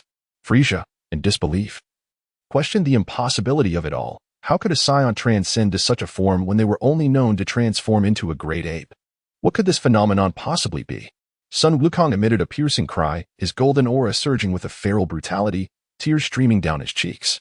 Father, you have changed. This must be what Vegeta refers to as a Super Saiyan. It is truly far from satisfactory. Sun Wukong gazed at Frieza with a frigid intensity and declared, I feel the same way, Gohan. At this moment, I am indifferent to the concept of Super Saiyan. I am overwhelmed by an uncontrollable urge to eliminate this scoundrel. It is unforgivable for him to have slain Guling. A beast. Super Saiyan. What? Frisia, taken aback by Gohan's words, pondered the meaning of Super Saiyan. What a mere bunch of filthy monkeys. Frisia sneered, pointing at Sun Guling as a death beam began to coalesce. In an instant, Gohan appeared before him. What? Frisia gasped as Gohan seized his wrist with tremendous force, causing Frisia to feel as if his bones might shatter. You just used that very hand to murder Uncle Guling, didn't you? Sun Wukong tightened his grip with greater force, his character undergoing a profound transformation. At that moment, Piccolo found himself questioning whether the Super Saiyan before him was indeed Sun Wukong. Let go. Release me, you little Saiyan brat. Let go. Frisia exclaimed, gritting his teeth in agony, while the 5-year-old Sun Wukong stood notably shorter than him. On the youthful visage of Sun Wukong, a cruel smile emerged. Fear not. I shall not permit your demise so easily. Do you not relish games? I too am eager to partake. Son Gohan's other fist struck fiercely against Frisia's abdomen. With a resounding impact, Frisia was sent hurtling backwards, saliva expelled from his mouth, as he collided with 4 or 5 hills before continuing his descent. Whoosh! Sun Wukong paused momentarily before dashing towards the direction where Frisia was plummeting. His fist struck fiercely against Frisia's lower back. But it was not over yet. Sun Wukong seized Frisia's tail and swung it like a whip, ultimately hurling it towards Son Gohan. Demon Flash! Son Gohan positioned his palms on his forehead as a radiant golden energy blast surged forth, striking Frisia with formidable force. Frisia spun through the air like a top, then steadied himself, leaping swiftly to evade Son Gohan's dazzling energy attack. The blast soared into the distant sea, erupting in a spectacular spray of water and explosive splashes. Under the crimson glow illuminating the scene, Frisia glared furiously at Goku and Gohan. You must be seething with rage. Haha. The number of lives your Saiyan race has taken surpasses all. Such scenes are a daily spectacle whenever your kind is present, roaring and clashing in endless chaos. Sun Wukong replied dismissively. Thus, their downfall was inevitable. Frisia let out his characteristic laughter. It was I who vanquished them, for I harbor a deep disdain for monkeys. My contempt extends to you as well. In a fit of rage, Sun Wukong leaped forward, his form a blur as he closed the distance, his fists and feet striking like shadows in a fierce assault towards Frisia. Sun Wukong hurriedly arrived alongside Son Gohan to confront Frisia. The strength of Sun Wukong's son, Gohan, is comparable to that of Goku without utilizing the Kaioken technique. Although his Super Saiyan transformation does not match Goku's power, it far surpasses that of the current Frisia. Bang! Sun Wukong and Sun Wufan struck fiercely at Frisia's eye, revealing that a single Sun Wukong was already more than enough for Frisia to contend with, let alone the presence of the similarly formidable Super Saiyan, Sun Wufan.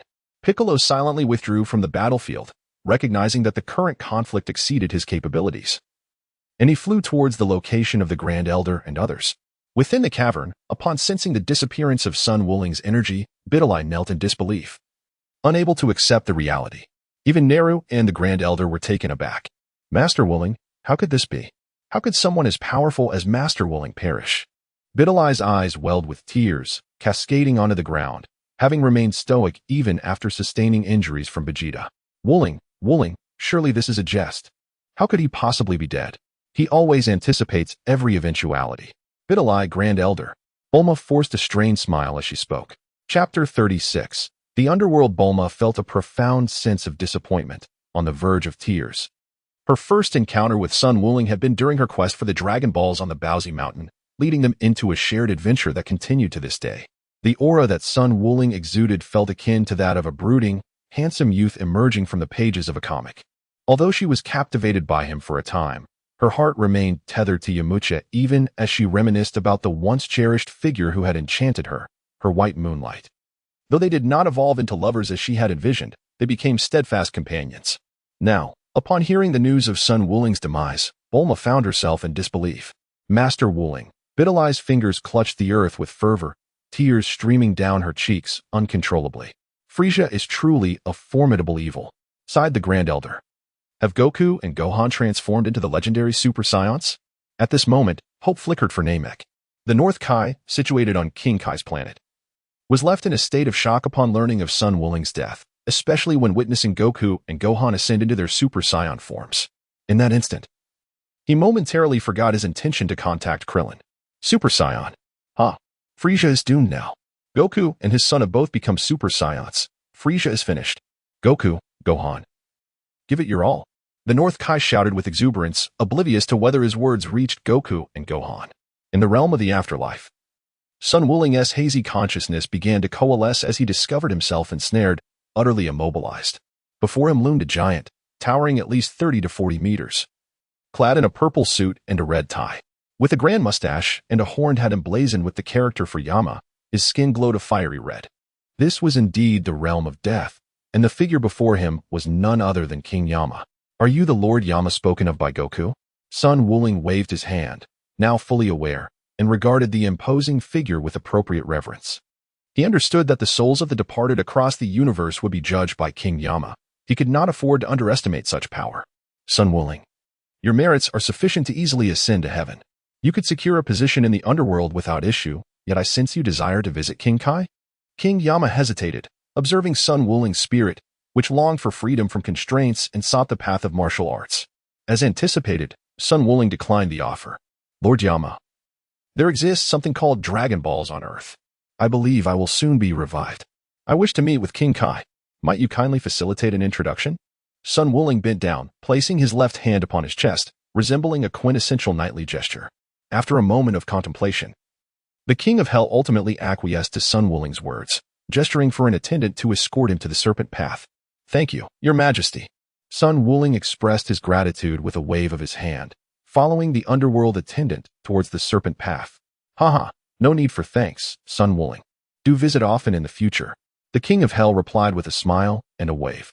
Absolutely. Sun Wukong Ling suddenly came to a realization and was momentarily frozen in place. Who would willingly come to the underworld? He certainly did not wish to relive the sensation of death. This manner of dying was far more tragic than the death he experienced during his traversal, as his body had been utterly shattered. Upon reaching the Serpent Road, he soared at full speed. Now, having flown for less than a minute, he caught sight of King Kai's planet. He couldn't help but wonder how everyone was faring and whether Goku would transform into a Super Saiyan due to his demise. Upon arriving at Planet King, Sun Wuling found that the tenfold gravity exerted there had no effect on him, as if it were perfectly attuned to his physique. The North King remained as he remembered him. Mr. King, it is I, Sun Wuling. Suddenly, the voice of Sun Wuling startled King of the North. Is that you, Wuling? How did you arrive here? The king gazed at the halo above Sun Wuling's head, the emblem of death, and quickly inquired. I implored Lord Yama for assistance and traversed the Serpent Path. King of the North, what has become of Goku and Gohan on Namek? Sun Wuling asked, his heart laden with concern. King of the North burst into laughter, exclaiming, Fear not. Goku and Gohan have both transformed into Super Saiyans. Frieza is no longer a formidable adversary. Sun Wuling was taken aback by the mention of Gohan, a revelation that exceeded his expectations. Yet, he felt a certain satisfaction. It seemed his efforts for Gohan were not in vain. Oh dear, I nearly overlooked the matter at hand. King of the North, Krillin has yet to make his wish. Has he? Sun Wuling inquired, glancing at the halo on his forehead. The smile of the King of the North instantly froze as he recalled the fierce battle between Goku, Gohan, and Frieza on Namek, which had completely slipped his mind. Sun Wuling folded her arms protectively over her chest, a faint, enigmatic smile playing upon her lips. She remained silent, yet the North Boundary King appeared embarrassed, his face tinged with a flush. Allow me to speak with Krillin, Your Majesty, she said. Meanwhile, on Earth at Master Roshi's island, Krillin, Violet, Master Roshi, the Sea Turtle, and Oolong had gathered.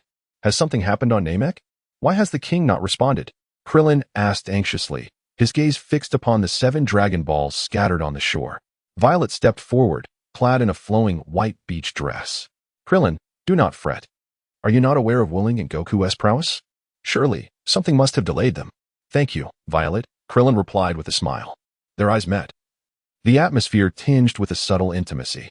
Master Roshi, Oolong, and the Sea Turtle widened their eyes, long having sensed the unusual bond between the two, but never having addressed it directly. Krillin, can everyone hear me? Suddenly, Sun Wuling's voice resonated, prompting joyous cheers from Master Roshi, Krillin, and the others. It's Wuling. We can all hear you. How are things on your end? Krillin inquired eagerly, relieved to hear her voice after the unease that had settled since the king instructed them to prepare for the Dragon-S summoning. It is not well, she replied gravely. For I am already deceased. I am now communicating with you from the king's presence. The nonchalant demeanor of Sun Wukong immediately rendered Krillin and others speechless. What? Wukong, you can do that too? Krillin inquired hastily. It's nothing serious. Simply use the Dragon Balls to summon Shenron and have me resurrected along with those Namekians. Go ahead and summon Shenron, Krillin. I will contact Elder Guru right away. Sun Wukong swiftly gestured for King Kai of the North to contact the Elder on Namek. He urged them to summon the dragon. Chapter 37. The Ascension of the Dragon in the Mountain Cave. The Elders, Neru, Dandy, Bulma, and Biddy gathered. Can everyone hear me? The voice of Sun Wukong resonated clearly in the ears of Biddy, Bulma, and others. Master Wukong, is that you? Biddy exclaimed joyfully, her eyes brimming with tears of happiness. Indeed, it is I. I am currently here with King Kai, communicating with you telepathically. The sensation of death is quite unpleasant. But fortunately, there are the Dragon Balls. Soon, I shall be resurrected alongside you all. Sun Wuling's words brought smiles to Bulma, Videl, Tien, and the others. Which was truly wonderful. Master Wuling, is it possible for you to come back to life? Videl's cheeks flushed with excitement. The Great Elder, let us summon Shenron now. Once we are revived, you and the Elders can make your wishes with the dragon, transferring yourselves to the Turtle Hermit's house on Earth. The Great Elder nodded promptly, understanding the urgency. Without delay, let us begin at once. Dandy. Upon the conclusion of Sun Wukong's words, he gazed through the Kai's perspective at the battlefield. There. The transformed Super Saiyan, Sun Wukong, alongside Sun Gohan, relentlessly pummeled Frieza with unyielding ferocity. Even as Frieza summoned his full power, morphing into a grotesquely muscular form. Sun Gohan showed no mercy. Each punch he delivered left a mark upon Frieza's body. Indeed, Frieza proved to be remarkably resilient. Sun Wuling couldn't help but exclaim. Suddenly, a wave of darkness enveloped his mind, and the surroundings transformed into a dreamlike state. Even the king of the realm and his pet gorilla Baburus, along with his other pet Eureguli, vanished from sight. Boom. Suddenly, the sky turned pitch black, and the light receded. In Sun Wuling's line of sight, a colossal figure loomed against the backdrop of Namek. Is that the dragon of Namek? It appeared vastly different from the dragon of Earth. Sun Wukong suddenly sensed an abundance of unfamiliar life forces emanating from Namek. Alas, Vegeta has been resurrected as well? How fortunate indeed. Sun Wuling pondered the implications of his demise, fearing that Krillin and the others' wishes had been altered, which would also lead to the revival of Vegeta. On Earth. At Kame House, with Krillin's invocation, the eternal dragon soared, enveloped in a veil of darkness. The visage of the dragon on Earth bore a striking resemblance to the totem from Sun Wuling's previous life. Eternal Dragon, can you resurrect all those who perished at the hands of Frieza and his entourage on Namek? Krillin beseeched the dragon, his heart full of anticipation alongside Zyro, Master Roshi, and Oolong. A hum resonated as the dragon's crimson eyes glimmered with an ancient mystique, and a voice imbued with an otherworldly aura. It proclaimed that all those slain on Namek had indeed returned to life. Ah, splendid. But what of Sun Wuling? Has he been revived as well? Oolong exclaimed with fervor directed at the dragon. Yes, your wish has been fulfilled. I shall take my leave now. The enigmatic voice echoed just as the Dragon Balls began to scatter across the earth. Krillin, employing his flight technique, secured the 4-star ball, which held special significance for both Sun Wukong and Sun Wuling. The dragon's words brought a collective sigh of relief from Krillin, Master Roshi, and the others. Success had been attained. By the way, many Namekians will be arriving shortly. I wonder if there will be some charming Namekian ladies among them, Master Roshi mused, feeling a peculiar thrill at the thought. No longer content with mere human companionship, his desires had broadened since Sun Wuling introduced him to exotic beings, leading him to question whether a visit to the zoo would transform him into an incarnation of his previous life as an Indian, embarking on an irreversible path. Beside him, Krillin could only bury his face in his hands, though he too harbored a flicker of anticipation. Yet, upon seeing Zyro, he felt an inexplicable reluctance to revert to his former self, yearning to present his finest qualities before her. On Namek, 7 Dragon Balls, each the size of a basketball, converged as Dandy summoned the eternal dragon of Namek in the Namekian tongue. Compared to its earthly counterpart, this dragon appeared more robust and imposing, its green scales resembling those of a lizard. Let us commence. The elder urged Dandy. Wait. Suddenly, Sun Wukong's exclamation echoed in the minds of the Grand Kai and the elder. We need to amend the wish, he implored. Sun Wukong, while fiercely battling Frisia alongside Sun Wukong, proclaimed, "Everyone, except for Frisia and myself, retreat to the Kame House on Earth." Sun Gohan exclaimed with fury. "I too wish to remain." Sun Gohan seized Frisia's tail, swinging it wildly as his muscles swelled, unleashing the full might of a Super Saiyan. Goku mirrored this display of power. "Gohan, you must depart. I shall confront Frisia here on Namek alone." Goku promptly rebutted. King Kai interjected, "Goku, while I comprehend your sentiments, it would be prudent to heed what Goku's spirit has advised and return to Earth for the time being. Mr. Kaishin, Elder, Gohan, I implore you to acquiesce. This battle shall be entrusted to Goku." The voice of Sun Wuling suddenly resonated, causing the Northern Boundary King and the Grand Elder to momentarily falter. "Uncle Wuling, how wonderful, you're truly resurrected." Sun Wukong's son, Gohan, was somewhat exhilarated. "Indeed, Gohan, now that you have transformed into a Super Saiyan, you have surpassed me," Wukong remarked. "I will leave the spaceship behind, but you must promise to return. And remember, we must prevent that Mad and Frisia from annihilating Namek. That scoundrel is truly capable of such a heinous act." At this moment, Sun Wuling carefully placed the Universal Capsule, which housed the spaceship, upon the sandy expanse of the plain, leaving the vessel behind on Namek. "I understand, Wuling. The apology shall wait until I return to Earth. I am truly grateful for your acquiescence to my capricious request. I feel I am hardly deserving of the title of brother.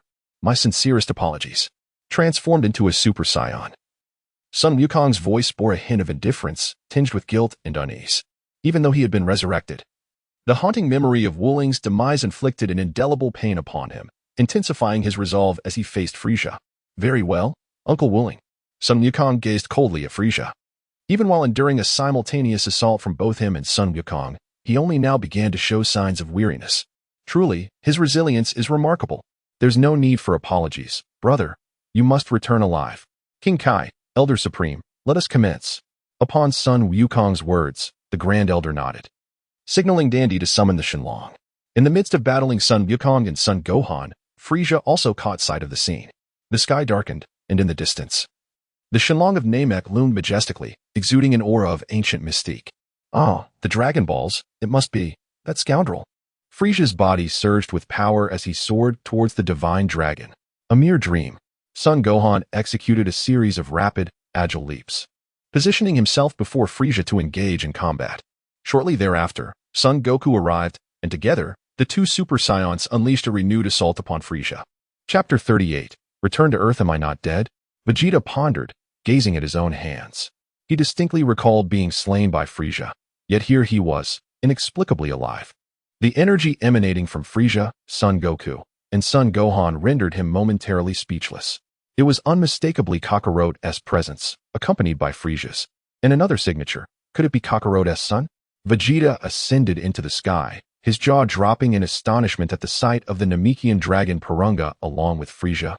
Son Goku and Son Gohan. Is that truly the Super Saiyan form? No, it cannot be. Kakarot, perhaps. But why could that young boy transform as well? Clenching his fists in frustration, Vegeta grappled with his aspirations. The Super Saiyan was a legendary status he had long pursued. And witnessing Son Gohan's transformation left him questioning his very existence. Suddenly, his body became a streak of light as Son Gohan, along with Piccolo, who was flying towards the dragon. The resurrected Namekians, Bulma, and Videl, departed from Namek. The dragon Porunga transformed into 7 beams of light, heading towards Earth alongside the Grand Elder, its creator. At this moment, only Son Goku and Frisia remained on Namek. What? Frisia raised his head, begrudgingly extending his palm. The Dragon Balls, his immortality, his desires. What have you done? And where is that Saiyan boy? Frisia demanded furiously. The Dragon Balls were gone, along with his coveted immortality. He seethed with rage, wishing to devour Son Goku whole. The Dragon Balls on Earth resurrected those who had perished at your hands, and then the Dragon Balls of Namek transported everyone from this planet, save for you and me, to Earth. Frisia, your ambition shall not succeed. Son Wukong's final cry resonated with a slight elevation in pitch, nearly erupting in a roar. You, Saiyan, foul monkey, Earth up. As emotions surged uncontrollably, Frisia's aura intensified dramatically. He raised both palms, gathering an immense energy blast capable of blotting out the sky. This is dire. Son Wukong immediately sensed Frisia's intentions, having been forewarned by Son Wukong.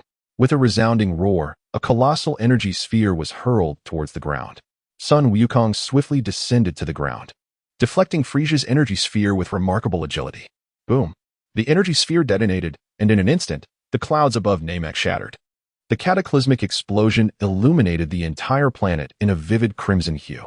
Had this strike occurred at the planet's core, it would have surely led to Namek's annihilation. The tremendous shockwave tousled Sun Wukong's golden hair, revealing his exposed upper body, where robust, angular muscles exuded an explosive power that transcended mere gym-trained physiques, embodying a captivating aesthetic of raw strength. You scoundrel! Indeed, Wuling was right. You will bring ruin to Namek. With an impassive expression, Sun Wukong gazed at Frisia.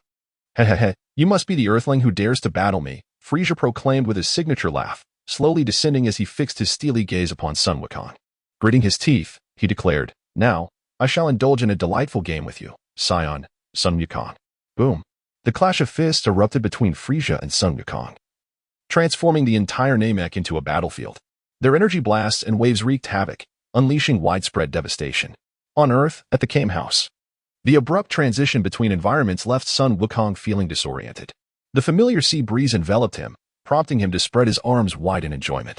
This 8-day cosmic journey had not pleased him, particularly the 2 days spent on Namek, where the perpetual daylight caused even Bulma and Biddy to lose track of nightfall. By the time they realized it, a full day had already slipped by. Indeed, nothing compares to Earth. "Wow, I'm back," Sun Wuling shouted with exuberance, proclaiming his identity as a being of Earth. In both his past and present lives, he is unequivocally an Earthling, with the very essence of his bloodline rooted in the heritage of his planet, a truth that shall never waver. Master Wuling, Uncle Wuling, and Bidalai, at this moment, Sun Wufan rushed towards Sun Wuling, enveloping him in a heartfelt embrace. The golden locks of the Super Scion cascaded back to their former state, while Sun Wufan's tears threatened to saturate Sun Wuling's martial robe. "I am so sorry, Uncle Wuling. I am truly sorry. If it were not for me, you would not have endured this. I am sorry." Sun Wukong's son, Gohan, incessantly expressed his apologies, having utterly dissolved into tears. With a gentle smile, Sun Wukong placed Sun Gohan and Biddy Li down, while Piccolo, the elder, Nailu, Bulma, and others nodded appreciatively, sharing a tender smile. Dandy, who was of a similar age to Sun Gohan and Biddy Li, delicately wiped away a tear from the corner of his eye. "It's all right, Gohan. See? I'm perfectly fine. There's no need for tears, especially with Biddy Li around." Sun Wuling offered solace for a while, allowing Sun Wufan and Bidalai to gradually cease their tears, although she still sobbed lightly, on the verge of weeping anew. "Wuling, Wufan, Bulma, are you all well?" Krillin, Master Roshi, Oolong, and Violet emerged together, calling out loudly. The entire Kame House was now filled with Namekians, yet fortunately, the Kame House was spacious enough to accommodate hundreds of them. Krillin, Master Roshi, Oolong, Violet. Sun Wukong waved his hand in greeting. But where was Wukong? Why had he not returned? Krillin, oblivious to Sun Wukong's presence, hurriedly inquired, his expression tinged with anxiety. He was currently engaged in battle with Frisia on planet Namek. Once he had vanquished Frisia, he would surely return. Sun Wukong explained once more, then turned to the elder and said, "Elder, it seems that planet Namek may no longer be a suitable place for your residence." During the confrontation with Frisia, he had a father as well. As the saying goes, when the upper beam is not straight, the lower beam will be crooked. Given Frisia's nature, his father is likely no better. It is probable that you may find yourselves targeted by them in the future. "Ah, Naru, Dandy." And the other Namekians looked at the elder with concern. Sun Wukong's words genuinely alarmed them about the possibility of facing such a situation again. Were it not for Sun Wukong and his companions, the Namekians would likely have faced utter extinction. "Perhaps it is best for everyone to remain on Earth," suggested the elder. Sun Wukong directly invited the Namekians to reside on Earth, but one might wonder if it is truly believed that all of Earth has been fully explored by its inhabitants. The elder displayed a benevolent smile and said, "Wukong, we are immensely grateful for your assistance. However, despite the allure of Earth, it is not our home. Likewise, no matter how splendid Namek may be, it is not your home, Wukong." Sun Wuling nodded in agreement, comprehending the elder's intent. Just as he found it challenging to acclimate to Namek, so too did the elder and his fellow Namekians experience a certain discomfort on Earth. "Therefore, I shall not impose further. Elder, you are always welcome among us." Sharing the same sentiments, Sun Wuling smiled and extended his hand to shake with the elder. Namek shall forever welcome friends as guests. Chapter 39. Frisia's plea for help. Namek. At this moment, Namek lay in ruins. Its landscape irrevocably altered due to the fierce battles between Sun Wukong and Frisia. I cannot possibly be defeated by a mere monkey, just a scion, Frisia thought. Having reached his limits, blood streaming from his eyes and mouth, while Sun Wukong appeared unfazed and in control. Each time Frisia attempted to obliterate Namek, Sun Wukong thwarted him, resulting in a one-sided confrontation that left Frisia at a distinct disadvantage. Suddenly, exposing a vulnerability, Frisia was struck on the head by Sun Wukong, his body propelled backward, crashing into the ground and creating a massive crater. Spitting out the blood from his mouth, Frisia rose, his gaze wild as he glared at Sun Wukong. He raised his palm, conjuring a cutting disc. Ha ha ha, scion, now you shall experience the sensation of being severed. Frisia recalled the moment his tail was severed by Sun Wuling's colossal energy slash. Mimicking Sun Wuling, he enlarged the cutting disc in his palm. Though it could not compare to Sun Wuling's, it was still a meter in diameter. With a whoosh, the cutting disc sliced through the air towards Sun Wukong. Sun Wukong was no stranger to the energy slash. It was a technique that Sun Wuling favored and had become his signature move. Is this your ultimate technique, Frisia? In the vast expanse of the sky, Sun Wukong soared with an air of tranquility, unfazed by the menacing energy discs unleashed by Frisia in pursuit. Having engaged in countless sparring sessions with Sun Wuling, he was acutely aware of the vulnerabilities and shortcomings of the Qi Yuan slash. A technique that could vanquish his foe was undoubtedly a formidable one. Frisia wielded his psychic abilities to direct the cutting discs after Sun Wukong. The ominous sound of air being torn filled the atmosphere as Sun Wukong deftly maneuvered towards Frisia. Do you truly think me a fool? You believe such trivial tricks could deceive me, scion? Frisia taunted, employing both hands to manipulate the discs. The moment Sun Wukong made his move, the discs would pivot directly towards him, as if he would unwittingly sever himself. Just as Sun Wukong neared Frisia, he placed his hands upon his forehead, all while under Frisia's watchful gaze. With a blinding radiance, the solar fist erupted forth, forcing Frisia to shield his eyes in agony. No, this is bad, he thought, as the ominous sound of impending doom drew ever closer. In a desperate bid, Frisia ascended into the sky. Bang! Sun Wukong delivered a powerful elbow strike to Frisia's head, leaving a dent as a mark, then swiftly soared away. Frisia spat out a mixture of blood and saliva. A 1-meter diameter energy disc sliced through Frisia's waist with a sharp, decisive cut. Whoosh! Bang! Sun Wukong unleashed a powerful energy wave upon the cutting disc, shattering it into fragments, before turning to gaze at the now bisected Frisia. I had employed this technique during my training sessions with Sun Wukong. Tell me, Frisia, what does it feel like to be struck by your own move? At this moment, Sun Wukong remained in his Super Saiyan form. Yet unlike the initial ferocity he exhibited earlier, he had now mastered the power of the Super Saiyan. Even his once bulging muscles had reverted to their usual appearance.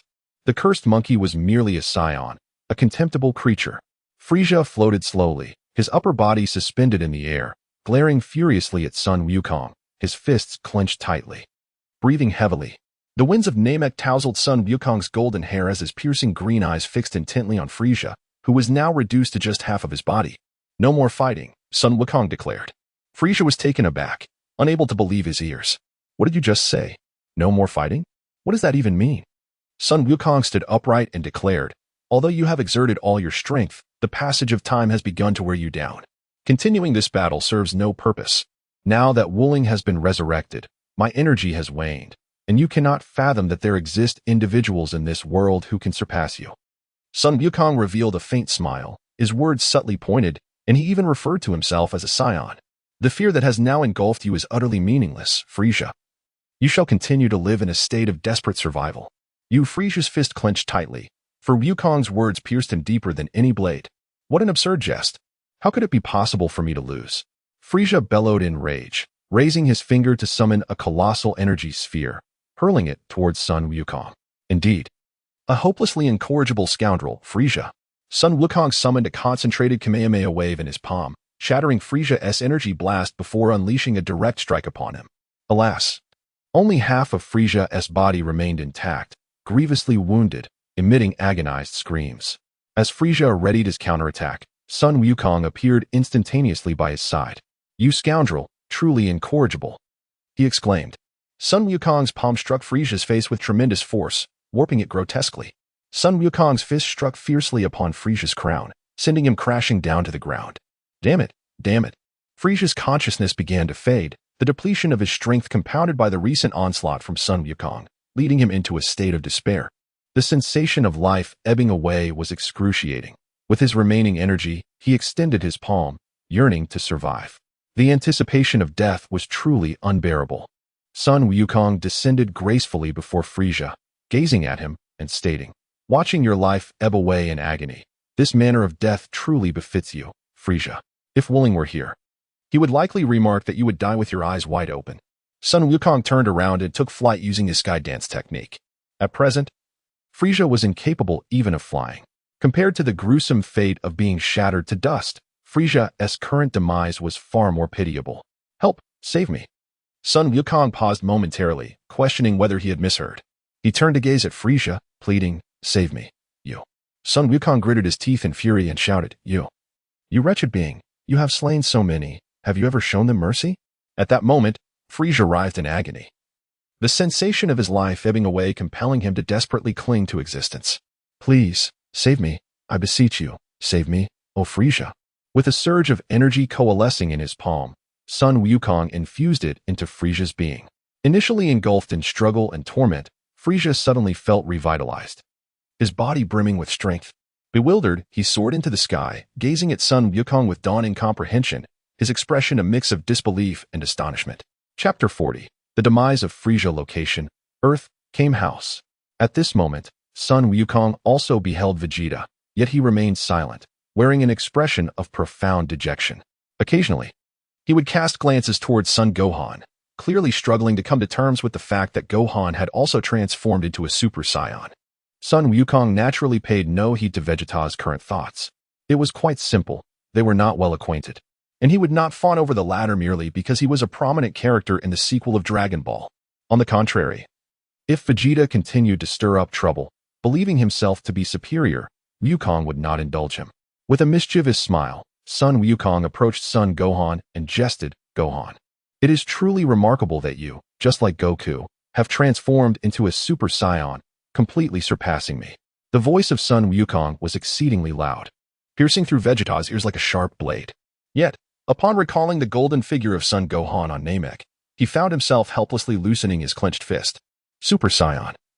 Why is it that I, the Prince of the Saiyans, am not the only one capable of transforming? Even that insufferable brat can achieve Super Saiyan form, while I am overshadowed." Vegeta's heart roared with indignation, yearning to unleash the fury that simmered within him. Alas, Bulma. In Sun Wukong's mind, a sudden flash of insight struck, causing his expression to change dramatically. "Bulma, when we departed for Namek, did you set the course for our return to Earth?" Bulma shook her head. And then it dawned on her that Sun Wukong was still on Namek. "Ah, no, I forgot. What should we do? Wukong is still on Namek, and he cannot pilot the spaceship." Bulma hurriedly ran to Sun Wukong, her face filled with concern. As for King Kai, perhaps it would be best to wait and use the Dragon Balls to bring Wukong back. Sun Wuling perceived that the King of the North Realm appeared somewhat unreliable, and ultimately decided to abandon the idea. This oversight was truly his fault. However, he was uncertain whether Sun Wukong would continue to follow his original trajectory of action.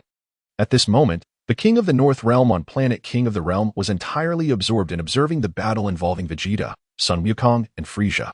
If he knew what Sun Wuling had said, he would certainly be enraged and retort fiercely. "Sun Wukong, why did you do this?" The King of the North Realm exclaimed passionately upon witnessing Wukong sharing his energy with Frisia. Looking at himself, Frisia was utterly astounded. He could scarcely believe that Sun Wukong had truly divided his energy to aid him. He had been genuinely saved. The surprise was overwhelming. You actually shared your energy with me." Frisia himself was unsure of his current emotions. Gratitude? No, that was impossible. Frisia, throughout his life, had never experienced such feelings, especially not towards the one he despised most, a Saiyan monkey. Sun Wukong calmly remarked, "Are you not capable of surviving in the cosmos? And your minions? You may await their rescue. Henceforth, cherish your existence and live cautiously." Sun Wukong soared towards the spacecraft, his palms gathering energy for the Kamehameha wave with relentless determination. He recalled how Sun Wukong had dealt with Raditz. Similarly, should Frisia make any sudden move, he would unleash the Kamehameha wave without hesitation. Frisia gritted his teeth.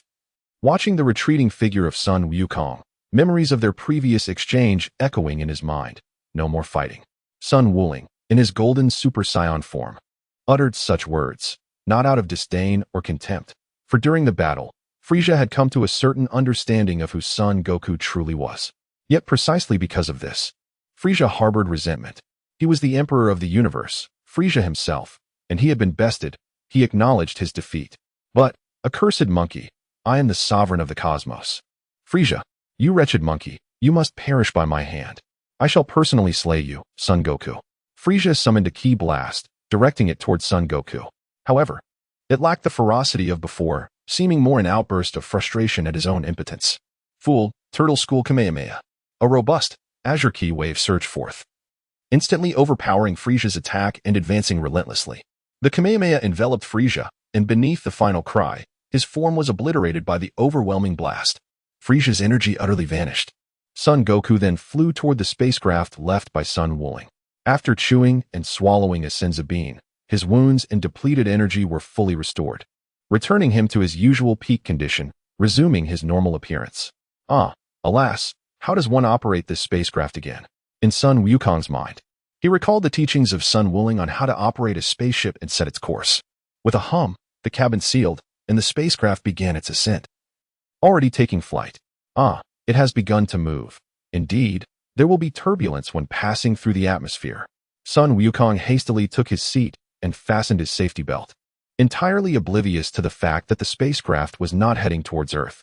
Everything seemed to revert to its original course. At this moment, the Grand Elder of the Turtle Hermit House sat upon the sandy shore, a serene smile gracing his face.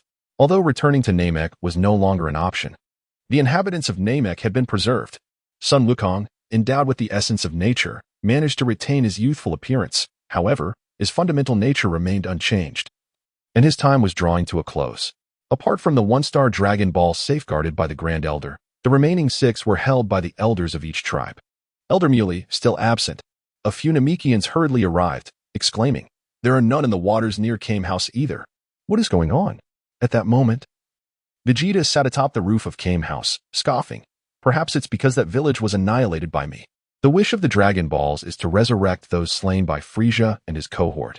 What a miscalculation, as I have been revived. And I do not belong to Frieza's group. Vegeta's words made the Namekians clench their fists tightly, glaring at him with fury. Sun Wukong narrowed his eyes slightly and chuckled. Is that so? It matters not. Do not forget the Dragon Balls. Those Namekians you have slain can be resurrected at any time. However, as for you, Vegeta, your wish for immortality has once again eluded you. Even the Super Saiyan you so fervently desire is of no consequence to you. You wretch, Vegeta stammered, his body rigid, his trembling eyes glistening with cold sweat upon his brow. When did this happen? At that moment, Sun Wukong stood behind Vegeta. The ki blade pressed firmly against his head, the sound of it slicing through the air resonating like a harbinger of death. Chapter 41. The prelude to the duel. Wukong, Uncle Wukong's son Gohan, Baidili, Bulma, and Krillin gazed intently at Son Goku. Sun Guling gazed at Vegeta with an icy voice devoid of any emotion. My energy blade will cut half an inch below your chin, and your head will explode on the spot. If you wish to avoid having your brain splattered, be obedient. Any more provocation, and my energy blade will instantly rearrange your skull. Vegeta fell silent, consumed by rage and unwillingness. If he had the chance to face Sun Guling in combat, he would have struck without hesitation. Yet, he could not. His pride and self-respect had been shattered by Frieza. Nonetheless, begging for mercy was utterly out of the question. If you intend to kill me, then do so, Sun Guling. After all, my very life was prolonged because of you. As Vegeta prepared to gather his energy for a counterattack, Sun Guling swiftly kicked him in the back. His concentrated energy instantly dissipated, and he collapsed shamefully onto the sand, with Sun Guling standing triumphantly over him. This fellow, I do not know what your future holds, but at this moment, I find you utterly detestable, Vegeta. Sun Wuling gazed condescendingly at Vegeta, who was beneath his foot, and coldly declared, whether it is you or Leitais, those 2 fools Banana and the others, who take pleasure in slaughtering innocent natives on various planets, then selling these planets at exorbitant prices to planetary developers, and acting as Frieza's executioners, your Saiyan race truly deserves to be annihilated by Frieza on planet Vegeta. Vegeta, upon hearing Sun Wuling mention Saiyans, was nearly pierced by a surge of raw emotion. his aura erupting violently in response. A thunderous roar echoed through the air. Sun Wuling's foot struck Vegeta's back once more before he pressed his head firmly into the sandy shore, causing the energy Vegeta had gathered to dissipate once again. Is it not so? Sun Wukong's voice grew colder as he released Vegeta.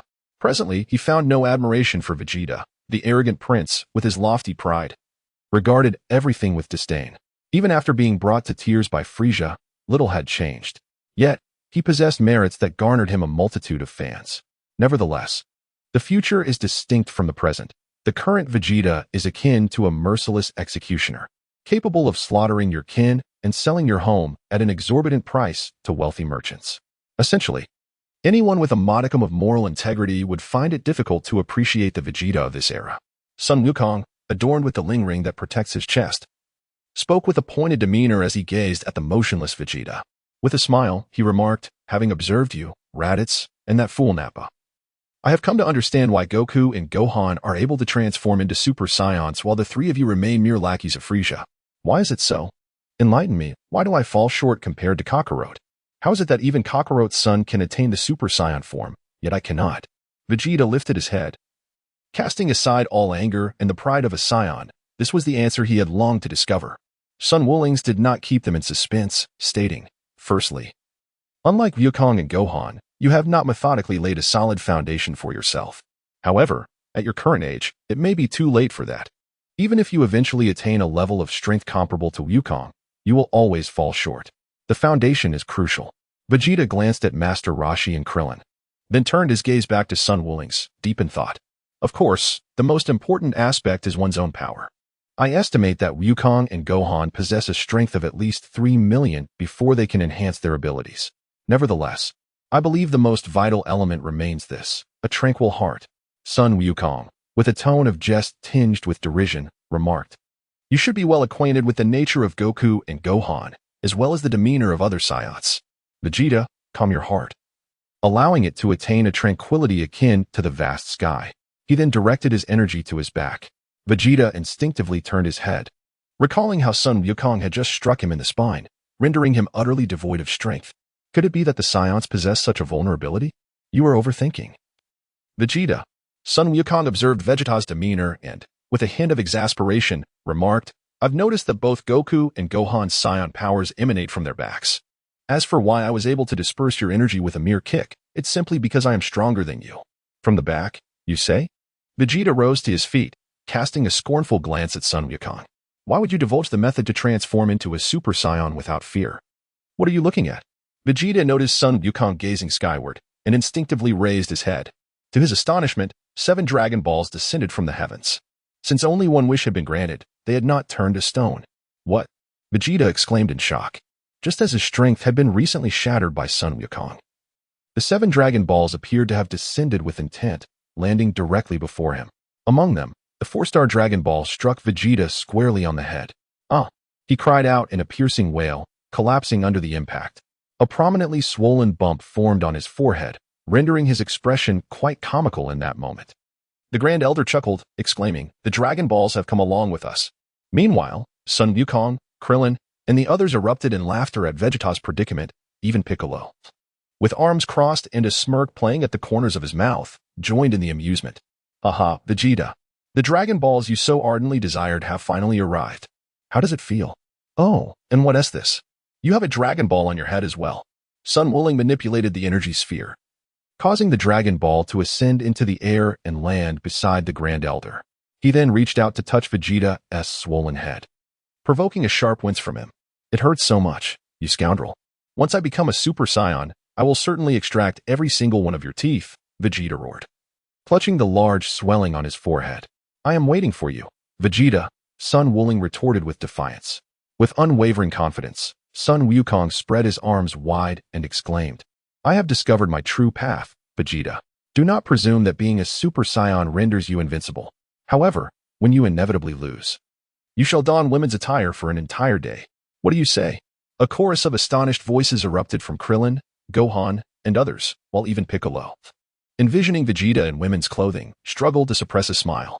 Women's attire? Vegeta's expression shifted dramatically as he regarded Sun Wukong, a chilling sensation creeping into his heart, accompanied by an inexplicable fear. Indeed, there is a wager at stake. Should I lose, I shall remove all my teeth. Should you lose, you must wear women's clothing for a day. What do you think? Surely, you wouldn't shy away from such a challenge, considering you are the prince of the Scions? Sun Wukong, with his hands crossed protectively over his chest, disdainfully curled his lip.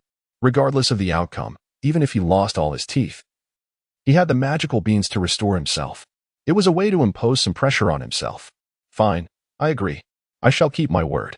Once I transform into a Super Saiyan, we shall engage in a battle. However, by then, you will stand no chance against the Super Saiyan that I will become. Under the gaze of the onlookers, Vegeta and Sun Wukong established the terms of their impending duel, both brimming with confidence as they prepared to commence their rigorous training. Chapter 42. One's own path. The Grand Elder of Namek has passed away. Before his death, he entrusted his legacy to Elder Muley, leaving the Namekians enveloped in profound sorrow. Even the excitement that had erupted from the recent challenge between Sun Wukong and Vegeta was dissipated in the wake of this tragedy. Thank you, Sun Wukong. I never anticipated I would experience youth once more. The Grand Elder's final gaze fell upon Sun Wukong, Sun Gohan, and the fading smile of Bidalai. Before his form shattered like ethereal bubbles, and the Dragon Balls reverted to stone with his demise. Farewell, Grand Elder. It is thanks to you that I have discovered my own path and cultivation, freeing me from the endless wandering of my training. Sun Wukong watched the Elder depart from this world, as the Namekian's body dissipated like foam after death. For over a decade, beginning with his grandfather's teachings, Sun Wukong had been exploring a cultivation method suitable for Earthlings within the Dragon Ball universe, striving to break the shackles of life. In the original context of Dragon Ball, while Krillin and Tien were making strides, their talents were still limited by the inherent constraints of Earthlings. Yamcha, having abandoned martial arts later on, and the others remained ignorant, confined within a narrow sphere, oblivious to the vastness of the world. The androids were beyond mention, and even Piccolo found himself unable to support from behind. The stage was dominated solely by Goku and Vegeta, rendering Earthlings a mere jest. Without a system or any external assistance, Sun Wukong had never voiced complaints, nor had he considered wishing for a blood transfusion from the Eternal Dragon. He was determined to carve out a martial path belonging to Earthlings, and at this moment, he finally discovered it after years of diligent exploration. Meanwhile, the new Elder of Namek, Muley, stifled the pain of the Elder's departure and rallied the remaining Namekians to shoulder the present responsibilities. King Kai conveyed the news that Goku had slain Frieza and left Namek aboard a spaceship, albeit not in the direction of Earth, leaving Sun Wukong and Bulma at a loss for words, as his prediction had indeed come to pass. The Turtle Hermit's abode was too small, prompting Bulma to accommodate all the Namekians in her home, along with Vegeta. Bulma's father, Dr. Brief, utilized the spaceship they had traveled in as a template to construct a new vessel, complete with a gravity chamber, albeit in a considerably smaller form. Following Sun Wukong's suggestion, the new Elder Muley made modifications to the Dragon Balls. The Dragon Balls on Earth could revive many individuals at once, while those of Namek could not, thus leading to the necessary enhancements. With everything settled, Biddy and Son Gohan returned home with Sun Wukong. Upon seeing Biddy and Son Gohan for the first time, Satan and Chi-Chi were overwhelmed with emotion, bursting into tears and embracing them tightly. Biddy exclaimed, "Daddy!" Son Gohan, "Mother!" Sun Wukong smiled reassuringly from the side. As the new Elder Muley had successfully reconstructed the Dragon Balls, yet it would still require an additional 130 days. During this period, all the Namekians would temporarily reside in Bulma's home. "How I miss my Gohan. His clothes are tattered and worn." "Wukong, how could you care for Gohan like this? He is merely 5 years old, and you have him dressed so scantily, as if he were you."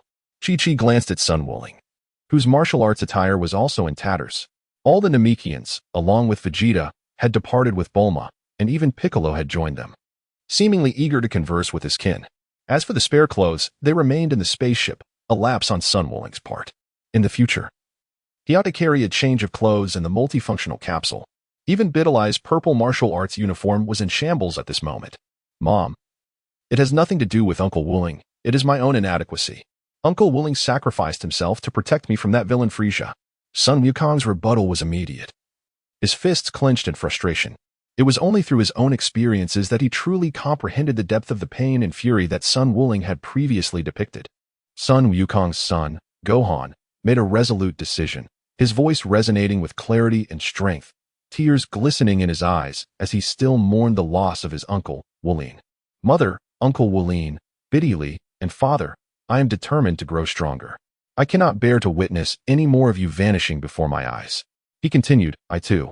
Wulin Master, father, everyone, I must become more powerful. Wulin Master, please continue to train me. I aspire to surpass Vegeta and that nefarious villain, Frieza. Biddy clenched her fists, raising her head to gaze earnestly at Gohan. Very well. Sun Wukong gently assisted Biddy in arranging her hair. During their journey to Namek, everyone reaped significant rewards. At the moment he witnessed Biddy returning with the Dragon Balls, her resilient demeanor inspired him to consider her as a potential successor. More importantly, like himself, Biddy was also a denizen of Earth.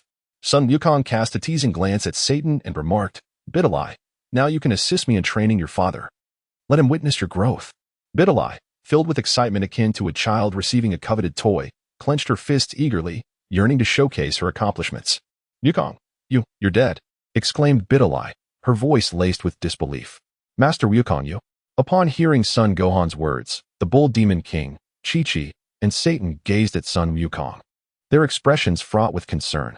Satan, now fully aware of the situation regarding the Dragon Balls, understood that during that moment of utter darkness, they had realized that Krillin had summoned the Dragon Balls. Indeed, dead. Sun Wulin, in his unremarkable demeanor, gazed at Sun Wufan and, gesturing towards his tattered martial arts uniform, chuckled, it was Krillin who resurrected me with the Dragon Balls. The experience of death is truly unbearable. I have no desire to endure it again. As for other matters, we shall discuss them later. Let us change our attire first.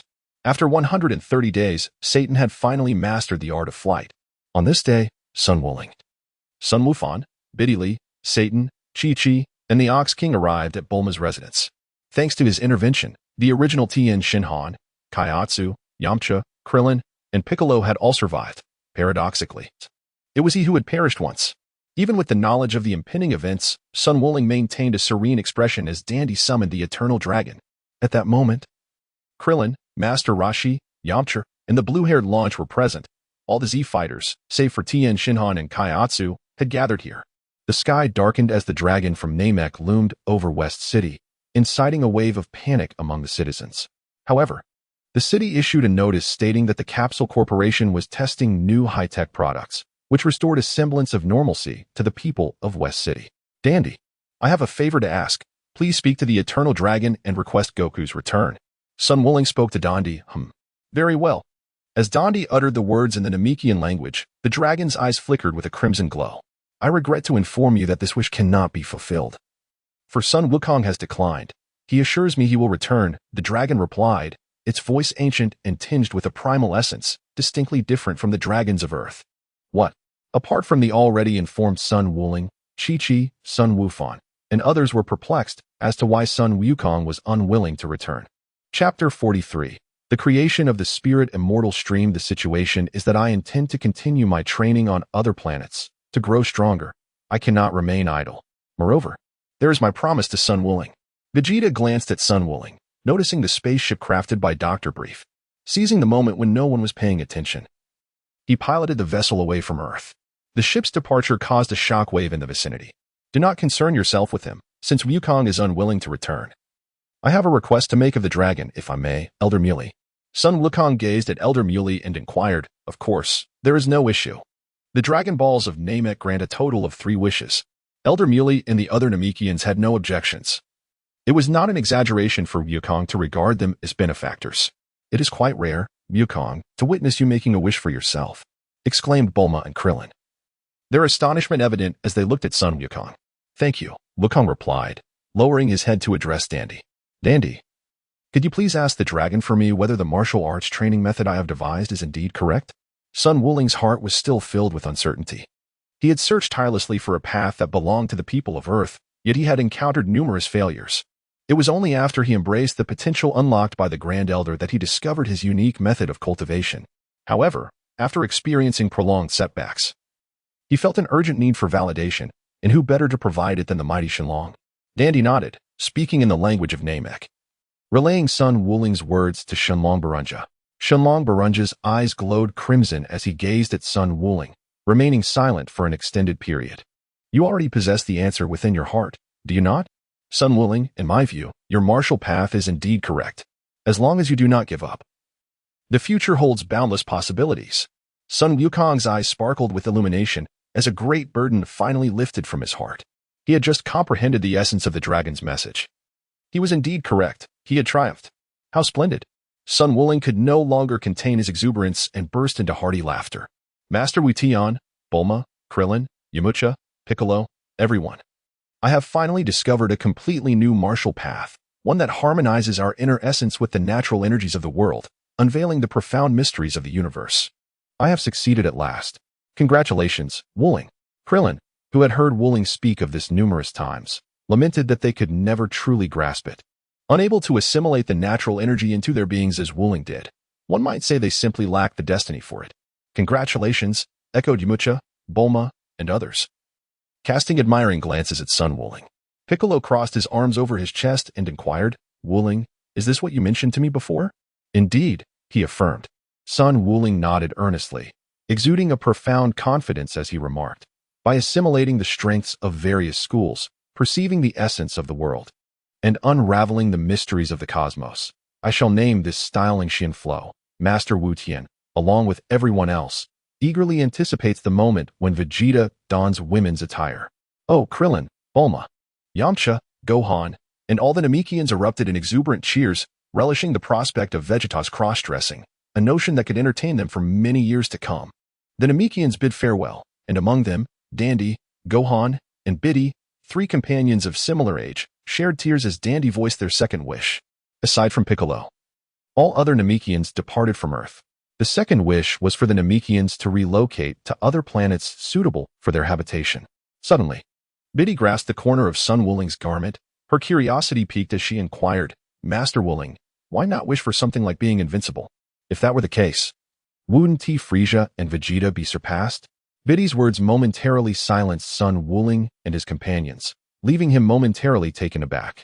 However, considering Biddy's tender age of merely 5, he mused that had it been Satan making such a remark, he would certainly impart the true essence of the heavens and the earth. The wishes of the Dragon Balls cannot surpass that of their creator. However, it is paramount to remember this. Biddy, the wise seek strength within, while the foolish seek it externally. Biddy nodded, somewhat comprehending, though her young mind struggled to grasp the full meaning of this statement. As the group departed from Bulma's home, Sun Wuling had effectively established his own school. As for the nameling Xian Flow, he primarily chose it out of a sense of laziness to concoct another title. The concept of internal and external pertains to the inherent energy akin to that possessed by himself, Sun Wukong, Gohan, and Vegeta. Each race, much like humanity, bears an innate constraint, leading to disparities among species. The external refers to the natural energy that Sun Wuling has cultivated, derived from his explorations of cultivation as he remembered them. This boundless quest took a decade, and today he finally succeeded. Although he had only 2 disciples, Satan and Biddy, Sun Wuling also designed a unified purple martial arts uniform. For formal occasions, he donned a vibrant crimson robe adorned with a hooded cloak, serving both as an impressive appearance and an air of mystery, while also reflecting his own youthful nostalgia. At Baobao Mountain, Sun Wuling constructed a martial arts hall, emblazoned with the character Ling, which also adorned the chest and back of the martial arts uniforms. Sun Wukong summoned Satan and called in Biddy Li. And even Sun Gohan joined the excitement, clad in a matching purple martial arts uniform complemented by a red cloud divine robe. Today, the Spirit Immortal stream has been officially established. Satan, Sun Gohan, and Biddy Li clapped their hands in exhilaration. Sun Wuling gazed at Satan and proclaimed, Satan, I entrust you with a mission to elevate our Lingxian sect's reputation and secure the title of champion at the Grand Martial Arts Tournament. Yes, Master Wuling, Satan responded. Clad in a purple martial arts uniform beneath a divine robe, his voice resonating with determination. He was aware of his own limited talent. Yet he felt a profound confidence that, as long as Wuling and the others refrained from intervening, claiming victory at the Grand Martial Arts Tournament would be a mere formality. Biddy, gather the remaining 6 Dragon Balls. Sun Wukong entrusted the Dragon Ball radar to Biddy. Now that he has a disciple, can he not delegate these tedious tasks to her? As for Biddy's age, she is merely 6 years old. Yet her combat power has already matched that of the Jinyu force from Namek, surpassing even Yamcha and Tien. Yes, Master Wukong, Biddy exclaimed as she seized the Dragon Ball radar and soared into the sky. Satan also departed to partake in this year's World Martial Arts Tournament. Gohan, come. Let us train together so I may witness the might of a Super Saiyan. All right, Uncle Wukong. Sun Wuling brought Sun Wufan to the grassy expanse. With utmost care. Sun Wufan folded the crimson cloud robe, worried about soiling or damaging it, eliciting a twitch from Sun Wuling. Goodness. It seems Sun Wufan joined the Lingxian sect out of affection for this garment. Thankfully. At least his taste has improved significantly compared to that garish green ensemble he previously wore. Chapter 44. The Lower Dantian Wufan. It appears you have quite an affinity for this outer garment. Sun Wuling teased playfully, giggling. Yes, indeed, Uncle Wuling. I feel that our Lingxian-style garments are incredibly handsome. Whenever I wear them, an inexplicable sensation arises. Simply put, they are exceedingly, undeniably, and remarkably stylish. Sun Wukong scratched his head and chuckled. Sun Wukong casually tossed his crimson cloud robe onto the ground. This garment belonged to the Akatsuki organization from Naruto. Its captivating allure is the reason for its widespread admiration. And it serves as his flamboyant attire. Transform into a Super Saiyan, Gohan. My strength now far surpasses what it was during the days on Namek. Come over without hesitation. A surge of energy erupted from Sun Wuling, his once handsome countenance now exuding a chilling intensity, his very aura undergoing a profound and transformative metamorphosis. Sun Wufan took an unnatural step back, startled by the overwhelming aura emitted by Sun Wuling. At that moment, Piccolo, Yamchu, Krillin, Master Roshi, Tien Shinhan, and Kaiatsu all felt the intensity of Sun Wuling's energy. Piccolo exclaimed, This is Wuling's aura. It's astonishing, far surpassing even Frieza. Yamcha remarked, Wuling, you truly are incredible. Only you have consistently stood shoulder to shoulder with Goku, unlike me, who has nearly given up. Pua, hovering beside Yamcha, offered words of comfort. Yamcha, do not abandon hope. Wuling will surely assist you. Yamcha shook his head, clenched his fists, and said with unwavering determination, I certainly will not give up. I will carve out my own path. Wuling, as your partner, I do not wish to fall too far behind. Tien Shinhan noted. It appears Wuling is not merely speaking idly. Kaiatsu, we must strive harder. Kaiatsu responded, yes. Haha, Tien Shinhan, you can focus on your training. If you get injured, I shall take care of you. Blonde-haired Launch returned to Tien Shinhan's side, but this time, she maintained contact with the likes of Master Roshi, Bulma, and Sun Wuling, ensuring that she would no longer fade from their lives. Thank you, Launch, Tien Shinhan said with a smile, causing her to blush unexpectedly. Nearby, Kaiatsu sensed an inexplicable and peculiar air enveloping the surroundings. At this moment, Sun Wufan gazed in awe at Sun Wuling, his eyes wide with admiration. How remarkable, Uncle Wuling. How did you achieve such strength in such a short span of time? When Dilly returns, I shall share this with you all. This is the confidence I possess to create the spirit immortal flow. Hurry and transform into a Super Saiyan, Wufan. I am eagerly anticipating the sight of Vegeta in women's attire. Sun Wuling's single remark caused Sun Gohan, who was preparing to gather energy, to burst into laughter. The impending duel between Sun Wuling and Vegeta filled them with eager anticipation, so much so that Sun Gohan even contemplated bringing a camera to capture the moment. The aura surrounding Sun Wukong surged dramatically as he transformed into a Super Saiyan. His golden hair flowed gracefully with the intensity of his energy, and the chaotic influence on the surrounding environment diminished. The ferocity that marked his initial transformation was no longer present on his face. Uncle Wuling, I have not been idle this past year.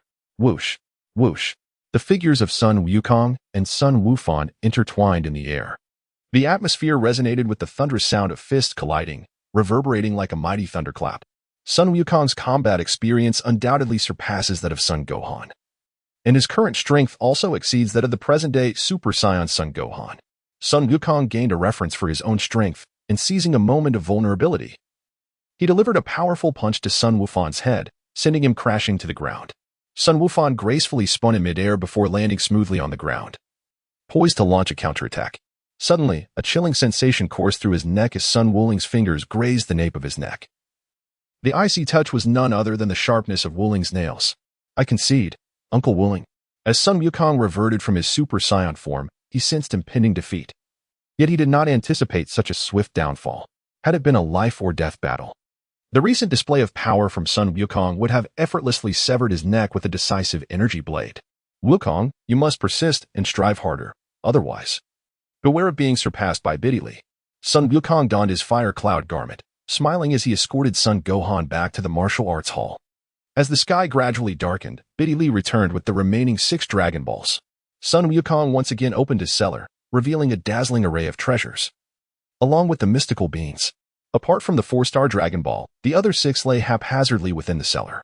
After finishing dinner, Son Gohan and Biddy Lee attentively listened to Sun Wukong as he elaborated on the cultivation method of the celestial immortal flow in his martial arts hall.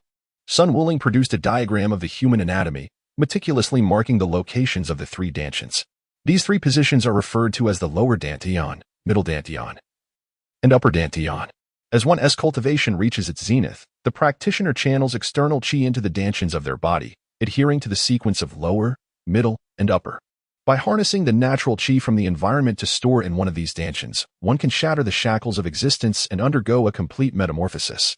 Sun Wuling gently tapped his chest and smiled, saying, "As for me, I have already filled the position of the lower dantian, breaking through the first shackles of life. Now, during cultivation, I no longer feel that sense of restraint. How remarkable! Master Wuling, may I also achieve such strength as you possess?" Bidylai's eyes sparkled with admiration as she gazed at Sun Wuling with profound reverence. Similarly, Sun Gohan found himself compelled to abandon his aspirations of training alongside Sun Wulian upon hearing the subsequent response. Naturally, it is possible, however, Gohan, you are unable to do so.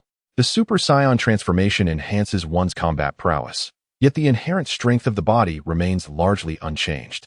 If you truly wish to pursue the path of the spirit immortal, you will no longer be able to transform into a Super Saiyan. The words of Sun Wukong prompted Sun Gohan to ponder deeply. Super Saiyan, the ethereal flow of Sun Wukong.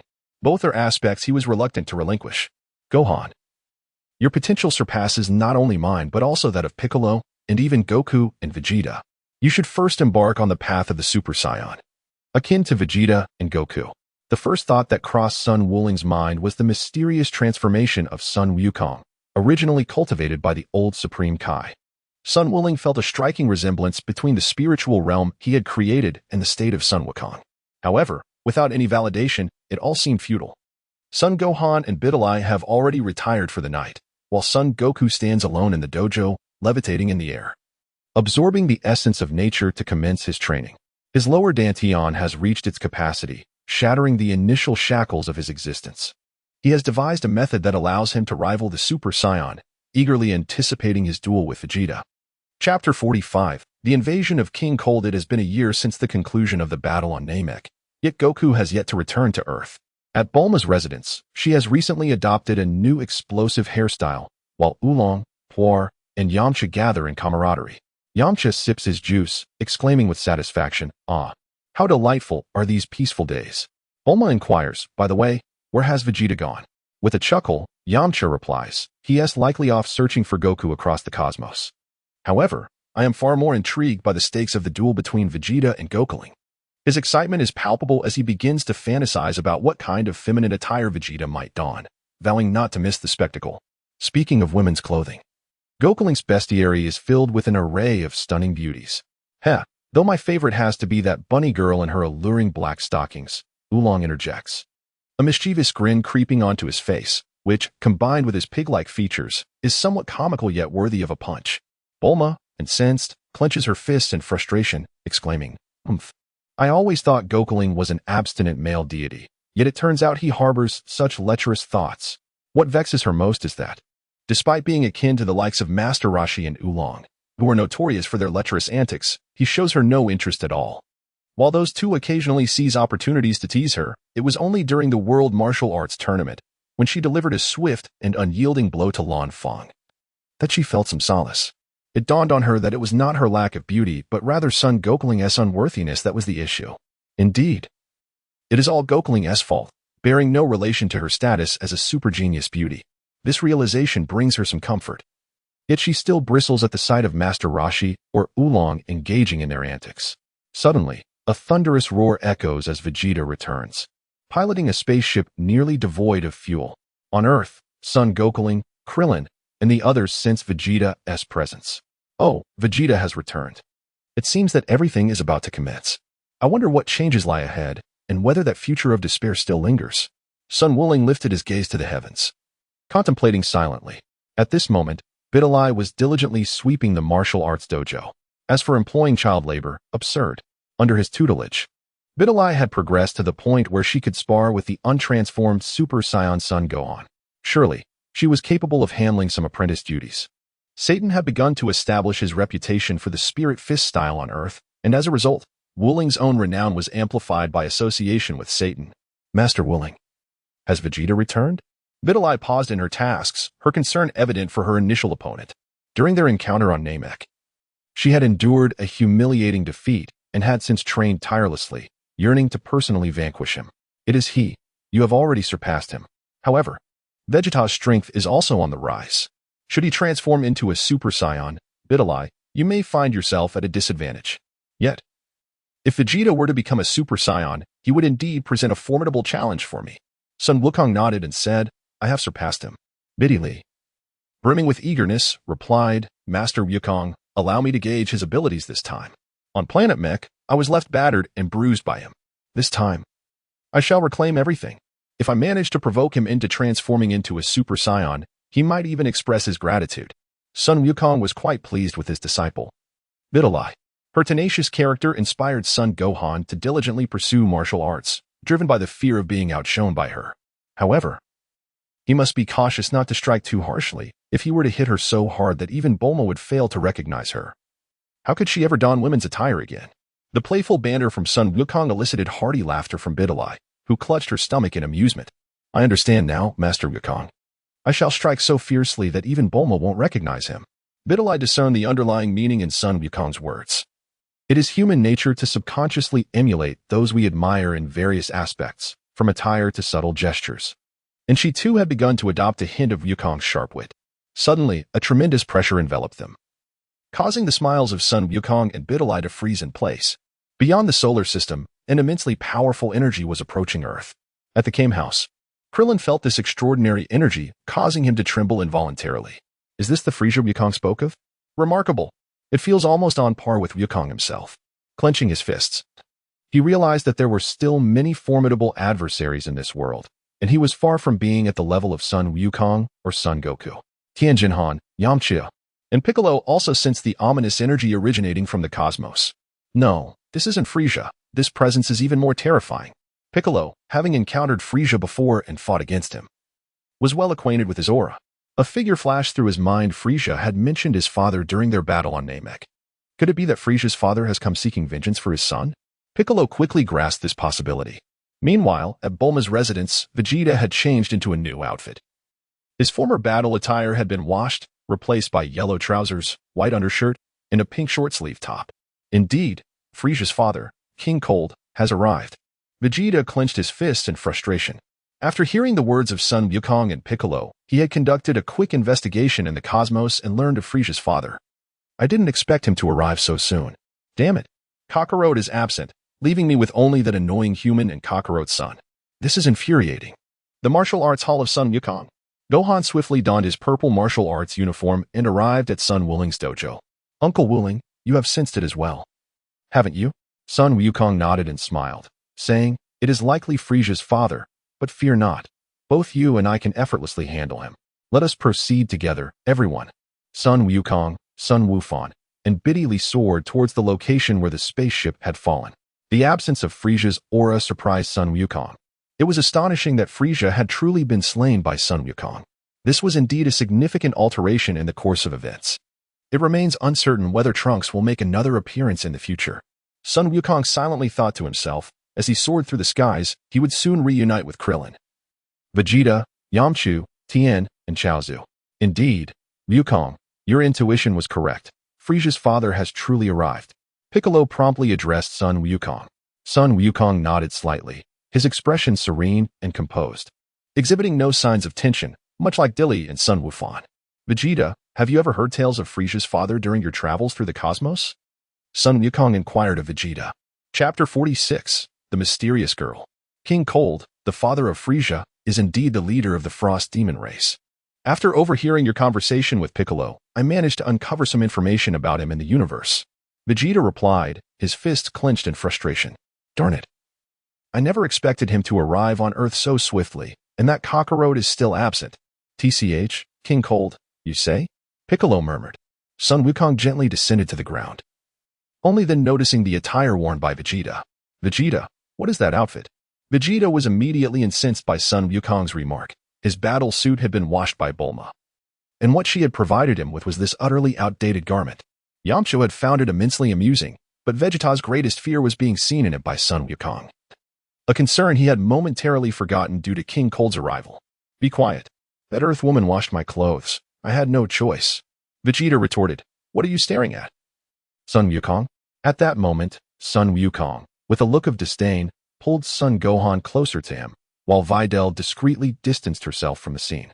With a serious expression, Sun Wukong addressed Videl and Son Gohan, saying, children, under no circumstances should you emulate this peculiar uncle dressed in such flamboyant attire.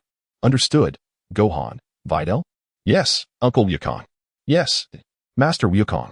Son Gohan subtly nodded, casting a glance at Vegeta that mirrored the disdainful expression of Son Wukong moments ago, igniting Vegeta's fury. Son Wukong, humph. Vegeta crossed his arms defiantly, scoffing, I shall not be provoked by your words. Oh, is that so? Son Wukong revealed a faint smile, pondering whether our scion prince would evade responsibility regarding the matter of cross-dressing.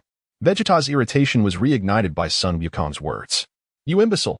What I meant was that I would don women's attire only if I were to lose after transforming into a Super Saiyan. Son Wukong. Amidst the gathering, Yamcha, Tien, and Krillin could not contain their laughter, but upon catching Vegeta's menacing glare, they quickly stifled their amusement, covering their mouths in an effort to suppress their chuckles. Suddenly, Piccolo's urgent shout commanded the attention of Son Wukong, Vegeta, and the others, prompting them to fall silent. Emerging from the clouds, a colossal spaceship pierced through the atmosphere, beginning its descent. Babidi, Gohan, follow me at once, and everyone remain vigilant. Son Wukong gazed towards the direction where the spaceship was descending, contemplating bringing Bidalai along. Suddenly, he noticed a figure approaching swiftly, clad in a purple martial arts uniform, with a wild, explosive hairstyle. It was Satan. How could he possibly be here? Son Wukong was genuinely surprised by this, feeling timid and resorting to clever tricks. His arrival was truly unexpected. At the same time, he felt a sense of relief, reassured that he had not misjudged character. His father, unlike Dilly, widened his eyes in astonishment. As for the other Z fighters, apart from Vegeta, they were quite familiar with the figure of Son Wukong's disciple appearing on the big screen. He was the face chosen by Son Wukong himself, their fame having spread to every corner of Earth through Satan's promotion. The Z fighters, who secretly safeguarded the world, had gained numerous fans, Master Wukong and esteemed elders. He declared earnestly, though my combat abilities may be lacking, I have never forgotten my duty to protect Earth and the world. I still remember the words you imparted to me. Landing on the ground, Satan smiled at Dilly before speaking seriously. In that case, let us all join forces. Satan, you should follow along with everyone else. Son Wukong nodded in satisfaction, soaring through the air alongside Videl and Gohan. Satan followed closely behind Piccolo and the others. Regardless of whether Satan's intentions were genuine or feigned, his willingness to join them without hesitation garnered the goodwill of Tien, Yamcha, and Piccolo. In the distance, a colossal circular spacecraft descended, its hatch opening to reveal a massive figure emerging first, followed by a throng of small soldiers equipped with scanners. King Cold bore a striking resemblance to Frisia's second form, with a bull-like head and a robust physique exceeding 2 meters in height.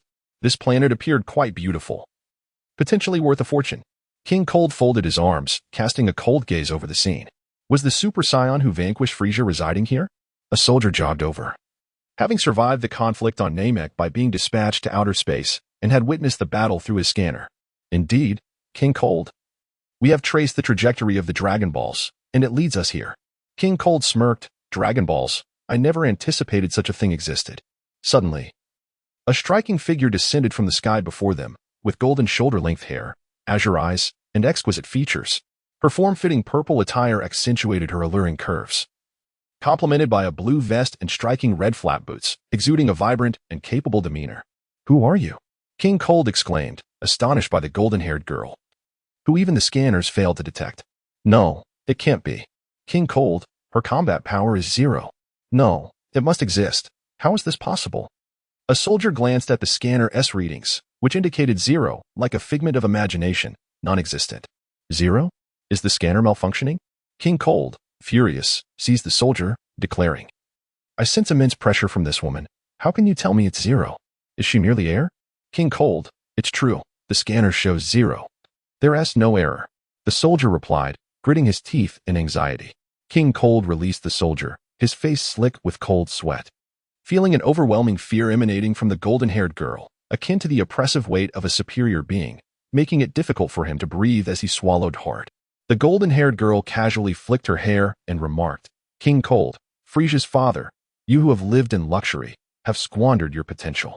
Although you cannot compare to Frisia, with consistent training, you might pique my interest. King Cold gritted his teeth, observing the trembling soldiers Sun Wukong, Son Gohan, Biddy, Piccolo, Vegeta, and Tianjin Han sensed the energy of hundreds of lives, which vanished in an instant. What could be happening? Could it be Trunks? Sun Wukong silently pondered as his speed of flight accelerated.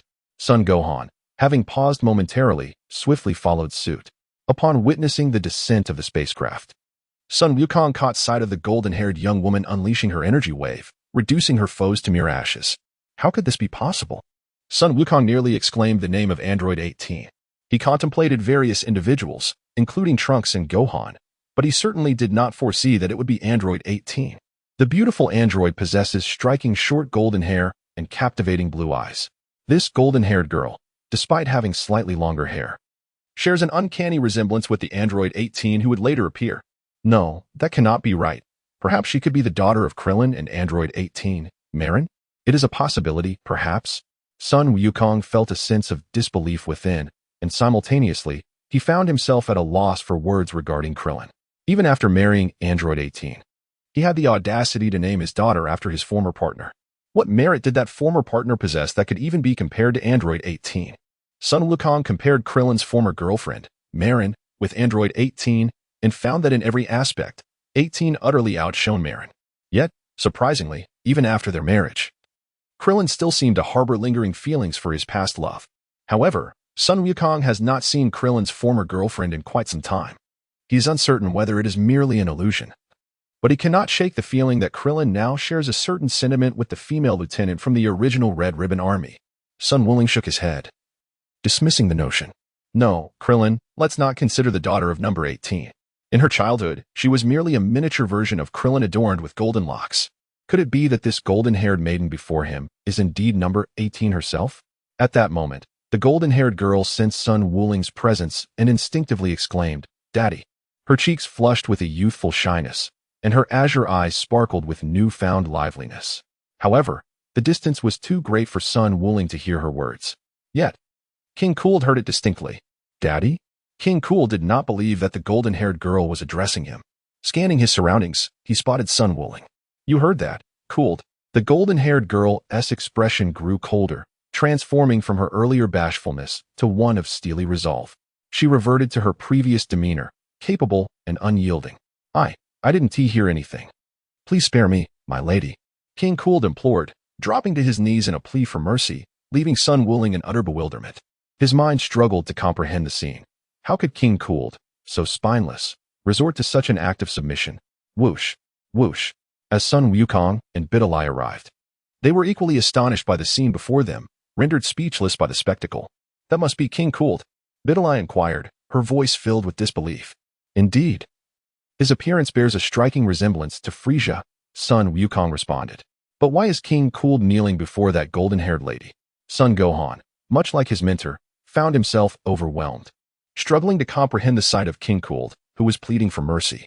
The Frisia from Namek had never yielded, even when faced with two adversaries simultaneously. Had he known what Gohan was pondering, Wukong would have explained that the Frisia from Namek had once cried for help from Sun Wukong, revealing his most vulnerable side, ultimately admitting his defeat. This moment of weakness might have contributed to Frisia's unwavering obsession with Wukong upon his resurrection. I too am eager to understand the reasons behind all of this, Wukong replied, a sense of confusion enveloping him. Everything seemed chaotic. He realized that the once despairing Super Saiyan warrior Trunks had vanished, only to be replaced by a girl who bore an uncanny resemblance to Android 18. Nevertheless, the world devoid of despair was indeed preferable. Everything remained as beautiful as ever. Sun Wukong had not succumbed to a virulent heart disease, and all were still alive, including Trunks, who was no longer a solitary warrior engulfed in hopelessness. A sense of awe and trepidation filled Sun Wuling's heart as he pondered the formidable display before him. The golden-haired maiden wielded her psychic energy with effortless mastery, manipulating a sphere of luminous silver power that shimmered at her temple. In that suspended instant, time itself seemed to halt. And the scene unfolded with chilling clarity. King Kurt's desperate pleas echoed faintly as his form gradually disintegrated into a gleaming silver ash, scattering across the ground like fleeting stardust carried by the wind. Unseen by the late-arriving Vegeta and Piccolo, the girl, named Rose, had annihilated the tyrant with an elegant yet devastating stroke. Her voice, icy yet commanding, declared her identity as the celestial destroyer of the universe, an angel of ruin whose power transcended even that of the gods of destruction. Even the divine Bairusu and Vis might not be able to save you now, Kurt. You overheard what you should not have, and thus you shall perish within this divine force of ultimate freedom. The girl's silver energy rippled from her pineal gland, encapsulating her with a radiant aura. Her piercing gaze turned towards Sun Wuling and his companions, her expression serene yet inscrutable. Now, I must meet with Lord Goku. Would you care to accompany me? She asked softly, her words almost a whisper of temptation. Her sudden composure made her resemble the android number 18, yet her presence was undeniably more formidable. Bick and Vegeta, observing her actions, were struck with a mixture of astonishment and unease. The power she wielded surpassed even Frieza's, and her ease in dispatching Kurt, who had once been formidable, stirred a shroud of suspicion and fear within them. Who was she? What was her true purpose? Could she turn her might against them? With a subtle smile, the maiden turned her gaze to the group and extended her hand. I am heading to meet Lord Goku. Will you join me? Her tone was gentle yet insistent, almost coaxing, as if inviting them into a destiny they could neither refuse nor comprehend. Sun Wuling, recognizing her resemblance to Android 18, hesitated briefly before leading the charge. Piccolo, biting his lip, prepared himself to follow, trusting in his intuition despite his apprehension. Vegeta, Gohan, and the others swiftly trailed behind, their hearts pounding with a mixture of curiosity and apprehension. The maiden descended onto a nearby mountain ridge, producing a versatile capsule that unfurled into a refrigerator filled with beverages. She looked back at the group, a faint smile gracing her lips. Goku will arrive in 3 hours. Please, help yourselves, she offered graciously. Despite her calm demeanor, the shadow of Kurt's destruction still haunted them, casting a pall over the gathering. No one dared to move, the memory of her lethal act lingering like a specter. As Sun Wuling stepped forward first, the others watched in silence. Piccolo, frowning deeply, hurried to catch up and gently questioned, Sun Wuling, what's wrong with you? This isn't like you at all. His voice carried a mixture of concern and curiosity, eager to decipher the enigma that was their mysterious, formidable visitor. Sun Wukong picked up a beverage and, without the slightest pause, replied, It's quite simple. If she desires to act against us, she wouldn't need to go through so much trouble given her power. However, if she truly intends to bring harm to Earth, to all of you, I swear upon my very soul that I will not allow her to succeed. Sun Wuling's final words resonated with unwavering determination. The dark depths of her eyes compelled the golden-haired girl to swiftly avert her gaze, a tremor of unease coursing through her as she puffed her cheeks, seemingly holding her breath. Father must be referring to the soul impact, she mused. The potency of this technique hinges upon the strength of the user's own soul. How audacious to wield such a move against me. Upon returning, I shall inform Mother, though, given her constant affection for Father, she would hardly advocate for me. I must seek out Uncle Wukong and Aunt, especially Aunt, for Father harbors the greatest fear of her. A spark of realization flickered in the golden-haired girl's mind, and she could not suppress a smile. Upon hearing Sun Wuling's words, the others lowered their guard. Fear is born of the unknown. And Sun Wuling was correct. Should any harm be intended, they would be powerless to resist. Son Gohan approached the golden-haired maiden and inquired, Excuse me, sister. How do you know about my father? The maiden, momentarily taken aback by Gohan's address, quickly regained her composure, cleared her throat softly to mask her embarrassment, and replied, I possess the ability to foresee the future. Hence, I am aware that Mr. Goku will arrive here in 3 hours. Are you certain of this? Sun Wuling pointed to the sky, where a colossal spherical spacecraft descended through the atmosphere amidst the swirling clouds. What? The expression on the young girl's face froze in disbelief, leaving her utterly bewildered. How could this be happening? The golden-haired maiden clutched her head, unable to comprehend the situation, teetering on the brink of madness. Ah, indeed. It is unmistakably Goku's energy. He has returned. Yamcha exclaimed with exhilaration. Goku has grown even stronger. Tien, Kaiatsu, along with Gohan and Piccolo, hurried over, while Vegeta strolled over with an air of nonchalance. Observing the nearly petrified golden-haired girl, Sun Wuling gently patted her shoulder and with a grin, remarked, My dear, I sense you have quite a few questions swirling in your mind. Haha. With that, Sun Wuling playfully poked her cheek before bursting into laughter and dashing away. The golden-haired girl, now blushing from the playful poke, appeared bashful. Internally, she seethed with anger, exclaiming, "What is happening? Could my very presence have altered history? No, that cannot be." Suddenly, the girl recalled something, her face flushing with indignation as she grasped the truth. This information was divulged to me by my mother, which implies that time had deliberately misled me. Oh, mother, how could you be so mischievous, conspiring with father to deceive me, leaving me embarrassed? Woe is me. I must tell uncle and auntie. This is infuriating. Sun Wukong emerged from the cabin, his attire transformed entirely. He donned a white long-sleeved shirt, a black shoulder-length armor, and striking red trousers. His head resembled that of a crab, adorned in black. Alas, why do you all gather here? Sun Wukong looked at Sun Wuling and the others in confusion and inquired, "Ah, splendid. Wukong has truly returned." Yamcha, Jiaozi, and Krillin cheered with uncontainable excitement, while Piccolo and Tien Shahan displayed faint smiles. Sun Wuling then stepped forward and remarked, "It is because she informed us of your impending arrival, albeit at an incorrect time." Wukong, who is she? Upon following the direction of Sun Wukong's finger, he beheld the golden-haired maiden, his eyes widening in astonishment, and he was taken aback, exclaiming in disbelief, "What do you mean there's another person?" The words of Sun Wukong compelled the golden-haired maiden to clench her fist tightly. Sun Wukong shook his head and replied, "I do not recognize you. Who are you? However, you are quite impressive, managing to completely conceal your aura. It is as if you were merely part of the air itself." Do not recognize? Tianjin Fan, Krillin, Vegeta, and Piccolo gazed at Sun Wukong in astonishment. Sun Wukong rested his thumb upon his chin, lost in contemplation. It was rather peculiar. The King of the Worlds had informed me that Friesia's father, Kurd, was plotting an assault on Earth, prompting my swift return. By the way, who was it that vanquished Kurd? Wuling, Gohan, or perhaps Piccolo? Piccolo crossed his arms protectively over his chest and responded, "Kurd was dispatched in an instant by this young lady." The golden-haired maiden steadied her emotions, resuming her previous demeanor of cool detachment. "Mr. Wukong, Mr. Vegeta, Mr. Piccolo, Mr. Krillin, I have some matters of great importance that I must discuss with you. Might I have a moment of your time?" What? In a moment of bewilderment, Sun Wukong called upon Vegeta, Piccolo, and even Krillin, yet he did not summon him. Is it a matter of his unreliability or merely his propensity for excessive chatter? Sun Wukong glanced at Krillin, astonished that she had actually called him. Could it be that this girl, who bore an uncanny resemblance to Android 18, was truly their daughter Marin from the future? Was she intending to directly reveal her identity in an effort to unite her parents? Sun Wukong could not help but ponder to himself. Chapter 49, The Future Destroyer Angel. I understand. Sun Wukong set aside his usual playful demeanor and responded with a newfound seriousness, his voice noticeably cooler. Piccolo followed suit, while Krillin cast a curious glance at Sun Wukong, somewhat perplexed as to why he was being summoned. However, he soon jogged over. Humph. Vegeta crossed his arms defiantly, letting out a scoff, yet his insatiable curiosity and thirst for knowledge compelled him to approach. Yamcha remarked, "We are still being kept in the dark. What on earth is going on? Who knows? Perhaps it has something to do with Krillin?" Sun Wukong stood with his arms crossed, partially correct in his assumptions, yet entirely oblivious to the events that would soon unfold. The blonde girl led Piccolo, Vegeta, Krillin, and Sun Wukong to a distant, open area. She raised a silver, transparent barrier, enveloping them within, startling Vegeta, Piccolo, and Krillin.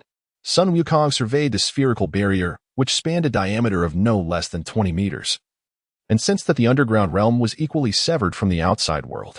Yet, he exhibited no signs of concern. Ah. It resembled the protective barrier established in the cellar of Wuling's residence. The golden-haired maiden nodded and remarked, "I apologize for startling you. I was worried about my father discovering this, hence the protective barrier." Curious, Krillin inquired, "Your father?" The golden-haired girl nodded and, with a smile, replied, "Indeed." "Oh, Uncle Wukong. You seem utterly unperturbed. By the way, have you mastered instant transmission from the Erdation?" Instant transmission? Vegeta, Piccolo, and Krillin cast their gazes towards Sun Wukong. Sun Wukong nodded and smiled, saying, "Indeed, you know this. Wait a moment. Did you just call me uncle? Are you?" The golden-haired girl nodded in response. "Of course, uncle. Uncle Vegeta, Uncle Krillin, Uncle Piccolo. My name is Sun Xiangwei, and I have come from over 20 years into the future. That Sun Wuling over there is my father." The astonished exclamations of Vegeta, Krillin, and Piccolo echoed through the air, and had it not been for the protective barrier, their astonishment would have resonated throughout the entire valley and forest, even from a distance. Sun Wuling and others could see the exaggerated expressions of surprise on the faces of Vegeta and Sun Wukong. Yamcha gazed at the four within the protective barrier and remarked, "What on earth has transpired? What did that girl say to leave even Piccolo so visibly shaken?" Sun Wukong, adorned with a protective ring around his chest, unabashedly remarked, "Piccolo's face has always seemed to be green."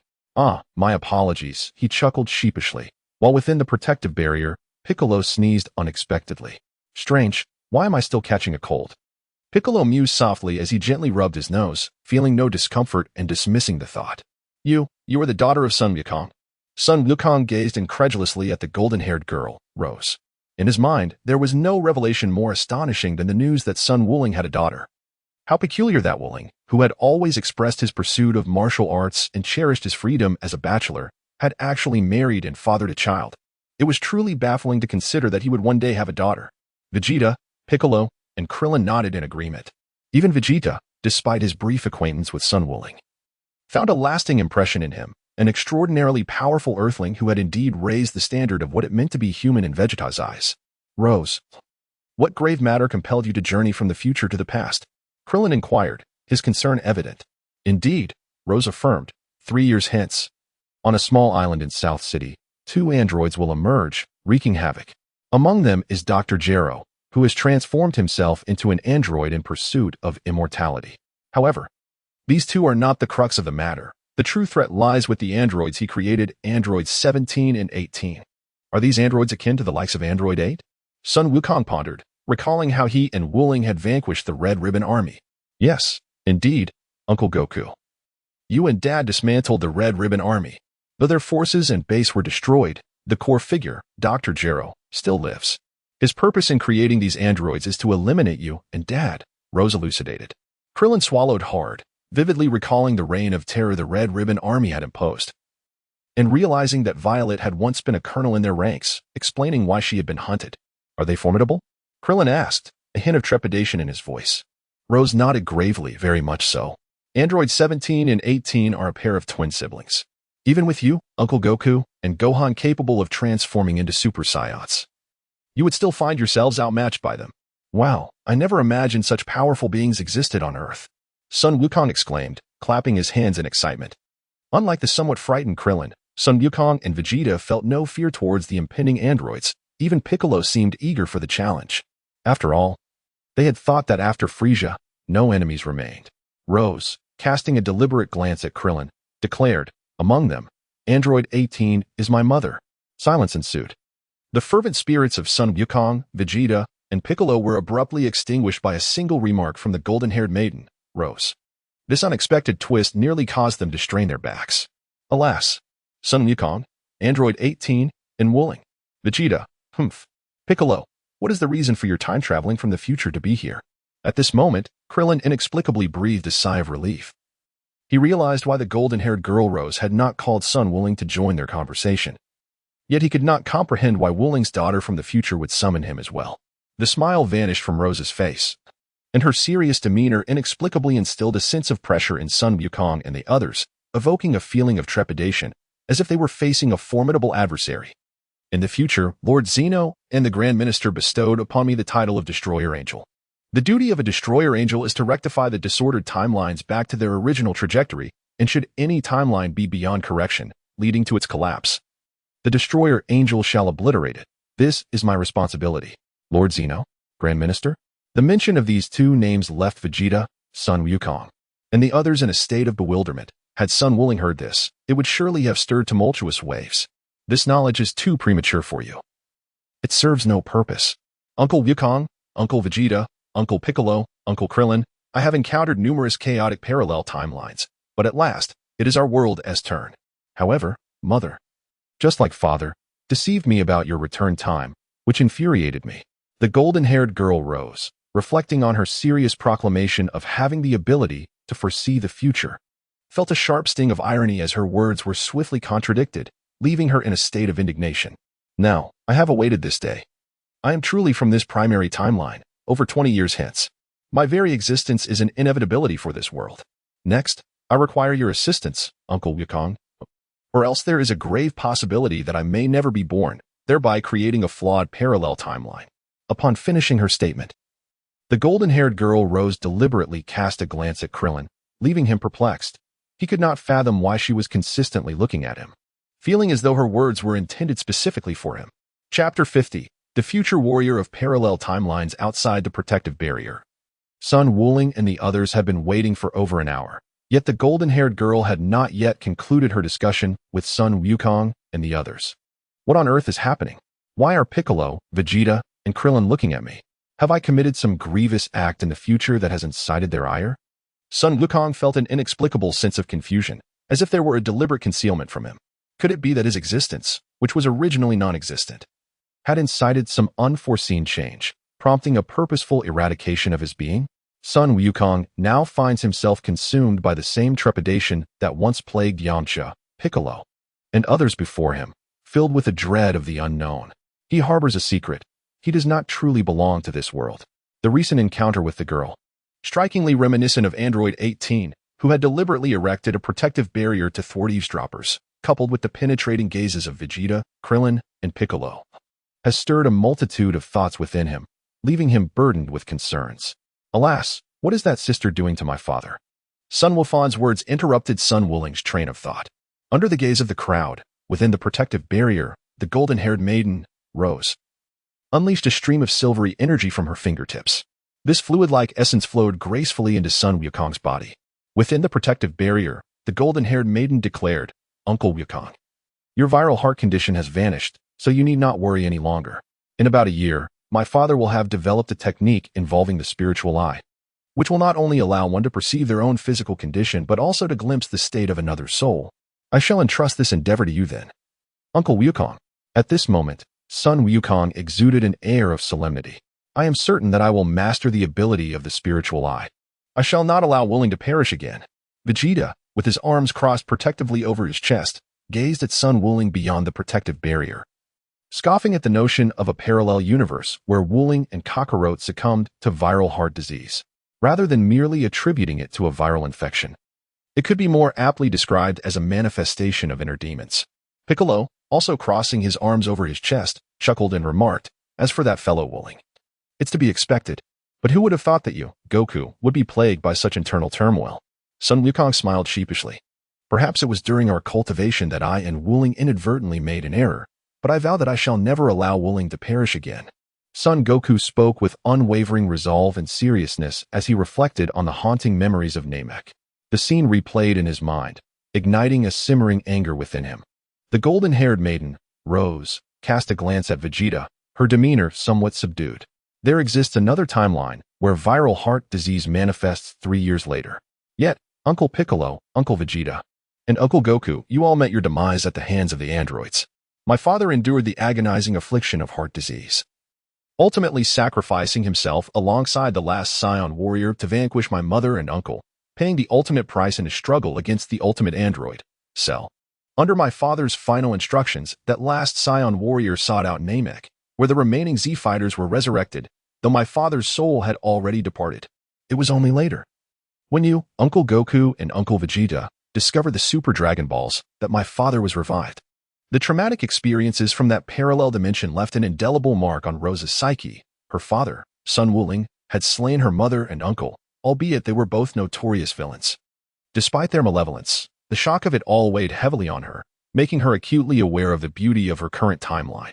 She deliberately omitted her brother Gohan's name to prevent arousing Vegeta's suspicions, as Trunks had yet to exist, and even Piccolo misconstrued her words to refer to Gohan. Suddenly, a notification from her wristwatch interrupted her reverie. Oh no, time is slipping away. Uncle Goku, I implore you to be cautious of Cell, who is derived from my father's cells. A warrior from a parallel timeline will soon arrive. I must take my leave. With clenched fists, she concentrated her silver energy, creating a swirling portal of silvery light, which consumed her form as she vanished. In another parallel timeline, both Wuling and Goku succumbed to viral heart disease 2 years hence, while androids 17 and 18 wreaked havoc. Piccolo, Vegeta, Goku, and Krillin were still grappling with the revelations from Rose. The androids, including 16, 17, and 18, as well as an alternate version of Cell, derived from Sun Wuling's cells, loomed large in their thoughts. Krillin forced a strained smile, his mind struggling to process the intricacies of parallel timelines and future events. Oh right, there will be another future Scion warrior from a parallel dimension. He pondered how to conceal the truth of Wuling's fate from the others, for if they failed to unite him with Android 18, they risked creating a parallel timeline that could very well lead to their own destruction. Piccolo contemplated the implications of Rose's warnings about a destructive angel, recalling the catastrophic potential of timelines that could not be corrected if Sun Wuling did not unite with Android 18. It was conceivable that his future daughter could bring about the world's ruin. Vegeta, sharing similar thoughts, nodded in agreement, his mind racing with the implications of such a scenario. Did Rose not instruct us on how to proceed? He reflected. A future warrior from a parallel dimension will soon arrive, and he will undoubtedly seek to address both Wuling and me. At that moment, we must explain the situation to everyone. The words of Sun Wukong left Vegeta, Piccolo, and Krillin wide-eyed, not because his statements were inaccurate, but rather due to the startling realization that they had just been uttered by him. Indeed, Rose's connection to Wukong, being his father, made it entirely logical to consult him regarding matters of parallel universes. Furthermore, Rose had just set an alarm, indicating that Piccolo's words had barely settled when a spherical glass-covered spacecraft suddenly appeared in the distant sky, propelled by 4 energy blocks resembling projectiles. Upon spotting Trunks from afar, Wukong felt a jolt of surprise. How could the original Trunks have reappeared? If that were the case, what then of the girl who bore such a striking resemblance to Android 18?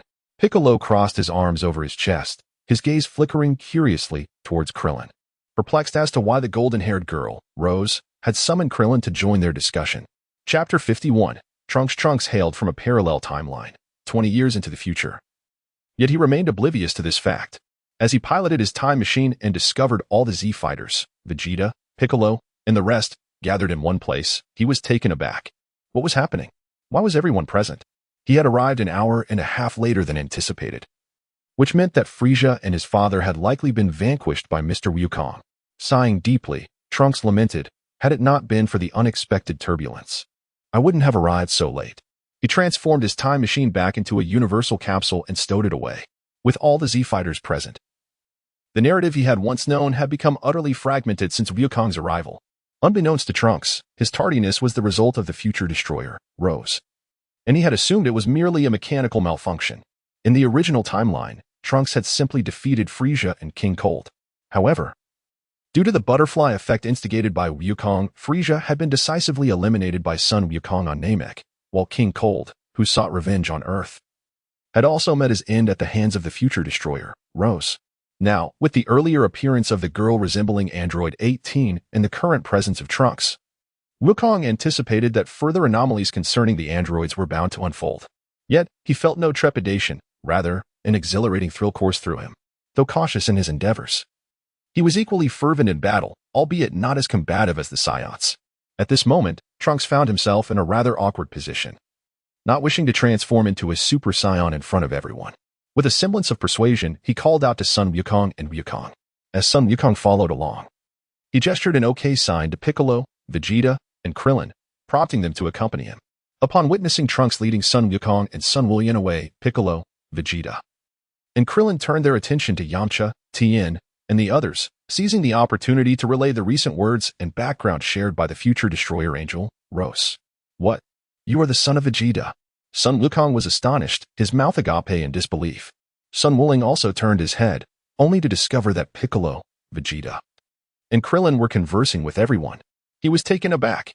Were these fellows deliberately hiding some incident from him? Sun Wulong's heart couldn't help but harbor a malicious thought, pondering. Indeed, it truly does resemble that. Sun Wukong agreed, saying, Can you believe that fellow can actually become a father? After observing Vegeta, Sun Wukong furtively glanced at Sun Wulong, feeling a surge of concern. This truly poses a significant dilemma. I was born 2.5 years later. Mr. Wukong, Mr. Wulong, 3 years hence. On a small island in the southern capital, 2 formidable monsters will emerge. They are a pair of twin siblings, artificial beings.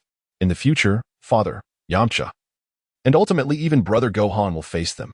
Trunks clenched his fists, the overwhelming sense of despair nearly driving him to madness. Calm yourself, Trunks. Are the artificial beings you speak of remnants of the Red Ribbon Army, destroyed by me and Wukong? The words of Sun Wulong relieved Sun Wukong, who stood nearby. The future destroyer, Rose, had already disclosed everything to him. Yet, he had to feign ignorance, in addition to concealing the truth from Sun Wuling. He also needed to hide the existence of another future warrior from a different timeline, Trunks. Fortunately, Sun Wuling was currently oblivious to his presence. Indeed, Trunks responded. Although the Red Ribbon Army had been vanquished by Mr. Wukong and Mr. Wuling, the key figure, Dr. Jero, still lives. He has created 2 androids, seeking vengeance against you both. Sun Wuling nodded, gazing at his own hands, and chuckled. I never expected that I would succumb to viral heart disease. Haha.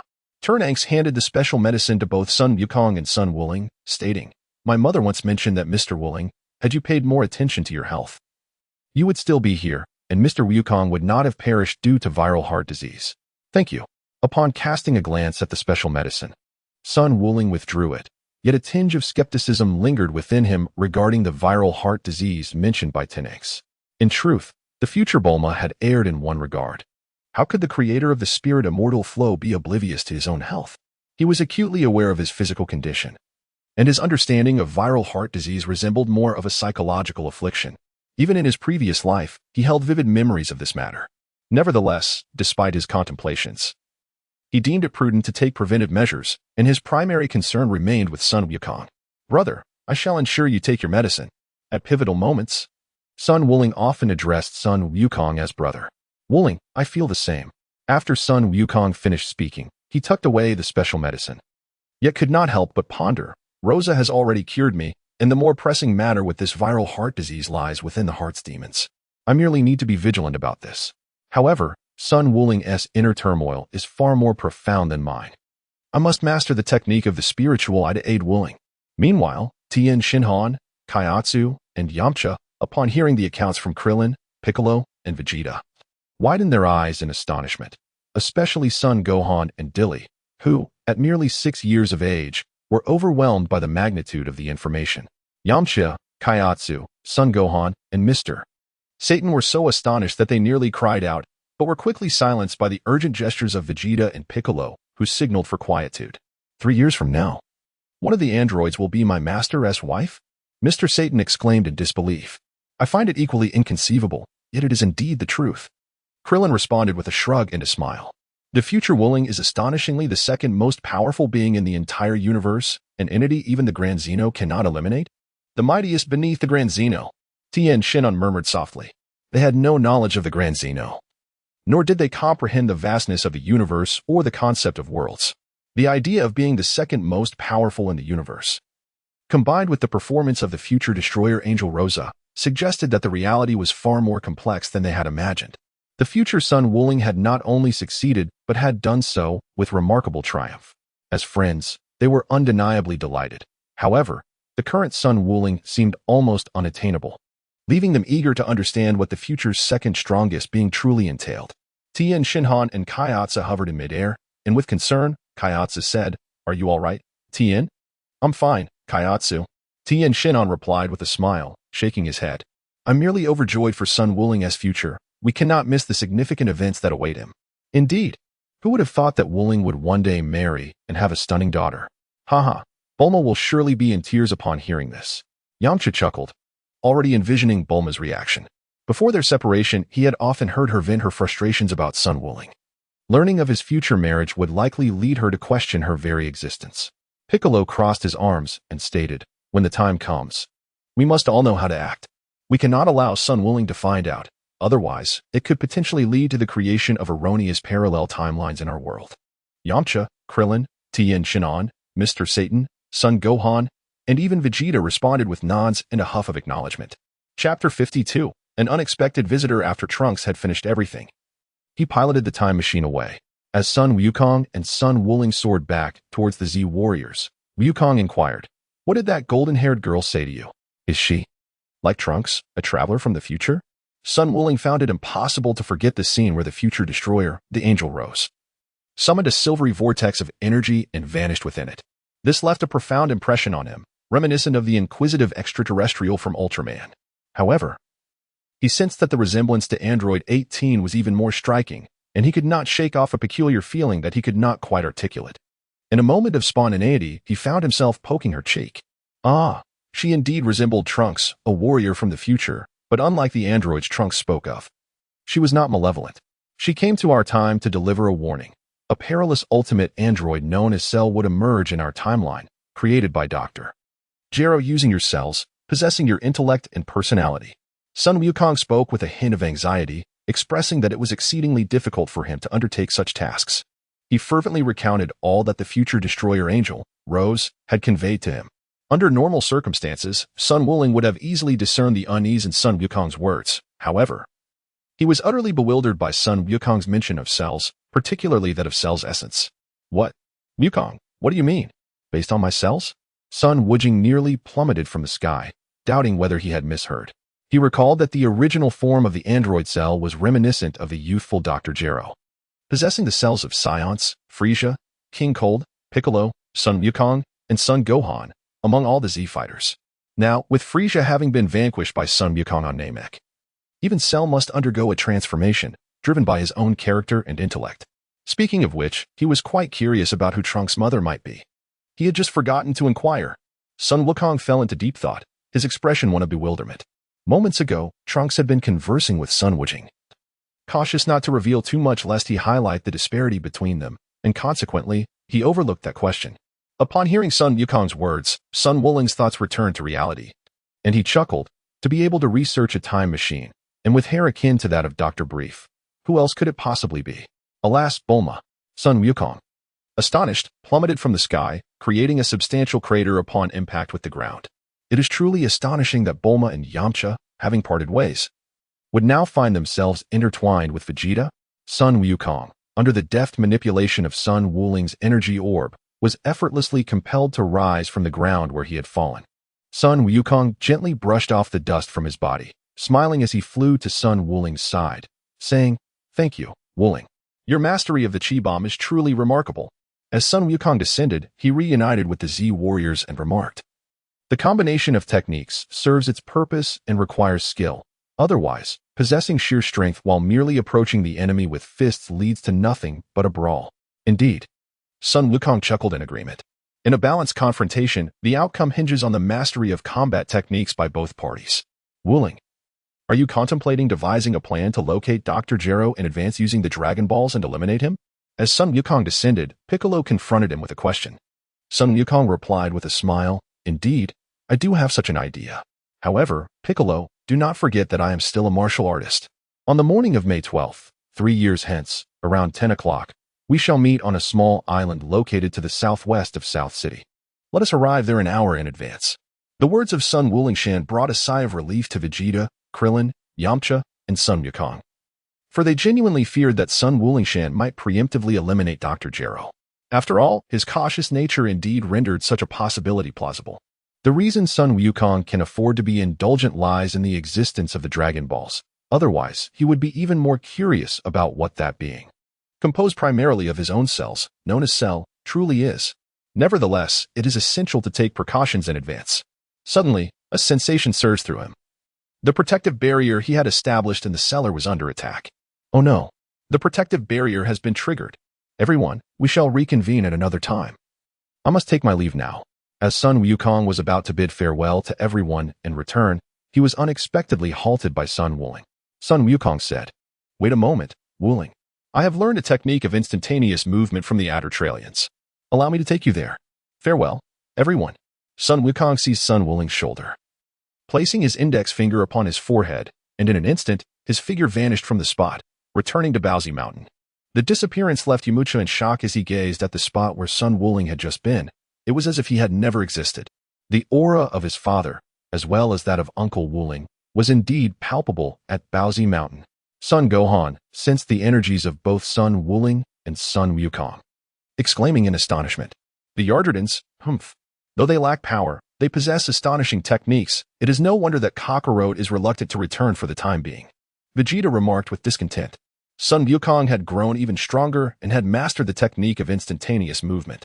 Piccolo crossed his arms over his chest, addressing everyone. In 3 years, those lacking confidence should refrain from coming. Even future Rose has deemed this one to be troublesome. The cell, primarily composed of Wuling's cells, is certainly not to be underestimated. It would be unfortunate if anyone were to drag the rest of us down. Yamcha, Krillin, and Satan exchanged awkward smiles. Bidley dashed over to Vegeta, her bright eyes fixed intently upon him. "Oh, you little brat, what do you want?" Vegeta asked, crossing his arms and looking down at Bidley, who was merely as tall as his thigh. "I want to challenge you to a fight," Bidley declared, unleashing her ki. Krillin, Yamcha, Tien Shinhan, Piccolo, and even Vegeta were momentarily taken aback by Bidley's sudden display of power. Is this Bidley's ki? Satan felt as though his heart had plummeted. Was she indeed a disciple of Sun Wuling? How could she be so formidable?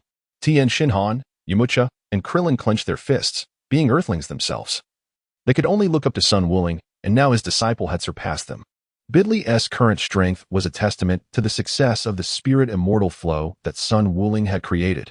However, they felt a peculiar sense of loss. Vegeta watched Bidley with keen interest, rubbing his hands together as he chuckled. Sun Wuling's disciple, little girl, during the time on Namek. You surely felt you were not beaten enough.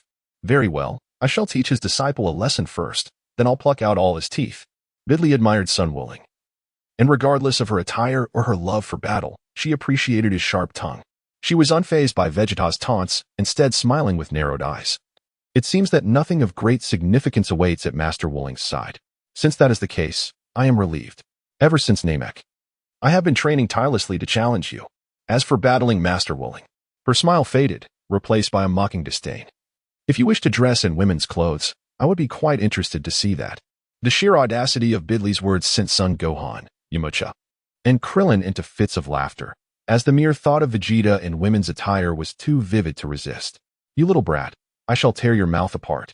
Vegeta exploded in fury, his sensitivity triggered. He often regretted the wager he made with Sun Wuling regarding their duel, a sentiment that haunted him in nightmares. Chapter 53. The Pilaf Gang at Bowsy Mountain. Sun Wuling and Sun Wukong appeared in an instant. Just as Sun Wuling was about to check the cellar, the Ox King and Chi-Chi appeared, each holding several individuals.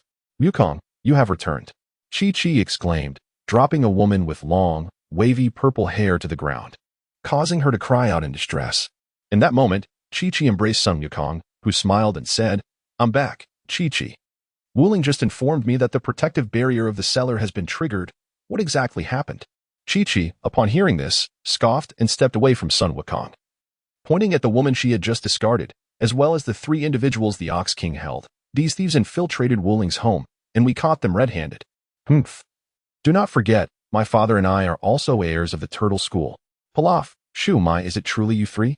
Sun Wukong and Sun Wuling immediately recognized the three individuals grasped in the hands of the Bull Demon King.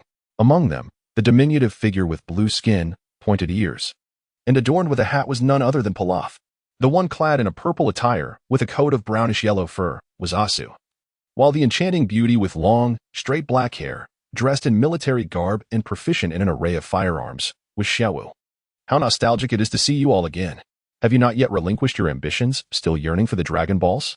Sun Wuling crossed his arms protectively over his chest, recalling that these three were indeed the first formidable adversaries he and Sun Wukong had encountered following their escapade with Bulma at Bowsy Mountain. Sun Wukong chuckled. Still contemplating the conquest of the world, are we? Certainly, Sun Wukong would eliminate them. However, they managed to escape. During their second encounter, they fled once more. And when Piccolo the Demon King was resurrected, the outcome was the same. Once again, they ran away. Now, Sun Wukong no longer harbored any interest in slaying them. Upon seeing this familiar trio, he was filled with nostalgia for the days when he first sought the Dragon Balls. It is Sun Wukong. Oh, my dream of conquering the world is over, completely over. The god of slaughter is here too. Pilaf, upon seeing Sun Wukong, crumbled in despair, having been relentlessly pursued by him. They feared Sun Wukong even more than they did Sun Wukong himself. Do not be afraid, Lord Pilaf, came a defiant voice. Sun Wukong, do as you will, kill or maim. It matters not. Xiao Wu glared furiously at Sun Wukong, exclaiming. Sun Wukong deliberately revealed a menacing smile, and said, Do you truly fear death? Does it matter if the knife of Ashura is cast aside by the Bull Demon King? Your fear will not spare us. Sun Wuling cast an incredulous glance at the trio of Pilaf, exclaiming in disbelief, The god of death? You dare to address me in such a manner? He gestured towards the lifeless figure of the purple-haired woman lying nearby and inquired, Is she one of your companions? Xiao Wu shook her head and replied, No. We are not acquainted. When we infiltrated your abode, she simply entered through the front door. Pilaf, clearly displeased, retorted with indignation, if it weren't for her. How could we have possibly drawn the attention of the Bull Demon King and that old hag? Old hag? Chi-Chi seethed with fury, while Sun Wuling acted with swiftness that surpassed her own, delivering a precise chop to Pilaf's head. Pilaf, taken aback, bit his tongue in pain, tears streaming from his eyes. That was deserved, sister-in-law. Do not heed the words of this fool. You have merely focused all your attention on your brother and Gohan, neglecting your own appearance in the process. Sun Wukong spoke earnestly, and the bashful smile that crossed his face hinted at his sincerity. He then produced a versatile capsule, chuckling. Hee, Chi-Chi, I must apologize. You have truly worked hard. Aside from the garments gifted to me by the Adaretla aliens, I also possess some items for beautification and makeup, which I believe you will find delightful. Sun Wuling was not the least bit surprised by this. Sun Wukong's peculiar behavior was not indicative of a change within him, but rather a reflection of what lay deep within his soul. Sun Wuling had accompanied him on numerous occasions, and whenever they ventured out for an extended period, he would invariably return with something in hand. Over time, this had become a habit. The name Yudetra was unfamiliar to Chi-Chi. Now she realized that Sun Wukong had traveled such great distances, yet still remembered to bring her gifts. When two individuals genuinely cherish one another, everything they do is perceived as delightful, even if it sounds overly sentimental. In the eyes of a beloved, such expressions are simply romantic. Conversely, if one is met with disdain, nothing will suffice. Suddenly, Sun Wuling and Sun Wukong sensed the energies of Biddy Lee and Vegeta clashing against one another. What could have caused Biddy Lee and Vegeta to engage in a fight? Sun Wukong inquired, perplexed. Sun Wukong spread his hands and replied. Biddy Lee has always yearned for a chance to compete against Vegeta. Their first encounter in battle occurred on planet Namek, where Biddy Lee's strength surpassed that of Vegeta at the time, albeit lacking experience. Consequently, she suffered considerable defeat, leaving her bruised and battered. This loss has left Biddy Lee with an enduring sense of indignation. Sun Wukong jestingly remarked, "Where is Gohan? There is no need for concern, with him around. Dilly will surely be safe." Sun Wuling approached the woman with flowing purple hair, who lay motionless, and inquired, "How long do you intend to feign death? Who are you truly? What brings you to my home?" "Oh dear, my once little brother has now grown into quite the handsome young man. Yet, I wonder if you still possess the essence of a man," she replied. As she slowly rose, her voice was soft and tantalizing, evoking an almost intoxicating allure that rendered the Bull Demon King's trio of minions senseless, their eyes lighting up in a daze. "Vixen, utterly shameless," Chi-Chi exclaimed upon witnessing her father, the Bull Demon King, in such a state. However, upon seeing Sun Wuling, Sun Wukong remained unfazed, relieved that his own demeanor was not akin to that of Yamcha, Krillin, or Master Roshi. The woman turned around, although clad in a simple short-sleeved shirt and denim jeans. She exuded an irresistible charm that sparked boundless fantasies in men. With her ruby lips and enchanting visage, every gesture seemed to seduce. "It has been quite some time. Sun Wuling, you truly possess an irresistible allure now. I remember wishing to cradle you in my arms and cherish you when we were young. Now, dear brother, I find it hard to maintain my composure." Sun Wukong looked at Sun Wuling in confusion. He could not recall ever having met such a stunning beauty with flowing purple waves for hair. Sun Wukong also shook his head, spreading his hands in a gesture of surrender. It was truly impossible for him to recall. Indeed, he had forgotten. "Shall I assist you in recollecting?" The woman with cascading purple waves of hair did not appear angered by Sun Wukong's lapse in memory. With graceful strides, she approached him, each step seemingly designed to entice the male gaze. A flash of inspiration illuminated Sun Wukong's mind, and he suddenly recognized her, realizing who she truly was. Sun Wuling shot a glare, crossing her arms protectively over her chest, her tone laced with a hint of coldness as she remarked, "Do not utter ambiguous remarks." Then, shifting her tone playfully, she added, "I nearly failed to recognize you once you donned your attire. Speak, what is it that you seek from me?" Chapter 54. The Prince on Horseback. Chi-Chi, the Bull Demon King, and Sun Wukong gazed at Sun Wuling in astonishment, truly taken aback by her acquaintance with such a stunning beauty. The Bull Demon King, eyes wide with surprise, inquired of Sun Wuling, "When did you come to know such a remarkable woman?" At this moment, Sun Wukong clutched his head, feeling utterly exasperated. This was the end indeed. Who was this woman? Sun Wuling actually had a woman.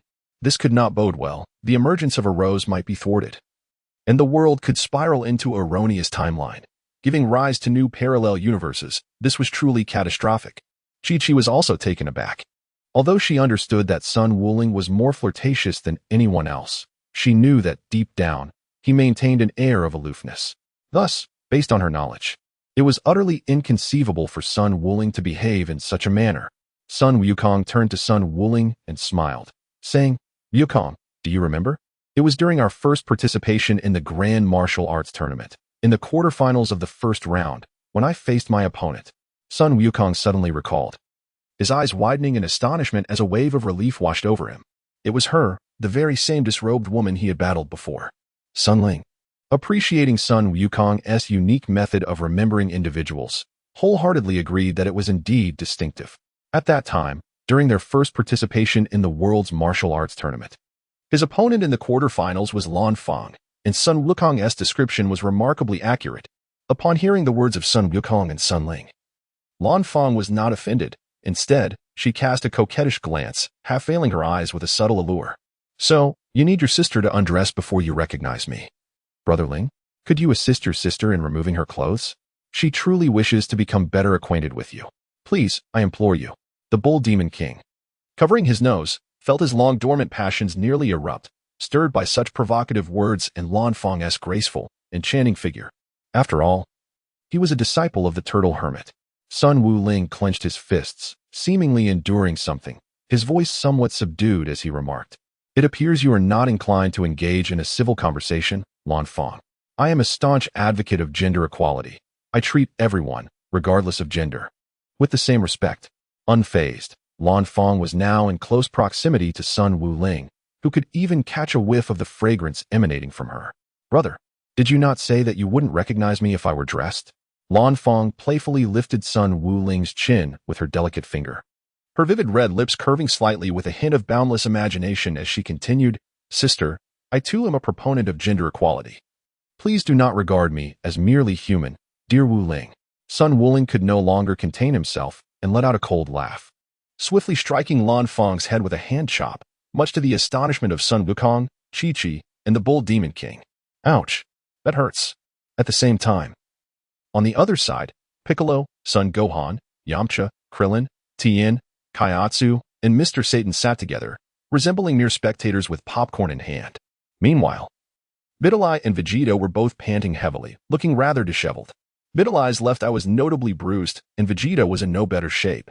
Despite their efforts, neither side had truly gained the upper hand.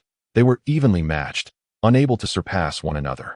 "I am the Prince of the Saiyans. How could I possibly be outdone by a little girl with barely any teeth?" Vegeta seethed with rage, his pink shirt and yellow pants tattered. Vidalai's martial arts uniform also bore signs of wear, and neither had gained an advantage over the other. "Prince, are you riding a horse?" Vidalai stubbornly glared at Vegeta, showing no sign of surrender or fear, filled with fighting spirit. Mr. Satan, watching from a distance, contemplated rushing in several times. If Sun Wuling had heard Vidalai's comment, he would surely have scoffed internally, knowing that Vegeta, the Saiyan Prince, would indeed ride, and it would be Bulma he rode with. Vegeta had nearly become immune to Vidalai's sharp tongue, sneering at her. "You merely got lucky to be noticed by Sun Wuling, Vidalai. Do not get too carried away. Neither you nor Sun Wuling will ever surpass us Saiyans." Having learned from the destroyer Angel Rose that Sun Wuling would become the second strongest in the universe, Vegeta resolved to claim the title of the strongest for himself, determined to surpass even the enigmatic king of all. Upon hearing Vegeta's words, Vidalai began to clap, giving him a thumbs up and displaying a mysterious smile. "The skies have cleared, the rain has stopped, and our horse-riding Saiyan Prince feels capable again." With that, she stuck out her tongue in disdain, turning her thumb downwards. "You Vidalai." Vegeta's fury surged, his power seemingly intensifying. Realizing he had overestimated his own patience, he now only wished to silence her. "Come at me, Vegeta. If you can't even defeat me, don't dream of beating Master Wuling. At that point, you might as well dress as a woman." Vidalai fearlessly engaged Vegeta in combat, their fists and feet flying like the wind, leaving only a blur for Son Gohan, Piccolo, and the others to perceive. "Vidalai, shut your mouth." Gallic Gun, Kamehameha. After a fierce exchange, the two created a massive shockwave that sent them apart as they gathered their energy for their respective attacks. Boom. The Kamehameha and Gallic Gun collided, with Vegeta's Gallic Gun overpowering Vidalai's Kamehameha. Gritting her teeth, Vidalai realized she was at a disadvantage. Vegeta had grown stronger during the fight, and she was immensely dissatisfied. Pouting in frustration. "You insufferable scion!" Vegeta's Gallic gun pierced through Bidalai, but his mindset had shifted. He acknowledged that the student of Sun Wuling was just as insufferable as Wuling himself. He hoisted the unconscious Bidalai and tossed her into Mr. Satan's arms. "Bidalai, Mr." Satan anxiously observed the exhausted and unconscious girl, quickly grasping her wrist. Noticing her pulse was steady, he sighed in relief. "She's just exhausted and asleep. I didn't kill her." "Humph." Vegeta scoffed, internally reveling in his triumph. He felt he had made significant progress, his combat power surging dramatically. Moreover, being acquainted with Bidalai, a student of Sun Wuling, meant he had gleaned insights into Wuling's techniques, bringing him closer to achieving Super Saiyan status. Clenching his fists, unable to suppress his smile, Vegeta declared, "Sun Wuling, just wait. Once I transform into a Super Saiyan, I shall surely knock all your teeth out." Chapter 55, Krillin and Violet at Bowsy Mountain. Lan Fong cradled her head, tears glistening in her eyes, appearing utterly pitiful, a conspicuous bump swelling on her head. "Why can't we speak nicely? Must we resort to bashing our heads against the wall?" The actions of Sun Wuling garnered a thumbs up from the couple, Chi-Chi and Sun Wukong. Although their actions were identical, their underlying thoughts diverged. Chi-Chi mused, "Impressive. Sun Wuling remains the same Sun Wuling, delivering a commendable performance. That shameless vixen truly deserves to be reprimanded." Sun Wukong, I truly believe that Sun Wuling was involved with a woman of ill repute. Thankfully, Sun Wuling remains true to himself. However, how did such a Sun Wuling come to be entwined with that artificial being? Sun Wukong pondered with a hint of curiosity. "I apologize. That hurts terribly. Sun Wuling, you remain as merciless as ever." Lan Fong pouted as she stood up, declaring that she would no longer dare to pose playfully. "In fact, when I saw Satan extolling your celestial prowess on television, I was inspired to seek you out as a disciple. However, how delightful it would be to become Satan's consort." Observing Sun Wuling's already gathered energy, Lan Fong quickly shook her head, suppressing her smile. Dispersing the energy in his hands, Sun Wuling remarked, "If that is the case, you must be acquainted with Galinta. I have specifically instructed Satan to clarify everything regarding Galinta." "I ascended to that place," he continued. Lan Fong then produced a photograph, revealing her alongside the Galinta immortal. "Oh, and I also have this." She unveiled a bag containing 5 celestial beans, procured from the Galinta immortal. Exercising caution akin to not placing all eggs in one basket, Sun Wuling refrained from taking all the celestial beans, deeming a sufficient quantity as adequate. After all, he mused, one can only utilize so many, and there remained more than a jar's worth at Galinta's. Furthermore, it seemed that the Galinta immortal had indeed bestowed celestial beans upon Lan Fong, indicating that the supply was no longer subject to the memory of being sold out. Celestial beans, it appeared, were indeed genuine. Sun Wuling gazed at Lan Fong and inquired, "If that is the case, why not simply express your desire to become my disciple? Instead, you endured a thorough scolding from Uncle Nyomo and his wife." Lan Fong smiled graciously and replied, "It is because I aspire to be a Master's wife instead. Alas, it seems that opportunity has eluded me, Master Wuling." Her manner of address had shifted, and she no longer flaunted her wit before Sun Wuling as she once did. At this moment, Sun Wuling was lost in contemplation. His disciple, Sun Wufan, was a figure of considerable renown, surpassing even the illustrious Billy Satan, although he had established a reputation for mastery in the spiritual immortal tradition. His disciples comprised solely of Billy Satan and Sun Wufan. Gohan is still much younger than Dilly. Whenever he sees Dilly serving him tea or sweeping the floor, it evokes in him a sense reminiscent of child labor. Most importantly, Lan Fong has climbed up to the Galinta, and she is quite attractive. During moments of idleness, it would be pleasant to see Lan Fong donning various outfits like JK uniforms, bunny costumes, or fox attire, providing a delightful visual treat. "Very well. Since you have ascended to the Galinta, I hereby grant my consent, Lan Fong." Sun Wukong accepted Lan Fong, a character akin to the Violet, who is unlikely to appear again, much like Lan Chi, who has faded into oblivion. Moreover, there is the unfortunate King Gappa, who, along with Sun Wukong, encountered various figures during the 3 participations in the Grand Martial Arts Tournament. In the memories of Sun Wuling, after the conclusion of the 22nd World Martial Arts Tournament, the Demon King Piccolo's minions wreaked havoc at the event. Subsequently, during the 23rd tournament, the newly emerged Piccolo too made his appearance. This led to many martial artists declining to participate in future competitions, resulting in the gradual decline of the tournament's prestige, where even beings like Satan could emerge as champions. However, The present circumstances have changed. Even the alluring woman mentioned by Sun Wukong has ascended the Korin Tower. Sun Wuling wonders if King Kappa and Namu are still practicing martial arts like he is. The Pilaf trio, left behind by Sun Wuling, lead a rather miserable existence. As for their dream of world domination, they were terrified by Sun Wuling's remark that he would swiftly bring them down from their aspirations. Making the most of resources, Ashio has become the gatekeeper of his dojo, while Pilaf is reminded of his utility as an inventor, akin to Bulma, albeit with grandiose ambitions. Thus, Sun Wuling has assigned him the task of guarding the entrance and relaying messages. As for Xiaowu, she serves tea, sweeps the floor, and on occasion, Sun Wuling adorns her in outfits reminiscent of bunny girls, serving as a delight to the eyes. After all, her beauty is undeniable, and she possesses combat prowess as well. Biddy Li has been liberated from menial tasks, now merely assisting Sun Wuling occasionally. After a day of training, Biddy Li and Lan Fong, his two disciples, would serve tea, massage his shoulders, and knead his legs, sometimes dressing in enchanting bunny or fox girl attire. Occasionally, Xiaowu would join, creating an atmosphere far surpassing any convention he had attended, where few could rival the beauty of Lan Fong, Xiaowu, or Biddy Li, often leaving him heartbroken at such events. Upon hearing about Sun Wuling from Sun Wukong, Master Rashi was envious, drooling at the prospect of such fun. He wondered why his turtle school lacked beautiful girls. Time has passed, and a year has elapsed. Now at the turtle hermit's abode. As dusk falls and a crimson glow rises over the coast, Violet, gazing at the sunset from the beach, is weighed down by thoughts of the androids. Having learned about them from Krillin, her long purple hair dances in the wind, creating an exquisite scene. Dr. Gero and the androids. Every mention of them fills her with dread.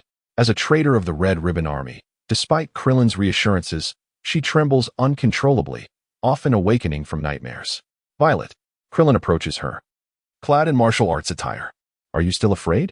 I'm sorry, I'm just too weak. Krillin forces a smile. Though we're both Earthlings, I lack the talent of Wuling to create my own martial arts system. If I were as strong as him, perhaps you wouldn't have to fear.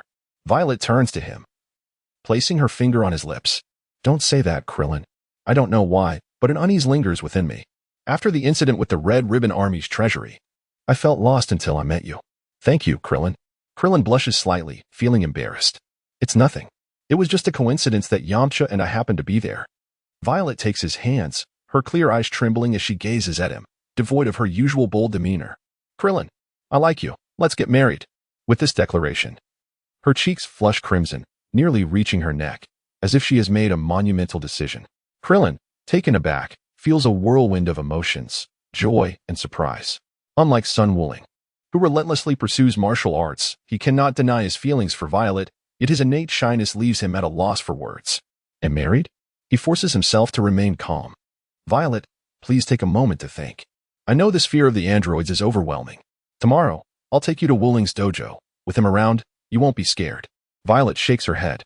Though Sun Wuling is undeniably handsome, in her eyes, he is the harbinger of destruction, having mercilessly annihilated the Red Ribbon Army's base. She cannot forget the horrific sight of him dismembering soldiers with a key blade, leaving no one to escape, save for herself. I'm serious, Krillin. Violet gazes at him, awaiting his response. Meanwhile, at Baozi Mountain, Sun Wuling concludes his day of training. Upon learning that he, like Sun Wukong, could succumb to a viral heart disease, he utilized the Dragon Balls to wish that he, Sun Wukong, and his friends would be spared from such ailments. Yet, even after making this wish, Sun Wuling remains vigilant. After training, he continues to have Biddy Li, Lan Fong, and Xiaowu assist him with massages to ensure his body reaches its optimal state. Today, Biddy Li, dressed in a JK sailor outfit, though shy, diligently massages Sun Wuling's limbs and beneficial acupressure points, aiding in his relaxation. Observing his troubled expression, Biddy Li reassures him. Master Wuling, there is no need to worry. Didn't he the dragon grant your wish and depart? I'll retrieve the remaining 6 Dragon Balls tomorrow. You can rest easy. Sun Wuling shook his head and turned around to gaze at Biddy Li, who was seated on his back, assisting him with a massage. He chuckled. There's no need to search any further, Biddy Li. To be honest, I only had Lan Fong and Xiaowu don this attire for a bit of eye candy. I didn't expect you to join in as well. Biddy Li paused for a moment, a hint of annoyance creasing her brow as she pouted. Master Wuling, do you not like me dressed this way? Not at all. You look incredibly charming in that outfit. Sun Wuling replied with a smile, yet internally pondered. I hope Sun Wufan won't hold it against me in the future. Humph, If it weren't for Master Wooling's perpetual gloom, how could I have ended up like this? Biddy remarked with a hint of dissatisfaction, her little face flushed with embarrassment. Sun Wooling forced a smile and said, "One future warrior told me that I would succumb to viral heart disease in 2 years, while another predicted it would be 3 years before the onset of the same affliction. Both are ailments. It is hardly a cause for joy." D. Lily's eyes flickered with a thought regarding the origins of artificial beings. Her father, Satan, had once spoken of the notorious Red Ribbon Army, a formidable force in its time. He recounted how the military might of the Red Ribbon Army was sufficient to dominate the world. "Master Wooling, could you share with me the tale of the Red Ribbon Army? How did you and Uncle Wukong manage to dismantle it?" Sun Wukong gazed at his fingers, conjuring a miniature Qi Yuan slash. It was then that he and Sun Wukong, beneath the Tower of Korin, had vanquished Tao Bai Bai with this very technique. After reducing Tao Bai Bai's corpse to ashes, he carried Sun Wukong up the tower. Consequently, 3 days after Tao Bai Bai's demise, the Red Ribbon Army learned of his death and summoned troops from other divisions back to headquarters, activating all defensive systems. It was during this time that his mindset underwent a transformation. Towards outsiders and adversaries, his Qi became as sharp as the Qi Yuan slash itself, leading him to eliminate every foe in sight. Nearly 1 million soldiers of the Red Ribbon Army fell before his blade, and in that period, his Qi Yuan slash grew ever more precise and adept. Although a few managed to escape, the vast majority of the Red Ribbon soldiers met their end by his hand. Ultimately, he obliterated the Red Ribbon Army's base using the Kamehameha Wave. Following this, he learned through the Dragon Balls of the locations of other Red Ribbon bases, and he and Sun Wukong dismantled the remaining divisions of the Red Ribbon Army. Sun Wooling recounted everything to Bidalai, particularly relishing the sight of her admiration, which inexplicably filled him with a sense of accomplishment. "How impressive, Master Wooling. You and Uncle Wukong bravely faced 1 million-strong army. It was utterly magnificent. I longed to return to that moment, almost wishing to join you with my Keyblade and charge alongside you to vanquish those nefarious foes. Are you not afraid, Bidalai?" Sun Wukong was momentarily taken aback. He recalled how Bulma, upon her arrival, had been frightened for a while after witnessing him obliterate the corpse of the Red Ribbon Army soldier. "That is not true," Biddy retorted hastily. "As far back as I can remember, my father spoke to me about the Red Ribbon Army. They are terrorists so fearsome that even the king cannot contend with them. Those villains deserve their fate." Sun Wooling chuckled softly, shaking his head. He had never claimed to be a virtuous individual. At present, he was younger than Dilly and possessed a limited understanding of morality. Perhaps as he matures, he will grasp these concepts more fully. "Furthermore, Master Wooling, my father has often cautioned that children must never wander alone at night, lest they fall prey to the Red Ribbon specters who would seize their hearts. Additionally, the neighbors, those uncles and aunts of mine, have warned that should I disregard my father's words, he might sell me to these Red Ribbon fiends." As if a dam had burst, Dilly regaled Sun Wooling with tales from her childhood regarding the legends of the Red Ribbons, while simultaneously providing him a gentle massage. Suddenly, a knock resounded at the door, and the voice of Xiao Wu interrupted the incessant chatter of Dilly, prompting a pout of displeasure from her.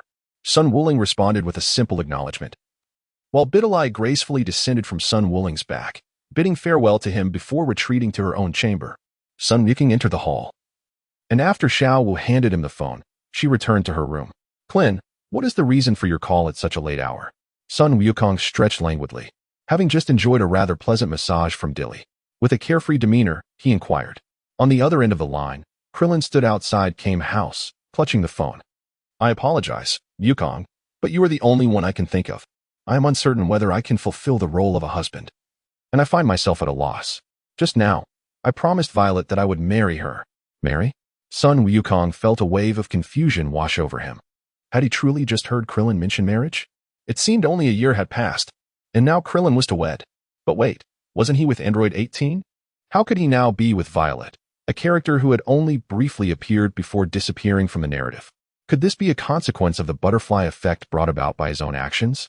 Had he inadvertently disrupted the romantic bond between a beloved couple from Dragon Ball?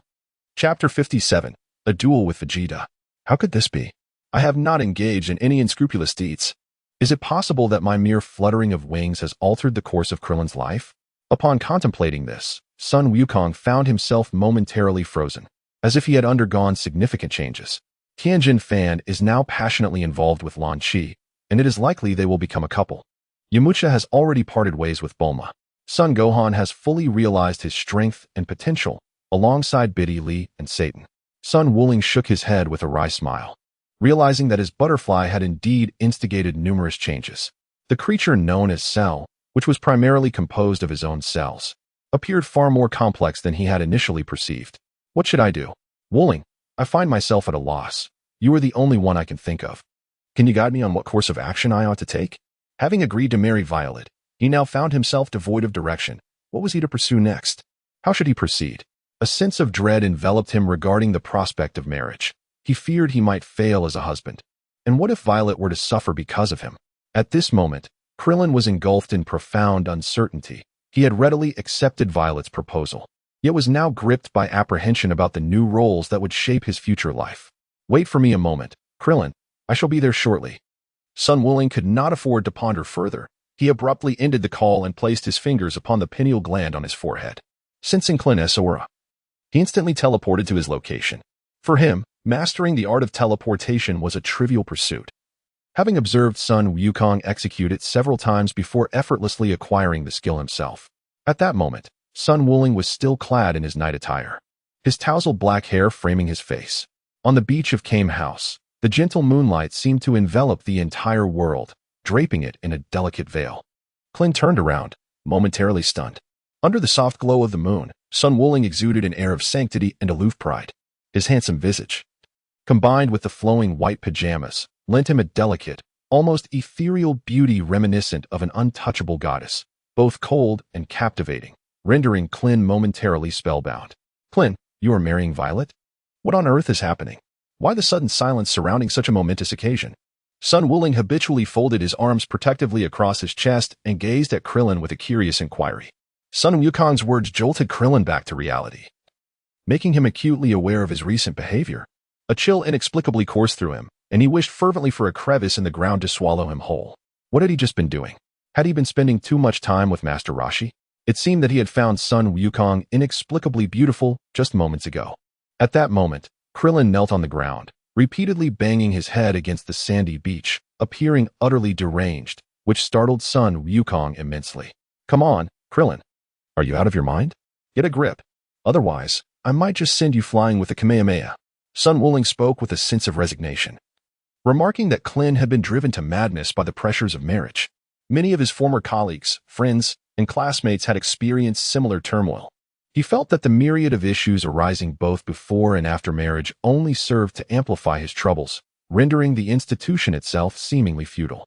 Klin, I understand your concerns. Since Violet has mustered the courage to confess her feelings to you, it signifies her readiness to face the future together. Sun Wuling continued, in the future, you may find yourselves blissfully in love, eager to announce your marriage to the world. Yet, differences in opinion may lead to quarrels. If you believe you have encountered the right person, do not hesitate to pursue it. Ask yourself. After speaking, Sun Wuling manipulated the energy orb, causing Klin to rise abruptly, his bright and smooth head creating a deep dent in the beach.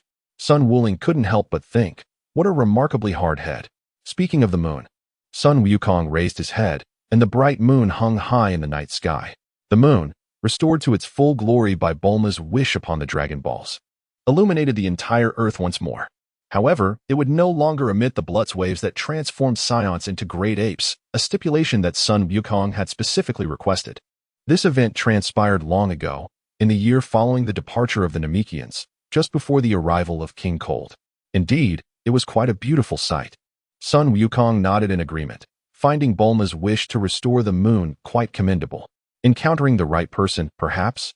At this moment, Krillin fell into deep contemplation, courageous and audacious. He pondered his future with Violet, recalling the fluttering sensation within his heart during twilight. Thank you, Wukong. I understand what I must do.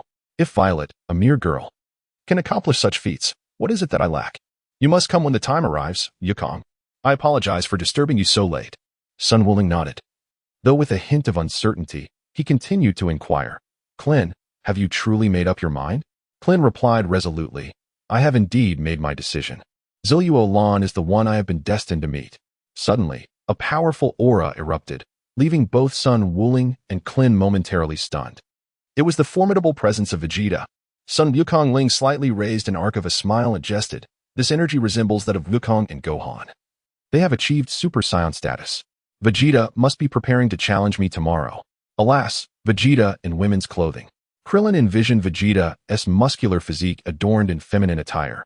And the thought alone was quite a sight to behold, both jarring and oddly exhilarating. I shall take my leave now, Krillin. Farewell.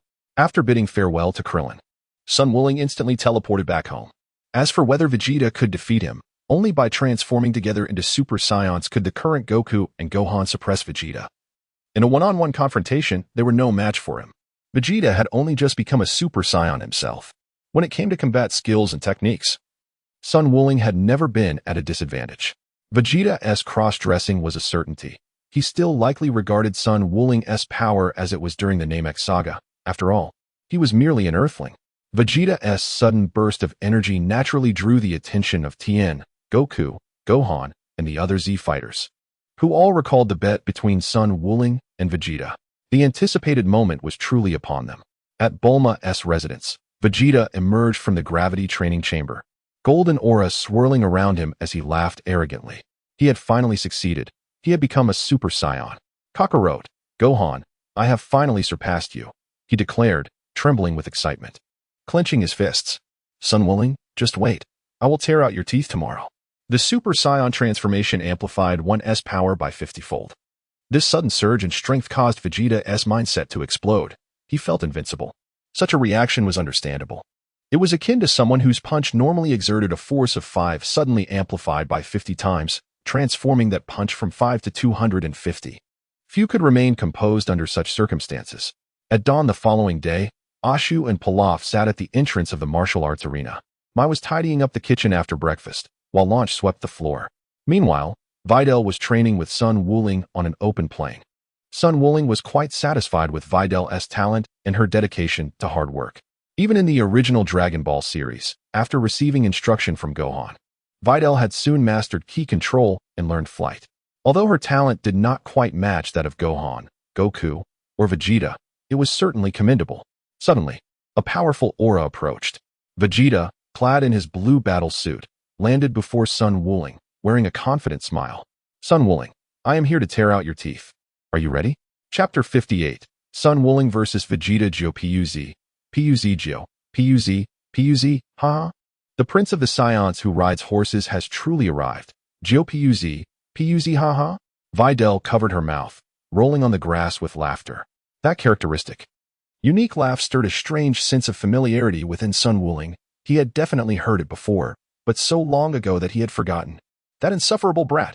Vegeta clenched his fist in fury, repeatedly telling himself not to get angry. Now that he was a Super Saiyan, he shouldn't be vexed by a little girl who hadn't even grown all her teeth yet. Yes, the others had also arrived. Sun Wukong, Chi-Chi, Sun Wufan, and the Bull Demon King hastily gathered, with Piccolo, Krillin, Yamchu, Tien, Chaozu, Master Roshi, and even Satan momentarily abandoning their tasks to return. Why are there so many people? Vegeta's expression darkened slightly. Did these meddlesome bystanders wish to witness him dressed as a woman?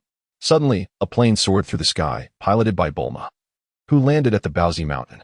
After transforming the aircraft back into a capsule, she cheerfully exclaimed, I hope I'm not late. Why are you here? I distinctly told you not to come. Vegeta nearly shouted upon seeing Bulma. Humph, Bulma retorted, glaring at him without a hint of fear as she approached. Vegeta, didn't I ask you to carry me here? Why did you leave me behind? Vegeta's face flushed upon hearing Bulma's words, especially with the curious gazes of Sun Wukong and others upon him, wishing to vanish into the ground. Foolish woman, what nonsense are you spouting? Holding you. That's far too embarrassing. At that moment, Bidalai quietly returned to her vantage point, clearly noticing the connection between Vegeta and Bulma. Bulma? It seems even the Prince of the Saiyans has a romantic side. With a palpable sense of malice, Bidalai had been thoroughly influenced by Sun Wulian, as the saying goes. One is colored by their company. Children often imitate those they admire, and this once graceful and elegant girl from Dragon Ball had now been completely transformed. Bulma approached Sun Wukong, gazing at him with a smile. Sun-kun, it has been a while. Sun Wukong, it has been quite a while, Bulma. Today, Chi-Chi has also adorned herself, clad in a purple chi-pao, with her long hair styled into intricate braids. Standing beside Sun Wukong, she greeted Bulma, saying, It's been so long, Bulma. Bulma's smile appeared somewhat forced as she replied, "It has indeed been a long time. Chi-Chi, you look exceptionally beautiful today." Chi-Chi, filled with pride, straightened her posture, her graceful figure seemingly flaunting itself before Bulma, and remarked, "This is all thanks to the cosmetics that Wukong brought from planet Adatella. But it is our femininity that truly shines. By the way, what was going on between you and Vegeta just now? Are you two together?" Bulma's smile vanished in an instant, her brow furrowing slightly, before she feigned a nonchalant grin and replied, "Yes, when the time comes, we shall wed. And you must all remember to come." Despite her words, the dimness in her eyes could not be concealed. Some things, once missed, are lost forever. Chi-Chi wrapped her arm around Sun Wukong's, cheerfully declaring, "Of course, my Wukong and everyone will definitely be there. Krillin, Yamcha, Piccolo, Master Roshi, Mr. Satan." And Gohan stood at a distance, observing the peculiar scene of Sun Wukong sandwiched between Bulma and Chi-Chi, each feeling an inexplicable sensation. At that moment, Vidalai glanced at Vegeta and then at Bulma, inwardly pondering. The hair of a Super Saiyan is golden. I wonder if Vegeta's would turn green? Whoosh, whoosh.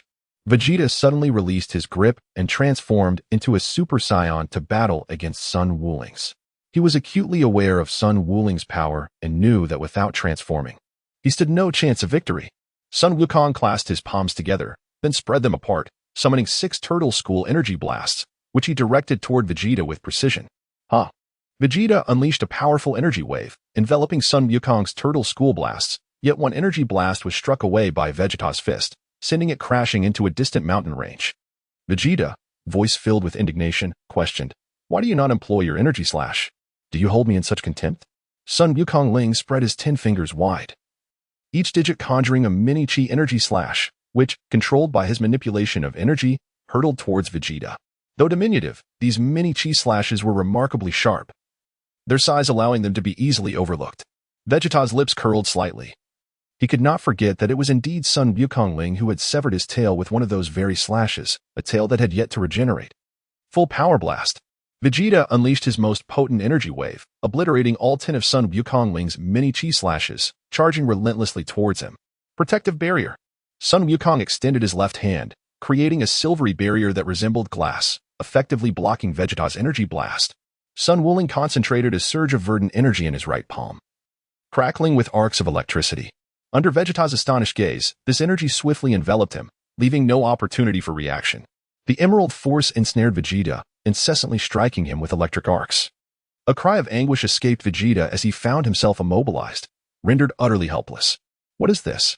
He pondered desperately, attempting to break free, yet finding it utterly impossible. The relentless electric strikes inflicted considerable discomfort upon him. It is the universal shocking palm of Master Mateto. Krillin, Son Goku, and Yamcha immediately recognized the technique that Sun Wuling employed to bind Vegeta. Master Roshi chuckled self-deprecatingly, remarking on Sun Wuling's prowess, and to think he executed it with but one hand. I truly am aging. Sun Wuling's talent is indeed formidable. At this moment, as Sun Wuling restrained Vegeta with the universal shocking palm, their forms were rendered fixed, allowing Bulma, an ordinary person, to discern the current predicament. Wasn't this the very technique used against Sun Jun during their first participation in the World Martial Arts Tournament? Master Roshi nodded with a smile, leaning slightly toward Bulma, only to receive a resounding slap from her. A bright imprint adorned his shiny scalp as he coughed and remarked, "Ahem." Sun Wuling can bind Vegeta with just one hand using the universal shocking palm. Now, Vegeta has lost. In the face of the current Sun Wuling, even transformed into a Super Saiyan, he could never escape the grip of the universal shocking palm. Oh, the female attire.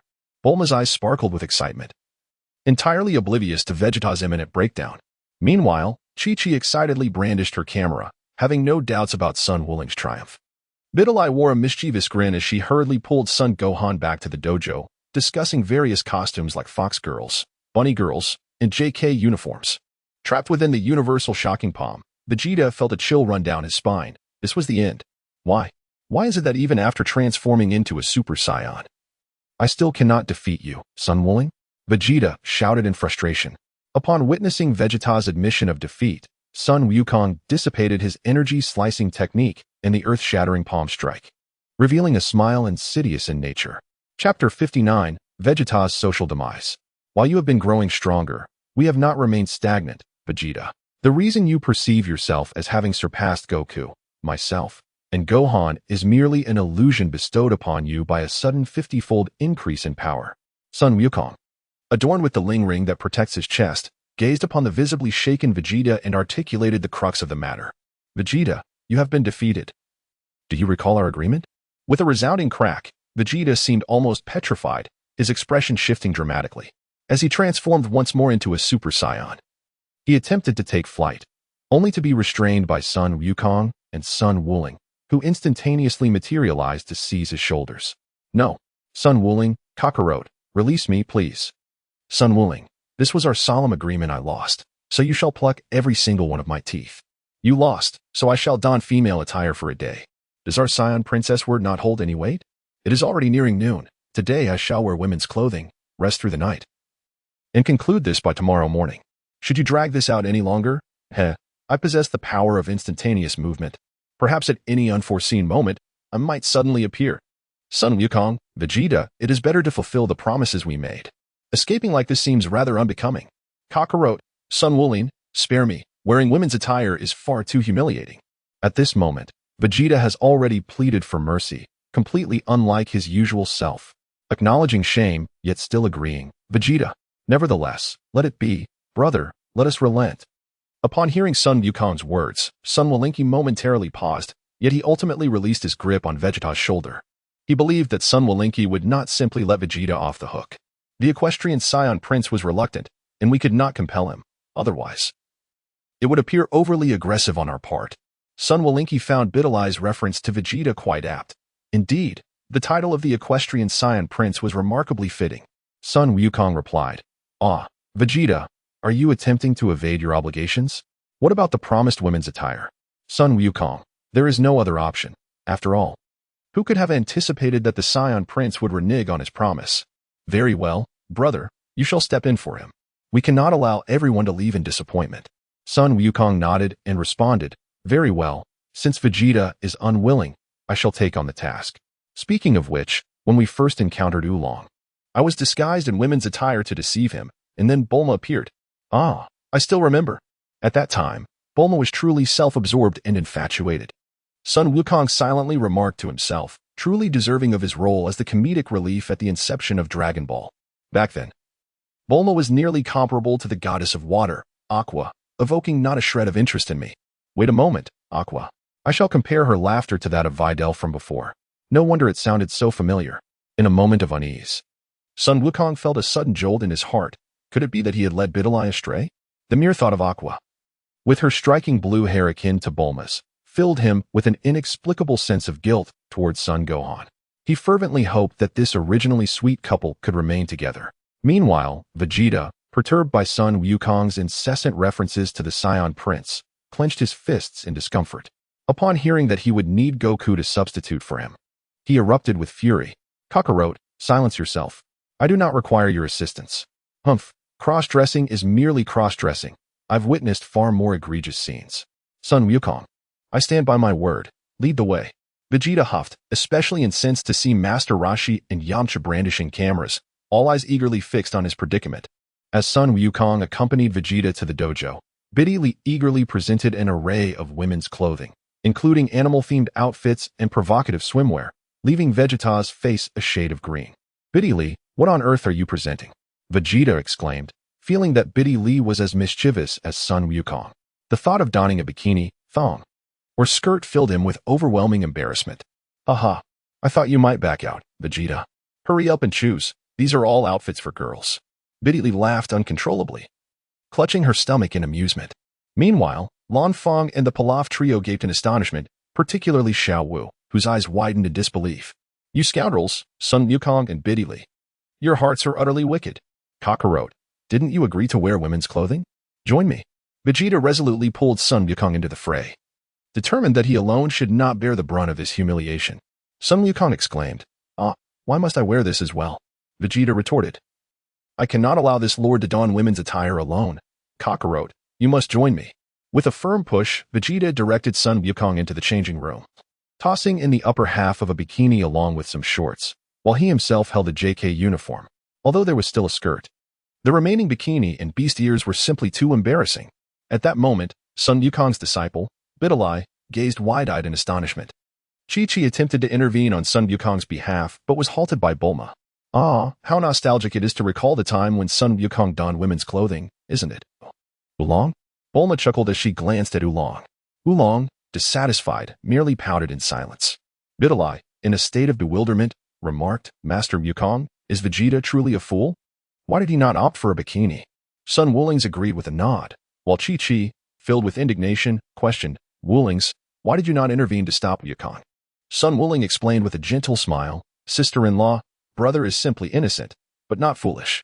You'll understand once he steps out. Chi-Chi was momentarily taken aback. Yet her trust in Sun Wuling remained unwavering, and she chose not to say more. Vegeta and Goku changed into their respective outfits and stepped out of the dressing room. Goku still wore his signature orange martial arts GI with a blue undershirt, while Vegeta was clad in a green JK uniform, leaving Sun Wuling and the others utterly stunned. Seeing that Goku remained unchanged, Vegeta's temper flared as he roared furiously, Kakarot, where is your female attire? Sun Wukong chuckled as he pointed to his attire, saying, of course. It's worn underneath the clothing. A swimsuit hidden beneath garments is hardly noticeable. Alas, Vegeta, why are you donned in a skirt? This final query from Sun Wukong struck like a fatal blow, plunging Vegeta into an abyss of despair, leaving him to ponder the absurdity of his actions. It felt as though he was experiencing an irreversible social demise, one that would forever linger in the shadows of his past. The laughter erupted. Haha, this is too much. Master Wukong, the bikini you prepared has gone to waste.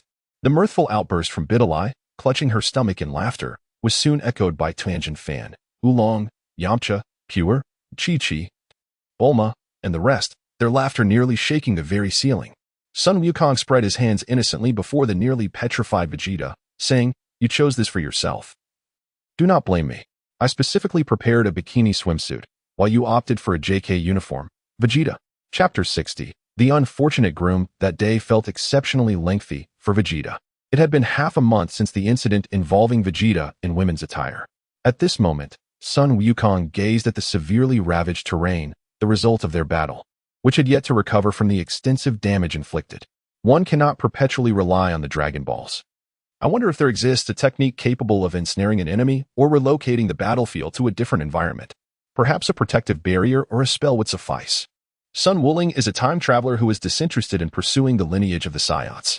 Even in the absence of a system, he has never expressed discontent. Possessing memories from his past life, he is presented with numerous possibilities for reference. Just as Sun Wuling was deep in contemplation, Sun Wukong suddenly soared into view. Interrupting his thoughts. Wuling, my apologies for making you wait. Hiki. Sun Wukong rose to his feet, shaking his head, and said, after all, with the ability of instant transmission. It begs the question, will Vegeta truly attend Yamcha's gathering? Sun Wukong chuckled, ever since the time I donned women's attire, Bulma mentioned that Vegeta's demeanor has altered significantly. However, his pride and arrogance remain unchanged, and he has become more loquacious. Sun Wukong tilted his head. Could it be that the incident of dressing as a woman had such a profound impact on Vegeta? It seems to have altered his very disposition. Yet, one cannot entirely fault him. Even Sun Wukong is aware of the merits of choosing a bikini. It is his own choice that led to this predicament. Brother, the time for the anticipated android's appearance draws ever nearer, and your physique appears remarkably robust, devoid of any ailments. At this moment, Sun Wuling's eyes shimmered with two radiant violet beams, reminiscent of the brilliance of stars. The spiritual eye. This was a technique that Sun Wuling had developed over time, integrating the essence of nature into his gaze, enabling him to perceive not only the physical condition of a being but also the state of their soul. Furthermore, his original soul shock, under the enhancement of the spiritual eye, had its potency amplified.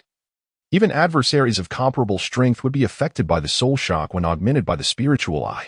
Through the lens of the spiritual eye, both the physical condition and soul of Sun Wukong appeared to be in robust health. Sun Wuling had always been curious, and coupled with his wish granted by the Dragon Balls, it seemed that Sun Wukong's viral heart condition would no longer manifest. The eyes of Sun Wukong shimmer with a faint violet halo, akin to those of Sun Wuling. He has not forgotten the words of the Destroyer Angel, Rose. As soon as Sun Wuling developed the spiritual eye, Sun Wukong immediately sought to learn this technique from him. Yours are the same, Wuling. Both your body and soul are in splendid health, utterly devoid of any semblance of illness. Sun Wukong wore an expression of calmness, yet within, he was beset by worries. His viral heart condition had long been cured, and this time, he was resolute in ensuring that Sun Wuling would not perish. Sun Wuling and Sun Wukong instantaneously transported themselves to Kame House. At that moment, aside from the two of them, the gathering included Yamcha, Master Roshi, Vegeta, Tien Shinhan, Krillin, and Kaiatsu, an entirely male assembly. Tien Shinhan and Launch had finally achieved their happily ever after, a truly joyous occasion. Likewise, Krillin was united with Android 18 and Vegeta with Bulma, with all three weddings taking place simultaneously. The sight of Vegeta consenting to a wedding with Bulma was indeed something that took Sun Wuling by surprise. Goodness, Krillin, how did you end up resembling Mr. Popo with that complexion? Upon entering the room, Sun Wuling was greeted by the sight of Krillin, whose head was as dark as charcoal, with even his lips a vivid red, presenting a rather dismal appearance. This startling transformation left him utterly taken aback. Sun Wukong, too, gazed at Krillin with astonishment, as he appeared to be an entirely different person. Come, have some fruit. Yamcha tossed bananas to Sun Wuling and Sun Wukong, offering each a piece. Thank you. As Sun Wukong leisurely munched on a banana, he cast a curious glance at Krillin and inquired, Yamcha, what inspired you to suddenly invite everyone for a gathering? Even Vegeta has graced us with his presence. And what is the matter with Krillin? He seems torn between laughter and restraint. Krillin, attempting to maintain his composure, replied, There is nothing I cannot share. I noticed you were delayed in returning, and as fate would have it, I was struck by lightning. Yes, it was one of those rare dry day thunderstorms. With a forced smile, Krillin continued, honestly, why would there be thunder on such a clear day? It struck me directly. Vegeta, feeling somewhat irked by Sun Wukong's earlier remarks, angrily tossed the banana peel he had just discarded towards him and retorted, Sun Wukong, why should I not be here? Do you take issue with my presence? Sun Wukong carelessly tossed aside the banana peel he had finished, and it collided with the peel thrown by Vegeta, both landing on the ground. Sun Wuling replied, No. I am merely filled with astonishment. At this moment, Yamcha chuckled. It is because Krillin, Tien Shinhan, and Vegeta are also preparing for marriage. Under the watchful eye of Chi-Chi, Goku seldom has the opportunity to venture out. Henceforth, he may never again indulge himself. Hehe, today we must ensure we do not leave without being inebriated. To not leave sober, haha, let's raise our glasses. After setting the table, Sun Wuling, Sun Wukong, and others lifted their goblets, clinking them together before draining them in one gulp. This was a celebration among men, honoring Vegeta, Tien Shinhan, and Krillin. Suddenly, Sun Wuling noticed that after finishing his drink, Tien Shinhan was picking at his teeth with his finger. This made him wince, leading him to recall some insights he had about marriage. I know a thing or two about weddings. I have heard that before the ceremony, the groom and bride should refrain from excessive movement, as it is said to bring particularly ill fortune. At this moment, Mr. Popo's transformation into Krillin paused slightly, contemplating the notion of particularly ill fortune. Is that truly the case, Wuling? Sun Wuling nodded and replied, Such examples are abundant. The most unfortunate is perhaps being struck by lightning on a clear day, or even having a mouthful of cold water stuck in your teeth, or tripping over your own flatulence. Upon hearing Sun Wuling's words, Tianjin Fan couldn't help but twitch his lips, believing a portion of what he said. Vegeta, crossing his arms protectively over his chest, chuckled, What utter nonsense, Sun Wuling. I have witnessed countless weddings, yet I have never encountered such absurdities as you describe. Suddenly, a crisp sound echoed, and the atmosphere fell into silence. To add to the commotion, Vegeta stepped upon the banana peel discarded by him and Sun Wuling. This slip caused him to kneel abruptly, his chin striking the table with a resounding thud. Blimey! Yamcha exclaimed, unable to contain his astonishment. Indeed, the flatulence had led to a mishap, causing Vegeta to lose his footing. Sun Wuling and Sun Wukong swiftly caught all the drinks from the table, placing them down one by one. Sun Wukong wiped the cold sweat from his forehead, exclaiming how unfortunate it was. It is worth mentioning that prior to the wedding, a great fire broke out at Chi-Chi's family home, nearly consuming many of their belongings. Sun Wuling's hands were crossed, and indeed, the notion of marriage was best kept at bay. Remaining single was far more preferable, devoid of numerous troubles. Haha, struck by lightning, drinking to excess, and the embarrassment of flatulence, his home had been reduced to ashes. Haha, Yamcha, Dumpling, Master Roshi, look at these four unfortunate souls. Haha, Dumpling, Yamcha, what does the turtle sage wish to convey? Yet, he found himself incapable of voicing any critique. At this moment, upon hearing Sun Wuling's words, Goku's fist clenched tightly, resolutely making a decision within his heart. A newfound unity surged among them. Even Goku felt it. Sun Wuling, just wait until your wedding day. Let us see if you can still laugh then. Chapter 61. The familiar melody at the wedding. The day of the wedding drew ever closer. Bulma with Vegeta, Krillin with Android 18, and Tien with Launch. 3 couples were to unite in matrimony. It was a surprise that Vegeta, after the humiliation of that cross-dressing incident, ultimately consented to marry Bulma. The ceremony was to take place on a private island owned by Bulma's family. Sun Wuling pondered deeply over what gift would be most appropriate. A monetary gift was hardly fitting, as it was not his past life. During Goku and Chi-Chi's wedding, he had gifted a pair of silver bracelets. What could truly express his sentiments? Perhaps another bracelet? Then, an idea struck him. He would craft a music box by hand. Not only that, but the melody would be one he had painstakingly composed himself, a tune reminiscent of his unforgettable adventures in the Dragon Ball saga. After much toil, he succeeded. In his previous life, he had learned from a master craftsman, and although he had grown somewhat rusty, he managed to create 3 exquisite music boxes in a rush. Finally, the day of the wedding arrived. After indulging in the soothing massages from Lan Fang, the little fox girl, and the bunny girl, he enjoyed a refreshing sleep. Awakening the next morning, he felt utterly revitalized. Wuling, are you awake? At this moment, Sun Wukong entered the living room, where 2 cups of medicinal elixir rested upon the table, thoughtfully prepared by Billy for Sun Wukong. Upon learning of his impending demise due to viral heart disease, Sun Wuling compelled himself to become a physician, diligently consuming the special medication and meticulously attending to his health. Alas, should I confide in Wuling that my viral heart disease has been cured by the rose? Observing Sun Wuling's extensive efforts, Sun Wukong felt a pang of guilt. Yet he could not reveal the truth, for doing so might inadvertently expose the secret. Sun Wukong raised the cup, suppressing his anguish, and consumed the medicinal concoction that resembled milk. Despite taking it every morning, the bitterness remained excruciating. Though bitter in taste, the efficacy of good medicine is undeniable. Such remedies benefit the body, and prevention is always preferable to the dire consequences of illness. Surely, you do not wish to fall ill, dear brother. At this moment, Sun Wuling was clad in a tailored suit. Observing Sun Wukong's expression of utter turmoil, his features contorted as if in great distress. He poured hot water into a cup, also serving a glass for Sun Wuling. I understand, yet it is exceedingly bitter. Sun Wukong did not respond. He raised the cup filled with the milky potion and drank it in one gulp. After consuming the medicine, he quickly accepted the hot water that Sun Wukong handed to him. Sun Wukong and Sun Wulian, accompanied by Bidalai, Satan, Chi-Chi, and Sun Gohan, arrived at their destination through instantaneous movement. Yamchu, Oolong, Pure, Master Rashi, Kaiatsu, Dr. Brief, and Mrs. Brief had already gathered there. In addition, there was a golden-haired woman whom Sun Wulian was meeting for the first time, resembling Bulma.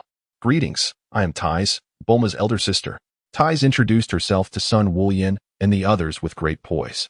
Bulma's sister. Sun Wukong and the others were taken aback. Even Sun Wulian paused momentarily. However, upon reflection, it made sense. In the memories of the Dragon Balls, Bulma and Vegeta were not yet married, but now they were. Such a significant event warranted the presence of Tai Si, Bulma's sister. What captured Sun Wulian's attention was a member of the Galactic Patrol named Jack, an organization directly overseen by the Galactic King, akin to a police force. The wedding venue was filled with familiar faces.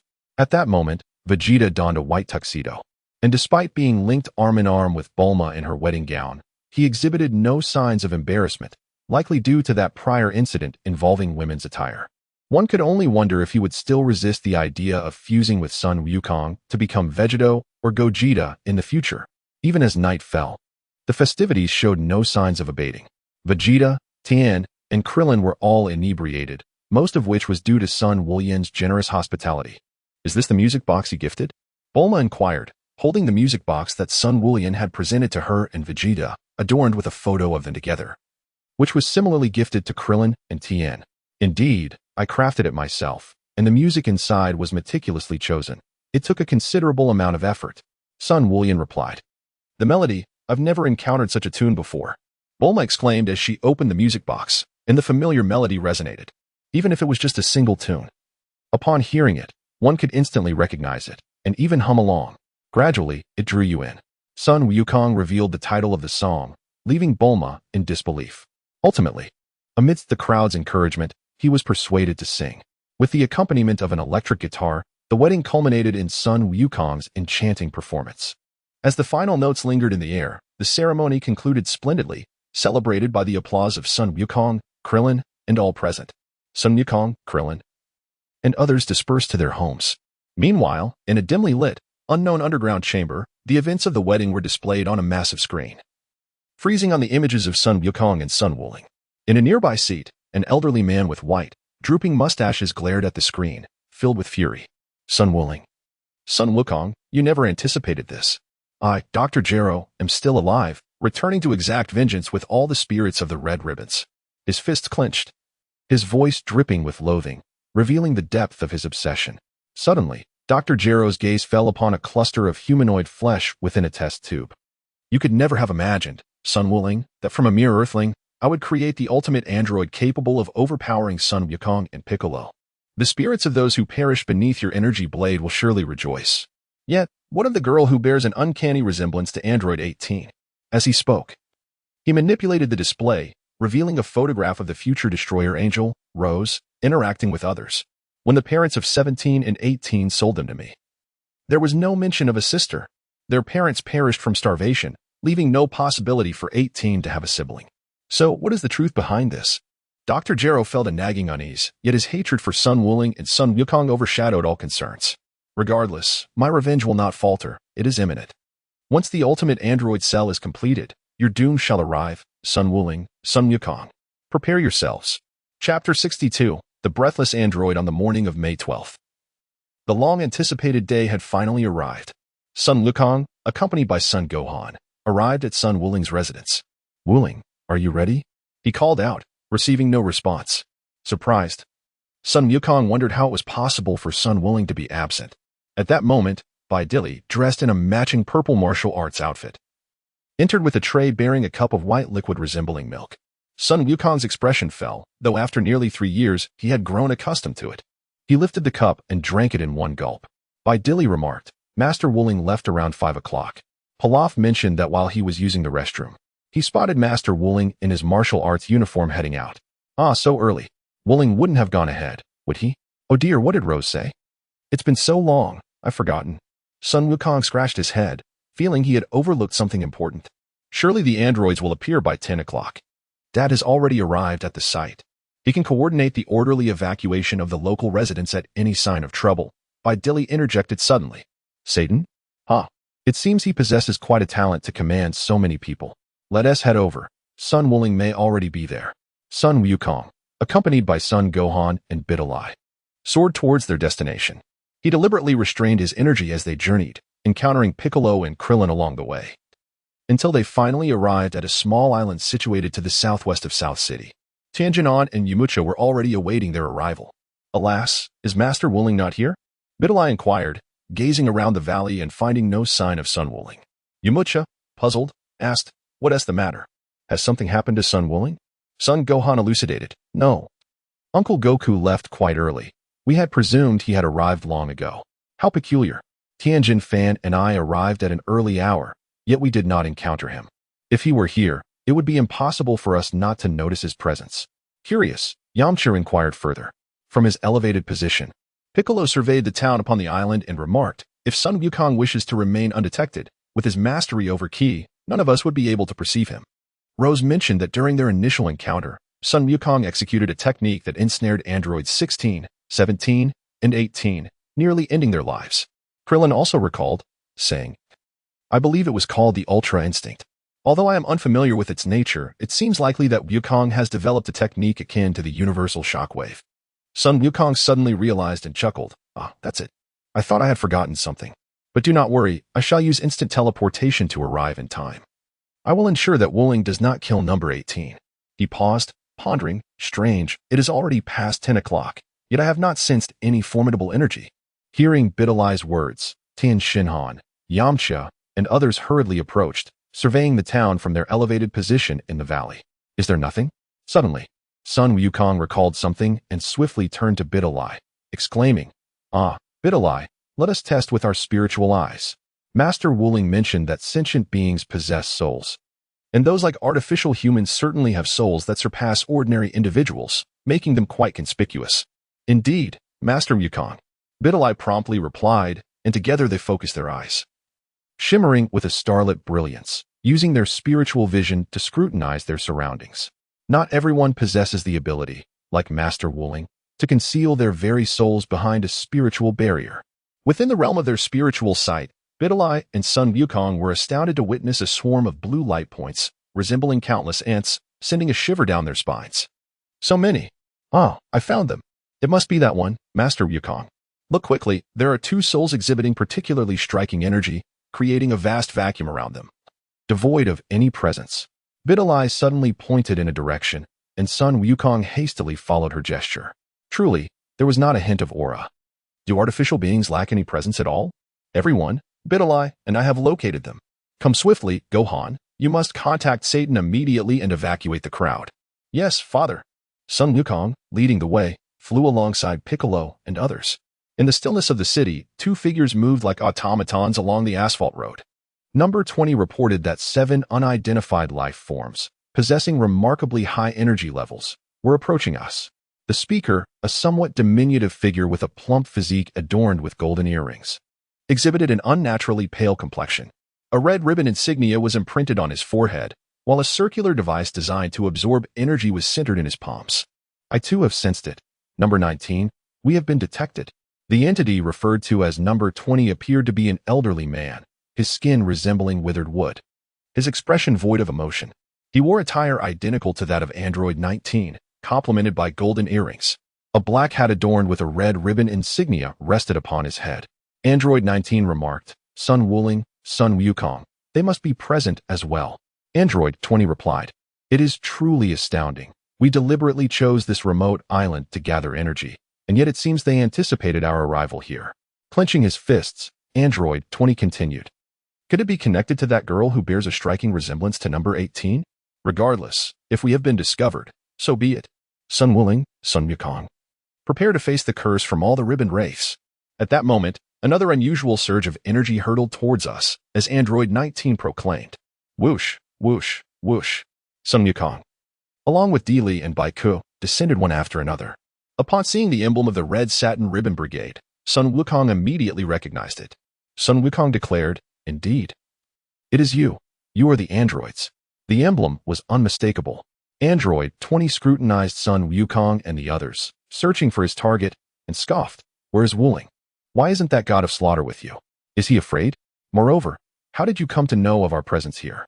You are the one who should be trembling. You filthy old man. Master Wuling would never be intimidated by scum like you. As for why we are here, dream on, you rancid old fool and your rotund companion. Baidili retorted angrily, her voice ringing out defiantly. Humph. Baidili, the apprentice of Sun Wuling, a mere child still wet behind the ears. Nevertheless, it matters not.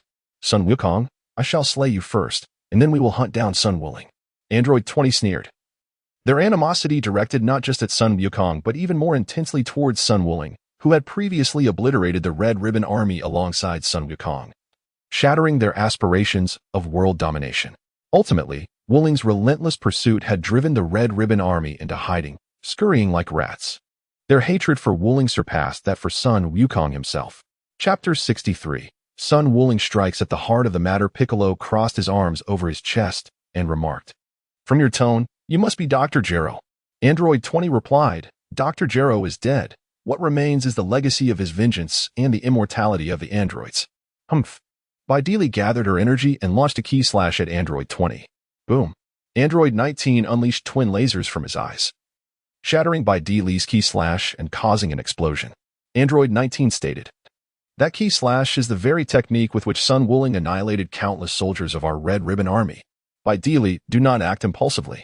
These two androids are after Wuling and me. Piccolo, Krillin, I will handle this along with Gohan. Sun Wukong and Sun Wufan advanced a step forward. While Satan had evidently evacuated the surrounding residents to the bomb shelters, a clear indication of his meticulous preparations. How confident you are, Sun Wukong. I have been monitoring everything about you and Sun Wuling with microprobes since the 22nd World Martial Arts Tournament.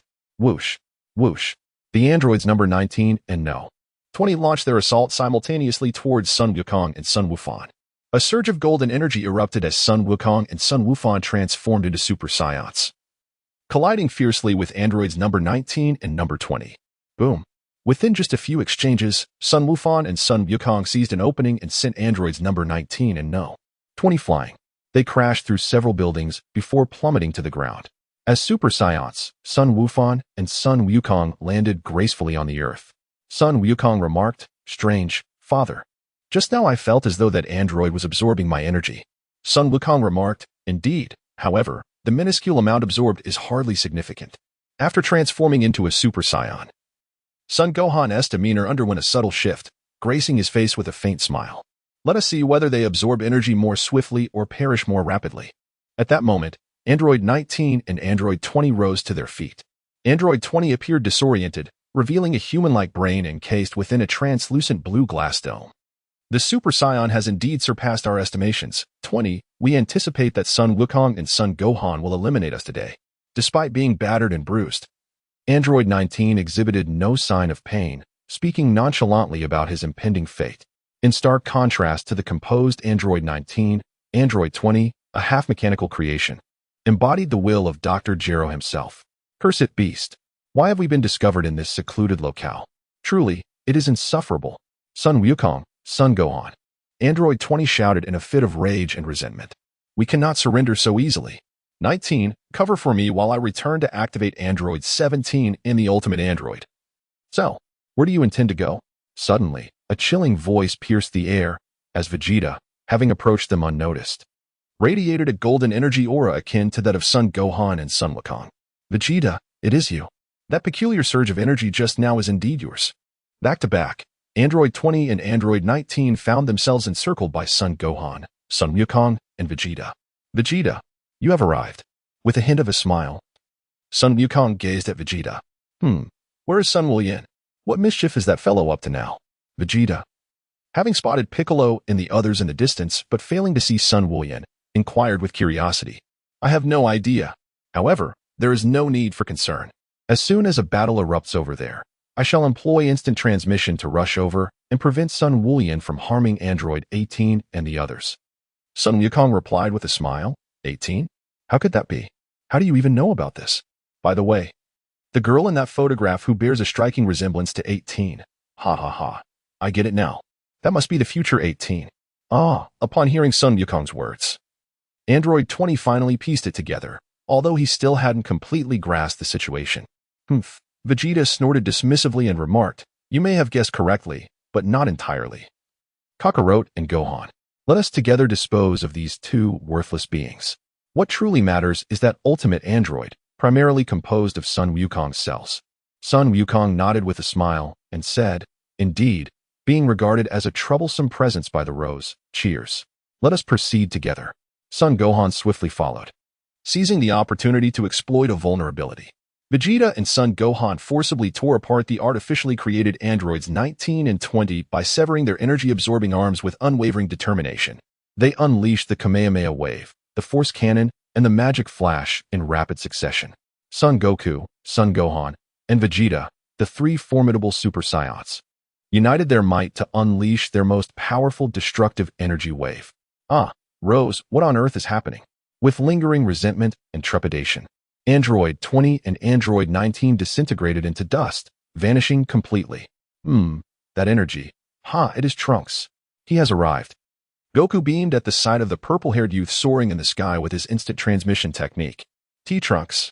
Vegeta, hearing Goku's words, recalled that he had named his son Trunks, and coupled with the earlier mention of the future destructive angel Rose, it became clear that the Saiyan warrior from another timeline referred to by Rose was indeed his son. Could Trunks possess strength akin to that of Goku's future daughter? Rose? Would he be capable of traversing time and space with such ease? Vegeta pondered. As Trunks descended from the sky, Goku, Gohan, and Vegeta reverted from their Super Saiyan forms. Trunks gazed at Goku and the now devastated town, astonished as he remarked, Mr. Goku, have you truly eradicated the androids? Vegeta scoffed, somewhat displeased, as he turned his head away. It was evident that his son had prioritized inquiring about Goku rather than him. He was not oblivious. He recognized that Bulma's affection for Goku was unparalleled. Even in times of peril, her first thought was of Goku. Piccolo, Videl, Yamcha, and others soon arrived as well. There is no need for concealment any longer, Trunks. Our world differs greatly from yours. Everything must begin with the tale of Rose, the daughter of Goku from the future. In the North City, Son Goku's future counterpart, Goku Jr., found himself alone, the frigid air seemingly parting around him as if repelled by an unseen force. The chilling atmosphere flowed around Goku Jr., as noted in scientific journals. The former lair of Dr. Gero had been established in North City. Sun Wukong glanced at the time on his wrist. It was already 9:30. It had been quite a while, and he feared that Wukong and Piccolo must have already arrived there. Sun Wukong Ling gazed upon the vast expanse of canyons and mountains before him. He had scoured the entirety of the northern capital, with this place being the last uncharted territory. I apologize, Wukong and Vegeta. For an overwhelming sense of unease has lingered within me. Whether it be Cell, primarily composed of my own cells, or the variant that emerged with Trunks. I cannot allow Cell to achieve his perfect form by devouring androids 17 and 18. Krillin, you have wed Videl, and perhaps my presence has contributed to this. Or perhaps other factors are at play. Moreover, there is the matter of the future android 18 that Goku mentioned. I beg your forgiveness. Ever since I learned of the existence of a cell rooted in my own cells, this disquietude has persisted. This time, I shall eradicate the threat in its infancy. Should it be a desperate version of androids 17 and 18, like that of Trunks' timeline, I shall eliminate them without hesitation. Though I hope it does not come to that. Sun Wuling, with a resolute and frigid demeanor, skillfully controlled his aura. Adorned in a purple martial arts robe emblazoned with the character for spirit, he soared towards the last unexplored canyons and mountains of Baidu.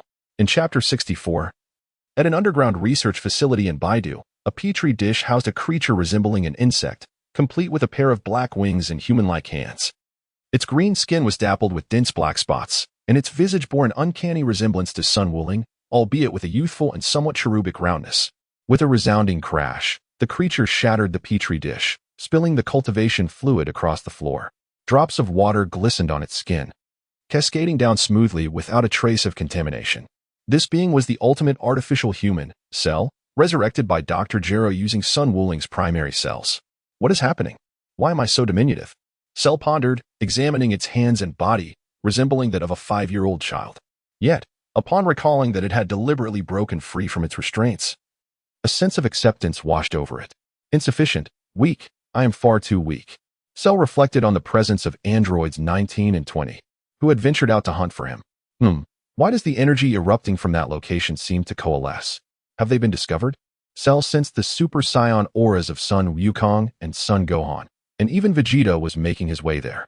In that instant, a possibility struck Cell that androids 19 and 20 had been detected.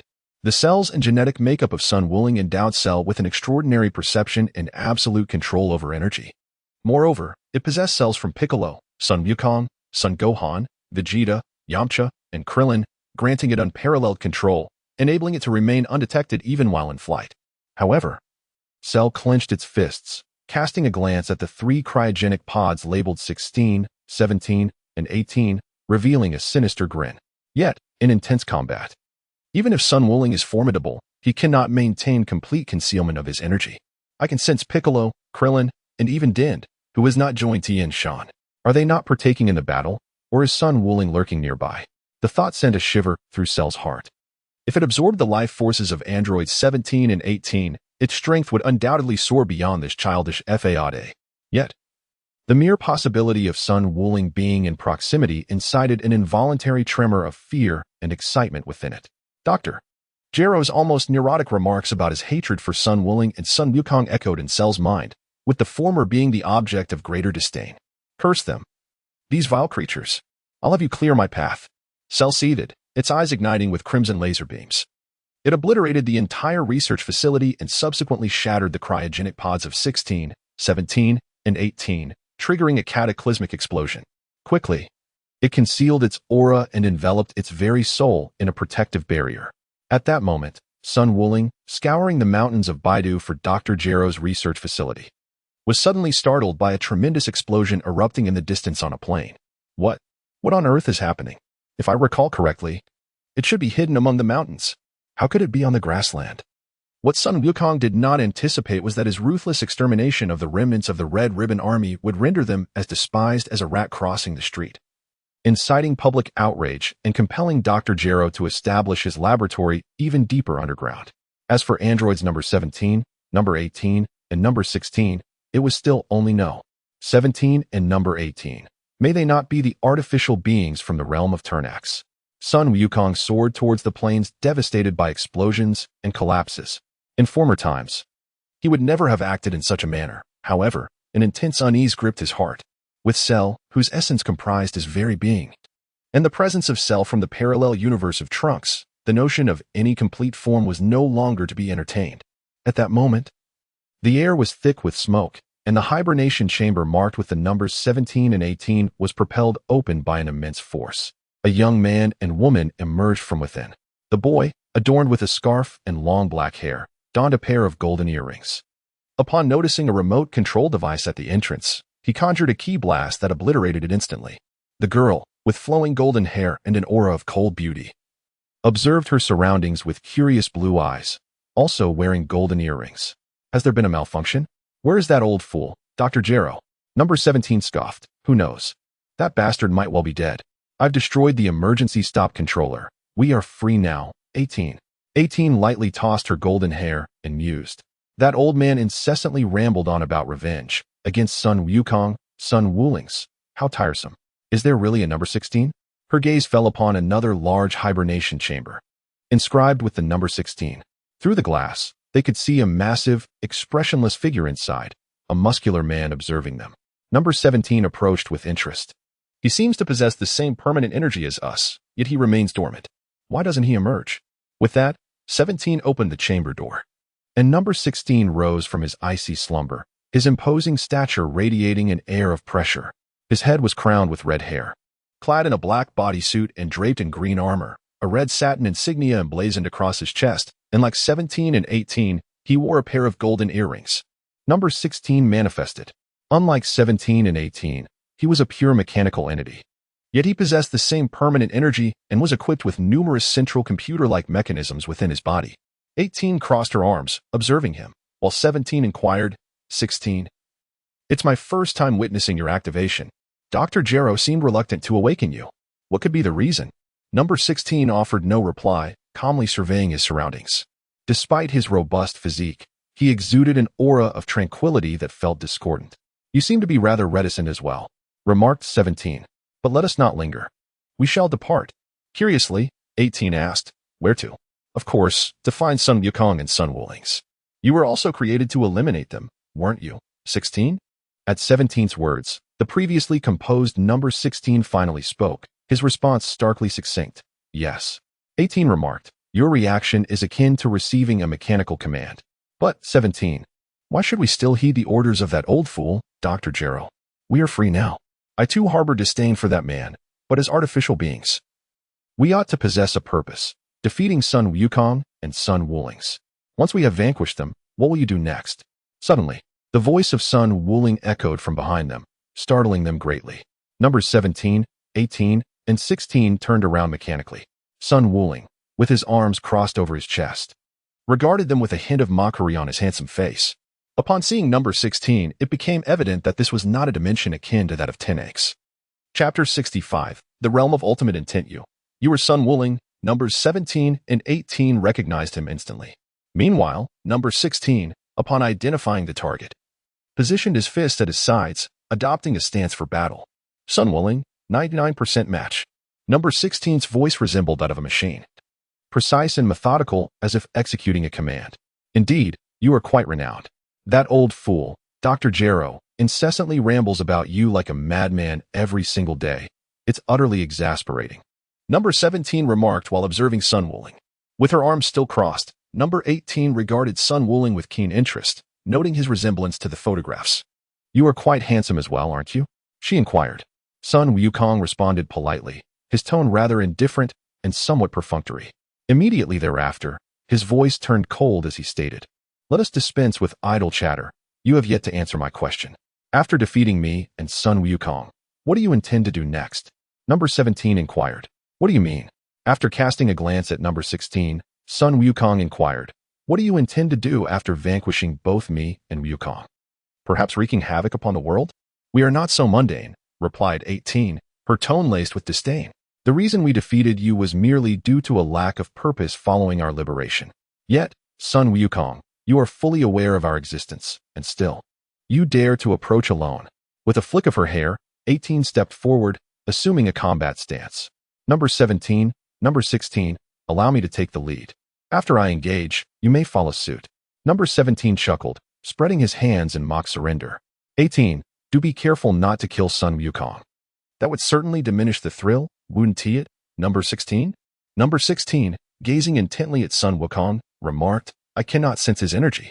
Suddenly, a resounding thud echoed as 18 doubled over, having received a merciless blow from Sun Wukong's fist. The immense pain caused beads of sweat to form on her exquisite visage. Her features contorted in distress. Sun Wuling transformed his fists into palms, his index finger poised against the forehead of Android 18, his expression betraying no hint of emotion. Not even a glance in her direction. You may all come at me together. If you wish to defeat both me and Wukong, be prepared for the consequences, shouted Android 17. Suddenly, with a swift motion, Android 16 launched the first attack, his fist hurtling towards Sun Wuling with tremendous force. In an instant, 16's flying punch pierced through Sun Wuling's form, which began to dissolve into a mere illusion. At that moment, Android 18 steadied herself, scanning her surroundings. It is a mere afterimage punch. Dr. Jero had meticulously updated and organized data on Sun Wuling daily, right up until today. Android 16 gazed towards the sky, where Sun Wuling, with his palms pressed together, began to separate them, creating 6 energy spheres that mirrored the shape of a turtle, each one expertly aimed at Android 16, 17, and 18. It is the Kamehameha wave. With determination, Android 16 dismantled his arms and aimed directly at Sun Wuling, unleashing the Hell Flash Cannon. In an instant, it obliterated Sun Wuling's Kamehameha wave and surged relentlessly towards him. Sun Wuling clenched his fists tightly, summoning a silvery energy barrier that deflected the Hell Flash Cannon of Unit 16. With a resounding crash, the Hell Flash Cannon was sent flying into the distant clouds, scattering the white mist. In an instant, the tremendous shockwave shattered the earth, obliterating mountains and rivers alike, as a deafening roar echoed through the sky. The fiery sparks that shot into the heavens sent shivers down the spines of those residing in the distant North City, causing them to break into a cold sweat. Even from a considerable distance, the brilliant flashes were visible, and had any of those strikes landed upon the city or the ground, they would have unleashed unimaginable devastation. Suddenly, Units 17 and 18 seized the opportunity to launch a surprise attack on Sun Wuling, unleashing 2 waves of energy blasts towards him. With a hum, the energy projectiles followed suit, but Sun Wuling's figure transformed into an illusion, gradually fading away. Gritting his teeth, Unit 17 exclaimed, another afterimage punch. When did this happen? It was right when I deflected the energy wave from Unit 16. Sun Wuling spread his arms wide, his voice cold and devoid of any emotion. Even as No. 17 and Number 18 crossed their arms to shield their chests and heads, they were still effortlessly sent flying by Sun Wuling. Just as they were about to hit the ground, Number 16 caught them. Thank you, Number 16. Number 18 expressed her gratitude, her azure eyes fixed intently on Sun Wuling, who had now landed gracefully. How could a mere human from Earth possess such strength? Number 17 spat out blood, gazing at Sun Wuling, and remarked. Number 16 added, I still cannot sense Sun Wuling's aura, making it impossible to ascertain the extent of his abnormal energy. Sun Wukong clenched his fists tightly, positioning them at his sides as he assumed a combat stance, gazing intently at Android 16. You just mentioned that Dr. Jero would regularly update and refine my abilities, correct? Indeed, replied Android 16 in a mechanical tone. In addition to the standard ki blasts and waves, you have mastered the Kamehameha, the Spirit Bomb, the 4-way fist, the afterimage technique, the solar flare, the universal shockwave, the evil containment wave, the flight technique, the ki blade, hypnosis, telepathy, instant transmission, as well as the mini ki blade specifically developed for combating the grade 8 form of psiots. Upon hearing 16 enumerate the techniques that Sun Wukong possessed, Androids 17 and 18 exchanged glances, their expressions indicating a shift in perception. The sheer number of techniques that Sun Wukong had mastered was indeed remarkable. Furthermore, Android 16 continued. My records also include the Soul Barrier, Soul Impact, Demon Chains that you learned from the Fortune Teller, as well as the recently developed Spiral Keyblade, the Spirit Eye, and techniques derived from and combined with the Spirit Eye. You exhibit an unparalleled mastery over Ki, capable of sensing the natural energies of the universe. It is an abhorrent, detestable, repulsive, disgusting, wicked, perverse, insidious, treacherous, shameless, venomous, and despicable ability. Stop, interrupted Android 16. The latter part appears to be Dr. Gero's own embellishments. Sun Wuling exclaimed in dissatisfaction, his aura fluctuating slightly due to his heightened emotions. Number 18 burst into laughter, her smile radiant as she remarked, Sun Wuling, even as Dr. Gero was creating us, he incessantly cursed your name each day. Sun Wuling replied, go ahead and scold me. The more he suffers, the more joy it brings me. After all, I have nothing to lose. However, regarding the 16th, your information is inaccurate. I possess another technique that is yet to be documented. The 17th, filled with curiosity, gazed at Sun Wuling and inquired, oh, what new technique have you devised this time? Sun Wukong focused his gaze, his spiritual eyes intensifying. A silver essence emanated from the pineal gland on his forehead, flowing like a gentle stream, cascading into his crossed arms, which rested on his left side. Ultimately, he retracted his arms, positioning his fist at his waist. Let out a roar. Sun Wuling let out a startled cry. Raising his right fist high as a silvery stream of water coalesced at his wrist, soaring skyward. Buzz. The silvery water cascaded down like raindrops, expanding outward. With his fists outstretched, the energy surging within him combined with the shimmering silver veil spreading across the sky, and his voice echoed with a hint of anguish. What is this? Number 17 observed the swirling silver veil around him, utterly trapped, unable to escape. He gathered his energy and launched a ki blast towards Sun Wuling. Bang! Bang! Bang! The ki blast struck as if against an invisible wall, repelled by Sun Wuling's protective barrier, producing a cacophony of explosive collisions. Numbers 16 and 18 similarly unleashed their ki waves, directing their attacks at the silver, flowing energy particles surrounding them, yet all their efforts proved futile, failing to create even the slightest ripple. Numbers 16, 17, 18, and Sun Wuling vanished together from the open plain, all the while observed by Wuling Shalu, who had been watching from a distance. Chapter 66. Within the realm at that moment, Wuling Shalu, crouched in a distant valley, despite the considerable distance, possessed the same spiritual eyes as Sun Wuling, his gaze filled with fervor as he beheld the scene before him. Incredible! This is the spirit immortal flow. It has conjured a world of its own. Sun Wuling, a mere earthling, is capable of suppressing the likes of Sun Wukong and Vegeta, those monstrous Saiyans. Wuling Shalu clenched his fists, a surge of fervor swelling within him. Remarkable! This must be a new technique. The spirit immortal flow created by Sun Wuling is undoubtedly extraordinary. With my cells and genetic inheritance from Sun Wuling, in a sense, I could be considered his progeny, and thus, I can undoubtedly master the spirit immortal flow. Wuling Shalu's spiritual eyes fixated intently on the location where Sun Wuling, along with numbers 16, 17, and 18, had vanished. Through his spiritual sight, he discerned a phase-distorted independent space. Sun Wuling had crafted a world that ensnared numbers 16, 17, and 18. Wait, why are Sun Wukong and the others flying this way? If they discovered it, why not use instant transmission? Wuling Shalu paused momentarily, then a contemptuous smile spread across his youthful face. Humph, I understand now, Bai Dili. Sun Wuling's disciple must have sensed the surge in energy when Sun Wuling conversed with number 16. Reluctantly, Wuling Shalu contemplated departing. Yet he had yet to fully comprehend the profound essence of Sun Wuling's domain. Since he had gained awareness, he had constantly overheard Dr. Gero's curses directed at Sun Wuling and Sun Wukong, with Sun Wuling's name being the most frequently mentioned. In Dr. Gero's descriptions, Sun Wuling was portrayed as the most vile and nefarious individual, embodying nearly every malevolent deed imaginable. At that time, he could not fathom why, if Dr. Gero detested Sun Wuling so intensely, he would choose to create him using his cells and genetic blueprint as the foundation. All of Sun Wukong's techniques were imbued into his mind by Dr. Gero, and he gradually learned and mastered them all. Naturally, he would automatically filter out the endless stream of curses hurled at him by Dr. Gero. Dr. Gero, accompanied by Android 19, would assist him in hunting for sustenance, requiring him to absorb life energy. Initially, they approached their tasks with caution. However, as their actions went unnoticed, Dr. Gero and Android 19 grew increasingly audacious. They transitioned from targeting solitary individuals or unnoticed vagrants and beggars to entire villages and towns. Today, Dr. Gero planned to undertake an even grander endeavor. aiming to absorb a town in the southwestern direction of the southern capital, which boasted a population of several hundred thousand. Yet, they were discovered. Indeed, the most perilous places often serve as the safest havens. These individuals would certainly not anticipate that I would remain in one spot, he chuckled to himself, blending seamlessly into the mountainous terrain. Nearby, the mountains melded into one another, and he found a perfect hiding place. Utilizing his spiritual sight to observe the vanishing figures of Sun Wukong and others, hoping to comprehend and master the realm of ultimate intent that Sun Wukong had created.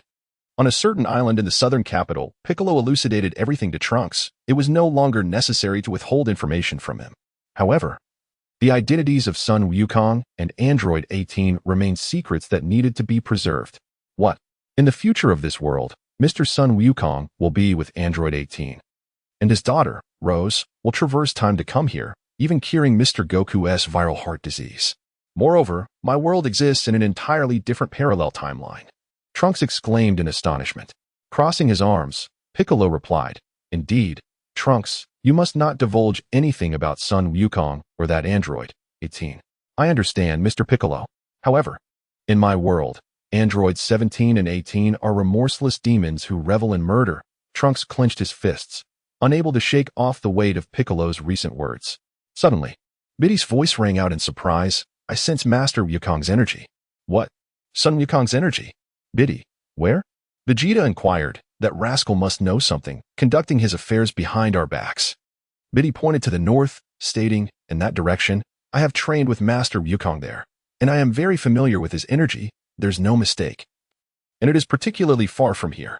At this moment, Sun Wukong placed his finger on his forehead, and after a pause of 4 to 5 seconds, he exclaimed, Ah, this won't do. Unless Wuling releases his energy himself, I cannot perceive it at all. Instantaneous movement requires the ability to sense the target's energy. One cannot arrive at an empty location. Biddy Lee, can you ascertain the distance? Biddy Lee shook her head and replied, I'm sorry. It seems that Wuling inadvertently revealed himself just for that brief moment. I cannot dare to make a judgment. Piccolo interjected, Biddy Lee, lead the way. Rose mentioned that Wuling employed a technique from the ultimate domain to trap the androids number 16, 17, and 18, nearly killing number 18 in the process. Wukong. It will be up to you when the time comes. All right. Biddy Lee took flight towards the direction of the North City, closely followed by Piccolo, Sun Wukong, Krillin, and others. Piccolo continued to inquire, Biddy Lee, do you happen to know if Wuling has developed any new techniques during this time? Biddy Lee nodded and responded, Indeed. There is one technique. It's called Spiral Chi Blade, an upgraded version of the Chi Blade. I have also learned this move, but I have never heard Master Wuling mention the ultimate domain. Oh, by the way, during Master Wuling's battle with Vegeta, many of the lawns he personally cultivated were destroyed. They have just begun to recover, yet occasionally, I see Master Wuling lost in thought while gazing at the uneven patches. Biddy Lee suddenly recalled some changes concerning Sun Wuling and spoke up. TCH, Vegeta muttered in dissatisfaction. Piccolo pondered for a moment and continued. Let us set aside the matter of the ultimate domain for now. Rose has mentioned that a cell primarily composed of Wuling's cells is quite troublesome. Someone she refers to as troublesome is certainly not an ordinary adversary. With a grin, Vegeta's lips curled slightly. Perfect. The two worthless models, number 19 and number 20, are not enough. I have longed to take down Sun Wuling for quite some time. Although Sun Wuling lacks a system or any extraordinary lineage. Being merely an ordinary human from Earth, he is a traveler from another realm, endowed with memories of his past life. These recollections provide him with invaluable insights. The inspiration for the realm of ultimate intent stems from the meta-realm of the Nexus Ultraman. One of Sun Wuling's favorite Ultramen is Nexus, and he has conducted thorough investigations into the meta field, comprehending its underlying principles. The meta field is a unique subspace created by Nexus Ultraman, wherein a portion of his own being is fragmented, allowing him to enhance his abilities while simultaneously diminishing those of his adversaries. Similarly, his extreme domain is constructed upon an analogous principle, depicting a landscape that overlaps with a reality 1,000 years into the future, a desolate and ravaged wasteland. The sky resembles a twilight scene, casting an aura of desolation and antiquity upon the extreme domain. At this moment, the 16th, 17th, and 18th participants find themselves ensnared within this extreme domain, entirely severed from the real world, with no visible endpoint or direction, much like a traveler lost in a vast desert. Chapter 67. Self-perception, is this real? The once impassive expression of the 18th participant now bears a stark visage of terror. As the desolate atmosphere within the extreme domain constricts her breath and overwhelms her senses, the 16th participant surveys the surroundings and remarks, "This is not an illusion or a mere trick of the eyes. Sun Wuling has transported us to a subspace that overlaps with reality. This world is woven from his very essence, exerting a suppressive influence upon us." The 17th participant grits his teeth, acutely aware of the oppressive weight upon his body, which has lost its former agility. Is this Sun Wuling truly human? Is this something an earthling is capable of achieving? The figure of Sun Wukong descended from the heavens, landing gracefully upon the ground, clad in a striking purple martial arts uniform. His handsome visage bore a teasing expression as he gazed at androids 16, 17, and 18. "Welcome to my world, the realm of ultimate intent." Android 16, "I presume Dr. Jero has not documented this technique, has he?" Android 16 replied in his usual mechanical tone, "No." With a serene smile, Sun Wulings positioned himself for battle and remarked, "Initially, I required your assistance. However, given the circumstances, it is imperative for you to comprehend that the objectives left to you by Dr. Jero are destined for failure." "Ah, I nearly neglected to inform you that this realm of ultimate intent is intrinsically linked to my very being. The only way for you to escape this domain is to eliminate me. As long as I draw breath, your departure from this realm will remain an impossibility." Whoosh. The realm of ultimate intent not only diminished the powers of androids 16, 17, and 18, but also augmented Sun Wuling's strength significantly. His speed and might were enhanced across the board. Caught off guard, Android 18 was struck squarely in the face by a punch from Sun Wuling's. Her form sent hurtling backward until she collided with a desolate hillside, emitting a pained cry as blood trickled from her lips. Her piercing blue eyes fixated coldly on Sun Wuling conjured a protective barrier and swiftly advanced towards number 17, resembling a bullet in motion. Suddenly, number 16 unleashed a flying punch that struck the protective barrier, sending Sun Wuling hurtling backward. Under the fervent cries of number 17, both number 17 and number 18 gathered their utmost strength, launching a colossal and powerful energy wave towards the now receding Sun Wuling. With a swift motion, Sun Wukong placed his finger upon his forehead and instantaneously appeared behind androids 17 and 18. Two formidable Kamehameha blasts thundered against their backs. Caught unawares, androids 17 and 18 fell, emitting cries of agony as they crashed to the ground, creating two deep craters.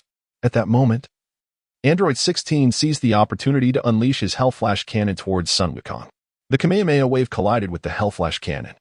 As Sun Wukong's wave was released in an instant, having been previously restrained by androids 17 and 18, which granted android 16 the time to charge his attack.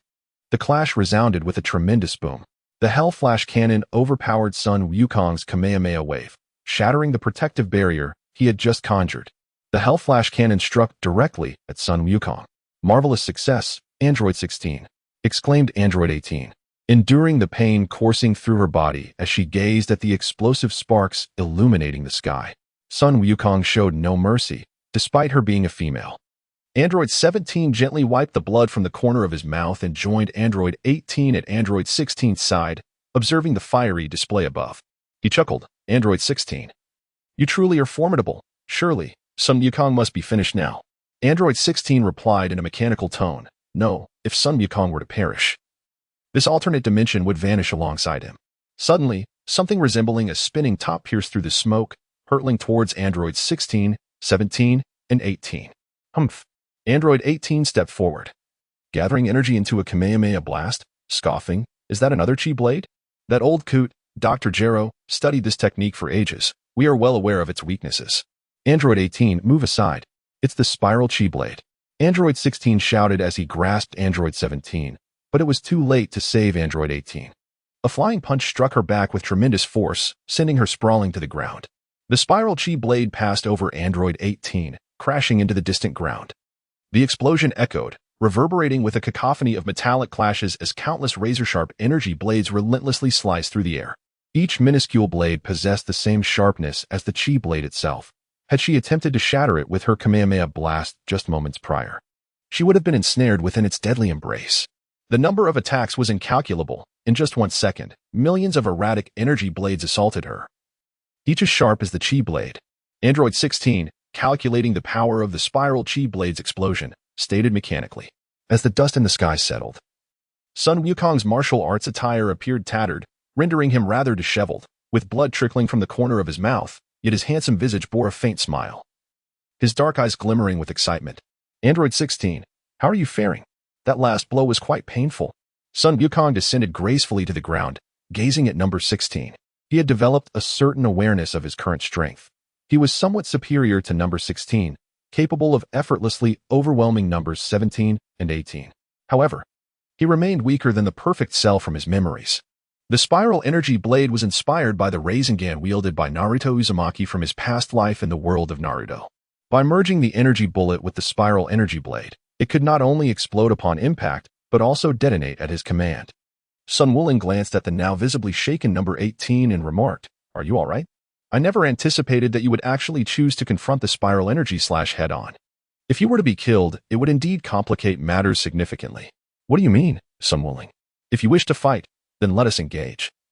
Do not presume that we would plead for mercy." Number 18's azure eyes fixed intently on Sun Wuling as she assumed a combat stance, her voice icy and resolute. "No." 16 and number 17 approached, positioning themselves steadfastly beside number 18. Sun Wukong raised his hands and proclaimed, "I require your assistance to lure out an object. Or perhaps even two." "Lure?" 17th questioned Sun Wukong. "Are you intending to use us as bait? What is your true intention?" Sun Wukong spread his hands and replied, "There exists another ultimate android, known as Cell. After he devours you and Android 18, he will achieve his perfect form. Furthermore, there is another version of Cell, primarily composed of my cells. I am uncertain whether he requires consuming you both to attain his complete state. The ultimate android." For the moment, Android 18 set aside her animosity towards Sun Wukong, recognizing that, in this circumstance, her kind was at a disadvantage, as Sun Wukong surpassed them in strength. Android 17 began to trust Sun Wukong's words to some extent and remarked, "No wonder I found it odd, Dr. Gero clearly possesses the technology to create androids like Android 16 from nothing. So why does he still resort to using human bodies to manufacture androids?" Android 18, brushing her golden hair aside, inquired, "What if we refuse?" Sun Wuling's laughed aloud, his handsome visage brimming with murderous intent as he assumed a battle stance. His voice resonated with unwavering determination as he declared, "Should you disagree, I am left with no choice but to eliminate you, ensuring that that fiend, Cell, shall never attain his perfect form." Chapter 68, Luring the Serpent from its lair. Kill us, cried number 18, her voice rising in pitch as she cast a furious glance at Sun Wuling's.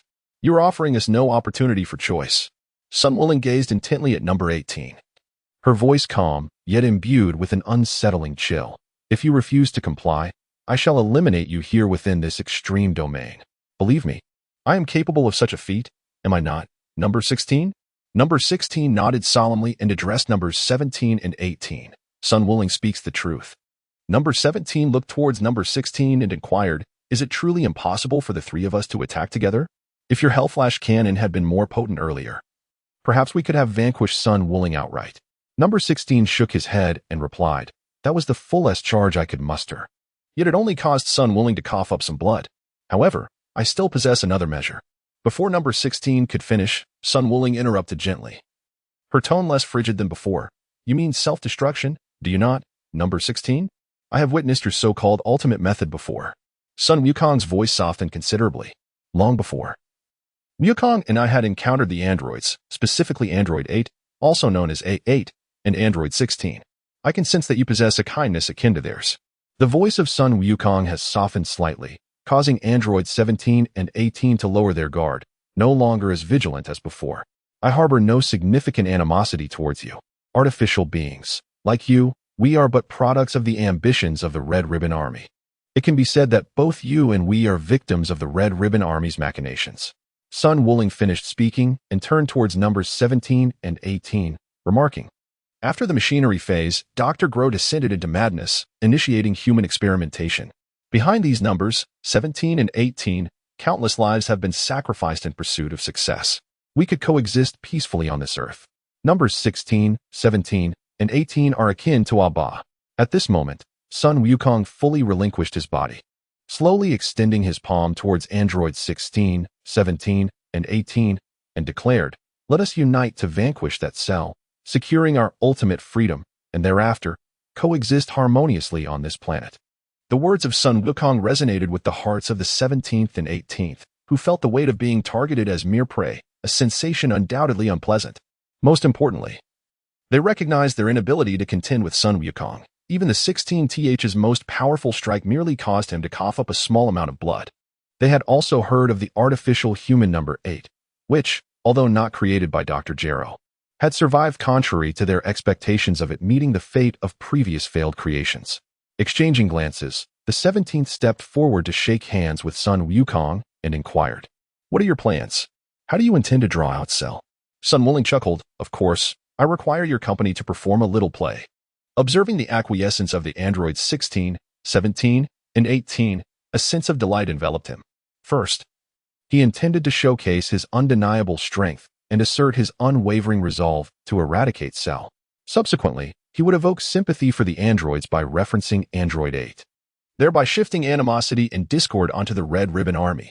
Thus, rather than resorting to threats and coercion as a villain, it would be far more advantageous to inspire a voluntary collaboration from androids 17 and 18. The persuasion proved successful. At that moment, Sun Wukong and his companions soared toward the north. Meanwhile, Bidalai recounted to Trunks, half a month ago, Master Wuling discovered a time machine in the mountains to the west of West City, remarkably similar to yours, which appeared to have been there for quite some time, at least a year. Inside the time machine, remnants resembling eggshells were found, along with the discarded shell of Cell's metamorphosis. Sun Wukong replied, "Indeed, I have heard from Wuling that, much like Trunks, the Cell from the parallel world has arrived in our realm. I wonder where Wuling is now and how he came to know about Dr. Gero's laboratory." Bah! Vegeta, who was flying behind, expressed his dissatisfaction. "Biddy, haven't we arrived yet? That rascal Wuling might have already dealt with Cell." Biddy shook her head and replied, "Not yet. We still have quite a distance to cover, at least another 10 minutes. Speaking of the laboratory, Dr. Gero is a scientist, right? Being a scientist, he must have left behind some clues." Piccolo interjected, "Who knows, Biddy? Hurry up and fly. I don't wish to see Wuling resolve everything on his own."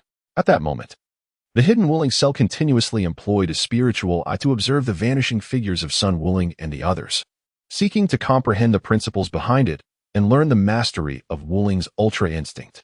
Wuling Cell promptly closed his spiritual eye, cautiously curling up his body and peeking out. At this moment, Sun Wuling, along with Android 16, 17, and 18, emerged from the realm of ultra instinct. Sun Wuling lay on the ground, gasping for air, his martial arts uniform completely tattered. Meanwhile, Android 16 lay motionless on the ground, while 17 and 18 gritted their teeth, their bodies drenched in blood, appearing as though they were on the brink of collapse. Damn it, he can even self-destruct. How infuriating. Sun Wuling gathered a surge of energy for a strike, but to the astonishment of Wuling Shalu from a distance, it uncontrollably dissipated. In his understanding, such a scenario was inconceivable for Sun Wuling. Sun Wuling. I and Android 18 possess boundless energy. Haha, when Android 16 recovers, it shall be your demise. Coughing violently, Android 17 expelled a large pool of blood, an alarming amount, as he lay weakly on the ground, trembling as he raised his head. Android 18, with her hands feebly outstretched, gasped for breath, appearing superficially frail. Yet, internally, she was on the brink of madness. Sun Wuling, you scoundrel, how could you leave me in such a wretched state? The stench of blood is unbearable. This won't do. 10 outfits are insufficient. No, 100, no, 1,000. Aha. At this moment, Sun Wuling's laughter sounded rather forced as he remarked, Wukong and the others will arrive shortly to see whether number 16 will regain consciousness first. In the distance, Wuling Shalu observed the bloodstains on number 17 and number 18. The weakened Sun Wuling and the unconscious number 16. It appeared that Sun Wuling had inflicted a severe wound, possibly severing an artery, with his Qi Yuan slash. Had no. 16 unleashed a powerful energy explosion, exhausting a tremendous amount of energy all at once. Consequently, his recovery lagged, leading him to fall into a temporary slumber. The ambiguous words of Sun Wukong further solidified Wuling Shalu's conviction. Life often instills a profound confidence in the answers one seeks. Truly, I am favored by the heavens. Sun Wukong has expended too much energy, unable to even gather the Qi Yuan slash. Number 17 and number 18 have both been severely wounded by him, while number 16 lies unconscious.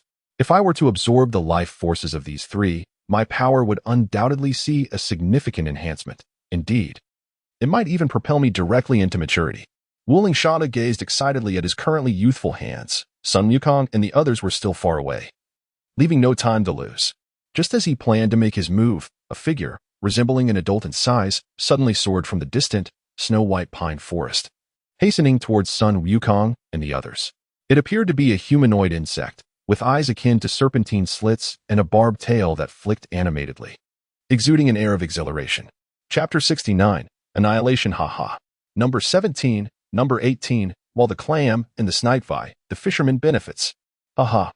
Achieving my complete form has been utterly effortless, Shalu exclaimed, approaching with excitement as he surveyed the state of number 17, number 18, and the barely standing Sun Wukong. Who are you? Sun Wuling's heart blossomed with joy. It had finally arrived. It appeared that their disguise was quite convincing. However, on the surface, he feigned astonishment, his voice somewhat repressed and subdued. Meanwhile, the hidden Wuling Shalu, curious about the identity of the newcomer, perked up his ears to listen intently. With the presence of Cell within him, he could hear even from such a distance. At that moment, Shalu couldn't contain his excitement and burst into laughter, his grin radiating with pride. The perfect form he had long sought was now before him. Who could possibly challenge him then? Your laughter is utterly unpleasant. Sun Wuling feigned anger and unleashed a miniature Qi Yuan slash. What? Cell reacted swiftly, yet his neck was still marred by the deep cut inflicted by Sun Wuling's attack, with violet blood oozing from the wound. Miniature Qi Yuan slash. Sun Wuling. This technique was developed to counter the Scion transformation into a great ape, wasn't it? Huh. With your current strength, you can only muster a mere miniature Qi Yuan slash, can you? Huh. Cell turned and strode toward the now injured androids 17 and 18. Sensing that Goku and the others were still quite far away, with androids 17 and 18 wounded by Sun Wuling, it was truly a fortuitous opportunity. My name is Cell. I have traveled from the future via a time machine to reach this place. Sun Wuling, fear not, for you are indeed an extraordinary individual. I shall not kill you so easily. Once I attain my perfect form, I will host the World Martial Arts Tournament, granting you all time to cultivate. When that moment arrives, if you lose. Suddenly, Cell felt a primal sense of danger. In the distance, Wuling trembled and covered his mouth, his pupils dilating in disbelief as he beheld Sun Wuling rise silently like a specter. Universal shocking palm. Sun Wuling gathered a surge of verdant energy in his right palm, crackling with arcs of electricity. Under the incredulous gaze of Wuling Shalu from afar, it struck Shalu. A piercing scream erupted from Shalu, causing Wuling Shalu's legs to tremble uncontrollably, particularly upon witnessing the sequential rise of androids 16, 17, and 18. The realization dawned upon him. It was a ruse. Sun Wuling had cunningly convinced androids 16, 17, and 18 to deceive him, and they had executed the charade so convincingly that he nearly fell for it. As Wuling Shala heard Shala's agonizing cries, a chill ran down his spine. Fortunately, another version of Shalu from a different timeline had ventured out first. He had wisely restrained himself, refraining from competing with that Shalu for resources. Otherwise, he would have found himself in the very predicament that Shalu now faced. The Shala struck by the formidable one with Qi Tian Zhang emitted a lamenting wail, his cries resonating through the heavens. At this moment, Android 18 flicked the blood from her hands, her gaze falling upon her now soaked attire, wearied by its condition. Sun Wuling, she declared with disdain, you owe me a new outfit. This one is utterly unwearable. With a smile, Sun Wuling replied, sure, thank you. I will compensate you with 100 sets. You may choose the style. At least 200 sets. Number 18 called out, raising his voice after wiping the blood from his face. At that moment, number 17, having tidied up the blood on his own body, approached Sun Wuling and observed the tortured and screaming Cell within the universal heaven palm, saying, is this the Cell you mentioned? What a pity. We weren't able to draw out the other one, despite the considerable effort expended. What? In the distance, Wuling Cell heard number 17's words, and his heart tightened involuntarily. Thankfully, I restrained myself from intervening. That bastard looks far too similar. Otherwise, I would be the one suffering in the universal heaven palm. Wuling Cell now sat helplessly on the ground, beads of sweat forming on his forehead, his eyes fixed on Sun Wuling, trembling uncontrollably. You bastards look far too alike. He shouted in rage, struggling with all his might, but to no avail. He was completely immobilized, the electric arcs within the universal heaven palm causing him excruciating pain. Number 17 and number 18 discarded their already empty blood bags. Number 18 glanced at Cell and coldly inquired, "How shall we kill him?" Sun Wuling, number 17, number 16. Sun Wukong replied with a smile, "Of course. However, this fellow possesses cells from Piccolo. Let us join forces." With that, he focused his energy into his left palm, preparing for a decisive strike. "What? Wait, hold on, Sun Wukong," shouted Cell, who was trapped within the overwhelming grip of the universal shockwave, struggling to address him. Sun Wukong's handsome visage bore a subtle smile as he gazed at Cell, remarking, "Do you have any final words? Or perhaps you wish to lament the arduous journey through the time machine only to meet your demise here? Or might it be that this ultimate android is now pleading for mercy from an earthling like me?" "No. Indeed, Sun Wukong. I am aware of your prowess as a martial artist, akin to Sun Wukong and Vegeta, who relish the pursuit of formidable adversaries. Once I devour androids 17 and 18 and achieve my perfect form, my power will undoubtedly eclipse yours, Sun Wukong." Cell shouted through gritted teeth, enduring excruciating pain. "Huh." Sun Wukong chuckled at Cell, under the scrutinizing gaze of androids 17 and 18, and teased, "I have encountered numerous pleas for mercy, yet yours is the most entertaining, Cell. Do you presume I am akin to that horse-riding Vegeta? Perhaps Vegeta might entertain your request, but Goku might spare you. However, he would never allow you to devour 17 and 18, and as for me..." Sun Wuling's smile gradually vanished as he wielded the Chi Yuan slash, manipulating the energy orb to strike at Shalu, who was ensnared within the 10,000 Nations earth-shattering palm. His voice elevated with unwavering resolve, "I am an earthling. This is my home. My family, my comrades, all dwell here. Should anyone seek to ravage my sanctuary, I shall not forgive them." Amid Shalu's horrified gaze, the Chi Yuan slash cleaved his body asunder. Yet it was not over. The Chi Yuan slash, under Sun Wuling's precise control of the energy orb, severed Shalu into more than 10 fragments before dissipating. The 10,000 Nations earth-shattering palm dispersed, leaving Shalu's bisected body suspended midair by the energy orb's manipulation. The moment had arrived. Sun Wuling, along with numbers 16, 17, and 18, each distanced themselves sequentially, launching simultaneous attacks from the east, south, west, and north directions. The energy waves emitted by 17 and 18 were modulated to their utmost intensity, striking the already bisected Sharu. Hellflash Cannon, Turtle-style energy wave. For potent energy waves pummeled Sharu's form, reducing his body to charred remnants. As the ashes dispersed, Sun Wuling deftly manipulated them with controlled energy spheres, causing the fragments to gently settle upon the ground, accumulating together. "Sun Wuling, what do you intend to do next?" 18 inquired. Intrigued by Sun Wuling's act of gathering Sharu's ashes into a singular heap, Sun Wuling remained silent, raising both hands aloft as he concentrated to form a turtle school energy sphere nearly 1 meter in diameter, which he hurled toward the ashes of Cell. Boom! The explosive roar of the turtle school energy sphere sent chills down the spines of androids 17 and 18. Brilliant sparks pierced the sky as the image of Sun Wuling pulverizing Cell's remains was indelibly etched into the minds of the distant Wuling and Cell. Terror. Dread. Had it been him who ventured out moments ago, he too would have been pulverized by Sun Wuling, leaving nothing but dust. Thud.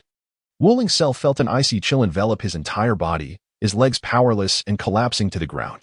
Although he could have, like Sun Wuling, isolated the cold aura of Northern City, he was still unable to suppress his trembling and shivering, fear nearly crying out.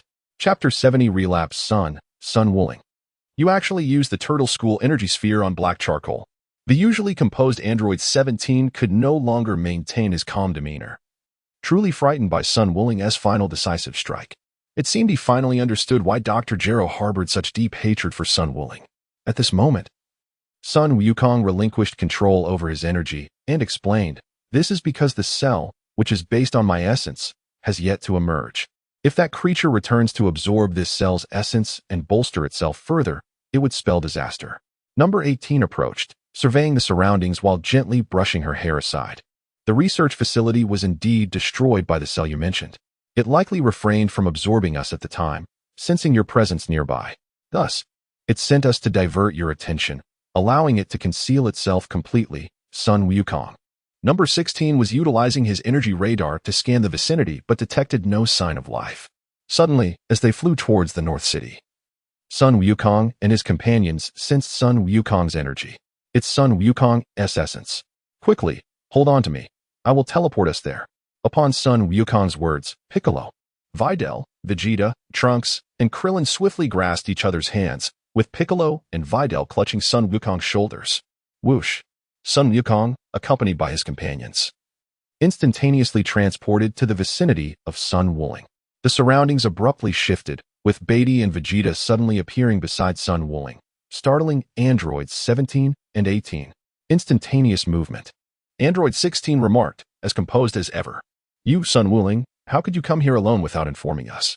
Vegeta clenched his fists, angrily shouting at Sun Wuling. Sun Wukong spread his hands and smiled, saying, I came across information about Dr. Gero in a scientific journal. His research facility is located atop a mountain somewhere outside the North City. At that moment, Krillin, Yamcha, Biddy and Sun Wukong gazed at Android 18. Their mouths agape in astonishment. Krillin exclaimed in disbelief, it's just too similar. Sun Wukong, it bears an uncanny resemblance. Son Gohan, they are simply cut from the same mold. Yamcha, however, it seems that Android 18 appears to be somewhat taller. As soon as Yamcha's words fell, Vegeta, Trunks, Krillin, Piccolo, Tien, Videl, Son Gohan, and Goku all looked at him in astonishment. Realizing the potential misunderstanding in his comment, Yamcha quickly clarified, I meant in height. At that moment, Android 18 crossed her arms protectively over her chest, her blue eyes glinting with a sharpness as she regarded Yamcha and the others, thinking they were staring at her due to the bloodstains on her.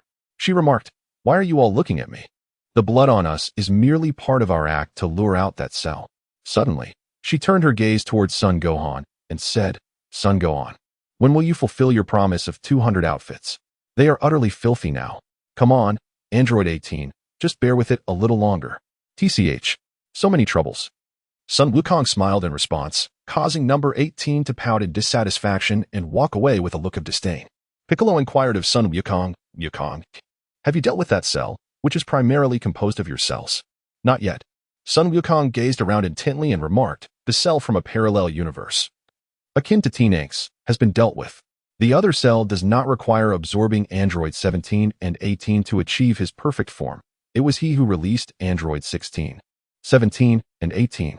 Humph, it is quite fitting. Those two useless beings fighting is hardly exhilarating.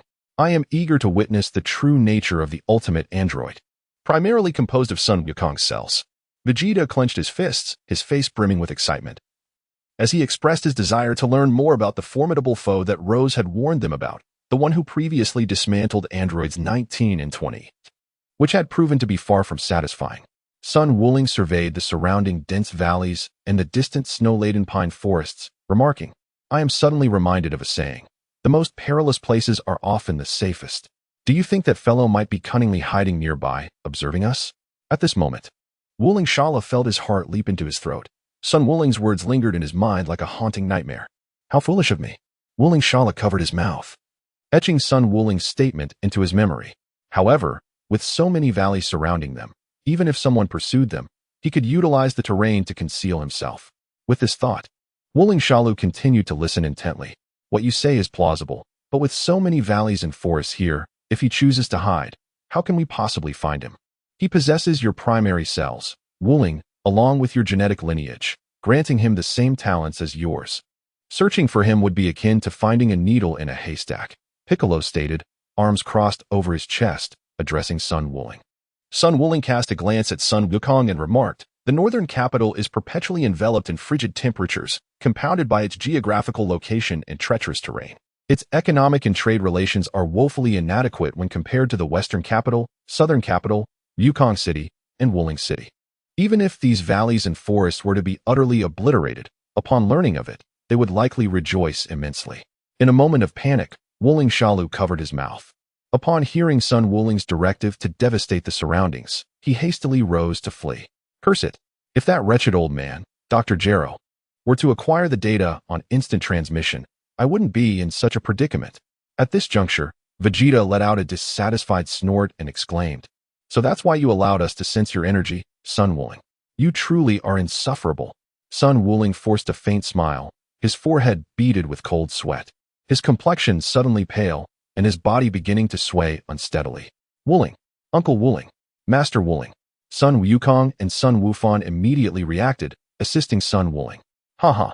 Sun Wukong gazed at Vegeta, appearing exceedingly frail at that moment, his breaths coming with considerable effort. Straining to meet Vegeta's eyes, he managed a faint smile and remarked, "There is one more reason. This very one. Damn it, I distinctly wished upon the Dragon Balls, and I even took special care of my health. Why is it that Goku remains unscathed while I am still?" Sun Wuling cursed in anger, while numbers 17 and 18 stared at him in astonishment. Baffled by the sudden turn of events, it seemed impossible that he was injured, and even more so that it was a mere fade. The viral heart disease had struck Mr. Wuling. Did he not take his medication? Turnax, observing the immense suffering endured by Sun Wuling, inquired in disbelief. Hey, Turnax, do you take me for a fool? I even made a wish on the Dragon Balls for good health for myself and Goku, to never fall ill again. Yet, why is it still ineffective? Sun Wukong, with a playful reprimand, remarked, "Who knows, Gohan, Videl, after returning, you should also partake of Trunks' miraculous medicine. This is viral in nature and could be contagious. You must exercise caution." Viral contagion. At that moment, upon hearing Piccolo's words, Sun Wukong realized the reason for his own affliction with viral heart disease. He had been negligent. Upon encountering the term viral, he should have anticipated it. It turned out that he had contracted it from Sun Wukong. Chapter 71. Strategies and Counter-Strategies. Androids 16, 17, and 18, will you be joining us as well? Sun Wukong turned towards Android 16, who awaited an invitation. Android 18 stepped forward, crossing her arms protectively over her chest, gazing at the currently weakened Sun Wuling, and said, "I will go. Sun Wuling still owes me the 200 garments he promised, and I am utterly drenched in blood, filthy beyond measure." Android 16 advanced a step, his towering figure emanating an inexplicable sense of intimidation, declaring, "I shall also proceed. I was created with the singular purpose of eliminating Sun Wuling. Alas, Sun Wukong, that purpose shall forever remain unfulfilled." Android 17 glanced at Vegeta and the others, stating, "I will remain behind. I am intrigued by the cell that Sun Wuling spoke of. I wish to witness firsthand what the ultimate android crafted by that odious old man, Dr. Gero, truly entails. Androids 18 and 16, you may accompany Sun Wuling." Alas. Krillin and Yamcha's expressions shifted dramatically. At this moment, Sun Wukong was supporting the nearly unconscious Sun Wuling. He glanced at number 16 and said, "Though you appear somewhat fierce, I sense a resemblance between you and Abba. Let us depart swiftly. Grasp hold of me." Number 16, number 18, Sun go on. And immediately seized Sun Wukong's shoulders and him as they detected the presence of Chi-Chi, the Bull Demon King, Lan Fong, and others. Instantly teleporting back to Baozi Mountain, Sun Wukong hurriedly placed Sun Wuling upon the bed. Just as he was preparing to use his spiritual eye with Bidalai at his side, he was abruptly seized by Sun Wuling, who grasped his arm tightly. "Brother, please place the 4-star Dragon Ball on Namek temporarily and entrust it to Dandy, Nail, an elder muley for safekeeping." "I understand, Wuling. Do not worry. Once we stabilize the situation, I shall promptly utilize instant transmission to transport the 4-star Dragon Ball to Namek. Rest assured." Sun Wukong gazed intently at Sun Wuling, his usual smile fading into a serious expression. Bai Dili then remarked, "Master Wuling, rest assured. I will remind Uncle Wukong shortly. For now, the priority is to assess your physical condition." Indeed, Sun Wuling revealed a faint smile and gradually closed his eyes. The spiritual eyes, Sun Wukong, with eyes shimmering like stars imbued with a violet hue, observed through the mystical gaze of his spiritual vision. At this moment, dense black dots gathered around Sun Wukong's heart, visibly multiplying at an alarming rate. The medicine brought by Trunks had been consumed by Master Wukong long ago, and it appeared to be taking effect. With a sigh of relief, Bai Dili remarked. Sun Wukong declared with resolve, "Next comes the inner demon of enlightenment. Bai Dili, the rest I shall handle. Gohan, bring the medicine. Everyone take a sip, it's contagious." "Yes, father." Gohan responded promptly. Sun Wukong hurriedly exited the room, while Android 18 stood before a mirror, saying, "You're Bidalai, right? You are the disciple of Sun Wuling." "Indeed." Bidalai promptly replied, acknowledging the future mistress of her master. Android 18, with utmost respect, gazing at her reflection, which was drenched in blood, 18 remarked, "Do you have any clothes? This outfit is utterly stained." "Ah, the bathroom. I need a bath. The stench of blood is unbearable." "Yes, follow me, and I will take you to the bathroom. I will provide you with a change of clothes." Bidalai led 18 out of the room. Before departing, 18 cast one last glance at Sun Wuling, who was gasping for breath. His body tense from the torment of viral heart disease. Don't die on me, Sun Wuling. Otherwise, who will I ask for the 200 outfits you promised? With that, she gently tucked a strand of hair behind her ear and followed Bidalai out. In Baidu, at that moment, Android 17, Vegeta, Yamcha, Krillin, Piccolo, Tien Shinhan, and Trunks unleashed energy waves, relentlessly demolishing the surrounding valleys and jungles, creating a cloud of dust that enveloped the area within a 10-mile radius. How could Sun Wuling make me, the Prince of Science, do such a thing? So, get out here now. Vegeta shouted into the void. Android 17 observed the surroundings and said, Sun Wuling merely suggested the possibility. He may have already left after releasing us. Tien Shinhan remained vigilant, scanning the area, and remarked to 17, Wuling rarely makes mistakes. You androids lack energy signatures. We cannot detect you. It is likely the same for Cell. I have an idea. Piccolo, Krillin, Vegeta, Trunks, gather around. Piccolo, Vegeta, Trunks, and Yamcha leaned in as Tien Shinhan spoke, a smile curling at Piccolo's lips. That's a clever plan. Tien Shinhan. 17. We'll rely on you. 17 nodded in agreement, responding, I refuse to believe that his spiritual eyes can perceive my soul in such an open space. Tien Shinhan nodded at Yamcha, who raised his voice in laughter. The area has been flattened for nearly 10 miles, and yet there is still no sight of him. It seems Sun Wuling can be mistaken as well. Krillin chimed in, exactly. With our explosive force, not even a hill remains. If he were here, he would have been obliterated. Vegeta, feeling the weight of their gazes, closed his eyes and shouted, Damn it, I should have personally dealt with that scoundrel. I've long wanted to pummel Sun Wuling. Piccolo cautioned, Don't let your guard down. Let's expand our search radius. Everyone, hold your breath. They can sense our energy. Whoosh, whoosh. Piccolo, Tien Shinhan, and 17 scattered across the desolate terrain, now turned to dust, with only the cold wind stirring the grains of sand. Silence enveloped the area. After about 5 minutes, Piccolo returned, announcing, It seems he truly isn't here. The most dangerous place is often the safest.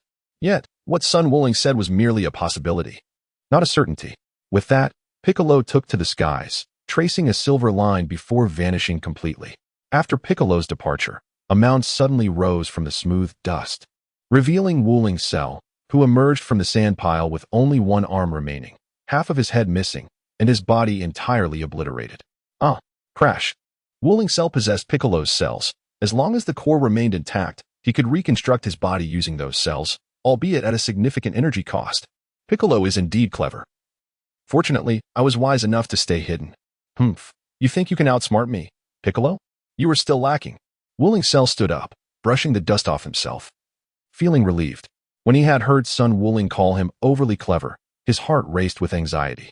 Thankfully, he had seized the opportunity to dig a pit and bury himself. Although a significant portion of his body was caught in the blast and destroyed, he had survived. As long as he lived, there was hope. Whoosh. Boom. Suddenly, an energy blast shot into the sky, exploding in a dazzling display that obscured the light. Wuling Cell, drenched in sweat, froze in shock, mechanically turning around to find 17 standing behind him, the one responsible for the previous blast. Tien Shinhan, Yamcha, Krillin, Trunks, and Vegeta rapidly arrived upon hearing the explosion, with Piccolo being the last to arrive. Chapter 72, Heart of Inquiry Buzz. The sound of droplets echoed in the silence. In a dark, tranquil space, Sun Wuling stood alone, surveying his surroundings. Indeed, it resembled the time when the heart disease triggered by the virus afflicted him. Sun Wukong gazed around, his piercing eyes, cold and unyielding, cutting through the surrounding darkness like a sharp blade, revealing no hint of fear. Sun Wukong, you owe me my life. The viscous blackness beneath him gradually coalesced into a shadowy figure. Tao Bai, you nearly succeeded in taking Wukong's life. Had it not been for the urgency of his existence, I would have surely unleashed a few more energy blasts upon your ashes. Sun Wuling wielded his Qi Yuan slash with ferocious determination, cleaving Peach White in two without an ounce of fear.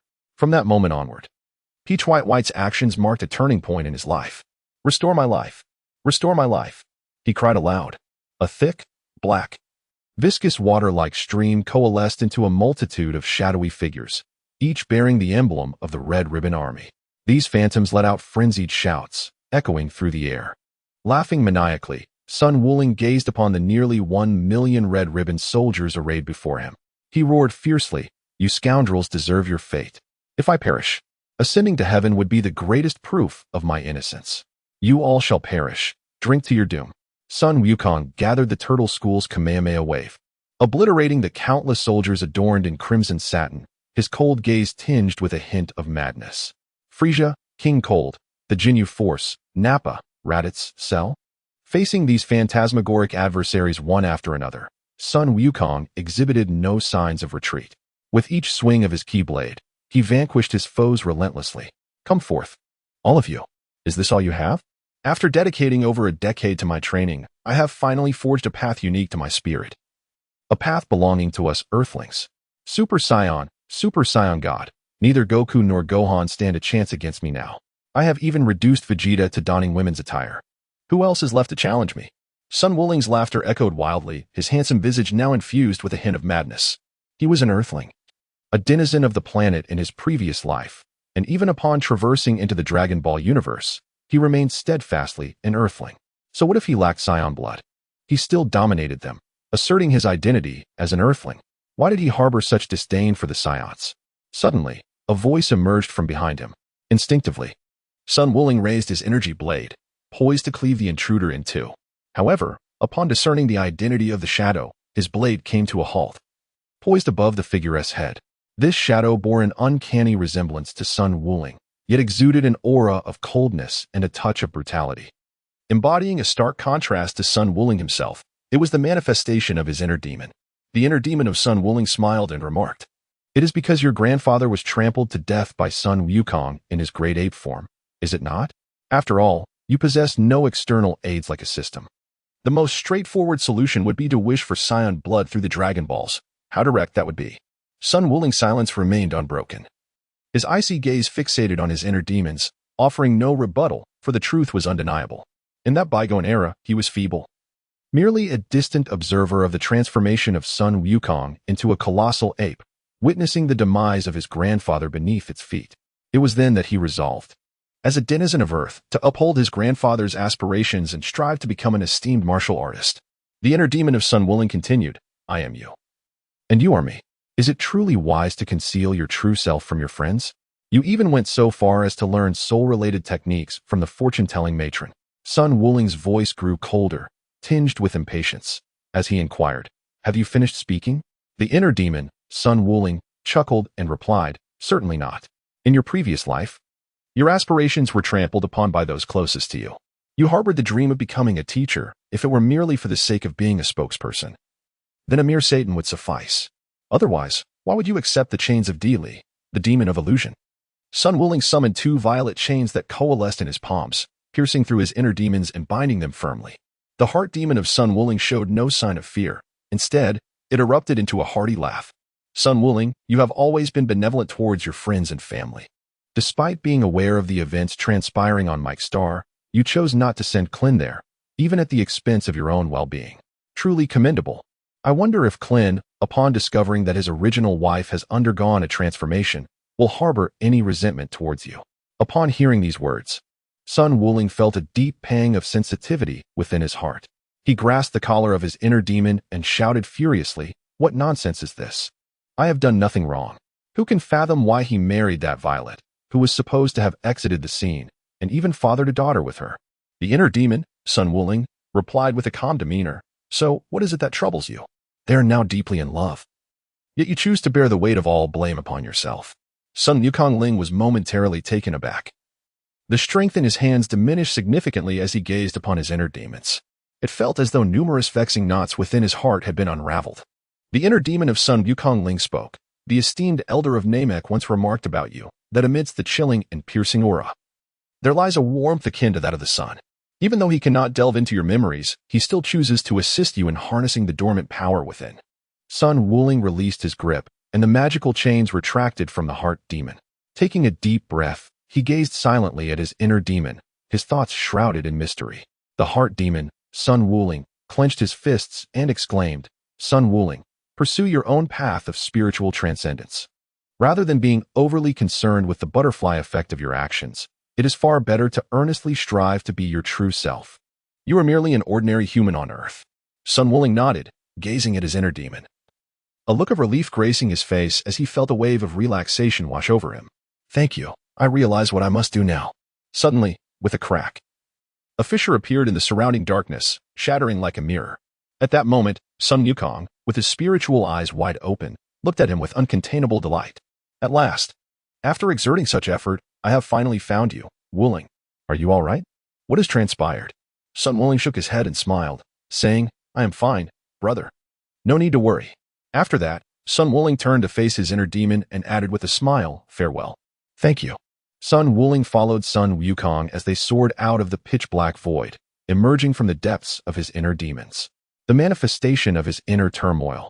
The shadowy figure of Sun Wuling gazed at the direction in which they departed and remarked with a smile, Farewell, Sun Wuling.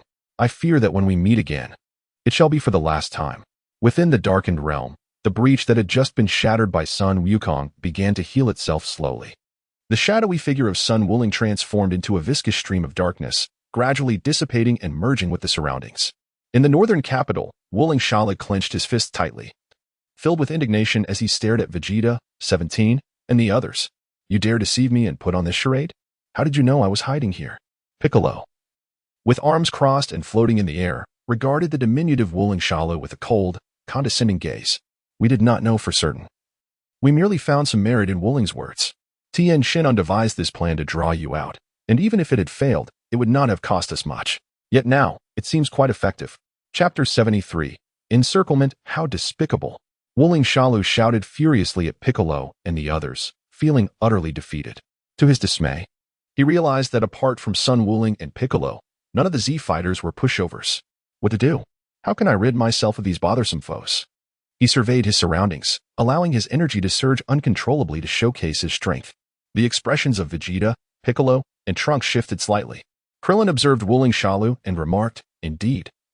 Aside from Sun Wuling's energy, there's a trace of all our energies, even King Cold's. Piccolo replied coldly, He possesses the cells of us all. Yet the primary cell structure and genetic makeup belong to Wuling, which grants him talents akin to Wuling while still containing our cells. Trunks nodded, saying, I have seen pictures of my mother with Mr. Sun Wukong and Mr. Sun Wuling. He indeed resembles the young Sun Wuling. Vegeta transformed into a Super Saiyan, golden energy radiating as he clenched his fist and roared, This is splendid. I have longed to pummel that rascal Sun Wuling. Trunks followed suit, becoming a Super Saiyan as well, declaring, Once we eliminate the Shala, everything will come to an end. Wuling Shala, witnessing Trunks and Vegeta's transformations into Super Saiyans, felt a surge of panic. Suddenly, he spotted a distant glacier and an idea struck him. Vegeta, Piccolo, and that Saiyan named Trunks are stronger than me. If I can temporarily evade them, I will activate my protective barrier and retreat into the ocean. The Earth's oceans dominate the landscape. Once I hide beneath the waves, what can they possibly do? With this thought, a smirk crept onto Wuling Shala's lips. Excellent. This shall be my plan. I will create a diversion with solar flare and seize the opportunity to escape. He assumed a battle stance identical to Sun Wuling's, exhibiting no fear or trepidation. Do not underestimate me because of my small stature, Vegeta and Trunks. Let us see who prevails. With a scoff, Vegeta appeared to recall something. A look of resentment crossing his face as he tightened his fists, glancing at Wuling Shala with a slight smile. Vegeta, wait. Krillin suddenly called out, alongside Yamcha, as they produced sunglasses in the astonished gaze of Wuling Shala. Sunglasses? Wuling Shala nearly dropped his jaw in disbelief, pointing at Krillin and Yamcha, his mind racing with a torrent of curses, trembling with rage as he realized his planned solar flare was now futile. Yamcha grinned as he donned the sunglasses, handing one to Trunks, Tien Shinhan, and 17 with amusement. Krillin, you actually thought of this, just like me. Krillin passed the sunglasses to Vegeta and Piccolo, chuckling. When I heard Shala was based on Wuling's cells, my first instinct was to treat him as a hypothetical enemy like Wuling. Initially, when I trained with Wukong and Wuling under Master Roshi, I didn't get along with them very well, but I always found myself on the receiving end of Wuling's antics. Everyone but Trunks nodded in agreement, sharing a sense of camaraderie. Yamcha added, I met Wukong and Wuling before any of you. I encountered Sun Wuling when he, Wukong, and Bulma were searching for Dragon Balls. I was buried alive by Wuling, with only my head sticking out, while he poured water into the pit, mixing it with the mud, saying it would adhere to my body. It was quite the predicament. Tien Shinhan recalled. I too was once an enemy of Wuling and Wukong. My master, Rashi, Tian, and I were knocked out by them and tied to a tree all night. 17 clenched his fists, stating, not long ago, 18, 16, and I were pulled into Wuling's realm of ultimate mastery. 18 and I took a beating, especially 18. Had it not been for 16, she might have perished at Wuling's hands. Afterward, he suggested we unite. Piccolo scoffed, his voice trembling. During the 23rd World Martial Arts Tournament, I was forced to practice the Demon Seal wave repeatedly. Vegeta clenched his fists tighter, his anger amplifying his energy. That rascal's son Wuling forced me to dress as a girl. How infuriating. And Kakarot never warned me, leaving me the subject of ridicule from Bulma and the others for an entire year. Vegeta's words resonated among Piccolo, Yamcha, Krillin, 17, and Tien Shinhan, each thinking in unison. We are even now. Trunks, filled with curiosity, particularly about Vegeta's tale of wearing a dress, yearned to know how son Wuling had managed such a feat. With a fierce determination, Vegeta, Piccolo, 17, and the others readied themselves, casting menacing glances at Wuling Shalu as they donned their sunglasses. Trunks, after putting on his sunglasses, unsheathed the sword strapped to his back, his Super Saiyan energy surging wildly. Wuling Shala gathered energy into 2 energy blades, shouting in anger. Those treacherous deeds were done by son Wuling. They have nothing to do with me. Die, you fools. With a swift motion, Vegeta shattered the energy blades with his own energy blasts, charging toward Wuling Shalu. Do not let him escape. I shall take the lead. Vegeta's fist struck Wuling Shalu without restraint, but rather than retreating, Wuling Shalu lunged at Vegeta. As Vegeta's punch aimed for him, Wuling Shalu merely deflected the blow off his shoulder, dissipating its force entirely. Wuling Shalu then conjured an energy blade, swinging it toward Vegeta. With a whoosh, Vegeta vanished. And Wuling Shalu felt an overwhelming force strike his back as Vegeta's feet landed solidly against him. Wow! Wuling Shalu's lips dripped with purple blood as he uncontrollably flew away. Just as he was about to plummet, the figure of number 17 paused, arriving before him in an instant. He delivered a powerful kick to Wuling Shalu's abdomen, sending him hurtling away and creating a deep crater in the ground from the immense force. Wuling Shalu trembled as he stood up, his frail and youthful figure showing no sign of retreat. Meanwhile, the transformed Super Saiyans, Trunks, Krillin, and others had already charged their attacks to their maximum potential. Trunks shouted, Magic Flash! Krillin and Yamcha joined in, Kamehameha. Tianjin added, Kick H. Vegeta revealed a cold smirk, unleashing his own attack, the Final Flash, against Wuling Shalu. No. 17 immediately followed suit, releasing a Kamehameha towards Wuling Shalu. Wuling Shalu spread his palms, forming a protective barrier around himself in a half-circle. Boom. The barrier shattered, resulting in a violent explosion that engulfed Wuling Shalu in sparks. Indeed, he could also create a protective barrier. Krillin gritted his teeth, watching Wuling Shalu emerge from the dust, battered and scarred, with fresh burns adorning his skin. Just waiting for you. Here it comes. Magic Killing Cannon. Piccolo had been charging his Magic Killing Cannon, which could be held for an extended period, now unleashed at its peak intensity, towards Wuling Shalu. Chapter 74. Wish Spitting Blood. Wuling Shalu erected a circular protective shield. As he surveyed the surroundings, he noticed Krillin, Trunks, and others encircling him, until his gaze fell upon Vegeta, descending from above with a slight grin. Boom. Under the astonished stares of Piccolo, Krillin, and Trunks, the fully charged Magic Killing Cannon struck Wuling Shalu's barrier, which adjusted its angle, redirecting the attack back towards Vegeta. Hey, you bastard! Vegeta clenched his fists, his energy surging as he forcefully batted the Magic Killing Cannon away. Boom. The Magic Killing Cannon exploded in the clouds, dispersing the white mist and sending a wave of heat that melted the snow on the ground. Even Krillin, Yamcha, and the others felt the warmth, dispelling the chill of the North City. At this moment, Wuling Shalu's hands trembled uncontrollably, although he managed to deflect Piccolo's maximum charged Magic Killing Cannon. The recoil from the impact made it feel as though his arms might shatter. In contrast, Vegeta effortlessly swatted away the attack with his fist, his composure evident as he showed no signs of exertion. Vegeta glanced at his left hand, tightening his fist, his mind replaying the moment when Wuling Shalu had deflected his punch with his shoulder, leaving him off balance. If not for the overwhelming force he exerted over Wuling Shalu, the outcome might have been different. Trunks, astonished, exclaimed, How did Shalu just do that? He actually redirected Mr. Piccolo's attack towards Dad. Yamcha and Krillin exchanged glances, fear etched on their faces. Yamcha remarked, We've asked Wuling how he managed that before. Krillin held his head, looking somewhat overwhelmed. Angles of incidence, angles of reflection. Adjusting the barrier's orientation to bounce off at a certain angle. We were left with headaches from listening to Goku and Master Roshi. Yamcha looked at Trunks. Whatever you do, don't try it. Goku wanted to learn, and he ended up breaking a finger. Trunks nodded vigorously, his sunglasses reflecting a newfound wariness towards Wuling Shalu. Piccolo recalled how Sun Wuling had previously used a protective barrier to reflect attacks during their battles, back when he was still the evil King Piccolo. Clenching his fists, Piccolo regarded Wuling Shalu with apprehension. This Shalu possessed the same cunning as Wuling. He could not be allowed to escape.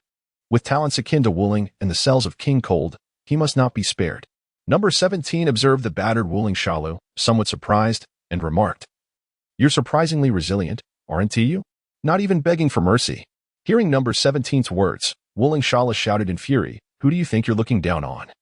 You bastard? I may feel fear and dread, but to make me beg for mercy? That will never happen. Even in death, I will not yield." Wuling Shalu's spiritual eyes opened, radiating a purple brilliance like stars. A purple chain emerged from his right palm, coldly surveying his surroundings. Magic chains? He knows that move too. Yamcha recalled that Sun Wuling had trained with the fortune teller and learned about soul techniques. Krillin warned anxiously, "Be careful. If both of those magic chains pierce your body simultaneously, you'll be bound." Wuling Shalu's other hand gathered energy for the energy blade. The magic chains swirled in the air as he contemplated how to escape this dire situation. Now wearing sunglasses, the solar flare was no longer an option. Suddenly, upon seeing Piccolo, a flash of inspiration struck Wuling Shalu. Right. How could I forget the magic sealing wave? It was once used by Master Mateto to seal the evil King Piccolo. This technique is most effective against straightforward opponents. As for the bottle, Piccolo once transformed a set of clothes and a sword for Son Gohan during their training together. So turning something into a bottle would be a breeze. The only concern is Piccolo. He can reflect the magic sealing wave back. In Bowsy Mountain, Sun Wukong led Sun Wuling out of the realm of inner demons. The surrounding environment was bright and serene, imbued with a touch of poetic beauty among the mountains and waters. As Sun Wulings gazed upon the tranquil waters of the pool, crystal clear to the very bottom, an unprecedented sense of serenity enveloped him. Concerns about the future and looming threats dissipated into nothingness at this moment. Thank you, Divine Dragon. It had never occurred to Sun Wulings that he could find solace through the counsel of his own inner demons. Now, he felt an unparalleled sense of well-being. Ever since his grandfather had taken him in, a tension had lingered within him. Wulings, you are weary. Take this time to rest. We shall handle everything from here. At this moment, Sun Wukong stood beside Sun Wuling, a faint smile gracing his lips as a wave of relief washed over him. He had finally succeeded. Indeed, brother. He said softly, this time, I shall faithfully embrace the role of a younger sibling and entrust everything to you. At this moment, Sun Wuling no longer bore the sternness he once possessed. Gently he swept aside his bangs, revealing a visage so refined and delicate that it evoked the gentle beauty of a maiden. His eyes softened considerably, blending masculine and feminine traits seamlessly. Whether in his past life or the present, his appearance remained unchanged. Indeed, splendid. With a smile, Sun Wukong nodded, his form dissipating like a wisp of foam, leaving Sun Wuling alone with outstretched arms to revel in the serene and exquisite dreamscape. In the external world, Sun Wukong, who had been gripping Sun Wuling's arm, regained consciousness, the mystical light in his eyes fading away. Master Wukong, how is Master Wuling?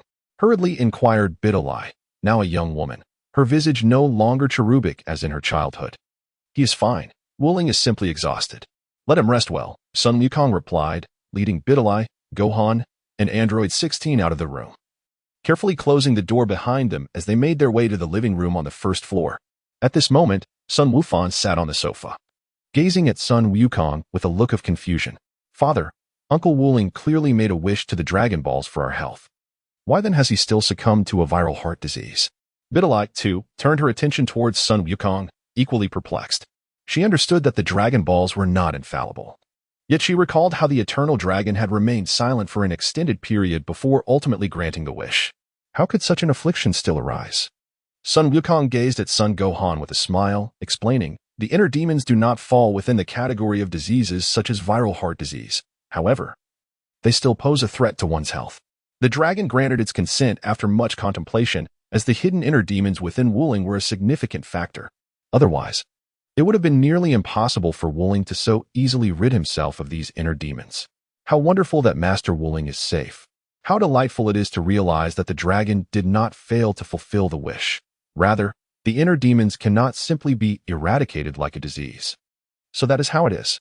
Biddy exclaimed joyfully, clasping hands with son Gohan, both radiating exuberance. Chapter 75. Demon Sealing Wave. Could it be that Piccolo and the others have discovered Cell? Upon suddenly sensing the fluctuating auras of Piccolo, Vegeta, and others, Sun Wukong detected an energy that surged and waned intermittently. Additionally, there was another presence, intertwined with multiple energies apart from that of Wukong Ling. Both Biddy and Son Gohan ceased their smiles, for they too became aware of the tumultuous situation in the North City. Biddy, number 16. I kindly ask you to remain here and keep an eye on Wukong Ling Gohan, and I shall proceed. Sun Wukong rose to his feet, and Sun Wufan hurriedly approached his side, intending to teleport away in an instant. However, he was abruptly halted by Biddy Lee's voice. Master Wukong, have you forgotten the instructions given to you by Master Wuling? You must temporarily take the 4-star Dragon Ball to the new Namek. Sun Wukong's expression shifted as he smiled sheepishly. Oh dear, I truly forgot. Haha, thank you so much. By Li, Gohan, please wait for me for a moment. I shall return shortly. All right, father, but why does Uncle Wuling intend to send the 4-star Dragon Ball to the new Namek? Inquired, perplexed. Biddy gazed at him and elucidated. Master Wuling has been feeling uneasy and, out of caution, wished for the Dragon Balls to be scattered across the planet, leaving only the 4-star Dragon Ball intact. This serves as a safeguard. Otherwise, if Cell were to gather all the Dragon Balls, it would spell true catastrophe. In the northern capital, Wuling Cell gritted his teeth, wielding the magical chains in his right hand with relentless ferocity. Whoosh! The chains lashed out like a whip towards Piccolo. However, Piccolo, along with Tien and Yamcha, charged forward, seizing the chains with determination. Krillin! Piccolo shouted. I'm all set, Kamehameha. Krillin hurled his already concentrated energy attack, severing the magical chains with precision. The broken chains dissipated like burning ashes. The rupture of the chains forced Wuling Cell to stagger back several steps. At that moment, Trunks and Vegeta simultaneously unleashed their abilities. Flash of Darkness. Energy Cannon.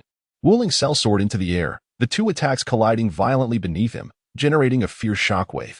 Number 17 leapt gracefully, maneuvering through the air like a dancer, delivering a powerful kick to Wuling Cell's face, distorting his form.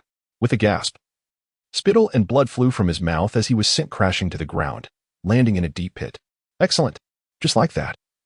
Everyone must remain steady and avoid exposing any weaknesses, Piccolo remarked, observing Wuling Cell clawing his way out of the pit with a smirk. Vegeta scowled. How is it that we are contending against someone so vastly inferior to myself, yet I must rely on others? Despite his complaints, Vegeta did not genuinely wish to face Wuling Cell alone. Number 17 landed steadily, joining the others as they approached Wuling Cell. At that moment, Wuling Cell's right palm plunged into the soil, conjuring a small vial through the release of magic. Trembling, Wuling Cell rose, positioning himself behind the concealed vial and facing the approaching Vegeta and the others, who donned sunglasses. With a soft swipe to remove blood from his lips, Wuling Cell's eyes glinted with cold defiance. Have you lost your wits, Cell? How can you still smile? Vegeta shouted, fists clenched. Wuling Cell responded icily. What concern is it of yours? The Prince of the Scions, a Super Saiyan, to unite so many against me. It appears your reputation as a warrior race is unfounded, Vegeta. Vegeta halted in his tracks, as did Piccolo and Krillin. Anger surged within Vegeta, veins bulging on his forehead as he struggled to contain his wrath while gazing at Wuling Cell, a faint smirk forming on his lips. Humph. The Scions of the warrior race are beyond your comprehension, Cell. Are you intentionally provoking my ire, or have you set a trap? Wuling Cell's heart raced momentarily, but he maintained a facade of calmness. Indeed, I have set a trap. It would be wise not to approach, lest you meet your demise. This ambiguous threat caused Piccolo, Krillin, number 17, Vegeta, and Tien to retreat cautiously, fully alert to Wuling Cell's current demeanor. Trunks pointed his sword at Wuling Cell and remarked, Mr. Piccolo, do you think Cell is merely bluffing? Piccolo replied, it's possible, but he possesses a mind akin to Wuling's. He may be concocting something. How deep of a shadow has Mr. Wuling cast upon you all? Trunks mused inwardly, noting even his proud father Vegeta's restraint. Upon returning home, he would surely inquire with his mother. Scatter, do not cluster together, Piccolo commanded, and the group dispersed, encircling Wuling Cell once more. Wuling Cell observed his surroundings and the palpable energy radiating from Vegeta, a smirk gracing his lips as he realized he had finally ensnared them.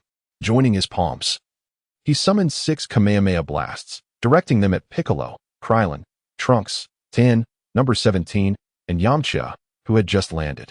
After launching the energy blasts, Wuling Cell aimed his palms at Vegeta, assuming a stance. Piccolo, familiar with this maneuver, shouted to Vegeta, "Dodge, Vegeta." But it was too late. Having just charged up for an energy cannon against Wuling Cell, Vegeta was caught directly in Wuling Cell's magic sealing wave, a green vortex engulfing him, rendering even the Super Saiyan Vegeta powerless to resist. Haha. Wuling Cell cackled maniacally, reveling in the sight of Vegeta trapped within the sealing wave, unable to contain his delight. "Father!" Trunks exclaimed, witnessing Vegeta's anguished cries as he was sealed within a small vial by Wuling Cell. Whoosh! Wuling Cell darted forward, seizing the opportunity to break through the defenses that had previously held him back. Number 17 followed suit, utilizing his speed to pursue Wuling Cell. Piccolo discarded his weighted clothing, declaring, "Krillin, release Vegeta, Trunks, and I will chase him down. We cannot let him escape." "Understood, Mr. Piccolo," Krillin replied, as Trunks observed Krillin uncovering a small vial from the earth. With no time to ponder, he confirmed Vegeta's safety and joined Piccolo in their swift pursuit of Wuling Cell. That accursed sealing wave. But surely number 17, Piccolo, and Trunks will catch up. Krillin's expression faltered, his smile fading as uncertainty washed over him. Chapter 76. The chase. Tien watched as Piccolo, Trunks, and number 17 vanished at high speed into the distance. Even the sealing wave has been mastered, Krillin noted as cracks appeared in the vial he held, hastily tossing it aside. Crash! A surge of golden energy erupted as the vial shattered. Vegeta, now on all fours, gasped for breath, beads of sweat forming on his forehead, feeling disoriented. Rising unsteadily, he removed his sunglasses, his vision swirling as he called out to Krillin and Yamcha. "What was that green vortex? Was that also a technique of Wuling's?" Tien explained to Vegeta, "That's the magic sealing wave. A technique created by Master Mateto to seal the Demon King Piccolo. Besides Wuling, even Master Mutant Roshi and the Kaioshins are capable of employing it." In a moment of contemplation, Vegeta recalled the words of Piccolo, who had mentioned Goku's pupil, Goten, practicing the Demon Seal Wave. The disorienting sensation it evoked left Vegeta with lingering trepidation. At that juncture, Krillin's face revealed a flicker of terror as he remarked, "The Demon Seal Wave not only seals the desired target within an object but also requires a special talisman for final sealing. Honestly, I am already frightened. In such a scenario, how can we even hope to seize an opportunity to escape? Should you feel fear, then return swiftly and do not hinder us here. That scoundrel. I shall ensure his demise." Vegeta's golden aura surged as he accelerated towards the threat, donning his sunglasses once more, his final words resonating in the ears of Tien, Yamcha, and Krillin. "The sunglasses are quite impressive." With that, Vegeta vanished from sight. Tien gazed at his hands, reflecting on the recent battle primarily fought by Vegeta, Trunks, and Android 17, with himself and the others merely playing supporting roles. They had fallen significantly behind Goku and his companions. Even Goten, who had previously been able to keep pace with Vegeta, could no longer match him after Vegeta transformed into a Super Saiyan. "Krillin, to be honest, I feel a bit frightened as well," Yamcha suddenly interrupted Tien's thoughts. With a candid smile, he continued, "Truthfully, upon seeing that cell, I was filled with unease. With Goten as the main cell, inheriting Goku's genetic lineage and possessing similar talents, he may not have created the spirit flow. But he harbors cells from the likes of Vegeta, Goku, Gohan, Piccolo, and that alien named Cooler." Krillin concurred. Indeed, despite our extensive preparations, he still managed to seize the opportunity to escape. The three of us cannot catch up. Even if we were to pursue him, we might only complicate matters. Frustrated, Tien clenched his fists, striking the ground and leaving a dent, exclaiming, "Damn it. I refuse to sit idly by and accept this fate." An air of melancholy enveloped Tien, Yamcha, and Krillin as they shared a moment of silence. Yamcha broke the stillness, suggesting, "Everyone, let us consider what we can do. If Cell truly escapes from Trunks and the others, what should be our course of action? Goten once told me to think from another's perspective. If we were in Cell's position, what actions would we take? To think from another's perspective?" Krillin and Tien paused, lost in contemplation.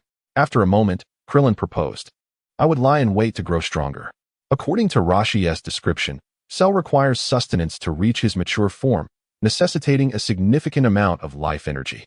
Tien interjected, The city, the urban area, the residents there will be Cell's targets.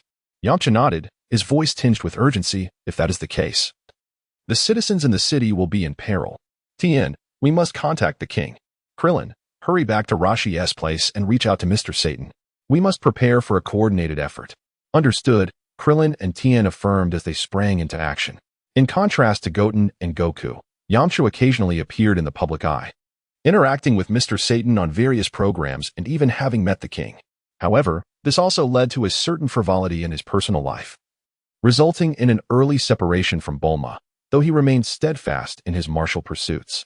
Vegeta, transformed into a Super Saiyan, was in hot pursuit of Piccolo, Trunks, and Android 17, while Goten, now a formidable foe, desperately fled towards the icy expanse. Damn it, they are relentless in their pursuit, Goten thought, glancing back at Trunks and Android 17, who were drawing nearer. He exerted every ounce of his strength into his speed. Barely managing to carve a path through the encircling foes, his chances dwindled with each passing moment. Do not even think of escaping, Cell, Trunks shouted, unleashing energy blasts alongside Android 17 towards Goten. With agility, Goten evaded their attacks, flipping and dodging, while Piccolo remained steadfast in his pursuit. As Goten soared over two snow-capped peaks, the blast from Trunks and Android 17 struck the mountains, causing them to crumble and erupt into clouds of dust and debris. Go! Android 17 urged, propelling himself forward through the chaos, relentlessly chasing Goten, with Trunks close behind, and Vegeta gradually catching up. With a surge of energy, Android 17 unleashed a barrage of energy blasts toward Goten, who soared high into the air, executing a daring maneuver to escape the onslaught. Trunks followed suit, launching his energy blast at Goten. Goten was struck on his shoulder and back, his small frame plummeting from the sky, a pain cry escaping his lips as he coughed up violet blood. Yet, as he neared the ground, he steeled himself against the agony and steadied his breath, regaining control to soar upward once more. The energy blast from Android 17 struck the snowy ground where Goten had nearly fallen, creating two massive craters. With determination, Goten conjured energy blades, directing them at the approaching Trunks and Android 17.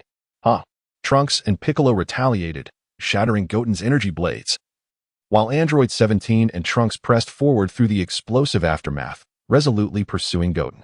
Now, the distance between Android 17 and Goten shrank significantly. The brief moment when Goten faltered, allowing them to close the gap from over 3,000 meters to under 1,000. Chapter 77, Action. The air grew increasingly frigid, and the high-speed movement felt like a knife against their skin. Despite the chill, Android 17, Trunks, Vegeta, and Piccolo remained undeterred, relentlessly chasing Goten. We're almost there, Goten thought, his eyes gleaming at the sight of the azure ocean, akin to a drowning man spotting the shore, fueling his desperate desire to reach it. Barrier. Goten summoned a protective shield as he descended towards the water, forming a spiraling energy blade in his palm and turning to hurl it at Trunks. The blast from Trunks and Android 17 struck the water, sending towering splashes skyward. Goten's spiraling energy blade pierced through the spray, heading straight for Trunks. Another energy blade. Vegeta arrived, unleashing an energy blast to counter Goten's attack. Just as Trunks prepared to advance as before, Android 17 grasped his arm, pulling him back. In an instant, Goten's spiraling energy blade detonated, scattering countless sharp shards in a chaotic spiral. Trunks swallowed hard, contemplating the peril he had narrowly escaped. Had he, like before, traversed through the dust of the explosion, even as a Super Saiyan, he would have been drawn into the chaos, and those blades, sharp as the Kienzan, would have undoubtedly pulverized him. Vegeta and Piccolo arrived in succession, halting beside Trunks and the Android 17 until the spiral energy blade dissipated entirely. The spiral energy blade, as Android 16 had mentioned, was a technique crafted by Son Goku, an upgraded version of the Kienzan. Apart from Son Goku, his disciple, Biddy, also mastered it. During the Ultra Instinct phase, Son Goku had nearly eliminated Android 18 with this very move, leaving Trunks astonished to learn that Cell had also wielded it. Android 17's words elicited nods of acknowledgement from Trunks, Vegeta, and Piccolo. Trunks hesitated, wishing to express his gratitude to Android 17. But the despair of his world rendered his voice mute upon seeing 17's face. His fists clenched involuntarily as he grappled with profound inner turmoil and conflict. "Oh, it seems you really dislike me," Android 17 remarked nonchalantly, casting a curious glance at Trunks. He found Trunks' reaction peculiar but chose to disregard it. After all, They were still strangers, united only by a temporary alliance in battle. Trunks yearned to respond affirmatively, yet his suppressed rage towards androids 17 and 18 surged forth. Despite knowing they were not from the same timeline, he felt an overwhelming sense of turmoil and could only muster a simple apology. "I'm sorry." Vegeta gazed at the tranquil sea, harboring resentment within. The vast waters, covering over 70% of the Earth, had become a sanctuary for Goku and Cell. "Damn it. He got away again," Vegeta exclaimed, removing his sunglasses and conjuring energy blasts in rapid succession, unleashing a barrage upon the ocean's surface. The waters boiled as the explosive sounds of his attacks generated towering waves. Piccolo, Android 17, and Trunks also removed their sunglasses, watching as Vegeta vented his frustration alone.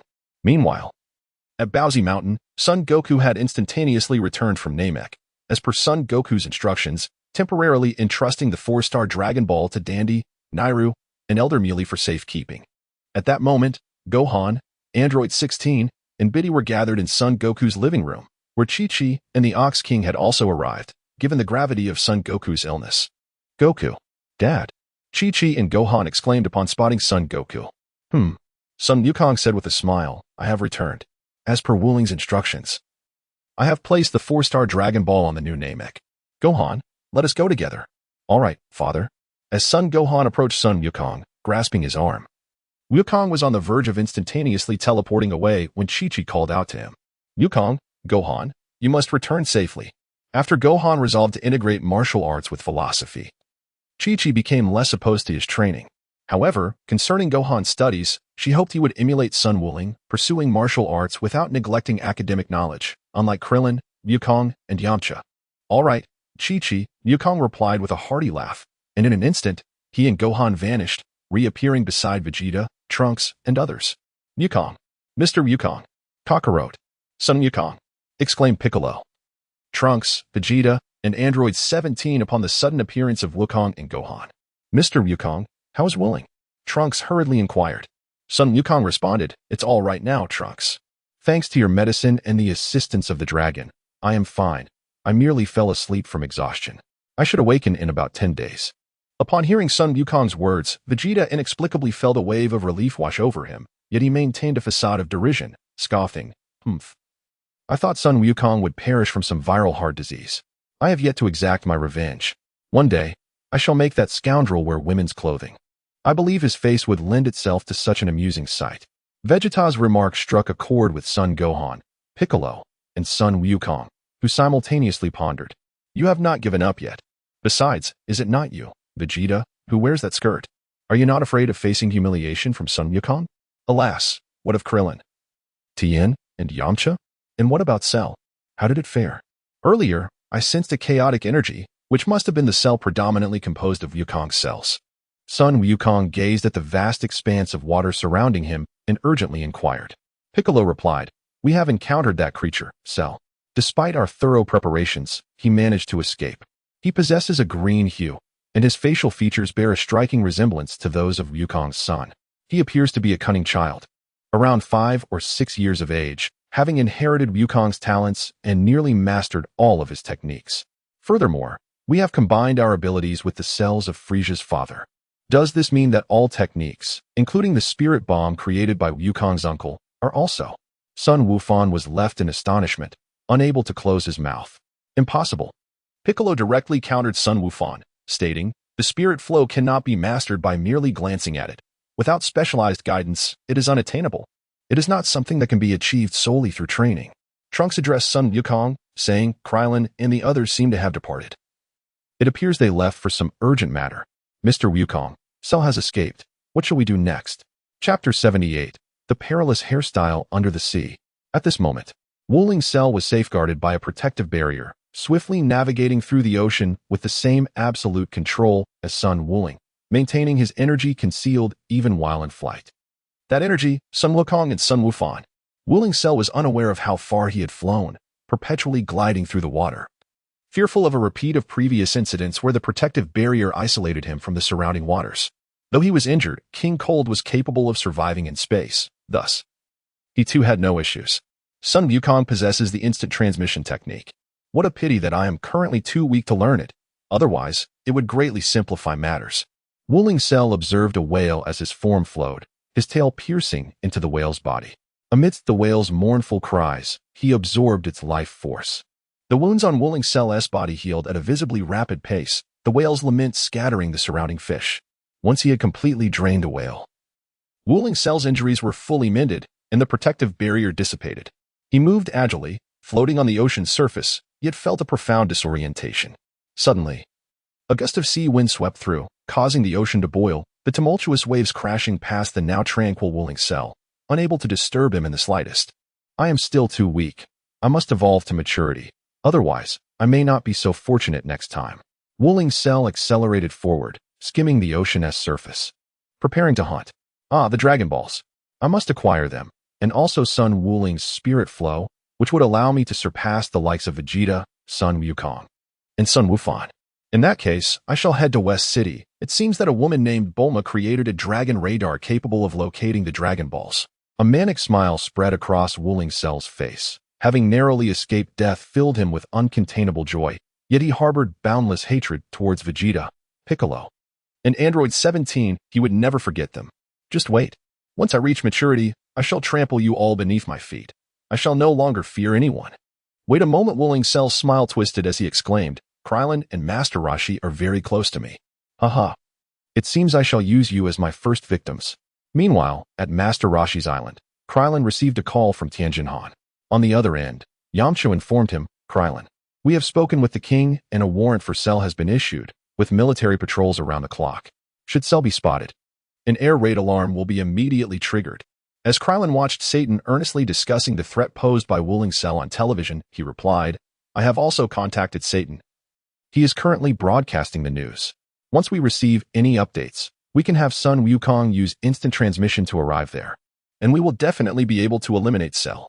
Yamcha responded, that sounds good, Krillin. Let us meet up with Sun Wukong and the others to inform them.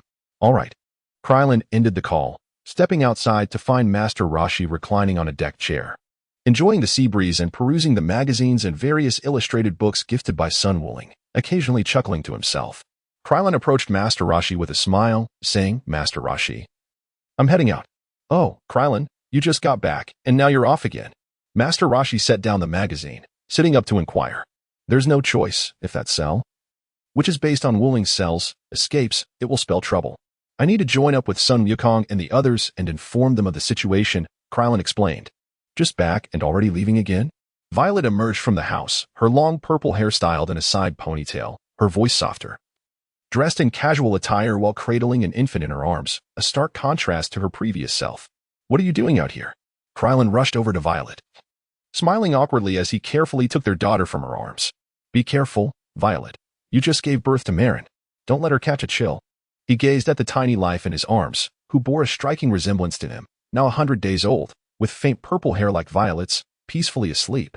A profound connection filled him with an overwhelming sense of accomplishment for having created this little life. He felt he could give everything for her. I'm fine. Don't underestimate me as a weak woman. I was once a colonel in the Red Ribbon Army, commanding thousands, quite different from you, Krillin, with your rough simplicity. Violet replied, her earlier fear dissipating as motherhood gave her newfound courage. Yes, yes, yes. Violet, you are the strongest. But despite your brilliance, you still fell for me. Didn't you, my simple-minded darling? Krillin chuckled, provoking a playful eye roll from Violet. Their banter brought a smile to Master Roshi and Old Turtle, who were both entertained by the couple's affectionate exchanges. Master Roshi reclined back on his chair, engrossed in the magazines and illustrations featuring anthropomorphized animals. Violet, now holding Marin, smiled at Krillin and said, I plan to have her join Wooling's Spirit Flow training when she turns 6. I lack that talent. But if Marin could absorb natural energy like Biddy, that would be wonderful. Violet inquired, what if Marin doesn't want to practice martial arts when she grows up? Krillin scratched his head sheepishly, replying, if she doesn't want to, then she doesn't have to. As long as Marin is happy, it doesn't matter. Sorry, I forgot. After all, Marin could never be like Rose. Violet, hearing this, glared at Krillin and retorted, what do you mean? Are you suggesting that Marin is inferior to Sun Wooling and that artificial being's daughter? Our Marin will certainly surpass them by hundreds, thousands of times. No. Marin is simply the best. Krillin nodded with a smile, affirming, of course, Marin is the best. Suddenly, an ominous sensation enveloped the air. Krillin instinctively shielded Bulma behind him, vigilantly scanning their surroundings. At that moment, Master Roshi set aside the magazine he had been perusing and rose from his reclined position. A translucent protective barrier abruptly materialized, enveloping the entirety of Kame House. Chapter 79. The predecessor of spirit immortality on a remote stretch of ocean in the northern capital, Tien Shinhan, Yamcha, and Goku, along with Gohan, convened to discuss their recent undertakings. Presently, every city was under martial law. Even if Cell sought to prey upon the townsfolk, it would not be an effortless endeavor. As soon as any news emerged, Din would be sure to inform us. After Yamcha finished speaking, he handed the phone to Goku. Sun Wukong carefully took the call and stored the device with great caution, remarking, "This must be the satellite phone crafted by Bulma."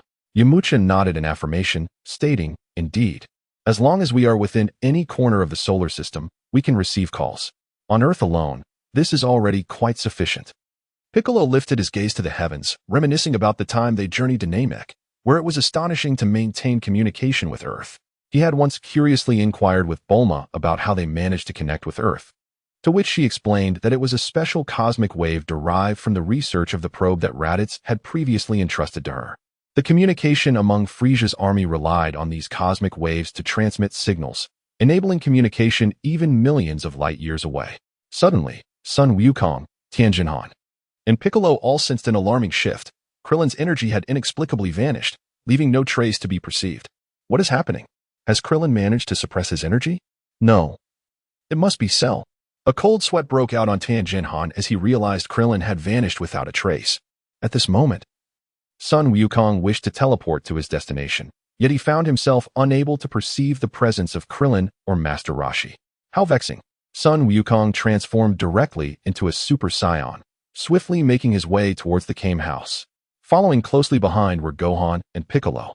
Along the journey, Yamcha handed his sunglasses to Sun Wukong, cautioning, "Be wary of Cell's solar flare, Gohan." Wukong. "Thank you, Yamcha." Sun Wukong's gaze was resolute as he stowed away his sunglasses. At that moment, Piccolo, soaring swiftly behind him, called out, "Wukong, when we encounter Cell, do not let your anger consume you. Each of us can be resurrected only once with the Dragon Balls. Among us, aside from Sun Wuling and Vegeta, if any of us perish, we shall not have the chance for revival." "I understand, Piccolo." Sun Wukong and the others were flying at full speed towards the Kame House. At that moment, the Kame Master was trapped within a protective barrier, standing side by side with Krillin, their fists clenched in determination. "Damn it, why has Cell come here?" Krillin trembled with fear, yet he stood resolutely beside the Kame Master, shielding the infant Marin behind him. Emerging from the beach, Cell was slick with water, not a single drop clinging to him. "Krillin, I bet you didn't expect to see me so soon." Cell observed Krillin's terrified expression, a vindictive smile spreading across his face. Previously, during their encounter in North City, he had endured a brutal beating. Miraculously surviving, he was astonished at how quickly revenge had come. Suddenly, two energy blasts were unleashed, hurtling towards the Kame Master and Krillin. Boom. Krillin was sent flying by the explosion, yet to Cell's surprise, the Kame Master, seemingly weaker than Krillin, managed to evade the attack by removing his sunglasses. How intriguing. A smirk crept across Cell's face as he watched the Kame Master, muscles swelling as he assumed a fighting stance. The Kame Master, revered as the god of martial arts and disciple of the legendary Master Roshi, was the founder of the Kame style and laid the foundation for the spirit flow created by Sun Wukong. It appeared that this spirit flow was not merely a means to absorb natural energy for enhanced combat prowess. Krillin, now coughing blood, was nearing the brink of collapse. As Cell was intent on siphoning his life force, but refrained from delivering a fatal blow. "You are Cell," the Kame Master stated, eyes narrowed in vigilance. Though he resembled a child of 5 or 6, Cell emanated a malevolence akin to that of a demon from hell. The disparity in power was overwhelming. Even during the earlier confrontation with Cell, Earthlings like Krillin, Yamcha, and Tien had merely served as support. Cell grinned, addressing the Kame Master and Krillin. "Are you waiting for Sun Wukong and the others to arrive? Don't hold your breath. Wukong's instant transmission requires sensing energy. He cannot reach a place devoid of life.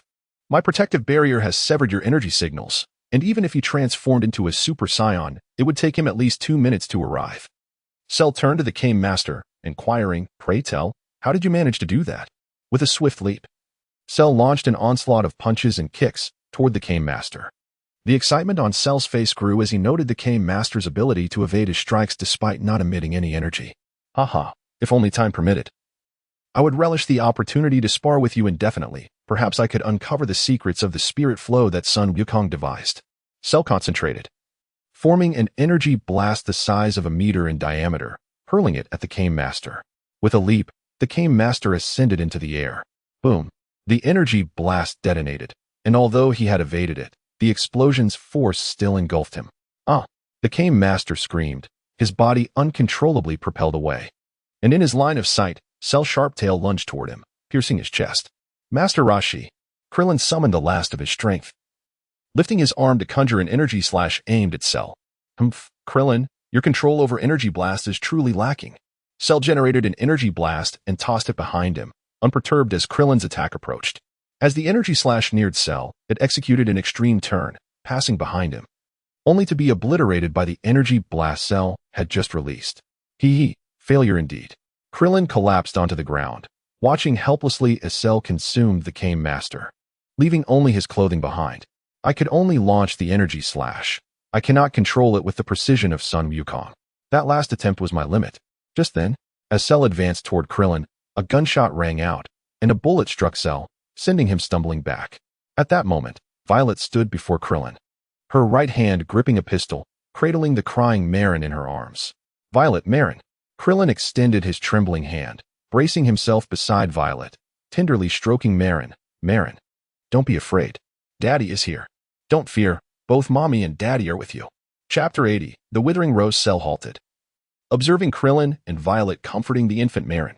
Even knowing the impending doom, they still sought to protect the child. Humph, Violet. You are a traitor of the Red Ribbon Army, aren't you? You hardly resemble the formidable figure described in the records. Cell recognized Violet, noting the stark contrast to her recorded persona. Gone was her fierce demeanor, replaced by a gentler smile, with glistening tears cascading down her cheeks. Marin, stop crying. Mommy is here. After handing Marin to Krillin, Violet gripped her gun and aimed it at Cell, her gaze unwavering, devoid of the fear she once felt toward the androids. Bullets struck Cell, merely bouncing off him, just as he intended to devour Violet and Krillin as he had done with the Kame Master. The sound of Marin's cries brought a halt to his actions, his tail drooping limply to the ground. Parents, how tiresome. Cell's youthful face darkened ominously as he conjured a beam of energy, piercing through Violet and Krillin's chests. Krillin was impaled through the heart, using his last breath to clutch Marin tightly, preventing her from falling to the ground. Violet, taller than Krillin, despite her chest being pierced, did not succumb immediately but collapsed, blood staining the sand. In his final moments, Krillin's thoughts were consumed by a wish to control energy blasts with precision, lamenting that he could not replicate Sun Wukong's expertise. The pouch containing 3 senza beans, given to him by Sun Wukong after the Raditz incident, was seized by Cell. Humph, I never expected that the god of death, Sun Wukong, would be so generous to his friends, even preparing senzu beans for you. Cell secured the pouch, reminiscent of a snake swallowing its prey. With the absorption of the Kame Master's life force, he finally replenished his own energy. Wuling Shalu gazed at his hands, marred by numerous injuries inflicted by Vegeta and his companions. After employing the Math B, he had been desperately fleeing, barely managing to catch his breath after devouring a whale. Soon, Sun Wukong and the others would arrive at Bulma's house in West City to retrieve the Dragon Ball radar. That old Master Rashi had somehow evaded my strikes. I must use the Dragon Balls to wish for Sun Wuling's divine powers. With swift movements, Wuling Shala plunged into the depths of the sea just as the protective barrier dissipated, vanishing as effortlessly as a fish in water. He left behind the nearly lifeless Violet and the turtle, who had curled into its shell to escape the chaos. Violet crawled towards the now silent Krillin, trailing a long streak of blood across the sand. Marin's piercing cries propelled her forward, even as her body gradually grew colder. Clinging to her last vestige of hope, she drew nearer. Blood mingled with sand stained her palm as Violet gently rested her chin on Krillin's lifeless body. As cold as ice. Marin, darling, please don't cry. Your father and mother are merely resting for a while. They will be revived with the Dragon Balls, Violet whispered, blood trickling from her lips. She gazed tenderly at the sobbing Marin in Krillin's arms, her hand caressing the child's round face, leaving a crimson mark. Your Uncle Wukong and Uncle Wuling will surely defeat that villain, Marin. I'm sorry, but let your mother and father indulge for just a bit longer. Tears blurred her vision as her hand slipped downwards, and Violet's final smile resembled a wilting rose as she collapsed into Krillin's embrace. Marin's sharp cries echoed through the now silent Kame house, accompanied only by the roar of crashing waves. The turtle, despite being merely a creature of the sea, possessed a semblance of intelligence. Hearing Marin's cries filled it with sorrow, yet it pondered what a turtle could do. Yukong, Wuling, hurry. Suddenly, the turtle heard a powerful whoosh, and upon the surface of the sea, Super Saiyan Son Wukong, followed closely by Gohan, Vegeta, Trunks, and Piccolo, made their entrance. At Bowsy Mountain, in the Lingxianlita Martial Arts Hall, Android 18 had just finished her bath and donned a new outfit prepared by Biddy and Lan Fong. Clad in a white short-sleeved top with a black vest, blue jeans cinched with a belt, and black flats, she admired her reflection in the mirror, satisfied with her appearance. With a flick of her golden hair, she stepped outside. Upon seeing Lan Fong and Xiaowu, she curiously inquired, "Where is Biddy? Why is she missing?" Lan Fong explained, "I just received a call from Mr. Satan. Biddy left with number 16.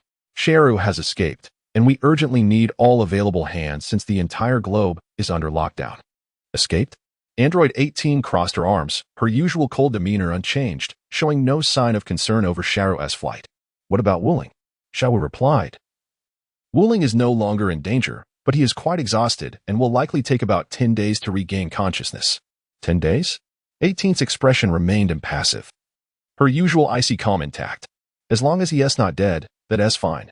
Otherwise, who will I ask for my remaining 199 pieces of clothing?" As she was about to take off from Bowsy Mountain with her flight technique, Lan Fong called out to her, "Wait, 18. Pausing midair, 18 turned to Lan Fong, perplexed. "What is it?" Lan Fong explained, "You are the only powerful person left at Bowsy Mountain. Could you please stay and protect us? Wuling is still unconscious. And if Shara takes advantage of our distraction, my strength is insufficient to safeguard him." A look of disdain washed over 18's face as she folded her arms, the cold glint in her eyes making Lan Fong break into a cold sweat. "Why should I protect that guy Wuling? I owe him nothing. That scoundrel nearly killed me. If it weren't for my clothes getting dirty, I wouldn't even be here." Lan Fong, feeling the intensity of 18's gaze, swallowed her retort. "How greedy. You still owe me 199 pieces of clothing that Wuling promised." With a huff, 18 swiftly departed Bowsy Mountain, leaving Lan Fong suspended in the air, momentarily stunned. Chapter 81. Beyond Super Saiyan Under the Sea, Wuling Shala swam towards West City. The haunting scene at Kame House, with Violet and Krillin, lingered in his mind. "Father? Mother?" he whispered, gazing at his palms. Memories from North City surfaced, where son Wuling had deceived him with the help of the androids. Another Sheru from a parallel universe had been vanquished by son Wuling alongside 16, 17, and 18, even reduced to ashes by Wuling's Kamehameha. His body trembled uncontrollably. Even after escaping death, fear clung to him. The image of Wuling delivering the final blow to that Sheru left a profound mark of dread. What am I thinking? I am merely the ultimate android created by that old coot, Dr. Gero, using Wuling's genetic material. My body contains the cells of Piccolo, Goku, Gohan, Vegeta, and King Cold. What connection do I have with that killing machine Wuling? Fury surged within Wuling Shalu as he shook off these thoughts, his fists clenched. From now on, I will show no mercy. Once I evolve into my perfect form, son Wuling, son Wukong, and Gohan shall all be beneath my feet. I came house. Son Wukong clenched his fists tightly as he surveyed the scene, taking in Master Roshi's attire alongside Krillin and Violet's lifeless forms. Gohan gently cradled the weeping Marin in his arms, while Yamcha, Tan, and Goku carefully laid to rest the bodies of Krillin and Violet. As he gazed upon the lifeless forms of Krillin and Violet, now encased in body bags, Goku's voice resonated with a chilling resolve, devoid of its usual warmth and simplicity. "Krillin, Violet, Master Roshi, await our return. Once we vanquish Cell, we shall use the Dragon Balls to bring you back to life." Upon hearing son Wukong refer to Master Roshi as Teacher Wutian, a title adopted from son Wuling, he too began to emulate this manner of address. Abandoning the familiar Grandpa Roshi, a desolate atmosphere lingered in silence for a considerable time, as the deaths of Krillin, Violet, and Master Roshi cast a pall of sorrow. As the evening glow gradually descended upon the horizon, the entirety of that fulfilling day slipped away. Now, with the enemy lurking in the shadows and our own position exposed, the chance of pursuing him in Baidu has likely vanished. Should we permit Cell to reach his maturity, it might well be too late. Even a Super Saiyan may prove insufficient against him. I refuse to accept this, Trunks lamented. A contemptuous huff escaped Vegeta as he concurred with Trunks' sentiments. After having endured a profound and painful lesson in his transformation into a Super Saiyan, he comprehended that such power was not invincible. As per Wooling's wisdom, one must prepare for the storm before it arrives. If a Super Saiyan is no match, then one must transcend the Super Saiyan. Sun Wukong addressed Vegeta, Gohan, and Trunks, saying, indeed, transcending the Super Saiyan. Uncle Wooling has uttered similar words as well. The voice of Sun Wukong captured everyone's attention. Vegeta, taken aback, inquired, Gohan, are you implying that Sun Wukong has spoken to you about transcending Super Saiyan? What did he say? Sun Wukong gazed at everyone and elucidated. I initially intended to study the spirit immortal flow under Uncle Wooling. However, he informed me that if I were to learn this technique, I would never be able to transform into a Super Saiyan again. Piccolo recalled the discussions he had with Sun Wukong and nodded thoughtfully. He recognized that utilizing natural energy to open the Danteon through the spirit immortal flow was a method of transcending limits, reminiscent of the transformation into a Super Saiyan. He understood that if one were to cultivate the spirit immortal flow, attempting to transform into a Super Saiyan thereafter could overwhelm the body, leading to catastrophic consequences. At this moment, Sun Wufan continued. Later, Uncle Wooling informed me that if I was unwilling to forsake the Super Saiyan transformation, he would reveal to me the method to transcend even that form. What? Wufan, are you saying that Uncle Wooling implies you can cultivate the spirit realm while simultaneously transforming into a Super Saiyan? Piccolo inquired, astonished. Indeed, Uncle Piccolo. I too sought clarification from Uncle Wooling, who mentioned that he drew inspiration from Uncle Vegeta. Upon hearing Gohan's words, the tale he had long retained flicked with agility. How could I possibly be unaware of that? What scheme is Goku up to this time? Vegeta exclaimed, his face beset with frustration, overwhelmed by a sense of resistance. What exactly is Goku planning? He was deeply apprehensive of falling unwittingly into Goku's trap. Suddenly, the satellite phone nestled in Goku's grasp began to ring. Upon answering, the voice on the other end belonged to Dend. Master Goku, it's urgent. Cell has appeared in West City, and Android 18 is currently holding him at bay. Please hurry. Isn't Android 18 supposed to be at the Capsule Corp? How could she be in West City? Android 17 inquired, astonishment evident in his tone. Very well. We shall head there at once. After Sun Wukong hung up the phone, Piccolo and the others swiftly grasped his shoulders. At that moment, Gohan held the weeping Marin in his arms while clutching the hem of Wukong's garment. In an instant, they teleported away, leaving only the turtle hermit gazing at the setting sun, watching as night began to fall. In West City, Wooling Shala strolled along the coast, observing the sprawling metropolis ahead, teeming with millions. Taking to the skies with the flying technique, he gradually entered the city, arms outstretched, his tail beneath his wings swaying with excitement. Before visiting Bulma's home, he decided to indulge in a feast. This time, he would not show mercy. As the sky darkened and the shoreline fell silent, Wooling Shala ventured into the urban expanse.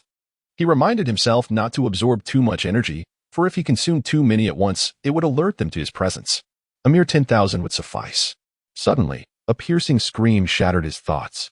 A woman clad in a bikini shrieked upon seeing him, causing the surrounding crowd to scatter in panic. The air was soon filled with the blaring sound of air raid sirens, catching Wooling Shala off guard. Warning, warning! Red alert! Echoed throughout West City. The chaos of the fleeing populace leaving him with an overwhelming desire to vent his frustration. What is happening? His mind teetered on the brink of explosion as he observed fighter jets in the sky, warships on the sea, and armored tanks on land converging towards him. He felt no fear towards these trivial threats. His true concern lay in the possibility of Sun Wukong teleporting them to his location.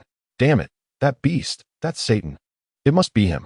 The disciple of Sun Wooling and the spokesperson of the Spirit Immortals has managed to mobilize humanity so swiftly. It can only be him. With that thought, Wooling Shala gathered energy into a ki blast, unleashing it upon the military vessels, aircraft, soldiers, and tanks around him, creating a dazzling explosion that illuminated the darkening sky. It had been a day devoid of good fortune, with no respite in sight. Chapter 82. A misaligned world. The android number 18 sped away from Bowsy Mountain, soaring in a singular direction. Where did number 17 and number 16 go? She muttered, realizing in her frustration that she had neglected to inquire about Lan Fang's whereabouts. As she flew, the evening glow cast a crimson hue over everything, momentarily captivating her. Suddenly, the sharp sound of air raid sirens pierced her thoughts, causing her to instinctively cover her ears in shock. What is happening? Unbeknownst to her, she had ascended to the skies above West City, where the relentless wail of the sirens continued. In the distance, fighter jets streaked towards the coast of West City. Boom. Sparks erupted as Wuling Shalu's ki blast obliterated everything in sight, turning the impending darkness into a vivid red. Is that Wuling Shalu, the cell that embodies Sun Wuling? No. 18's eyes narrowed as she flew towards the source of the explosion, her golden hair trailing behind her. Up close, she spotted Wuling Shalu, appearing no older than 5 or 6 years. As Wuling Shalu prepared to dive into the sea, number 18 formed a ki blast in her hand. Sensing danger, he halted midair. In an unexpected move, number 18 delivered a powerful kick to his face. Boom. Wuling Shalu was sent crashing onto the beach, while number 18 gracefully landed, adopting a combat stance as she faced the rising figure of Wuling Shalu. Ugh. He spat blood, glaring at her. Number 18, it's you. With a playful flick of her hair, number 18 smirked. So this is how you turned out. You resemble that Sun Wuling fellow quite a bit. What is the plan? Are you going to absorb us like the previous Shalu to become perfect? As she spoke, she placed her hand over her heart. Both she and the other androids possessed a self-destruct mechanism, their ultimate measure to prevent absorption. Wuling Shalu's gaze darted around, seeking an escape route. He noticed that no. 18 was not wearing sunglasses like Yamcha or Piccolo had. A sly smile crept across his face. 3 years ago, Dr. Jero encountered someone who looked just like you and recalled me, re-engineering me. He combined Sun Wuling's genetic DNA with mine. I no longer need to absorb you and no. 17 to evolve into a perfect form. I am already in my perfect state, albeit in a small body. I need to consume a vast amount of energy to grow. Once I reach maturity, I will be indistinguishable from the perfect Shalu. What are you talking about from 3 years ago? What did Dr. Jero do to me? No. 18 demanded, her anger rising. Wuling Shalu chuckled. It seems you truly have no idea. 3 years ago, there was a girl who looked nearly identical to you, and Dr. Jero was baffled by it until his dying day. But upon seeing another version of myself, I understood. His eyes glinted with madness and brutality. She must have originated from a parallel universe, just like that Scion Trunks or another version of me. There are multiple parallel worlds converging here. What are you laughing at? Shalu? Number 18 inquired, her brow furrowed. Wuling Shalu's laughter echoed with abandon. I'm laughing at the other versions of myself in those parallel worlds. I don't know what they're like, but I shall become the strongest. I will not fear anyone. I will not only kill Sun Wuling and Sun Wukong. I will become the ruler of the entire universe. And in my universe, there shall be no earthlings. I detest Sun Wuling and all earthlings. With a final burst of madness, Wuling Shalu charged towards number 18 at high speed. Their fists collided, the tremendous force sending them both staggering back. No. 18 took a step back, while Wuling Shalu stumbled 5 steps. Once steadied, Wuling Shalu's tail, agile as a whip, lashed out towards number 18. Adopting a stance, she braced herself, and, just as the tail was about to strike, she summoned her strength and seized it. In Wuling Shalu's astonished gaze, no. 18 anchored her feet to the ground and began to spin him around. Whoosh. Number 18 hurled Wuling Shalu high into the air. Her palms thrust forward as she conjured a ki blast nearly 2 meters in diameter. "Ha! Take this," she cried out, releasing the concentrated energy sphere toward the airborne Wuling Shalu, maintaining his balance with aerial techniques. Wuling Shalu shook his dizzy head to regain composure just as the massive ki blast hurtled directly at him. Ha! With clenched fists, he struck the ki blast away. But both his arms shattered upon impact. As the sun neared the horizon, the sky above West City faintly revealed a scattering of stars. The explosion of number 18's ki blast illuminated the entire sky, turning night into day. The distant hum of a helicopter approached, a war correspondent capturing the fierce confrontation between Wuling Shalu and number 18, live on television. The blast shockwave destabilized the helicopter, nearly blowing it off course. At the Bulma residence, the occupants witnessed this spectacle through the window, the brilliant light as radiant as daylight. Amidst the dazzling display above West City, number 18 and Wuling Shalu engaged in a brutal clash, fists and feet moving like shadows. The war correspondents could no longer discern their forms, only hearing the thunderous roars filling the air, causing them to swallow nervously. Boom. Seizing an opening, number 18 delivered a crushing blow to Wuling Shalu's back, slamming him onto the sandy shore. Upon receiving the air raid alert, Satan arrived at the scene in West City. Witnessing this dramatic moment, Spotting Guling Shalu on the beach, he hastily retrieved his satellite phone and dialed Son Goku and others. Chapter 83. The situation. The sky darkened as the morning sun left only faint afterglow over West City. Number 18 formed a ki blast in midair and hurled it toward Guling Shalu, swiftly diving after him. Bang! Guling Shalu's ki blast collided with number 18's. As the dust from the explosion settled, number 18 emerged, watching as Guling Shalu spread his palms on either side of his forehead. The solar flare technique, imbued with Piccolo S cells, restored Guling Shalu's arms. He gathered a flowing ki sphere in his palms and cast it forcefully into the sea with a splash.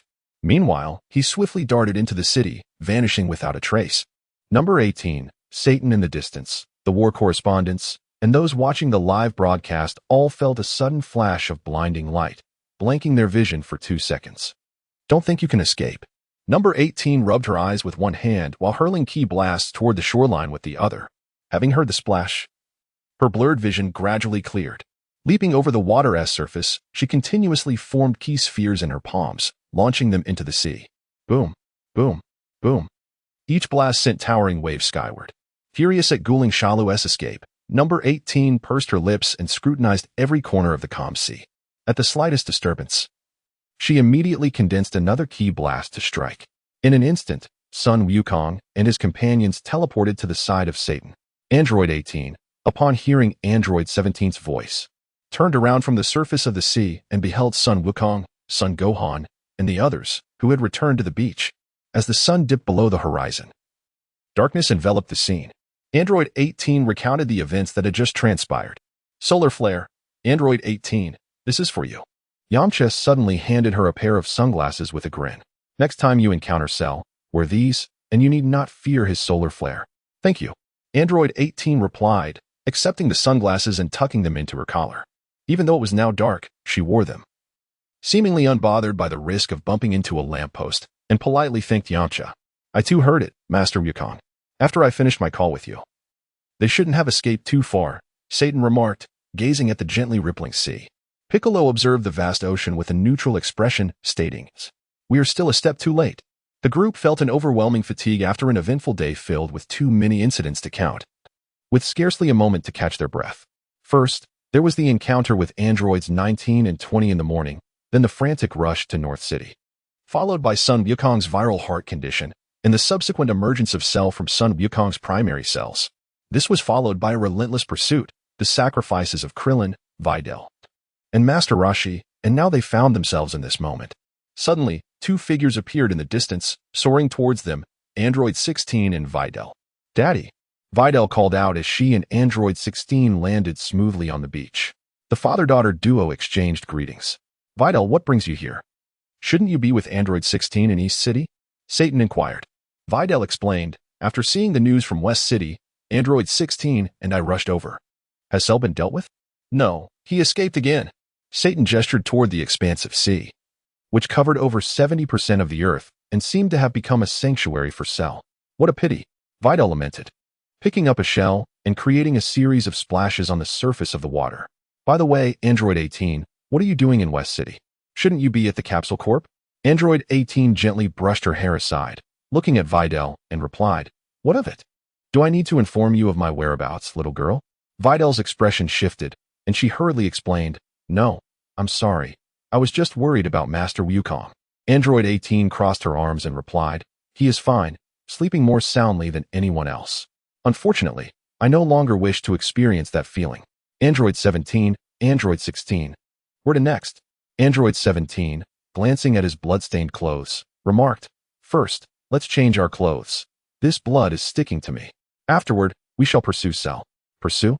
Android 17. It is already quite late. Given the circumstances, we should rest first, Yamcha suggested. Rest? Remembering something amusing, Android 17 chuckled at Yamcha, saying, as androids, we never tire. We possess infinite stamina and energy. As for resting, we certainly do not wish to be deactivated again. Haha, indeed. Yamcha laughed sheepishly, rubbing the back of his head. Yet, within, he felt a twinge of sorrow for Sun Wukong's future. The thought of boundless energy and never-ending fatigue seemed like an abyss. And as he mourned for Sun Wukong's future, a sense of admiration arose within him. Sun Wukong was truly a man of substance. Come to our home, Android 17. Wandering aimlessly will not lead us to Cell's trail. Let us first change your clothes. Sun Wukong extended an invitation to androids 17, 18, and 16. Well, this outfit of mine has become unwearable. After a moment of contemplation, android 17 decided to temporarily accompany Sun Wukong back to Baozi Mountain. Back again? How tiresome. Android 18 remarked, though she did not decline. It was merely a temporary alliance with beings of a similar nature, like Sun Wukong and Sun Wuling. That provided her with a sense of security. Suddenly, the typically reserved android 16 spoke up. I find Baozi Mountain quite pleasant. It boasts mountains, rivers, and wildlife, far superior to this city. Meanwhile, in a certain sewer of West City, Wuling Shalu cowered in a corner like refuse. Those people were prepared ahead of time. How infuriating. Wuling Shalu clenched his fists in frustration. Like a scurrying rat, he hid in the filthy sewer while food danced above him, and his wanted posters were plastered everywhere. Satan, yes. It must be him. Sun Wuling's disciple, the public's representative, and a disciple of Ling Xian. How detestable. Wuling Shalu vowed to remember Satan, determined to eliminate him at the first opportunity, as he had caused him considerable trouble. Now, he could no longer hunt in the large cities. Thus, he resolved to obtain the Dragon Ball radar and shift his focus to impoverished, underdeveloped areas, starting from rural regions to gradually rebuild his strength. He refused to believe that those individuals could keep watch over every corner of the globe. Wuling Shalu prepared to target those backward mountain villages. Acutely aware of his current weakness, should he be discovered in the city, an air raid siren would sound, and with Sun Wukong's instant teleportation, he could arrive at any location the moment someone released their energy. Chapter 84. Night in the dead of night at Bulma's residence. Vegeta returned with a scowl. Even as Bulma greeted him while holding the still infant Trunks, he ignored her and silently entered the gravity chamber. Honestly, Vegeta. Bulma pouted slightly, though she refrained from saying much more. She was well aware of the situation regarding Wuling Shalu, even knowing about Krillin's predicament, yet she felt no concern. With a smile, Bulma embraced the infant Trunks, assuring him, "Do not worry, dear Trunks, that Shalu will surely be dealt with by Sun Jun and Wuling." The baby Trunks extended his tiny hands, releasing a pure, childlike giggle. "You truly have faith in Sun Jun and Wuling." Ties, clad in pajamas, teased Bulma while playfully poking the infant Trunks. "Sister, didn't you leave Earth with Gak?" Bulma inquired with a smile. Tai shrugged, explaining, when Gak spoke of Frisia. "That tyrant of the unified universe was defeated by your Sun Jun. Events regarding the androids on Earth are far more exhilarating than anything I've witnessed in the cosmos." Regarding Gak, Tais expressed her discontent. "Not a single character based on him from my stories has gained popularity. I cannot fathom it. He even claims my writing lacks merit and fails to capture his heroic essence, humph." Bulma burst into laughter, completely abandoning her demure demeanor. Tais, hands on her hips, declared, "This time, I shall write about you, Sun Jun, Wuling, and everyone else, producing a book. If it becomes a bestseller, that will solely be Gak's issue, not mine." "Sun Jun and Wuling, you say?" "It all began when I discovered the Dragon Balls at home." Bulma intentionally omitted some of her more embarrassing moments, such as her first encounter with Sun Wukong and Sun Wuling at Baozi Mountain, where she had a crush on Sun Wuling. She recalled a time when she was accidentally whisked away by a flying dragon while using the restroom. After Sun Wukong dispatched the dragon, she fell, only to be caught by Sun Wuling, yet she could not help but wet herself in his arms. At that time, she was merely a teenager, crying like a child, and she could never forget the look of disdain and revulsion on Sun Wuling's face. In retrospect, she felt mortified, but compared to Vegeta in women's clothing, she felt a sense of relief and balance. Meanwhile, in the gravity chamber, Vegeta clenched his fists in frustration to surpass Super Saiyan. And yet that Wuling Shalu escaped despite my efforts to set aside my pride and collaborate with others. Vegeta gritted his teeth, filled with rage as he uttered the name Wuling. A mere earthling, yet he consistently overshadowed the Saiyans. Like Sun Wukong, Wuling had always been his target. Humph. The first to surpass Super Saiyan will undoubtedly be me. Wuling, just you wait. Whether it be Kakarot or his son, you shall all witness it. Ultimately, I shall eradicate that Shalu, who inherited Wuling's main cells and genetic legacy.